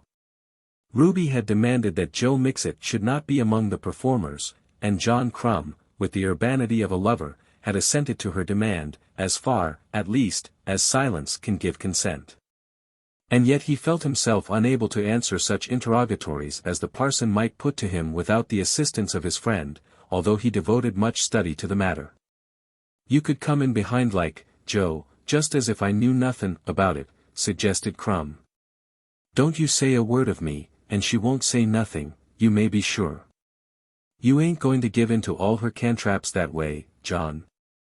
John shook his head and rubbed the meal about on his forehead. It was only just something for her to say. What have I done that she should object to me? You didn't ever go for to kiss her, did you, Joe? What a one you are.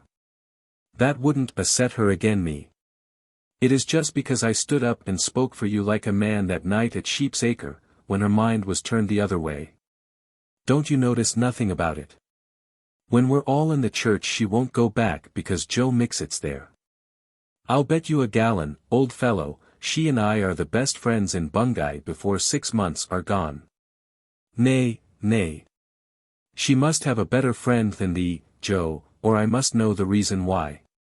But John Crumb's heart was too big for jealousy, and he agreed at last that Joe Mixet should be his best man, undertaking to square it all with Ruby, after the ceremony. He met the ladies at the station and, for him, was quite eloquent in his welcome to Mrs. Hurtle and Mrs. Pipkin. To Ruby he said but little. But he looked at her in her new hat, and generally bright in subsidiary wedding garments, with great delight. Ain't she but a fool now, he said aloud to Mrs. Hurtle on the platform, to the great delight of half Bungay, who had accompanied him on the occasion. Ruby, hearing her praises thus sung, made a fearful grimace as she turned round to Mrs. Pipkin, and whispered to her aunt, so that those only who were within a yard or two could hear her, "He is such a fool." Then he conducted Mrs. Hurtle in an omnibus up to the inn, and afterwards himself drove Mrs. Pipkin and Ruby out to Sheep's Acre, in the performance of all which duties he was dressed in the green cutaway coat with brass buttons which had been expressly made for his marriage. "Thou art come back then, Ruby," said the old man. "I ain't going to trouble you long, grandfather," said the girl. "So best, so best. And this is Mrs. Pipkin?" "Yes, Mr. Ruggles, that's my name." "I've heard your name. I've heard your name, and I don't know as I ever want to hear it again. But they say as you've been kind to that girl as been on the town only for that." "Grandfather, that ain't true," said Ruby with energy. The old man made no rejoinder, and Ruby was allowed to take her aunt up into the bedroom which they were both to occupy. "Now, Mrs. Pipkin, just you say," pleaded Ruby, "how was it possible for any girl to live with an old man like that?" "But, Ruby, you might always have gone to live with the young man instead when you pleased." "You mean John Crumb." "Of course I mean John Crumb, Ruby. There ain't much to choose between 'em. What one says is all spite. And the other man says nothing at all." "Oh Ruby, Ruby," said Mrs. Pipkin, with solemnly persuasive voice, "I hope you'll come to learn some day, that a loving heart is better nor a fickle tongue, specially with victuals certain." On the following morning the Bungay church bells rang merrily, and half its population was present to see John Crumb made a happy man. He himself went out to the farm and drove the bride and Mrs. Pipkin into the town, expressing an opinion that no hired charioteer would bring them so safely as he would do himself, nor did he think it any disgrace to be seen performing this task before his marriage. He smiled and nodded at every one, now and then pointing back with his whip to Ruby when he met any of his specially intimate friends, as though he would have said, "See, I've got her at last in spite of all difficulties." Poor Ruby, in her misery under this treatment, would have escaped out of the cart had it been possible. But now she was altogether in the man's hands and no escape was within her reach. "What's the odds?" said Mrs. Pipkin as they settled their bonnets in a room at the inn just before they entered the church. "Drat it, you make me that angry I'm half-minded to cuff you. Ain't he fond o' you? Ain't he got a house of his own? Ain't he well-to-do all round? Manners. What's manners? I don't see nothing amiss in his manners. He means what he says, and I call that the best of good manners." Ruby, when she reached the church, had been too completely quelled by outward circumstances to take any notice of Joe Mixet, who was standing there, quite unabashed, with a splendid nosegay in his buttonhole. She certainly had no right on this occasion to complain of her husband's silence. Whereas she could hardly bring herself to utter the responses in a voice loud enough for the clergyman to catch the familiar words, he made his assertions so vehemently that they were heard throughout the whole building. I, John, take thee Ruby, to my wedded wife, to Ave and to old, from this day forward, for better nor worser, for richer nor poorer, and so on to the end. And when he came to the worldly goods, with which he endowed his Ruby, he was very emphatic indeed. Since the day had been fixed he had employed all his leisure hours in learning the words by heart, and would now hardly allow the clergyman to say them before him. He thoroughly enjoyed the ceremony, and would have liked to be married over and over again, every day for a week, had it been possible. And then there came the breakfast, to which he marshalled the way up the broad stairs of the inn at Bungay, with Mrs. Hurtle on one arm and Mrs. Pipkin on the other. He had been told that he ought to take his wife's arm on this occasion, but he remarked that he meant to see a good deal of her in future, and that his opportunities of being civil to Mrs. Hurtle and Mrs. Pipkin would be rare.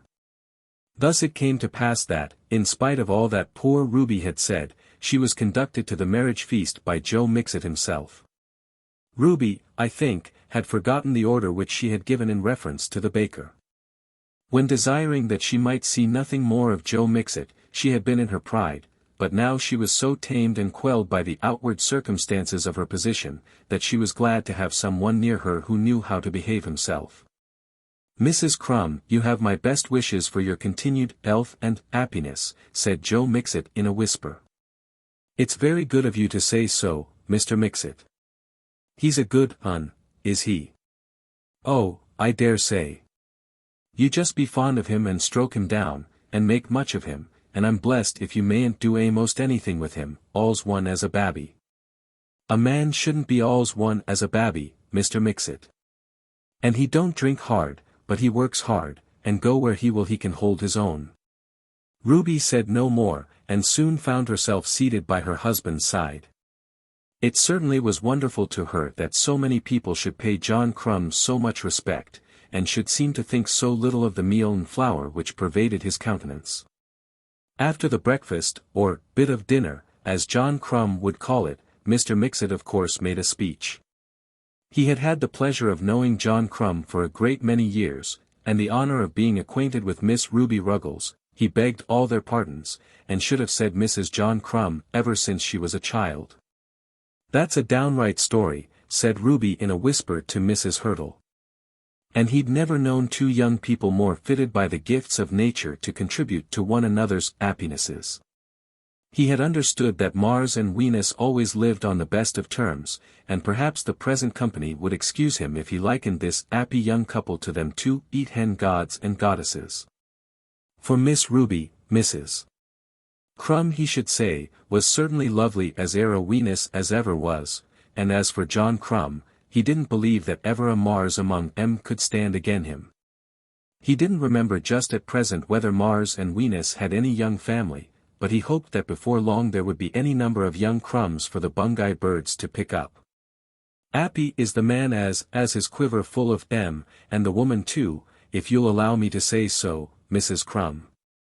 The speech, of which only a small sample can be given here, was very much admired by the ladies and gentlemen present, with the single exception of poor Ruby, who would have run away and locked herself in an inner chamber had she not been certain that she would be brought back again. In the afternoon John took his bride to Lowestoft, and brought her back to all the glories of his own house on the following day. His honeymoon was short, but its influence on Ruby was beneficent. When she was alone with the man, knowing that he was her husband, and thinking something of all that he had done to win her to be his wife, she did learn to respect him. "Now, Ruby, give a fellow a buss, as though you meant it," he said, when the first fitting occasion presented itself. "Oh, John, what nonsense." "It ain't nonsense to me, I can tell you. I'd sooner have a kiss from you than all the wine as ever was swallowed." Then she did kiss him, as though she meant it. And when she returned with him to Bungay the next day, she had made up her mind that she would endeavour to do her duty by him as his wife. Chapter 95. The Longstaff Marriages. In another part of Suffolk, not very far from Bungay, there was a lady whose friends had not managed her affairs as well as Ruby's friends had done for Ruby. Miss Georgiana Longstaff in the early days of August was in a very miserable plight. Her sister's marriage with Mr. George Whitstable was fixed for the 1st of September, a day which in Suffolk is of all days the most sacred. And the combined energies of the houses of Caversham and Toodlam were being devoted to that happy event. Poor Georgie's position was in every respect wretched, but its misery was infinitely increased by the triumph of those hymeneals. It was but the other day that she had looked down from a very great height on her elder sister, and had utterly despised the squire of Toodlam. And at that time, still so recent, this contempt from her had been accepted as being almost reasonable. Sophia had hardly ventured to rebel against it, and Mr. Whitstable himself had been always afraid to encounter the shafts of irony with which his fashionable future sister-in-law attacked him. But all that was now changed. Sophia in her pride of place had become a tyrant, and George Whitstable, petted in the house with those sweetmeats which are always showered on embryo bridegrooms, absolutely gave himself airs. At this time Mr. Longstaff was never at home. Having assured himself that there was no longer any danger of the Braggart alliance, he had remained in London, thinking his presence to be necessary for the winding up of Melmotte's affairs. And leaving poor Lady Pomona to bear her daughter's ill humour. The family at Caversham consisted therefore of the 3 ladies, and was enlivened by daily visits from Toodlam. It will be owned that in this state of things there was very little consolation for Georgiana. It was not long before she quarrelled altogether with her sister, to the point of absolutely refusing to act as bridesmaid.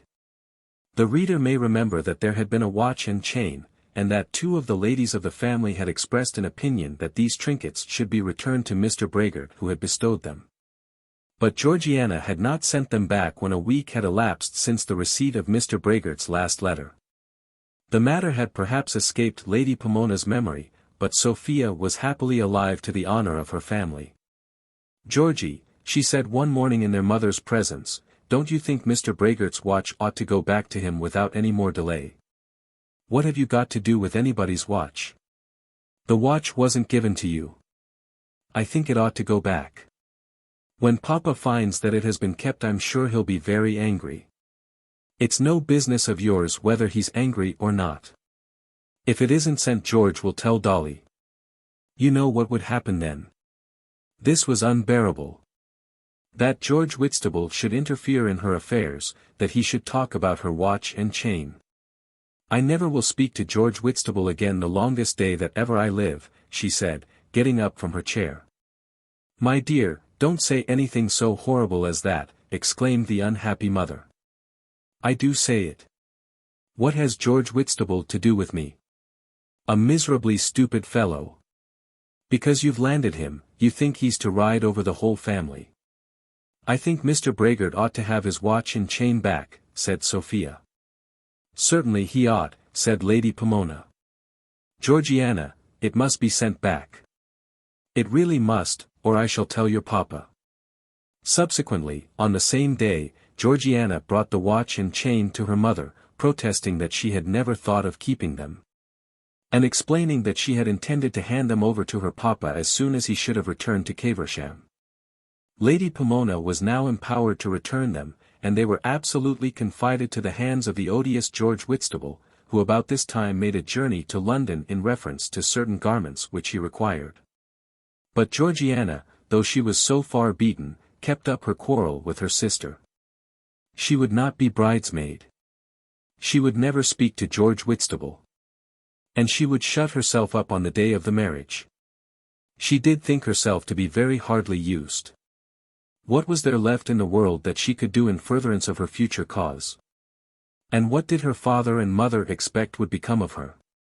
Marriage had ever been so clearly placed before her eyes as a condition of things to be achieved by her own efforts, that she could not endure the idea of remaining tranquil in her father's house and waiting till some fitting suitor might find her out.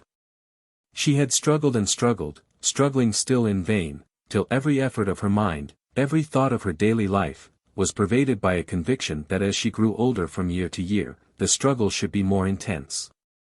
The swimmer when first he finds himself in the water, conscious of his skill and confident in his strength, can make his way through the water with the full command of all his powers. But when he begins to feel that the shore is receding from him, that his strength is going, that the footing for which he pants is still far beneath his feet, that there is peril where before he had contemplated no danger. Then he begins to beat the water with strokes rapid but impotent, and to waste in anxious gaspings the breath on which his very life must depend. So it was with poor Georgie Longstaff. Something must be done at once, or it would be of no avail. 12 years had been passed by her since first she plunged into the stream, the 12 years of her youth, and she was as far as ever from the bank, nay, farther, if she believed her eyes. She too must strike out with rapid efforts, unless, indeed, she would abandon herself and let the waters close over her head.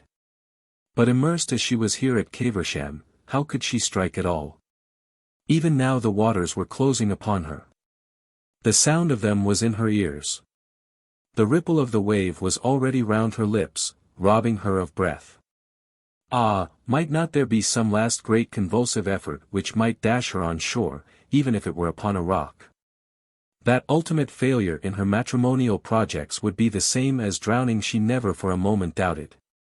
It had never occurred to her to consider with equanimity the prospect of living as an old maid.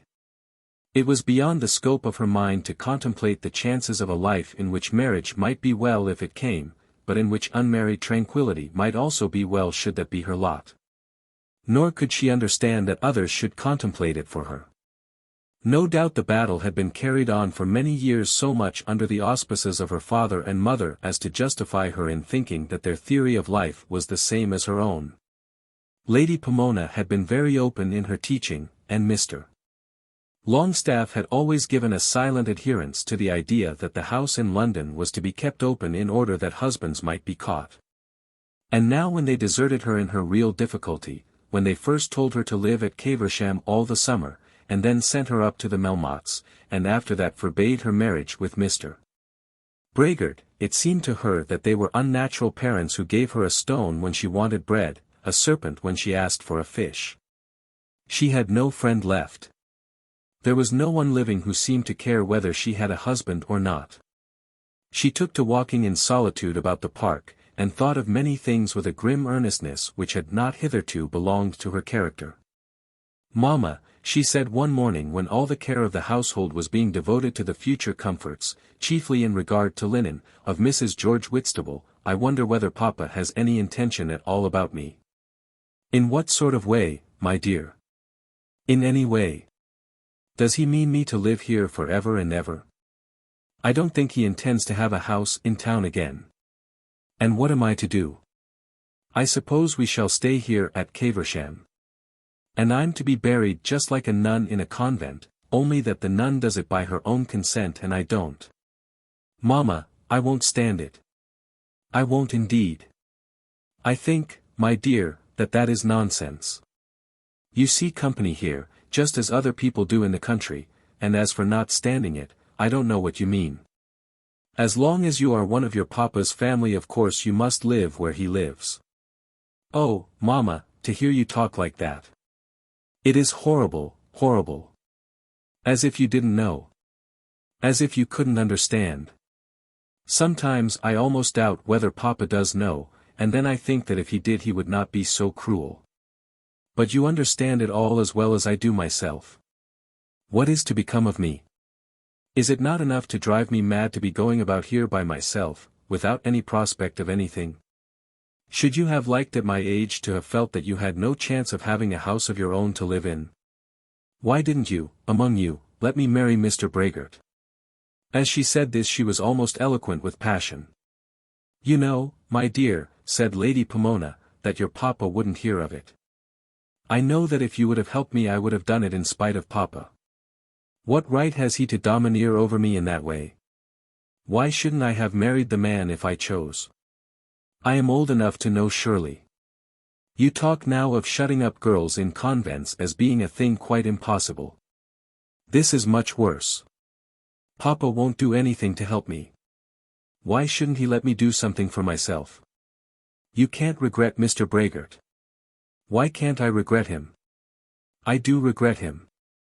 I'd have him tomorrow if he came. Bad as it might be, it couldn't be so bad as Caversham. You couldn't have loved him, Georgiana. Loved him? Who thinks about love nowadays? I don't know anyone who loves anyone else. You won't tell me that Sophie is going to marry that idiot because she loves him. Did Julia Triplex love that man with the large fortune? When you wanted Dolly to marry Marie Melmotte, you never thought of his loving her. I had got the better of all that kind of thing before I was 20. I think a young woman should love her husband. It makes me sick, Mama, to hear you talk in that way. It does indeed. When one has been going on for a dozen years trying to do something, and I have never had any secrets from you, then that you should turn round upon me and talk about love. Mama, if you would help me, I think I could still manage with Mr. Braggart. Lady Pomona shuddered. You have not got to marry him. It is too horrid. Who would have to put up with it? Not you, or Papa, or Dolly. I should have a house of my own at least, and I should know what I had to expect for the rest of my life. If I stay here I shall go mad, or die. It is impossible. If you will stand to me, Mama, I am sure it may be done. I would write to him, and say that you would see him. Georgiana, I will never see him. Why not? He is a Jew. What abominable prejudice, what wicked prejudice. As if you didn't know that all that is changed now. What possible difference can it make about a man's religion? Of course I know that he is vulgar, and old, and has a lot of children. But if I can put up with that, I don't think that you and Papa have a right to interfere. As to his religion, it cannot signify. Georgiana, you make me very unhappy.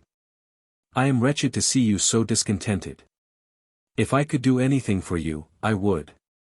But I will not meddle about Mr. Braggart. I shouldn't dare to do so. I don't think you know how angry your Papa can be. I'm not going to let Papa be a bugbear to frighten me. What can he do? I don't suppose he'll beat me. And I'd rather he would than shut me up here. As for you, Mama, I don't think you care for me a bit. Because Sophie is going to be married to that oaf, you are become so proud of her that you haven't half a thought for anybody else. That's very unjust, Georgiana. I know what's unjust, and I know who's ill-treated. I tell you fairly, Mama, that I shall write to Mr. Braggart and tell him that I am quite ready to marry him. I don't know why he should be afraid of Papa. I don't mean to be afraid of him any more, and you may tell him just what I say. All this made Lady Pomona very miserable. She did not communicate her daughter's threat to Mr. Longstaff, but she did discuss it with Sophia. Sophia was of opinion that Georgiana did not mean it, and gave 2 or 3 reasons for thinking so. In the first place, had she intended it, she would have written her letter without saying a word about it to Lady Pomona. And she certainly would not have declared her purpose of writing such letter after Lady Pomona had refused her assistance. And moreover, Lady Pomona had received no former hint of the information which was now conveyed to her. Georgiana was in the habit of meeting the curate of the next parish almost every day in the park. Mr. Batherbolt, exclaimed Lady Pomona. She is walking with Mr. Batherbolt almost every day. But he is so very strict. It is true, Mamma. And he's 5 years younger than she. And he's got nothing but his curacy. And he's a celibate. I heard the bishop laughing at him because he called himself a celibate. It doesn't signify, Mamma. I know she is with him constantly. Wilson has seen them, and I know it. Perhaps Papa could get him a living. Dolly has a living of his own that came to him with his property. Dolly would be sure to sell the presentation, said Lady Pomona. Perhaps the bishop would do something, said the anxious sister, when he found that the man wasn't a celibate. Anything, Mamma, would be better than the Jew. To this latter proposition Lady Pomona gave a cordial assent. Of course it is a come down to marry a curate, but a clergyman is always considered to be decent. The preparations for the Whitstable marriage went on without any apparent attention to the intimacy which was growing up between Mr. Batherbolt and Georgiana. There was no room to apprehend anything wrong on that side. Mr. Batherbolt was so excellent a young man, and so exclusively given to religion, that, even should Sophie's suspicion be correct, he might be trusted to walk about the park with Georgiana. Should he at any time come forward and ask to be allowed to make the lady his wife, there would be no disgrace in the matter. He was a clergyman and a gentleman, and the poverty would be Georgiana's own affair. Mr. Longstaff returned home only on the eve of his eldest daughter's marriage, and with him came Dolly. Great trouble had been taken to teach him that duty absolutely required his presence at his sister's marriage, and he had at last consented to be there. It is not generally considered a hardship by a young man that he should have to go into a good partridge country on the 1st of September, and Dolly was an acknowledged sportsman. Nevertheless, he considered that he had made a great sacrifice to his family, and he was received by Lady Pomona as though he were a bright example to other sons. He found the house not in a very comfortable position, for Georgiana still persisted in her refusal either to be a bridesmaid or to speak to Mr. Whitstable. But still his presence, which was very rare at Caversham, gave some assistance, and, as at this moment his money affairs had been comfortably arranged, he was not called upon to squabble with his father. It was a great thing that one of the girls should be married, and Dolly had brought down an enormous china dog, about 5 feet high, as a wedding present, which added materially to the happiness of the meeting. Lady Pomona had determined that she would tell her husband of those walks in the park, and of other signs of growing intimacy which had reached her ears, but this she would postpone until after the Whitstable marriage. But at 9 o'clock on the morning set apart for that marriage, they were all astounded by the news that Georgiana had run away with Mr. Batherbolt. She had been up before 6. He had met her at the park gate, and had driven her over to catch the early train at Stowmarket. Then it appeared, too, that by degrees various articles of her property had been conveyed to Mr. Batherbolt's lodgings in the adjacent village, so that Lady Pomona's fear that Georgiana would not have a thing to wear, was needless. When the fact was first known it was almost felt, in the consternation of the moment, that the Whitstable marriage must be postponed. But Sophia had a word to say to her mother on that head, and she said it. The marriage was not postponed. At first Dolly talked of going after his younger sister, and the father did dispatch various telegrams. But the fugitives could not be brought back, and with some little delay, which made the marriage perhaps uncanonical but not illegal, Mr. George Whitstable was made a happy man. It need only be added that in about a month's time Georgiana returned to Caversham as Mrs. Batherbolt, and that she resided there with her husband in much connubial bliss for the next 6 months. At the end of that time they removed to a small living, for the purchase of which Mr. Longstaff had managed to raise the necessary money. Chapter 96. Where the wild asses quenched their thirst. We must now go back a little in our story, about 3 weeks, in order that the reader may be told how affairs were progressing at the Bear Garden. That establishment had received a terrible blow in the defection of Herr. It was not only that he had robbed the club, and robbed every member of the club who had ventured to have personal dealings with him. Although a bad feeling in regard to him was no doubt engendered in the minds of those who had suffered deeply, it was not that alone which cast an almost funereal gloom over the club. The sorrow was in this, that with Herr all their comforts had gone. Of course Herr had been a thief. That no doubt had been known to them from the beginning. A man does not consent to be called out of bed at all hours in the morning to arrange the gambling accounts of young gentlemen without being a thief. No one concerned with Herr had supposed him to be an honest man. But then as a thief he had been so comfortable that his absence was regretted with a tenderness almost amounting to love even by those who had suffered most severely from his rapacity. Dolly Longstaff had been robbed more outrageously than any other member of the club, and yet Dolly Longstaff had said since the departure of the purveyor that London was not worth living in now that Herr was gone. In a week the Bear Garden collapsed, as Germany would collapse for a period if Herr's great compatriot were suddenly to remove himself from the scene. But as Germany would strive to live even without Bismarck, so did the club make its new efforts. But here the parallel must cease.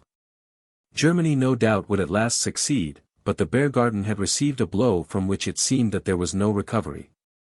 At first it was proposed that 3 men should be appointed as trustees for paying Vossner's debts, trustees for borrowing more money, trustees for the satisfaction of the landlord who was beginning to be anxious as to his future rent. At a certain very triumphant general meeting of the club it was determined that such a plan should be arranged, and the members assembled were unanimous. It was at first thought that there might be a little jealousy as to the trusteeship. The club was so popular and the authority conveyed by the position would be so great, that A, B, and C might feel aggrieved at seeing so much power conferred on D, E, and F. When at the meeting above mentioned 1 or 2 names were suggested, the final choice was postponed, as a matter of detail to be arranged privately. Rather from this consideration than with any idea that there might be a difficulty in finding adequate persons. But even the leading members of the Bear Garden hesitated when the proposition was submitted to them with all its honors and all its responsibilities. Lord Nidderdale declared from the beginning that he would have nothing to do with it, pleading his poverty openly. Beauchamp Beauclerk was of opinion that he himself did not frequent the club often enough. Mr. Lupton professed his inability as a man of business. Lord Groslow pleaded his father. The club from the first had been sure of Dolly Longstaff's services.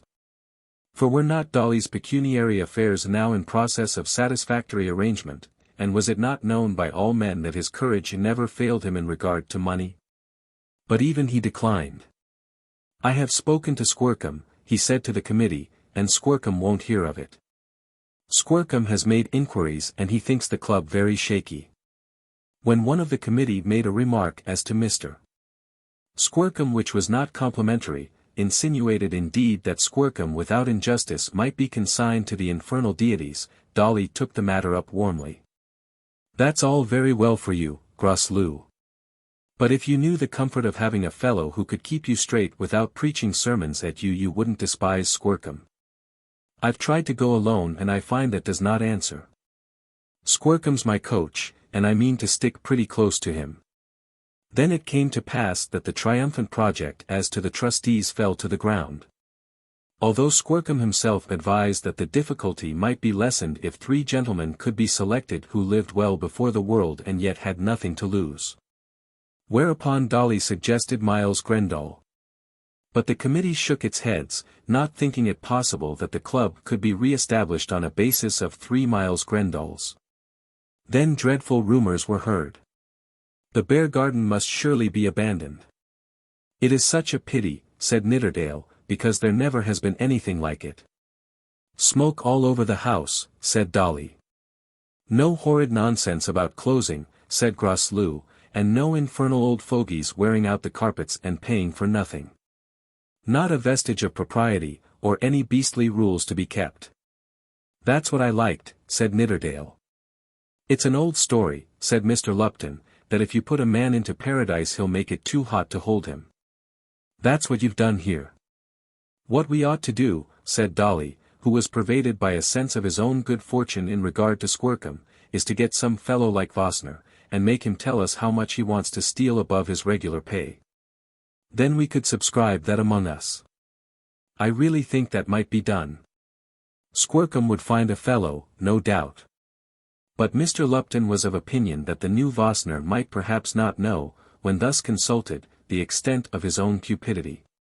One day, before the Whitstable marriage, when it was understood that the club would actually be closed on the August 12th unless some new heaven-inspired idea might be forthcoming for its salvation, Nidderdale, Groslow, and Dolly were hanging about the hall and the steps, and drinking sherry and bitters preparatory to dinner, when Sir Felix Carbury came round the neighbouring corner and, in a creeping, hesitating fashion, entered the hall door.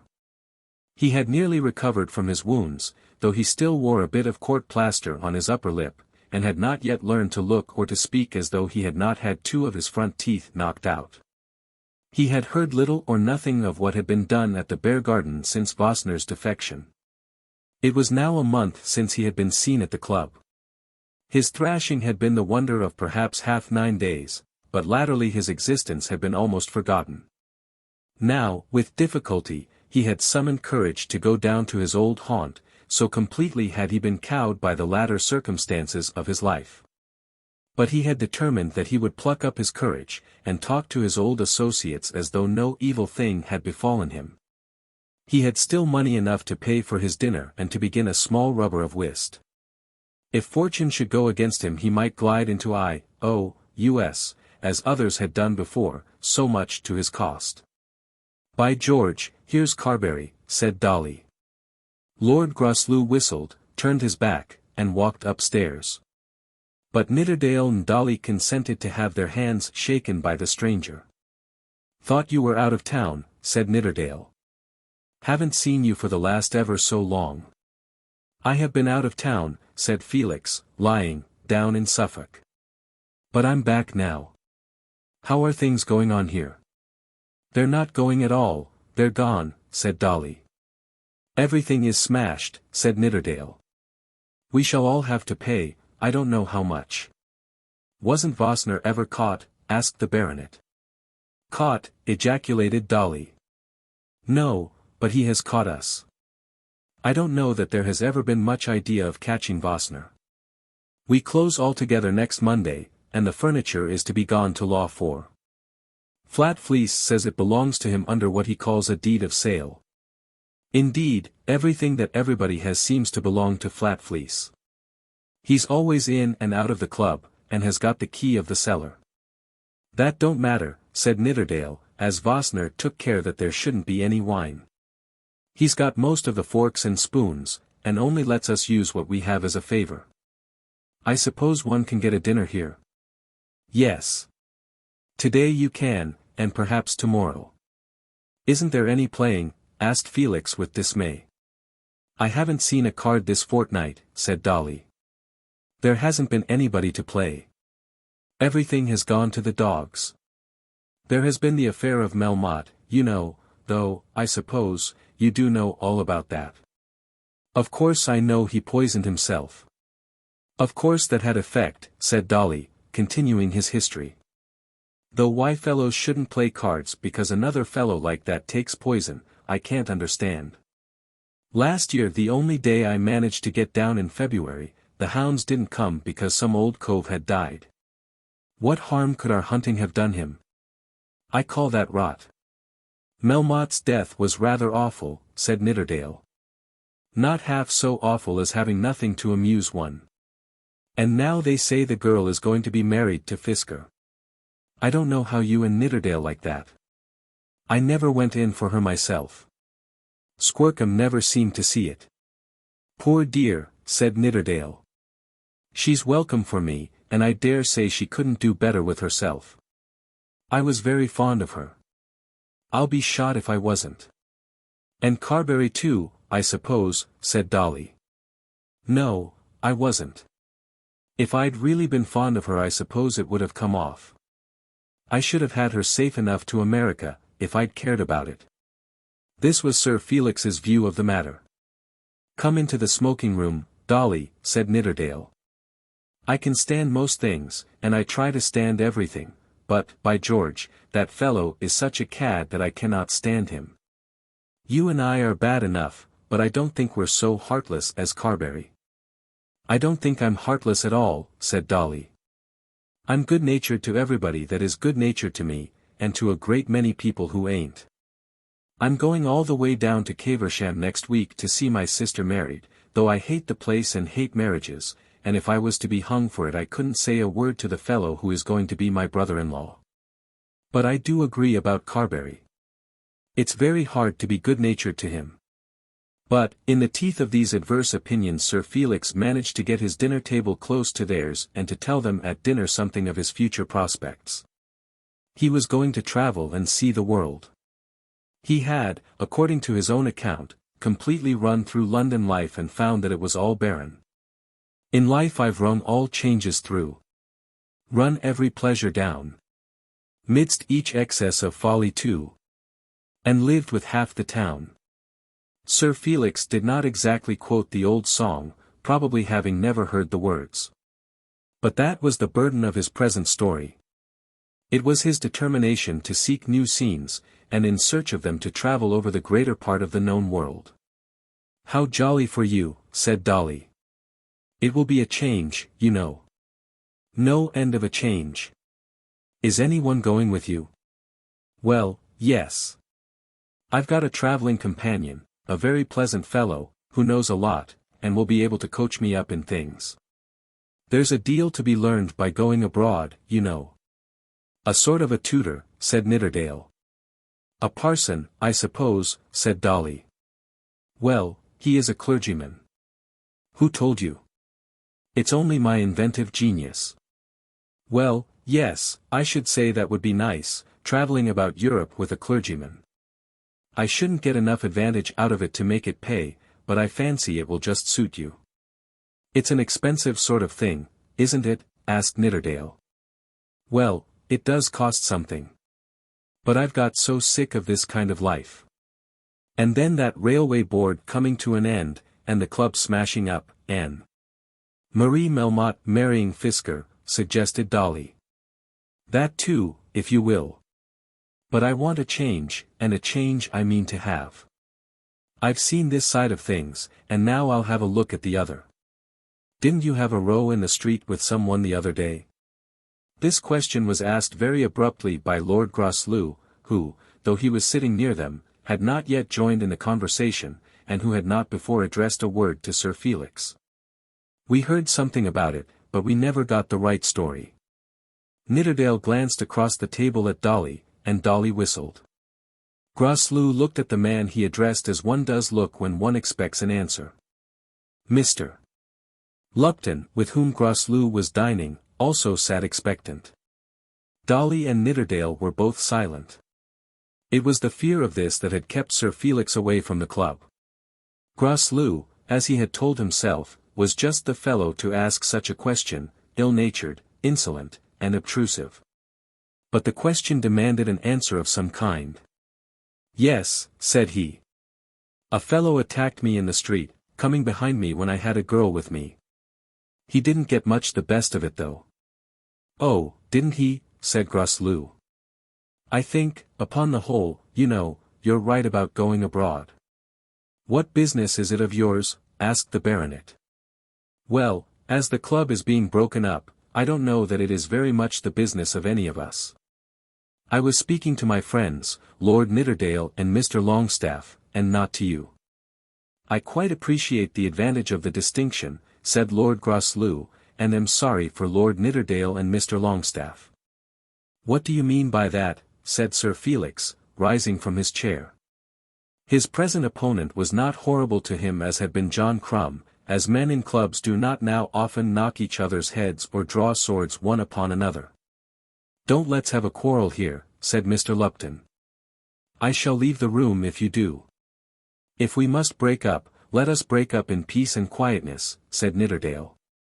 Of course, if there is to be a fight, I'm good to go out with anybody, said Dolly. When there's any beastly thing to be done, I've always got to do it. But don't you think that kind of thing is a little slow? Who began it? Said Sir Felix, sitting down again. Whereupon Lord Groslow, who had finished his dinner, walked out of the room. That fellow is always wanting to quarrel. There's one comfort, you know, said Dolly. It wants two men to make a quarrel. Yes, it does, said Sir Felix, taking this as a friendly observation, and I'm not going to be fool enough to be one of them. Oh, yes, I meant it fast enough, said Groslow afterwards up in the card-room. The other men who had been together had quickly followed him, leaving Sir Felix alone, and they had collected themselves there not with the hope of play, but thinking that they would be less interrupted than in the smoking-room. I don't suppose we shall ever any of us be here again, and as he did come in I thought I would tell him my mind. What's the use of taking such a lot of trouble, said Dolly. Of course he's a bad fellow. Most fellows are bad fellows in one way or another.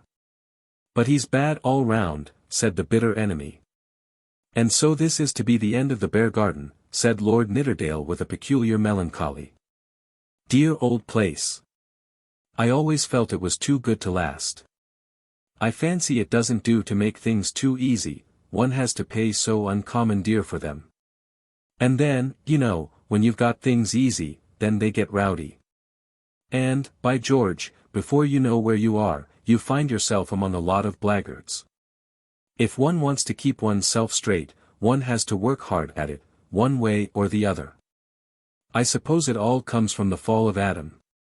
If Solomon, Solon, and the Archbishop of Canterbury were rolled into one, they couldn't have spoken with more wisdom, said Mr. Lupton. Live and learn, continued the young lord. I don't think anybody has liked the Bear Garden so much as I have, but I shall never try this kind of thing again. I shall begin reading blue books tomorrow, and shall dine at the Carlton. Next session I shan't miss a day in the house, and I'll bet anybody a fiver that I make a speech before Easter. I shall take to claret at 20s. A dozen, and shall go about London on the top of an omnibus. How about getting married? Asked Dolly. Oh, that must be as it comes. That's the governor's affair. None of you fellows will believe me, but, upon my word, I liked that girl, and I'd be stuck to her at last, only that there are some things a fellow can't do. He was such a thundering scoundrel. After a while Sir Felix followed them upstairs, and entered the room as though nothing unpleasant had happened below. We can make up a rubber, can't we? Said he. I should say not, said Nidderdale. I shall not play, said Mr. Lupton. There isn't a pack of cards in the house, said Dolly. Lord Groslow didn't condescend to say a word. Sir Felix sat down with his cigar in his mouth, and the others continued to smoke in silence. I wonder what has become of Miles Grendall, asked Sir Felix. But no one made any answer, and they smoked on in silence. He hasn't paid me a shilling yet of the money he owes me. Still there was not a word. And I don't suppose he ever will. There was another pause. He is the biggest scoundrel I ever met, said Sir Felix. I know one as big, said Lord Groslow, or, at any rate, as little. There was another pause of a minute, and then Sir Felix left the room muttering something as to the stupidity of having no cards, and so brought to an end his connection with his associates of the Bear Garden. From that time forth he was never more seen by them, or, if seen, was never known. The other men remained there till well on into the night, although there was not the excitement of any special amusement to attract them. It was felt by them all that this was the end of the Bear Garden, and, with a melancholy seriousness befitting the occasion, they whispered sad things in low voices, consoling themselves simply with tobacco. I never felt so much like crying in my life, said Dolly, as he asked for a glass of brandy and water at about midnight. Good night, old fellows, good-bye. I'm going down to Caversham, and I shouldn't wonder if I didn't drown myself. How Mr.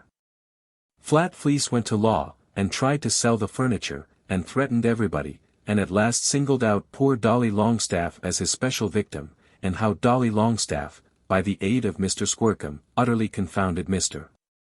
Flatfleece, and brought that ingenious but unfortunate man, with his wife and small family, to absolute ruin, the reader will hardly expect to have told to him in detail in this chronicle.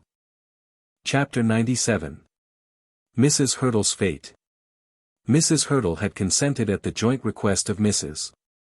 Pipkin and John Crumb to postpone her journey to New York and to go down to Bungay and grace the marriage of Ruby Ruggles, not so much from any love for the persons concerned, not so much even from any desire to witness a phase of English life, as from an irresistible tenderness towards Paul Montague. She not only longed to see him once again, but she could with difficulty bring herself to leave the land in which he was living. There was no hope for her. She was sure of that. She had consented to relinquish him. She had condoned his treachery to her, and for his sake had even been kind to the rival who had taken her place. But still she lingered near him. And then, though, in all her very restricted intercourse with such English people as she met, she never ceased to ridicule things English, yet she dreaded a return to her own country. In her heart of hearts she liked the somewhat stupid tranquillity of the life she saw, comparing it with the rough tempests of her past days. Mrs. Pipkin, she thought, was less intellectual than any American woman she had ever known.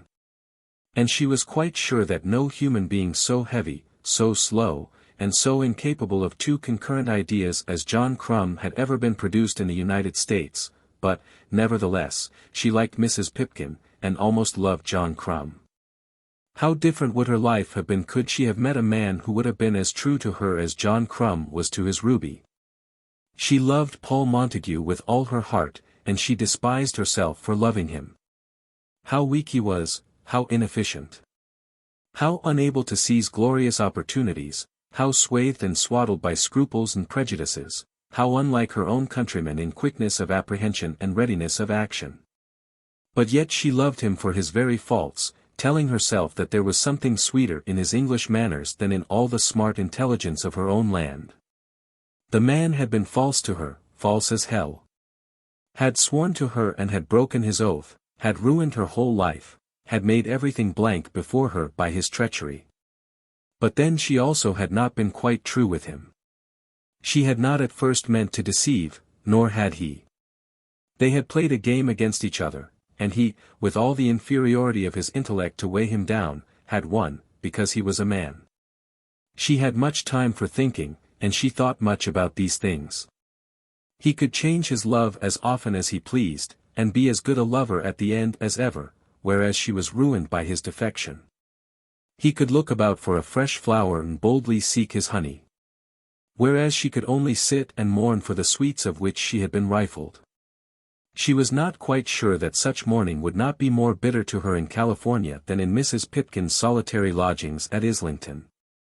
So he was Mr. Montague's partner, was he now? Asked Mrs. Pipkin a day or two after their return from the Crumb marriage. For Mr. Fisker had called on Mrs. Hurtle, and Mrs. Hurtle had told Mrs. Pipkin so much. To my thinking now he's a nicer man than Mr. Montague. Mrs. Pipkin perhaps thought that as her lodger had lost one partner she might be anxious to secure the other, perhaps felt, too, that it might be well to praise an American at the expense of an Englishman. There's no accounting for tastes, Mrs. Pipkin. And that's true, too, Mrs. Hurtle.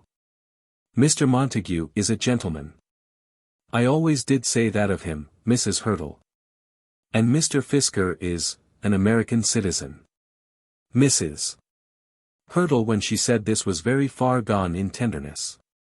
Indeed now, said Mrs. Pipkin, who did not in the least understand the meaning of her friend's last remark. Mr. Fisker came to me with tidings from San Francisco which I had not heard before, and has offered to take me back with him.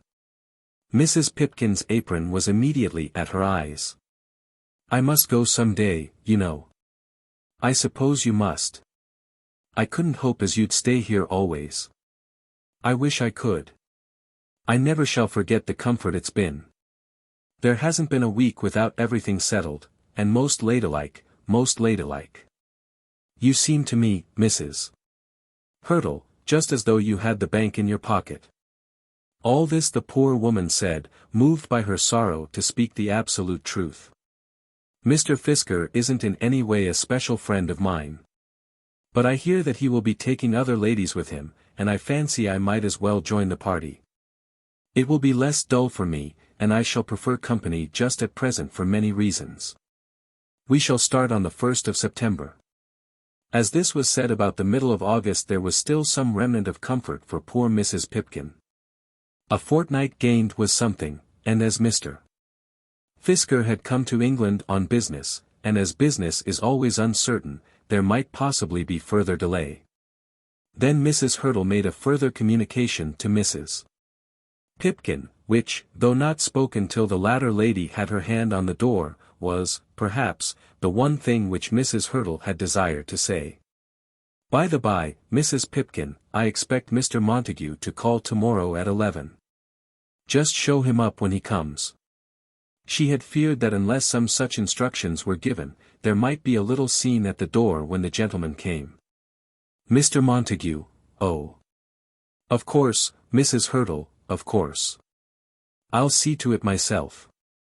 Then Mrs. Pipkin went away abashed, feeling that she had made a great mistake in preferring any other man to Mr. Montague, if, after all, recent difficulties were to be adjusted.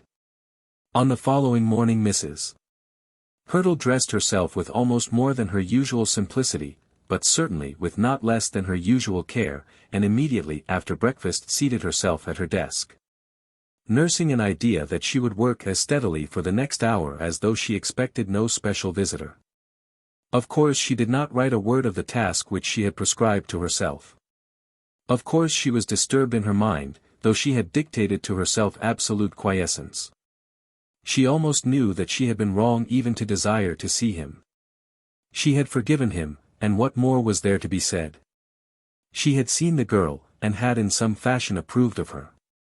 Her curiosity had been satisfied, and her love of revenge had been sacrificed. She had no plan arranged as to what she would now say to him, nor did she at this moment attempt to make a plan.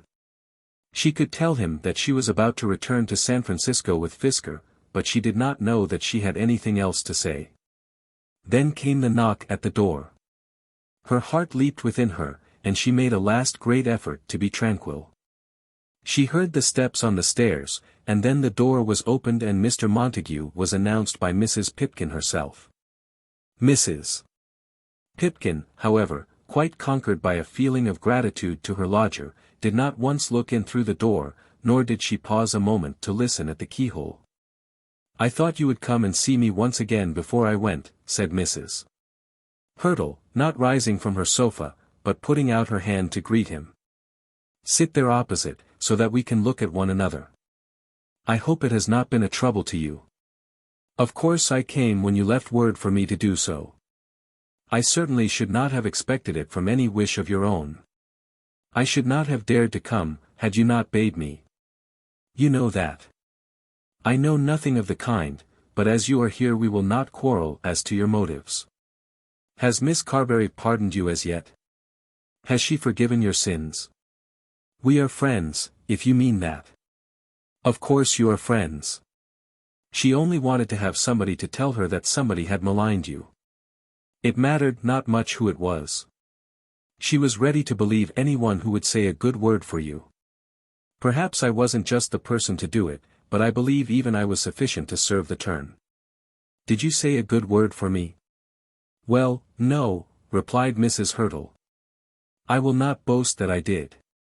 I do not want to tell you fibs at our last meeting. I said nothing good of you. What could I say of good? But I told her what was quite as serviceable to you as though I had sung your virtues by the hour without ceasing. I explained to her how very badly you had behaved to me. I let her know that from the moment you had seen her, you had thrown me to the winds.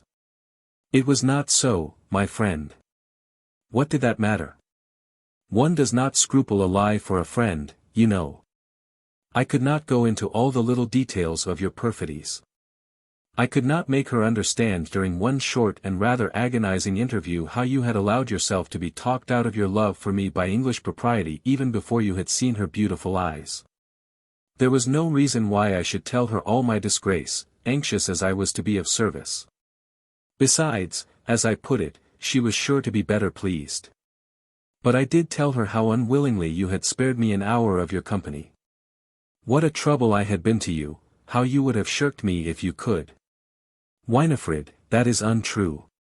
That wretched journey to Lowestoft was the great crime.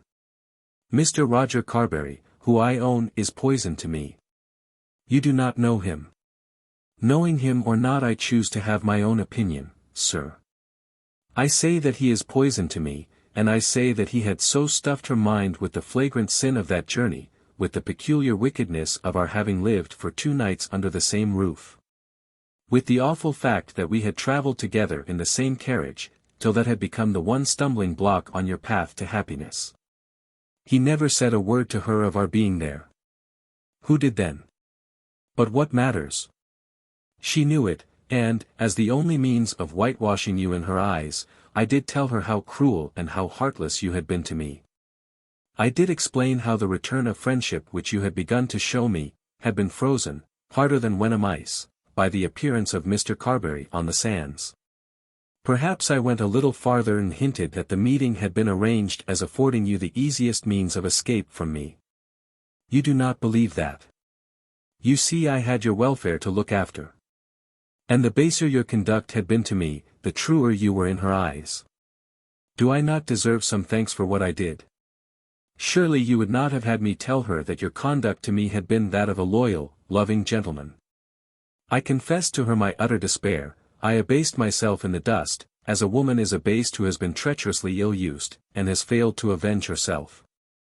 I knew that when she was sure that I was prostrate and hopeless she would be triumphant and contented. I told her on your behalf how I had been ground to pieces under your chariot wheels. And now you have not a word of thanks to give me. Every word you say is a dagger. You know where to go for salve for such skin-deep scratches as I make. Where am I to find a surgeon who can put together my crushed bones? Daggers, indeed. Do you not suppose that in thinking of you I have often thought of daggers? Why have I not thrust one into your heart, so that I might rescue you from the arms of this puny, spiritless English girl? All this time she was still seated, looking at him, leaning forward towards him with her hands upon her brow. But, Paul, I spit out my words to you, like any common woman, not because they will hurt you, but because I know I may take that comfort, such as it is, without hurting you. You are uneasy for a moment while you are here, and I have a cruel pleasure in thinking that you cannot answer me. But you will go from me to her, and then will you not be happy? When you are sitting with your arm round her waist, and when she is playing with your smiles, will the memory of my words interfere with your joy then? Ask yourself whether the prick will last longer than the moment. But where am I to go for happiness and joy?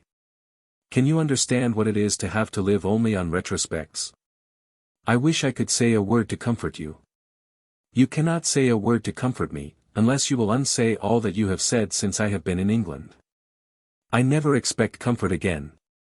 But, Paul, I will not be cruel to the end. I will tell you all that I know of my concerns, even though my doing so should justify your treatment of me. He is not dead. You mean Mr. Hurtle. Whom else should I mean? And he himself says that the divorce which was declared between us was no divorce. Mr. Fisker came here to me with tidings. Though he is not a man whom I specially love, though I know that he has been my enemy with you, I shall return with him to San Francisco. I am told that he is taking Madame Melmotte with him, and Melmotte's daughter. So I understand. They are adventurers, as I am, and I do not see why we should not suit each other. They say also that Fisker will marry Miss Melmotte. Why should I object to that? I shall not be jealous of Mr. Fisker's attentions to the young lady. But it will suit me to have someone to whom I can speak on friendly terms when I am back in California. I may have a job of work to do there which will require the backing of some friends. I shall be hand and glove with these people before I have traveled half across the ocean with them. I hope they will be kind to you, said Paul. No, but I will be kind to them. I have conquered others by being kind, but I have never had much kindness myself. Did I not conquer you, sir, by being gentle and gracious to you? Ah, how kind I was to that poor wretch, till he lost himself in drink. And then, Paul, I used to think of better people, perhaps of softer people, of things that should be clean and sweet and gentle, of things that should smell of lavender instead of wild garlic. I would dream of fair, feminine women, of women who would be scared by seeing what I saw, who would die rather than do what I did. And then I met you, Paul, and I said that my dreams should come true. I ought to have known that it could not be so. I did not dare quite to tell you all the truth. I know I was wrong, and now the punishment has come upon me. Well, I suppose you had better say good-bye to me. What is the good of putting it off? Then she rose from her chair and stood before him with her arms hanging listlessly by her side. God bless you, Winifred, he said, putting out his hand to her. But he won't. Why should he, if we are right in supposing that they who do good will be blessed for their good, and those who do evil cursed for their evil? I cannot do good. I cannot bring myself now not to wish that you would return to me. If you would come I should care nothing for the misery of that girl, nothing, at least nothing now, for the misery I should certainly bring upon you. Look here, will you have this back? As she asked this she took from out her bosom a small miniature portrait of himself which he had given her in New York, and held it towards him. If you wish it I will, of course, he said. I would not part with it for all the gold in California. Nothing on earth shall ever part me from it. Should I ever marry another man, as I may do, he must take me and this together. While I live it shall be next my heart. As you know, I have but little respect for the proprieties of life. I do not see why I am to abandon the picture of the man I love because he becomes the husband of another woman. Having once said that I love you, I shall not contradict myself because you have deserted me. Paul, I have loved you, and do love you, oh, with my very heart of hearts. So speaking, she threw herself into his arms and covered his face with kisses. For one moment you shall not banish me. For one short minute I will be here. Oh, Paul, my love, my love. All this to him was simply agony, though as she had truly said it was an agony he would soon forget. But to be told by a woman of her love, without being able even to promise love in return, to be so told while you are in the very act of acknowledging your love for another woman, carries with it but little of the joy of triumph. He did not want to see her raging like a tigress, as he had once thought might be his fate, but he would have preferred the continuance of moderate resentment to this flood of tenderness. Of course he stood with his arm round her waist, and of course he returned her caresses, but he did it with such stiff constraint that she at once felt how chill they were. There, she said, smiling through her bitter tears, there. You are released now, and not even my fingers shall ever be laid upon you again. If I have annoyed you, at this our last meeting, you must forgive me. No, but you cut me to the heart. That we can hardly help, can we? When two persons have made fools of themselves as we have, there must I suppose be some punishment. Yours will never be heavy after I am gone. I do not start till the 1st of next month because that is the day fixed by our friend, Mr. Fisker, and I shall remain here till then because my presence is convenient to Mrs. Pipkin, but I need not trouble you to come to me again. Indeed it will be better that you should not. Goodbye. He took her by the hand, and stood for a moment looking at her, while she smiled and gently nodded her head at him. Then he essayed to pull her towards him as though he would again kiss her. But she repulsed him, still smiling the while. No, sir. No, not again, never again, never, never, never again. By that time she had recovered her hand and stood apart from him. Goodbye, Paul, and now go. Then he turned round and left the room without uttering a word. She stood still, without moving a limb, as she listened to his step down the stairs and to the opening and the closing of the door. Then hiding herself at the window with the scanty drapery of the curtain she watched him as he went along the street. When he had turned the corner she came back to the center of the room, stood for a moment with her arms stretched out towards the walls, and then fell prone upon the floor. She had spoken the very truth when she said that she had loved him with all her heart. But that evening she bade Mrs. Pipkin drink tea with her and was more gracious to the poor woman than ever. When the obsequious but still curious landlady asked some question about Mr. Montague, Mrs. Hurtle seemed to speak very freely on the subject of her late lover, and to speak without any great pain. They had put their heads together, she said, and had found that the marriage would not be suitable. Each of them preferred their own country, and so they had agreed to part. On that evening Mrs. Hurtle made herself more than usually pleasant, having the children up into her room, and giving them jam and bread and butter. During the whole of the next fortnight she seemed to take a delight in doing all in her power for Mrs. Pipkin and her family. She gave toys to the children, and absolutely bestowed upon Mrs. Pipkin a new carpet for the drawing-room. Then Mr. Fisker came and took her away with him to America, and Mrs. Pipkin was left, a desolate but grateful woman. They do tell bad things about them Americans, she said to a friend in the street, and I don't pretend to know. But for a lodger, I only wish Providence would send me another just like the one I have lost. She had that good nature about her she liked to see the bairns eating pudding just as if they was her own. I think Mrs. Pipkin was right, and that Mrs. Hurtle, with all her faults, was a good-natured woman. Chapter 98. Marie Melmotte's Fate. In the meantime Marie Melmotte was living with Madame Melmotte in their lodgings up at Hampstead, and was taking quite a new look out into the world. Fisker had become her devoted servant, not with that old-fashioned service which meant making love, but with perhaps a truer devotion to her material interests. He had ascertained on her behalf that she was the undoubted owner of the money which her father had made over to her on his first arrival in England, and she also had made herself mistress of that fact with equal precision. It would have astonished those who had known her 6 months since could they now have seen how excellent a woman of business she had become, and how capable she was of making the fullest use of Mr. Fisker's services. In doing him justice, it must be owned that he kept nothing back from her of that which he learned, probably feeling that he might best achieve success in his present project by such honesty, feeling also, no doubt, the girl's own strength in discovering truth and falsehood. "She's her father's own daughter," he said one day to Crawle in Abchurch Lane. For Crawle, though he had left Melmotte's employment when he found that his name had been forged, had now returned to the service of the daughter in some undefined position, and had been engaged to go with her and Madame Melmotte to New York. "Ah! Yees," said Crawle, "but bigger." He vas passionate, and did lose his ead, and vas blowed up vid bigness. Whereupon Crawle made an action as though he were a frog swelling himself to the dimensions of an ox. "E bursted himself, Mr. Fisker. E vas a great man, but the greater he grew he vas always less and less vice. E ate so much that he became too fat to see to eat his victuals." It was thus that her Crawle analyzed the character of his late master. "But Mam'selle, ah, she is different. She will never eat too much, but will see to eat always."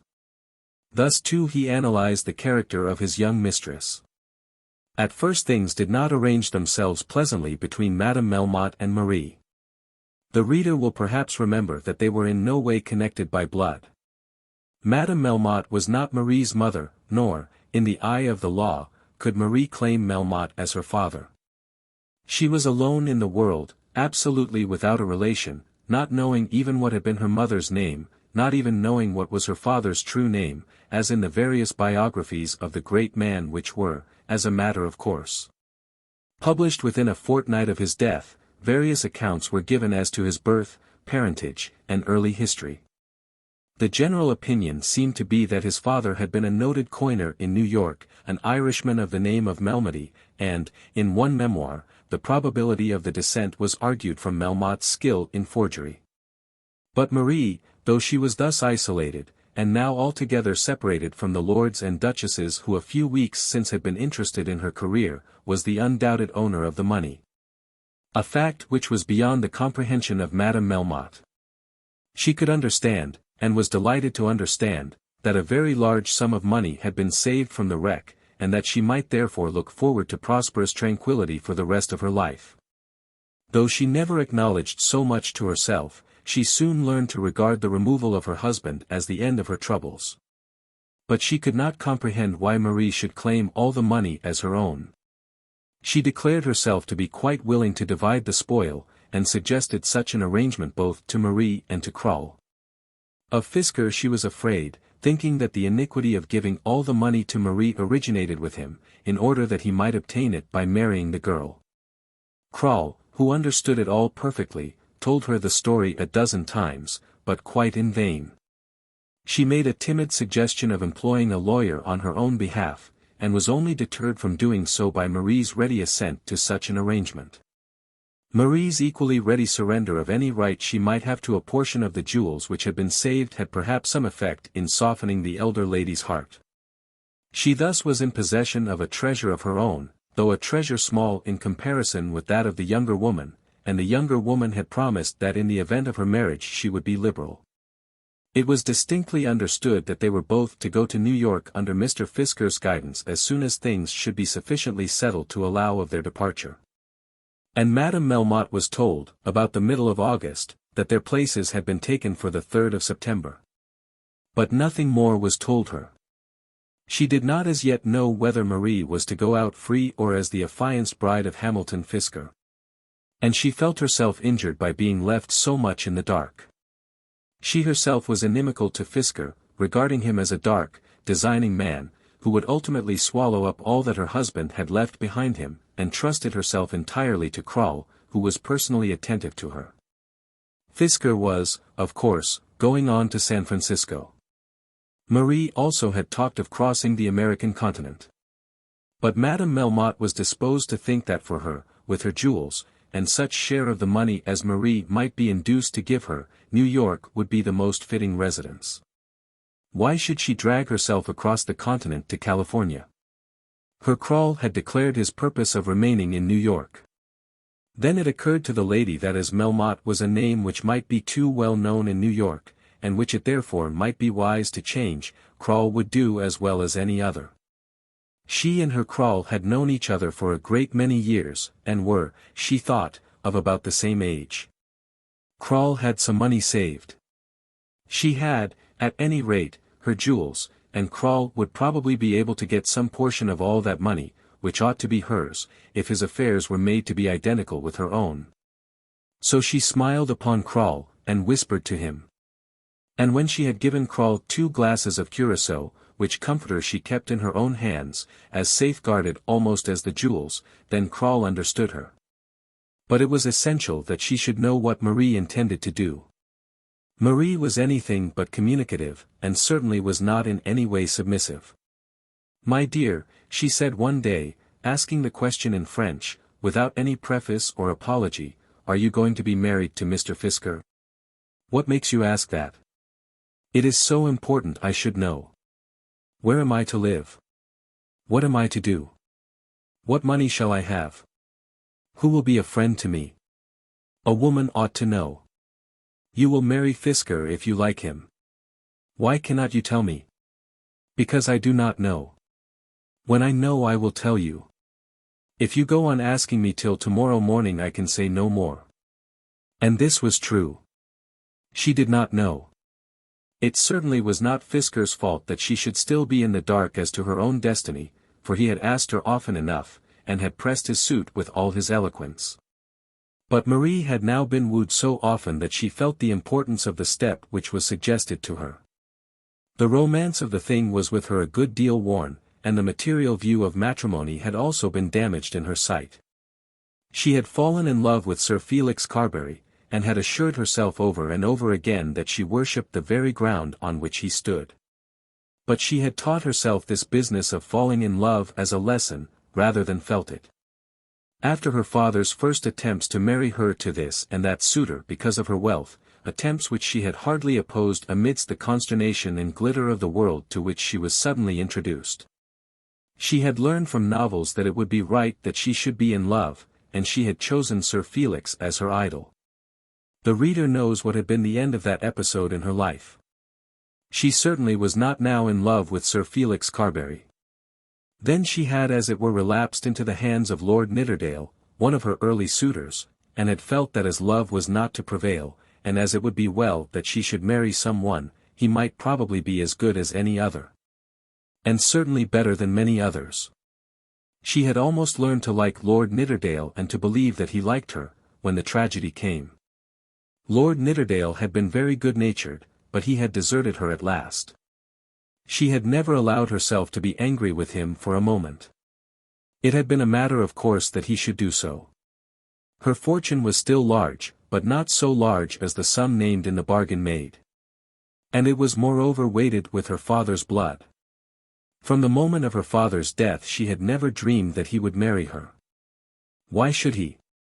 Her thoughts in reference to Sir Felix were bitter enough, but as against Nidderdale they were not at all bitter. Should she ever meet him again she would shake hands with him and smile, if not pleasantly as she thought of the things which were past, at any rate with good humor. But all this had not made her much in love with matrimony generally.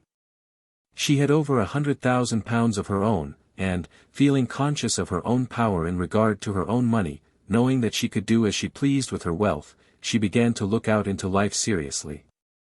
What could she do with her money, and in what way would she shape her life, should she determine to remain her own mistress? Were she to refuse Fisker, how should she begin?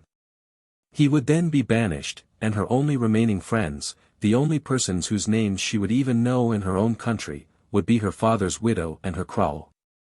She already began to see Madame Melmotte's purport in reference to Crawl, and could not reconcile herself to the idea of opening an establishment with them on a scale commensurate with her fortune. Nor could she settle in her own mind any pleasant position for herself as a single woman, living alone in perfect independence. She had opinions of women's rights, especially in regard to money. And she entertained also a vague notion that in America a young woman would not need support so essentially as in England. Nevertheless, the idea of a fine house for herself in Boston, or Philadelphia, for in that case she would have to avoid New York as the chosen residence of Madame Melmotte, did not recommend itself to her. As to Fisker himself, she certainly liked him. He was not beautiful like Felix Carbury, nor had he the easy good humour of Lord Nidderdale. She had seen enough of English gentlemen to know that Fisker was very unlike them. But she had not seen enough of English gentlemen to make Fisker distasteful to her. He told her that he had a big house at San Francisco, and she certainly desired to live in a big house. He represented himself to be a thriving man, and she calculated that he certainly would not be here, in London, arranging her father's affairs, were he not possessed of commercial importance. She had contrived to learn that, in the United States, a married woman has greater power over her own money than in England, and this information acted strongly in Fisker's favor. On consideration of the whole subject she was inclined to think that she would do better in the world as Mrs. Fisker than as Marie Melmotte, if she could see her way clearly in the matter of her own money. "I have got excellent berths," Fisker said to her one morning at Hampstead. At these interviews, which were devoted first to business and then to love, Madame Melmotte was never allowed to be present. "I am to be alone." "Oh, yes. There is a cabin for Madame Melmotte and the maid, and a cabin for you. Everything will be comfortable. And there is another lady going, Mrs. Hurtle, whom I think you will like." "Has she a husband?" "Not going with us," said Mr. Fisker evasively. "But she has one." "Well, yes, but you had better not mention him. He is not exactly all that a husband should be. Did she not come over here to marry someone else?" For Marie in the days of her sweet intimacy with Sir Felix Carbury had heard something of Mrs. Hurtle's story.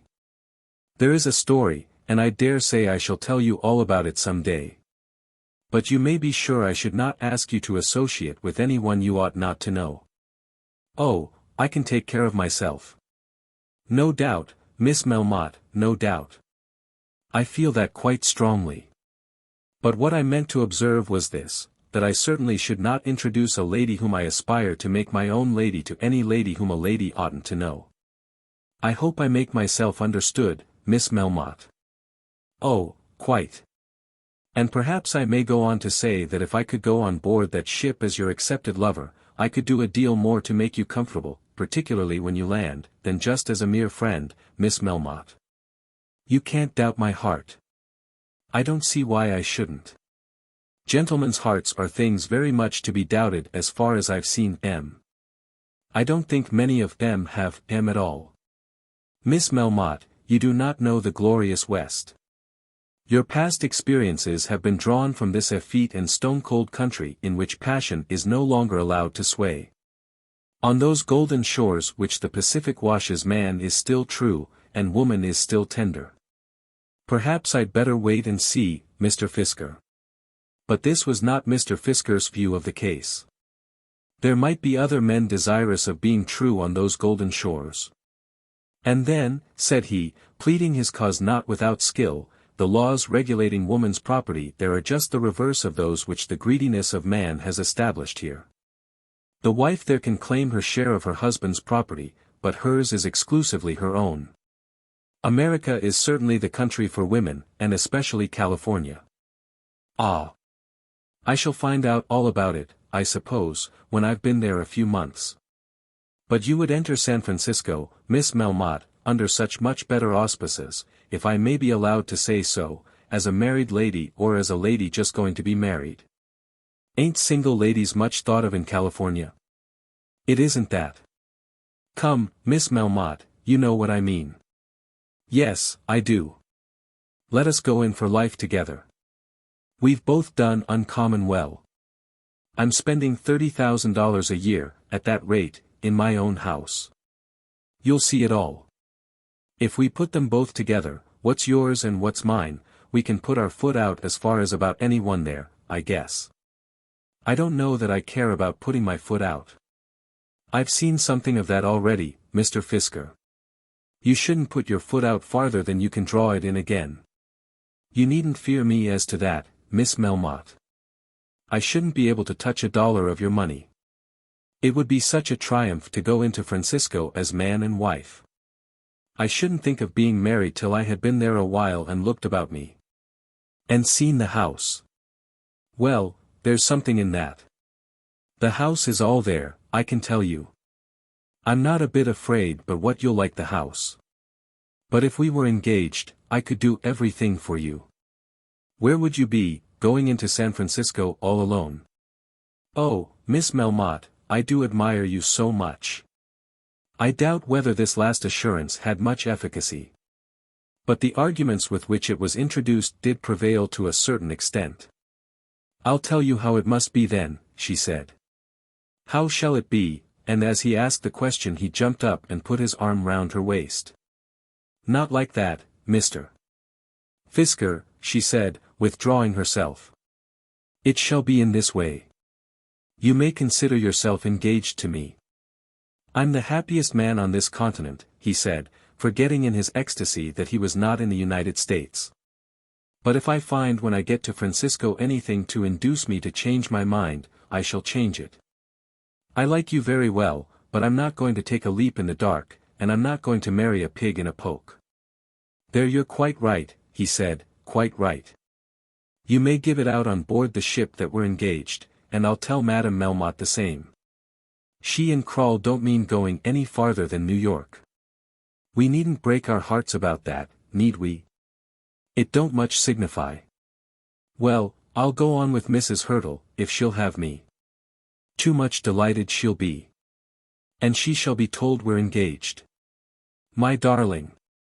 But if I don't like it when I get to Frisco, as you call it, all the ropes in California shan't make me do it.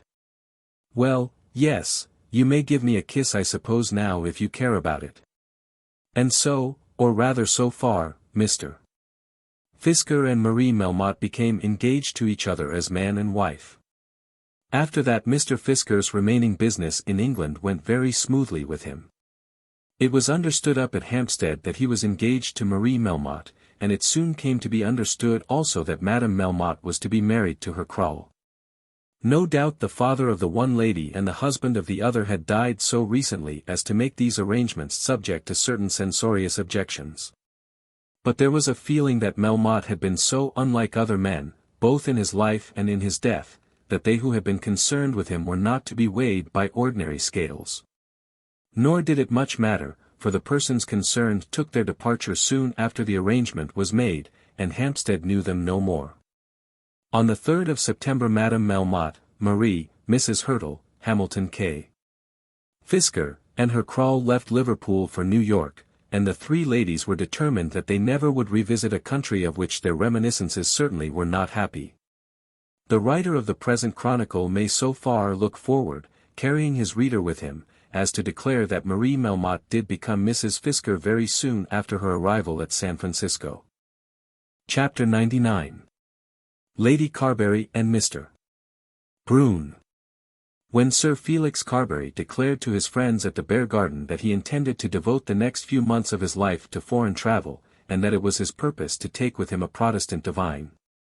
As was much the habit with young men of rank and fortune some years since, he was not altogether lying. There was indeed a sounder basis of truth than was usually to be found attached to his statements.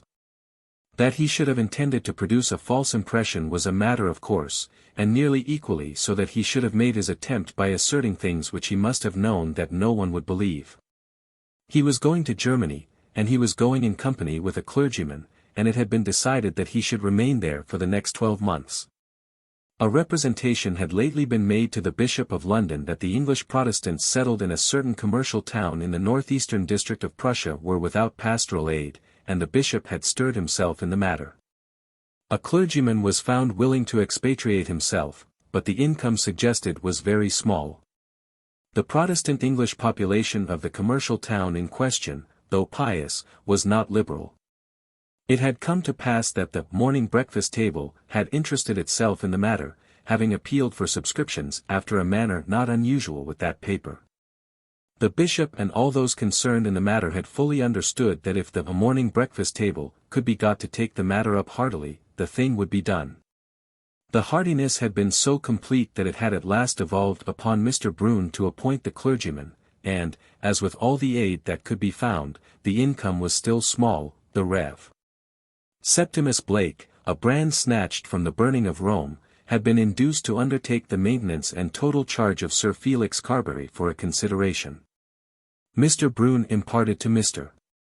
Blake all that there was to know about the baronet, giving much counsel as to the management of the young man, and specially enjoining on the clergyman that he should on no account give Sir Felix the means of returning home. It was evidently Mr. Brune's anxious wish that Sir Felix should see as much as possible of German life, at a comparatively moderate expenditure, and under circumstances that should be externally respectable if not absolutely those which a young gentleman might choose for his own comfort or profit. But especially that those circumstances should not admit of the speedy return to England of the young gentleman himself. Lady Carbury had at first opposed the scheme. Terribly difficult as was to her the burden of maintaining her son, she could not endure the idea of driving him into exile.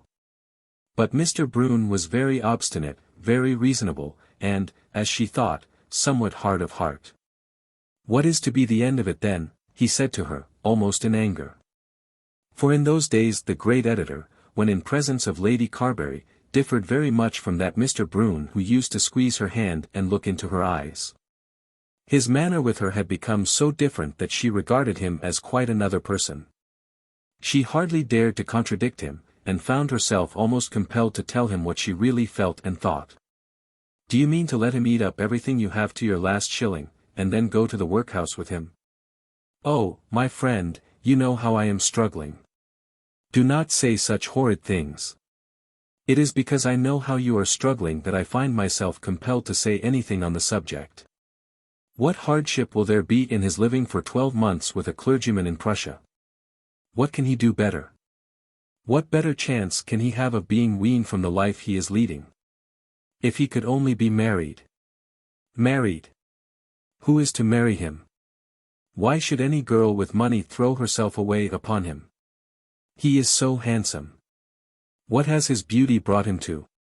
Lady Carbury, you must let me tell you that all that is not only foolish but wrong.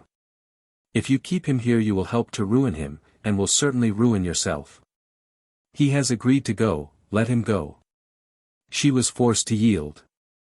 Indeed, as Sir Felix had himself assented, it was almost impossible that she should not do so. Perhaps Mr. Brune's greatest triumph was due to the talent and firmness with which he persuaded Sir Felix to start upon his travels. "Your mother," said Mr. Brune, "has made up her mind that she will not absolutely beggar your sister and herself in order that your indulgence may be prolonged for a few months. She cannot make you go to Germany of course. But she can turn you out of her house, and, unless you go, she will do so." "I don't think she ever said that, Mr. Brune." "No, she has not said so. But I have said it for her in her presence. And she has acknowledged that it must necessarily be so. You may take my word as a gentleman that it will be so. If you take her advice £175 a year will be paid for your maintenance, but if you remain in England not a shilling further will be paid." He had no money. His last sovereign was all but gone. Not a tradesman would give him credit for a coat or a pair of boots. The key of the door had been taken away from him. The very page treated him with contumely. His clothes were becoming rusty. There was no prospect of amusement for him during the coming autumn or winter. He did not anticipate much excitement in eastern Prussia, but he thought that any change must be a change for the better. He assented, therefore, to the proposition made by Mr. Brune, was duly introduced to the Rev. Septimus Blake, and, as he spent his last sovereign on a last dinner at the Bear Garden, explained his intentions for the immediate future to those friends at his club who would no doubt mourn his departure. Mr. Blake and Mr. Brune between them did not allow the grass to grow under their feet. Before the end of August Sir Felix, with Mr. and Mrs. Blake and the young Blakes had embarked from Hull for Hamburg, having extracted at the very hour of parting a last £5 note from his foolish mother. "It will be just enough to bring him home," said Mr. Brune with angry energy when he was told of this.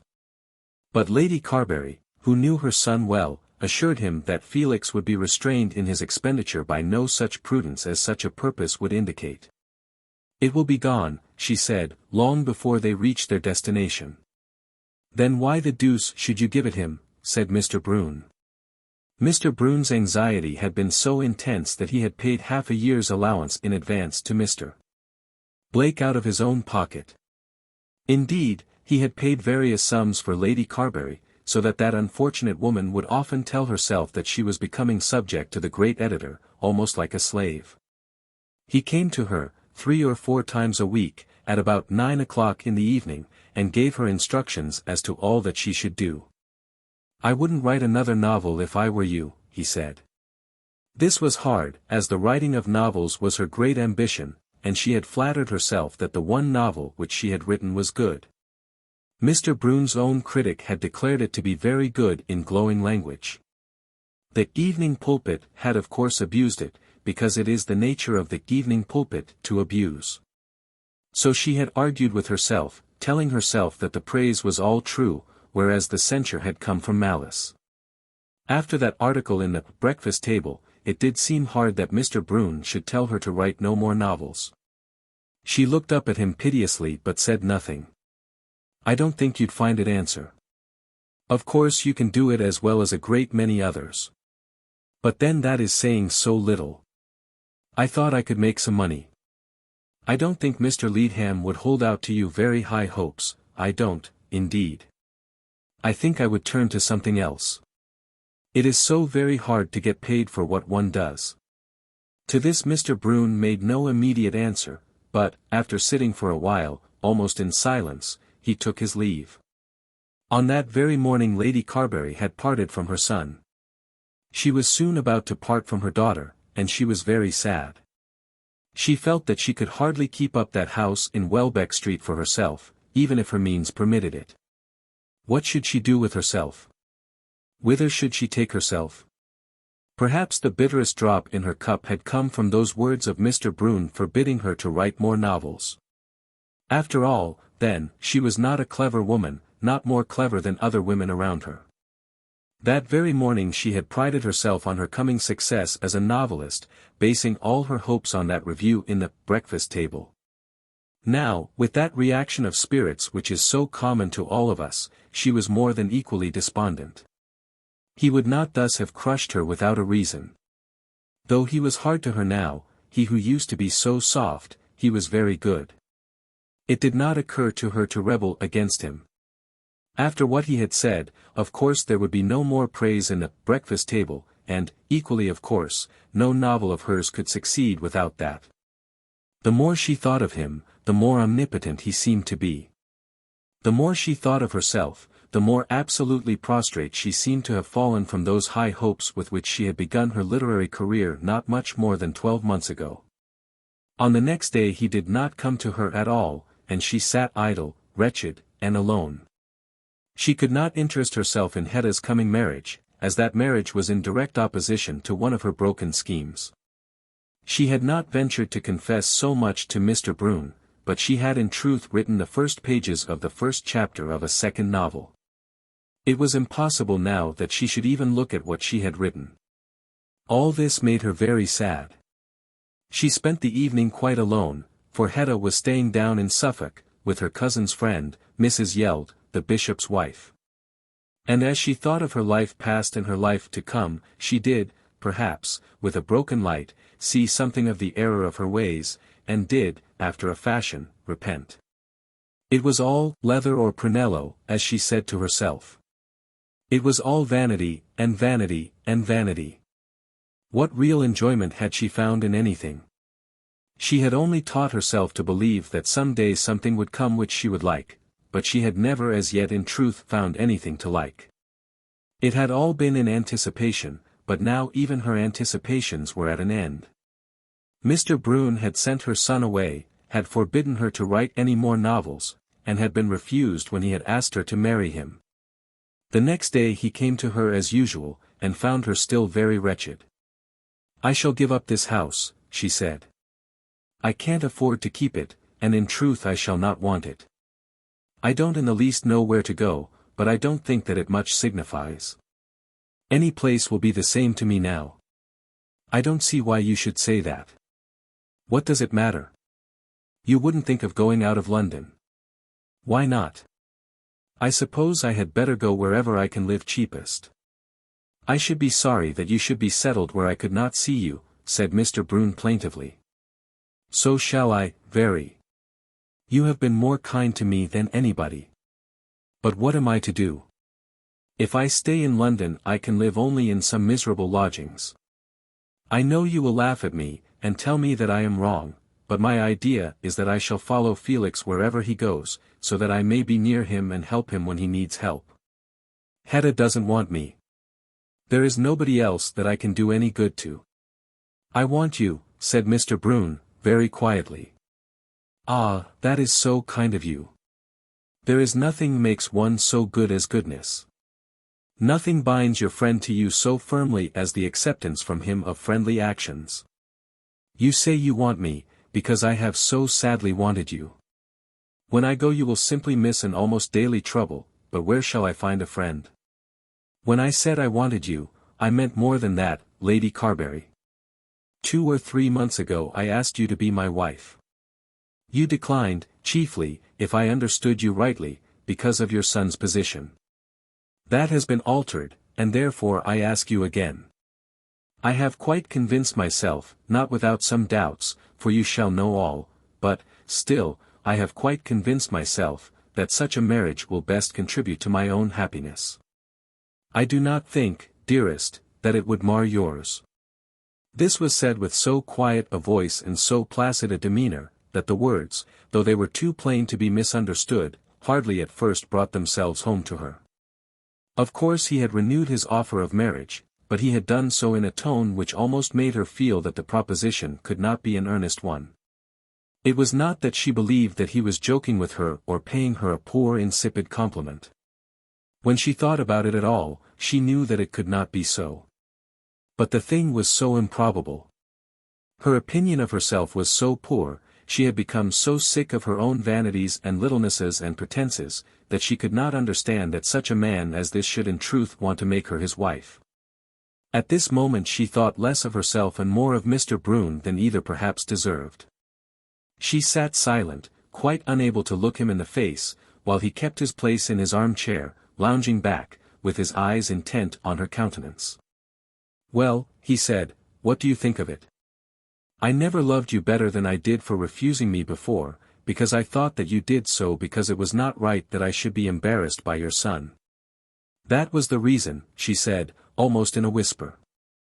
"But I shall love you better still for accepting me now, if you will accept me." The long vista of her past life appeared before her eyes. The ambition of her youth which had been taught to look only to a handsome maintenance, the cruelty of her husband which had driven her to run from him, the further cruelty of his forgiveness when she returned to him.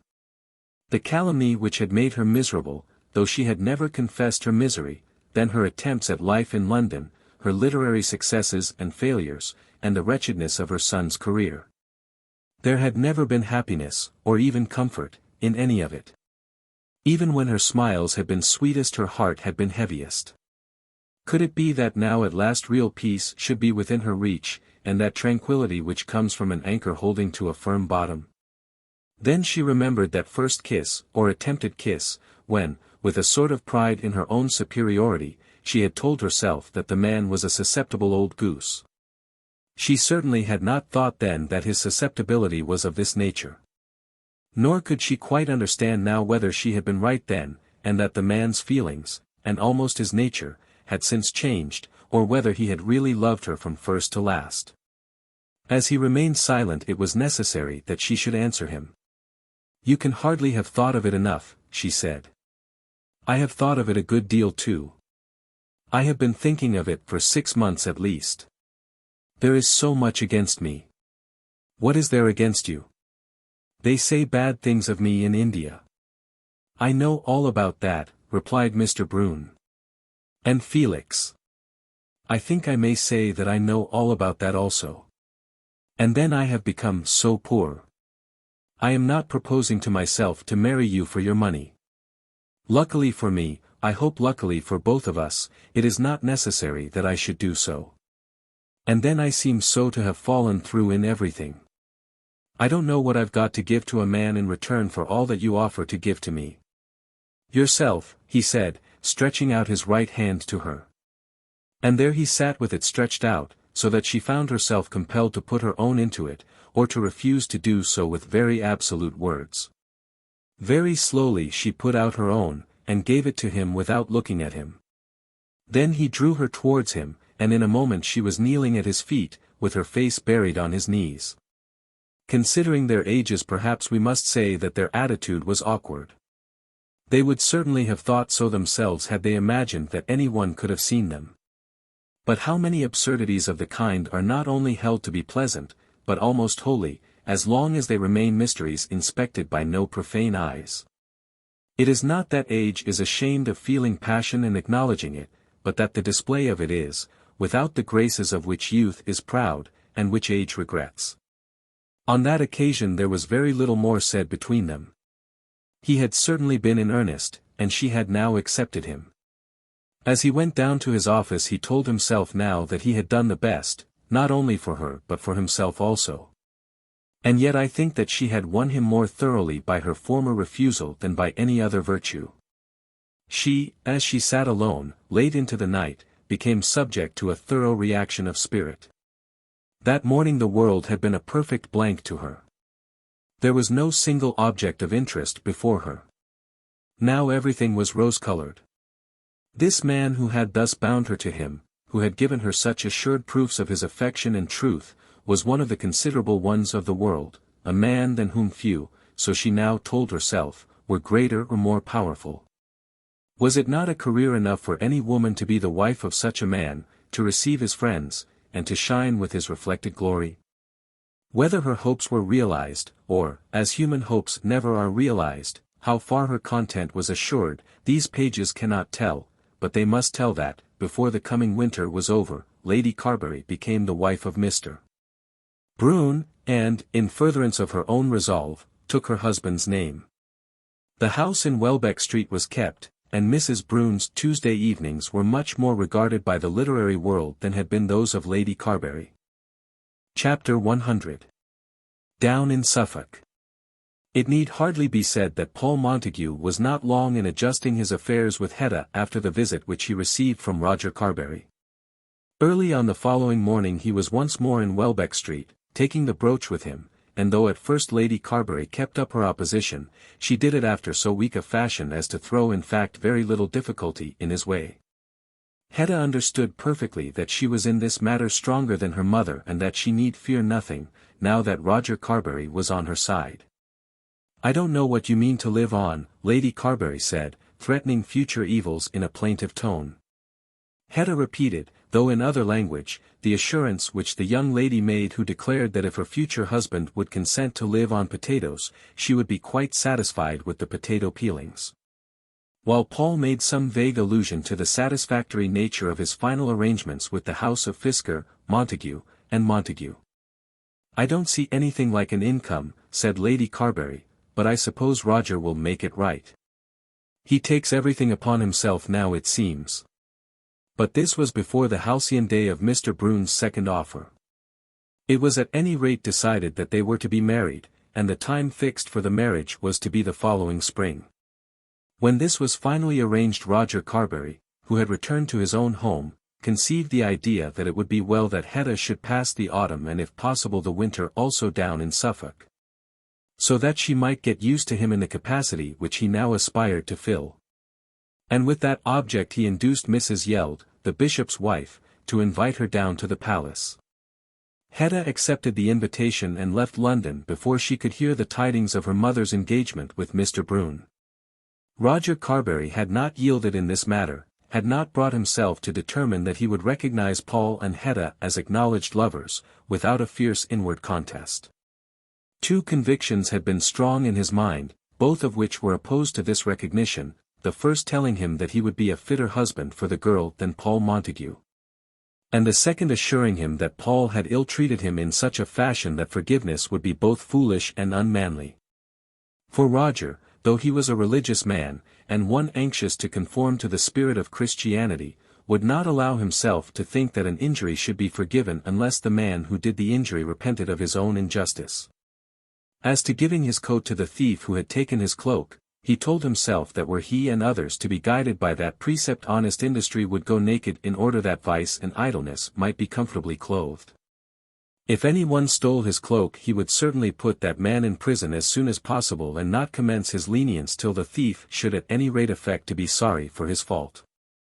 Now, to his thinking, Paul Montague had stolen his cloak, and were he, Roger, to give way in this matter of his love, he would be giving Paul his coat also. No.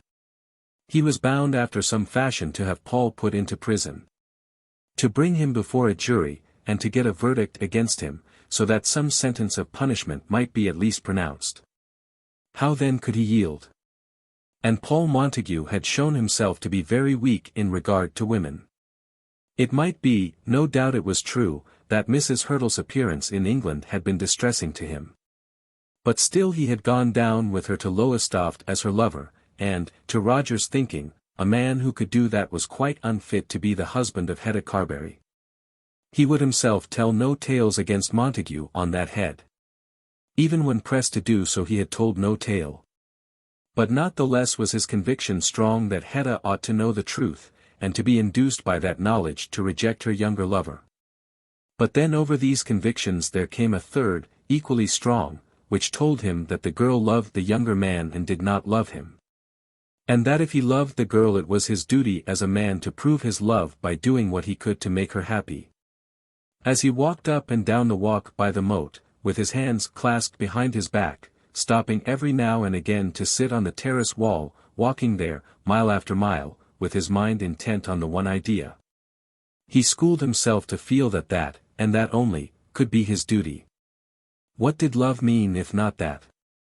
What could be the devotion which men so often affect to feel if it did not tend to self-sacrifice on behalf of the beloved one? A man would incur any danger for a woman, would subject himself to any toil, would even die for her. But if this were done simply with the object of winning her, where was that real love of which sacrifice of self on behalf of another is the truest proof? So, by degrees, he resolved that the thing must be done.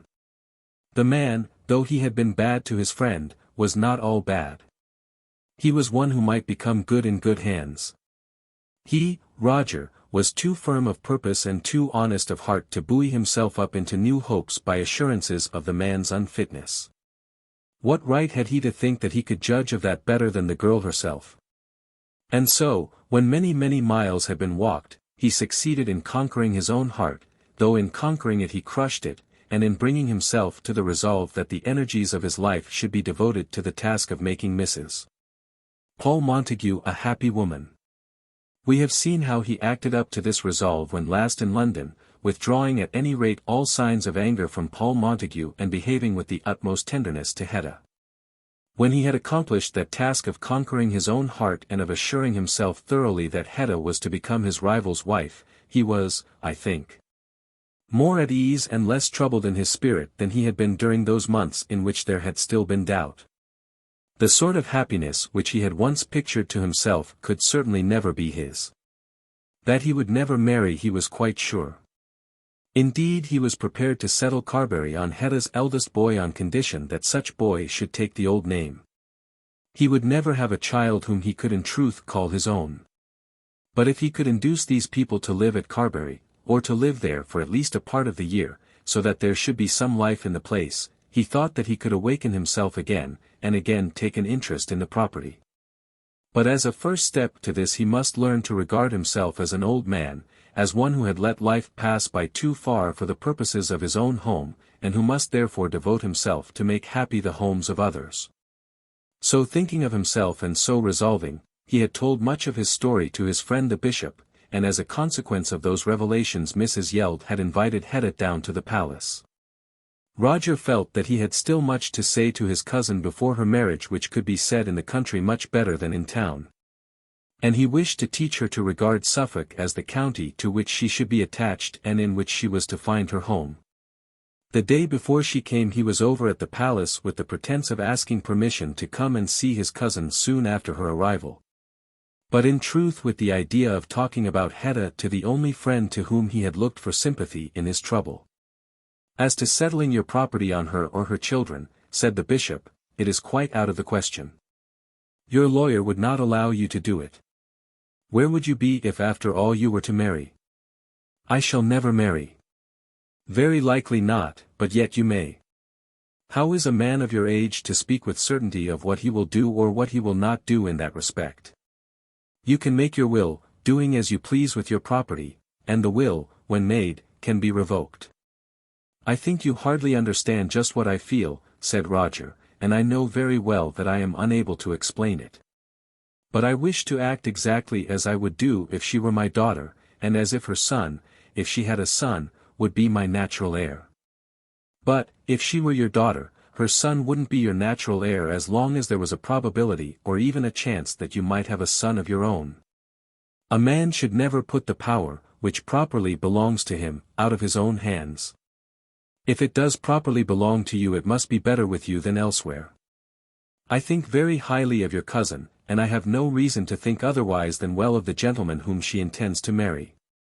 But it is only human nature to suppose that the fact that your property is still at your own disposal should have some effect in producing a more complete observance of your wishes. I do not believe it in the least, my lord, said Roger somewhat angrily. That is because you are so carried away by enthusiasm at the present moment as to ignore the ordinary rules of life. There are not, perhaps, many fathers who have regents and gonerils for their daughters, but there are very many who may take a lesson from the folly of the old king. Thou hadst little wit in thy bald crown, the fool said to him, when thou gavest thy golden one away. The world, I take it, thinks that the fool was right. The bishop did so far succeed that Roger abandoned the idea of settling his property on Paul Montague's children. But he was not on that account the less resolute in his determination to make himself and his own interests subordinate to those of his cousin.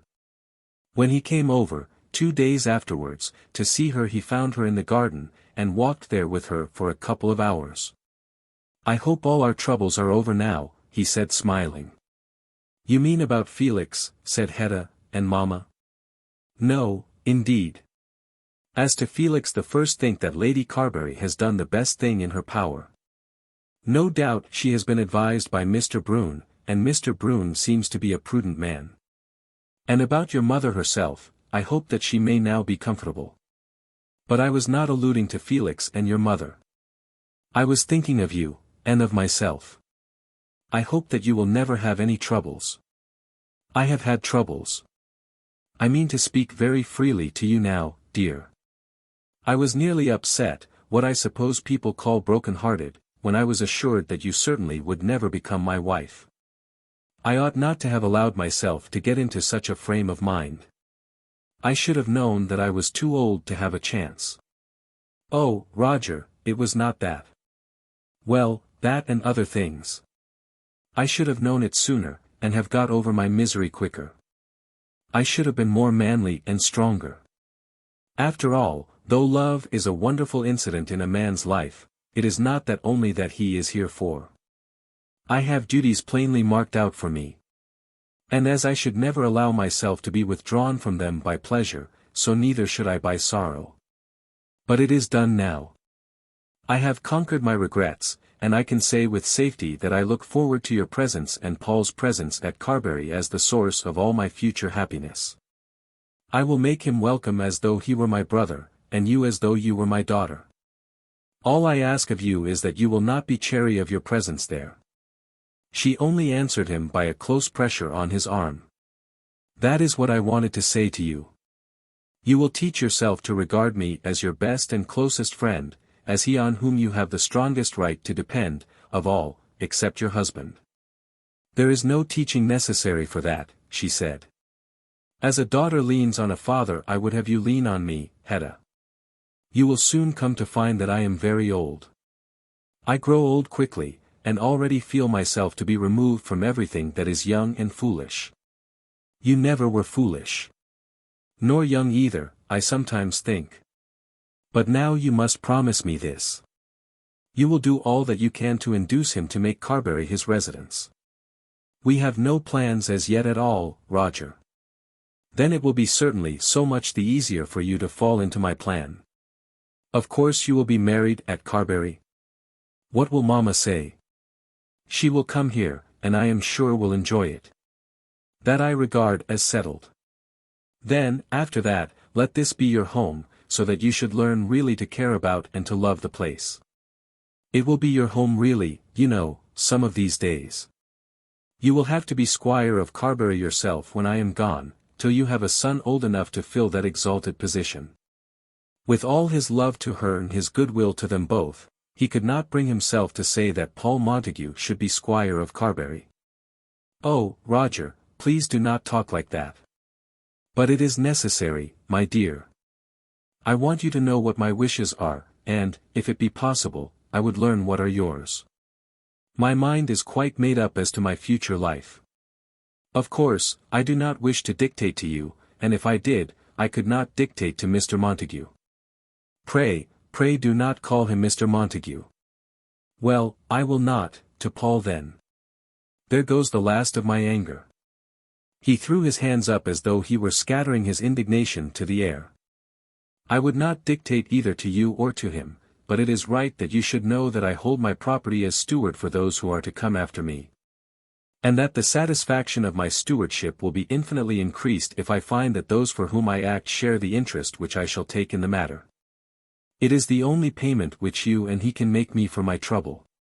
But Felix, Roger. His brow became a little black as he answered her. To a sister, he said very solemnly, I will not say a word against her brother.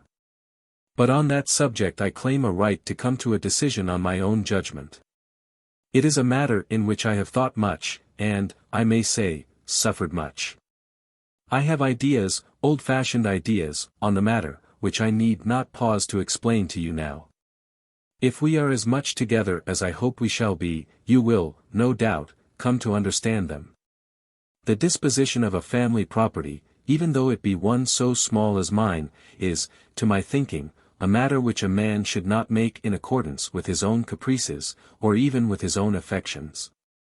He owes a duty to those who live on his land, and he owes a duty to his country. And, though it may seem fantastic to say so, I think he owes a duty to those who have been before him, and who have manifestly wished that the property should be continued in the hands of their descendants. These things are to me very holy. In what I am doing I am in some respects departing from the theory of my life, but I do so under a perfect conviction that by the course I am taking I shall best perform the duties to which I have alluded.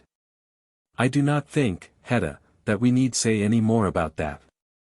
He had spoken so seriously, that, though she did not quite understand all that he had said, she did not venture to dispute his will any further.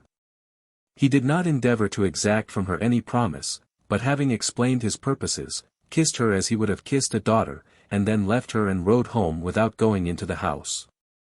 Soon after that, Paul Montague came down to Carbury, and the same thing was said to him, though in a much less solemn manner. Paul was received quite in the old way. Having declared that he would throw all anger behind him, and that Paul should be again Paul, he rigidly kept his promise, whatever might be the cost to his own feelings. As to his love for Hetta, and his old hopes, and the disappointment which had so nearly unmanned him, he said not another word to his fortunate rival. Montague knew it all, but there was now no necessity that any allusion should be made to past misfortunes.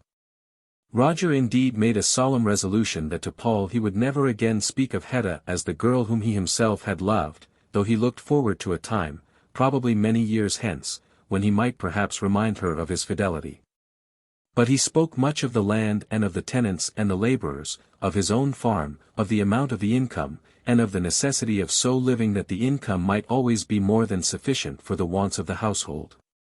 When the spring came round, Hetta and Paul were married by the bishop at the parish church of Carbury, and Roger Carbury gave away the bride. All those who saw the ceremony declared that the squire had not seemed to be so happy for many a long year. John Crumb, who was there with his wife, himself now one of Roger's tenants, having occupied the land which had become vacant by the death of old Daniel Ruggles, declared that the wedding was almost as good fun as his own. "John, what a fool you are!" Ruby said to her spouse, when this opinion was expressed with rather a loud voice.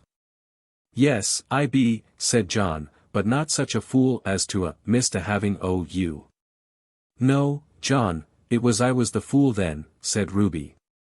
"We'll see about that when the bairn's born," said John, equally aloud. Then Ruby held her tongue. Mrs. Brune, and Mr. Brune, were also at Carbury, thus doing great honour to Mr. and Mrs.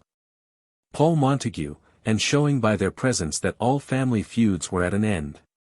Sir Felix was not there. Happily up to this time Mr. Septimus Blake had continued to keep that gentleman as one of his Protestant population in the German town, no doubt not without considerable trouble to himself. The end.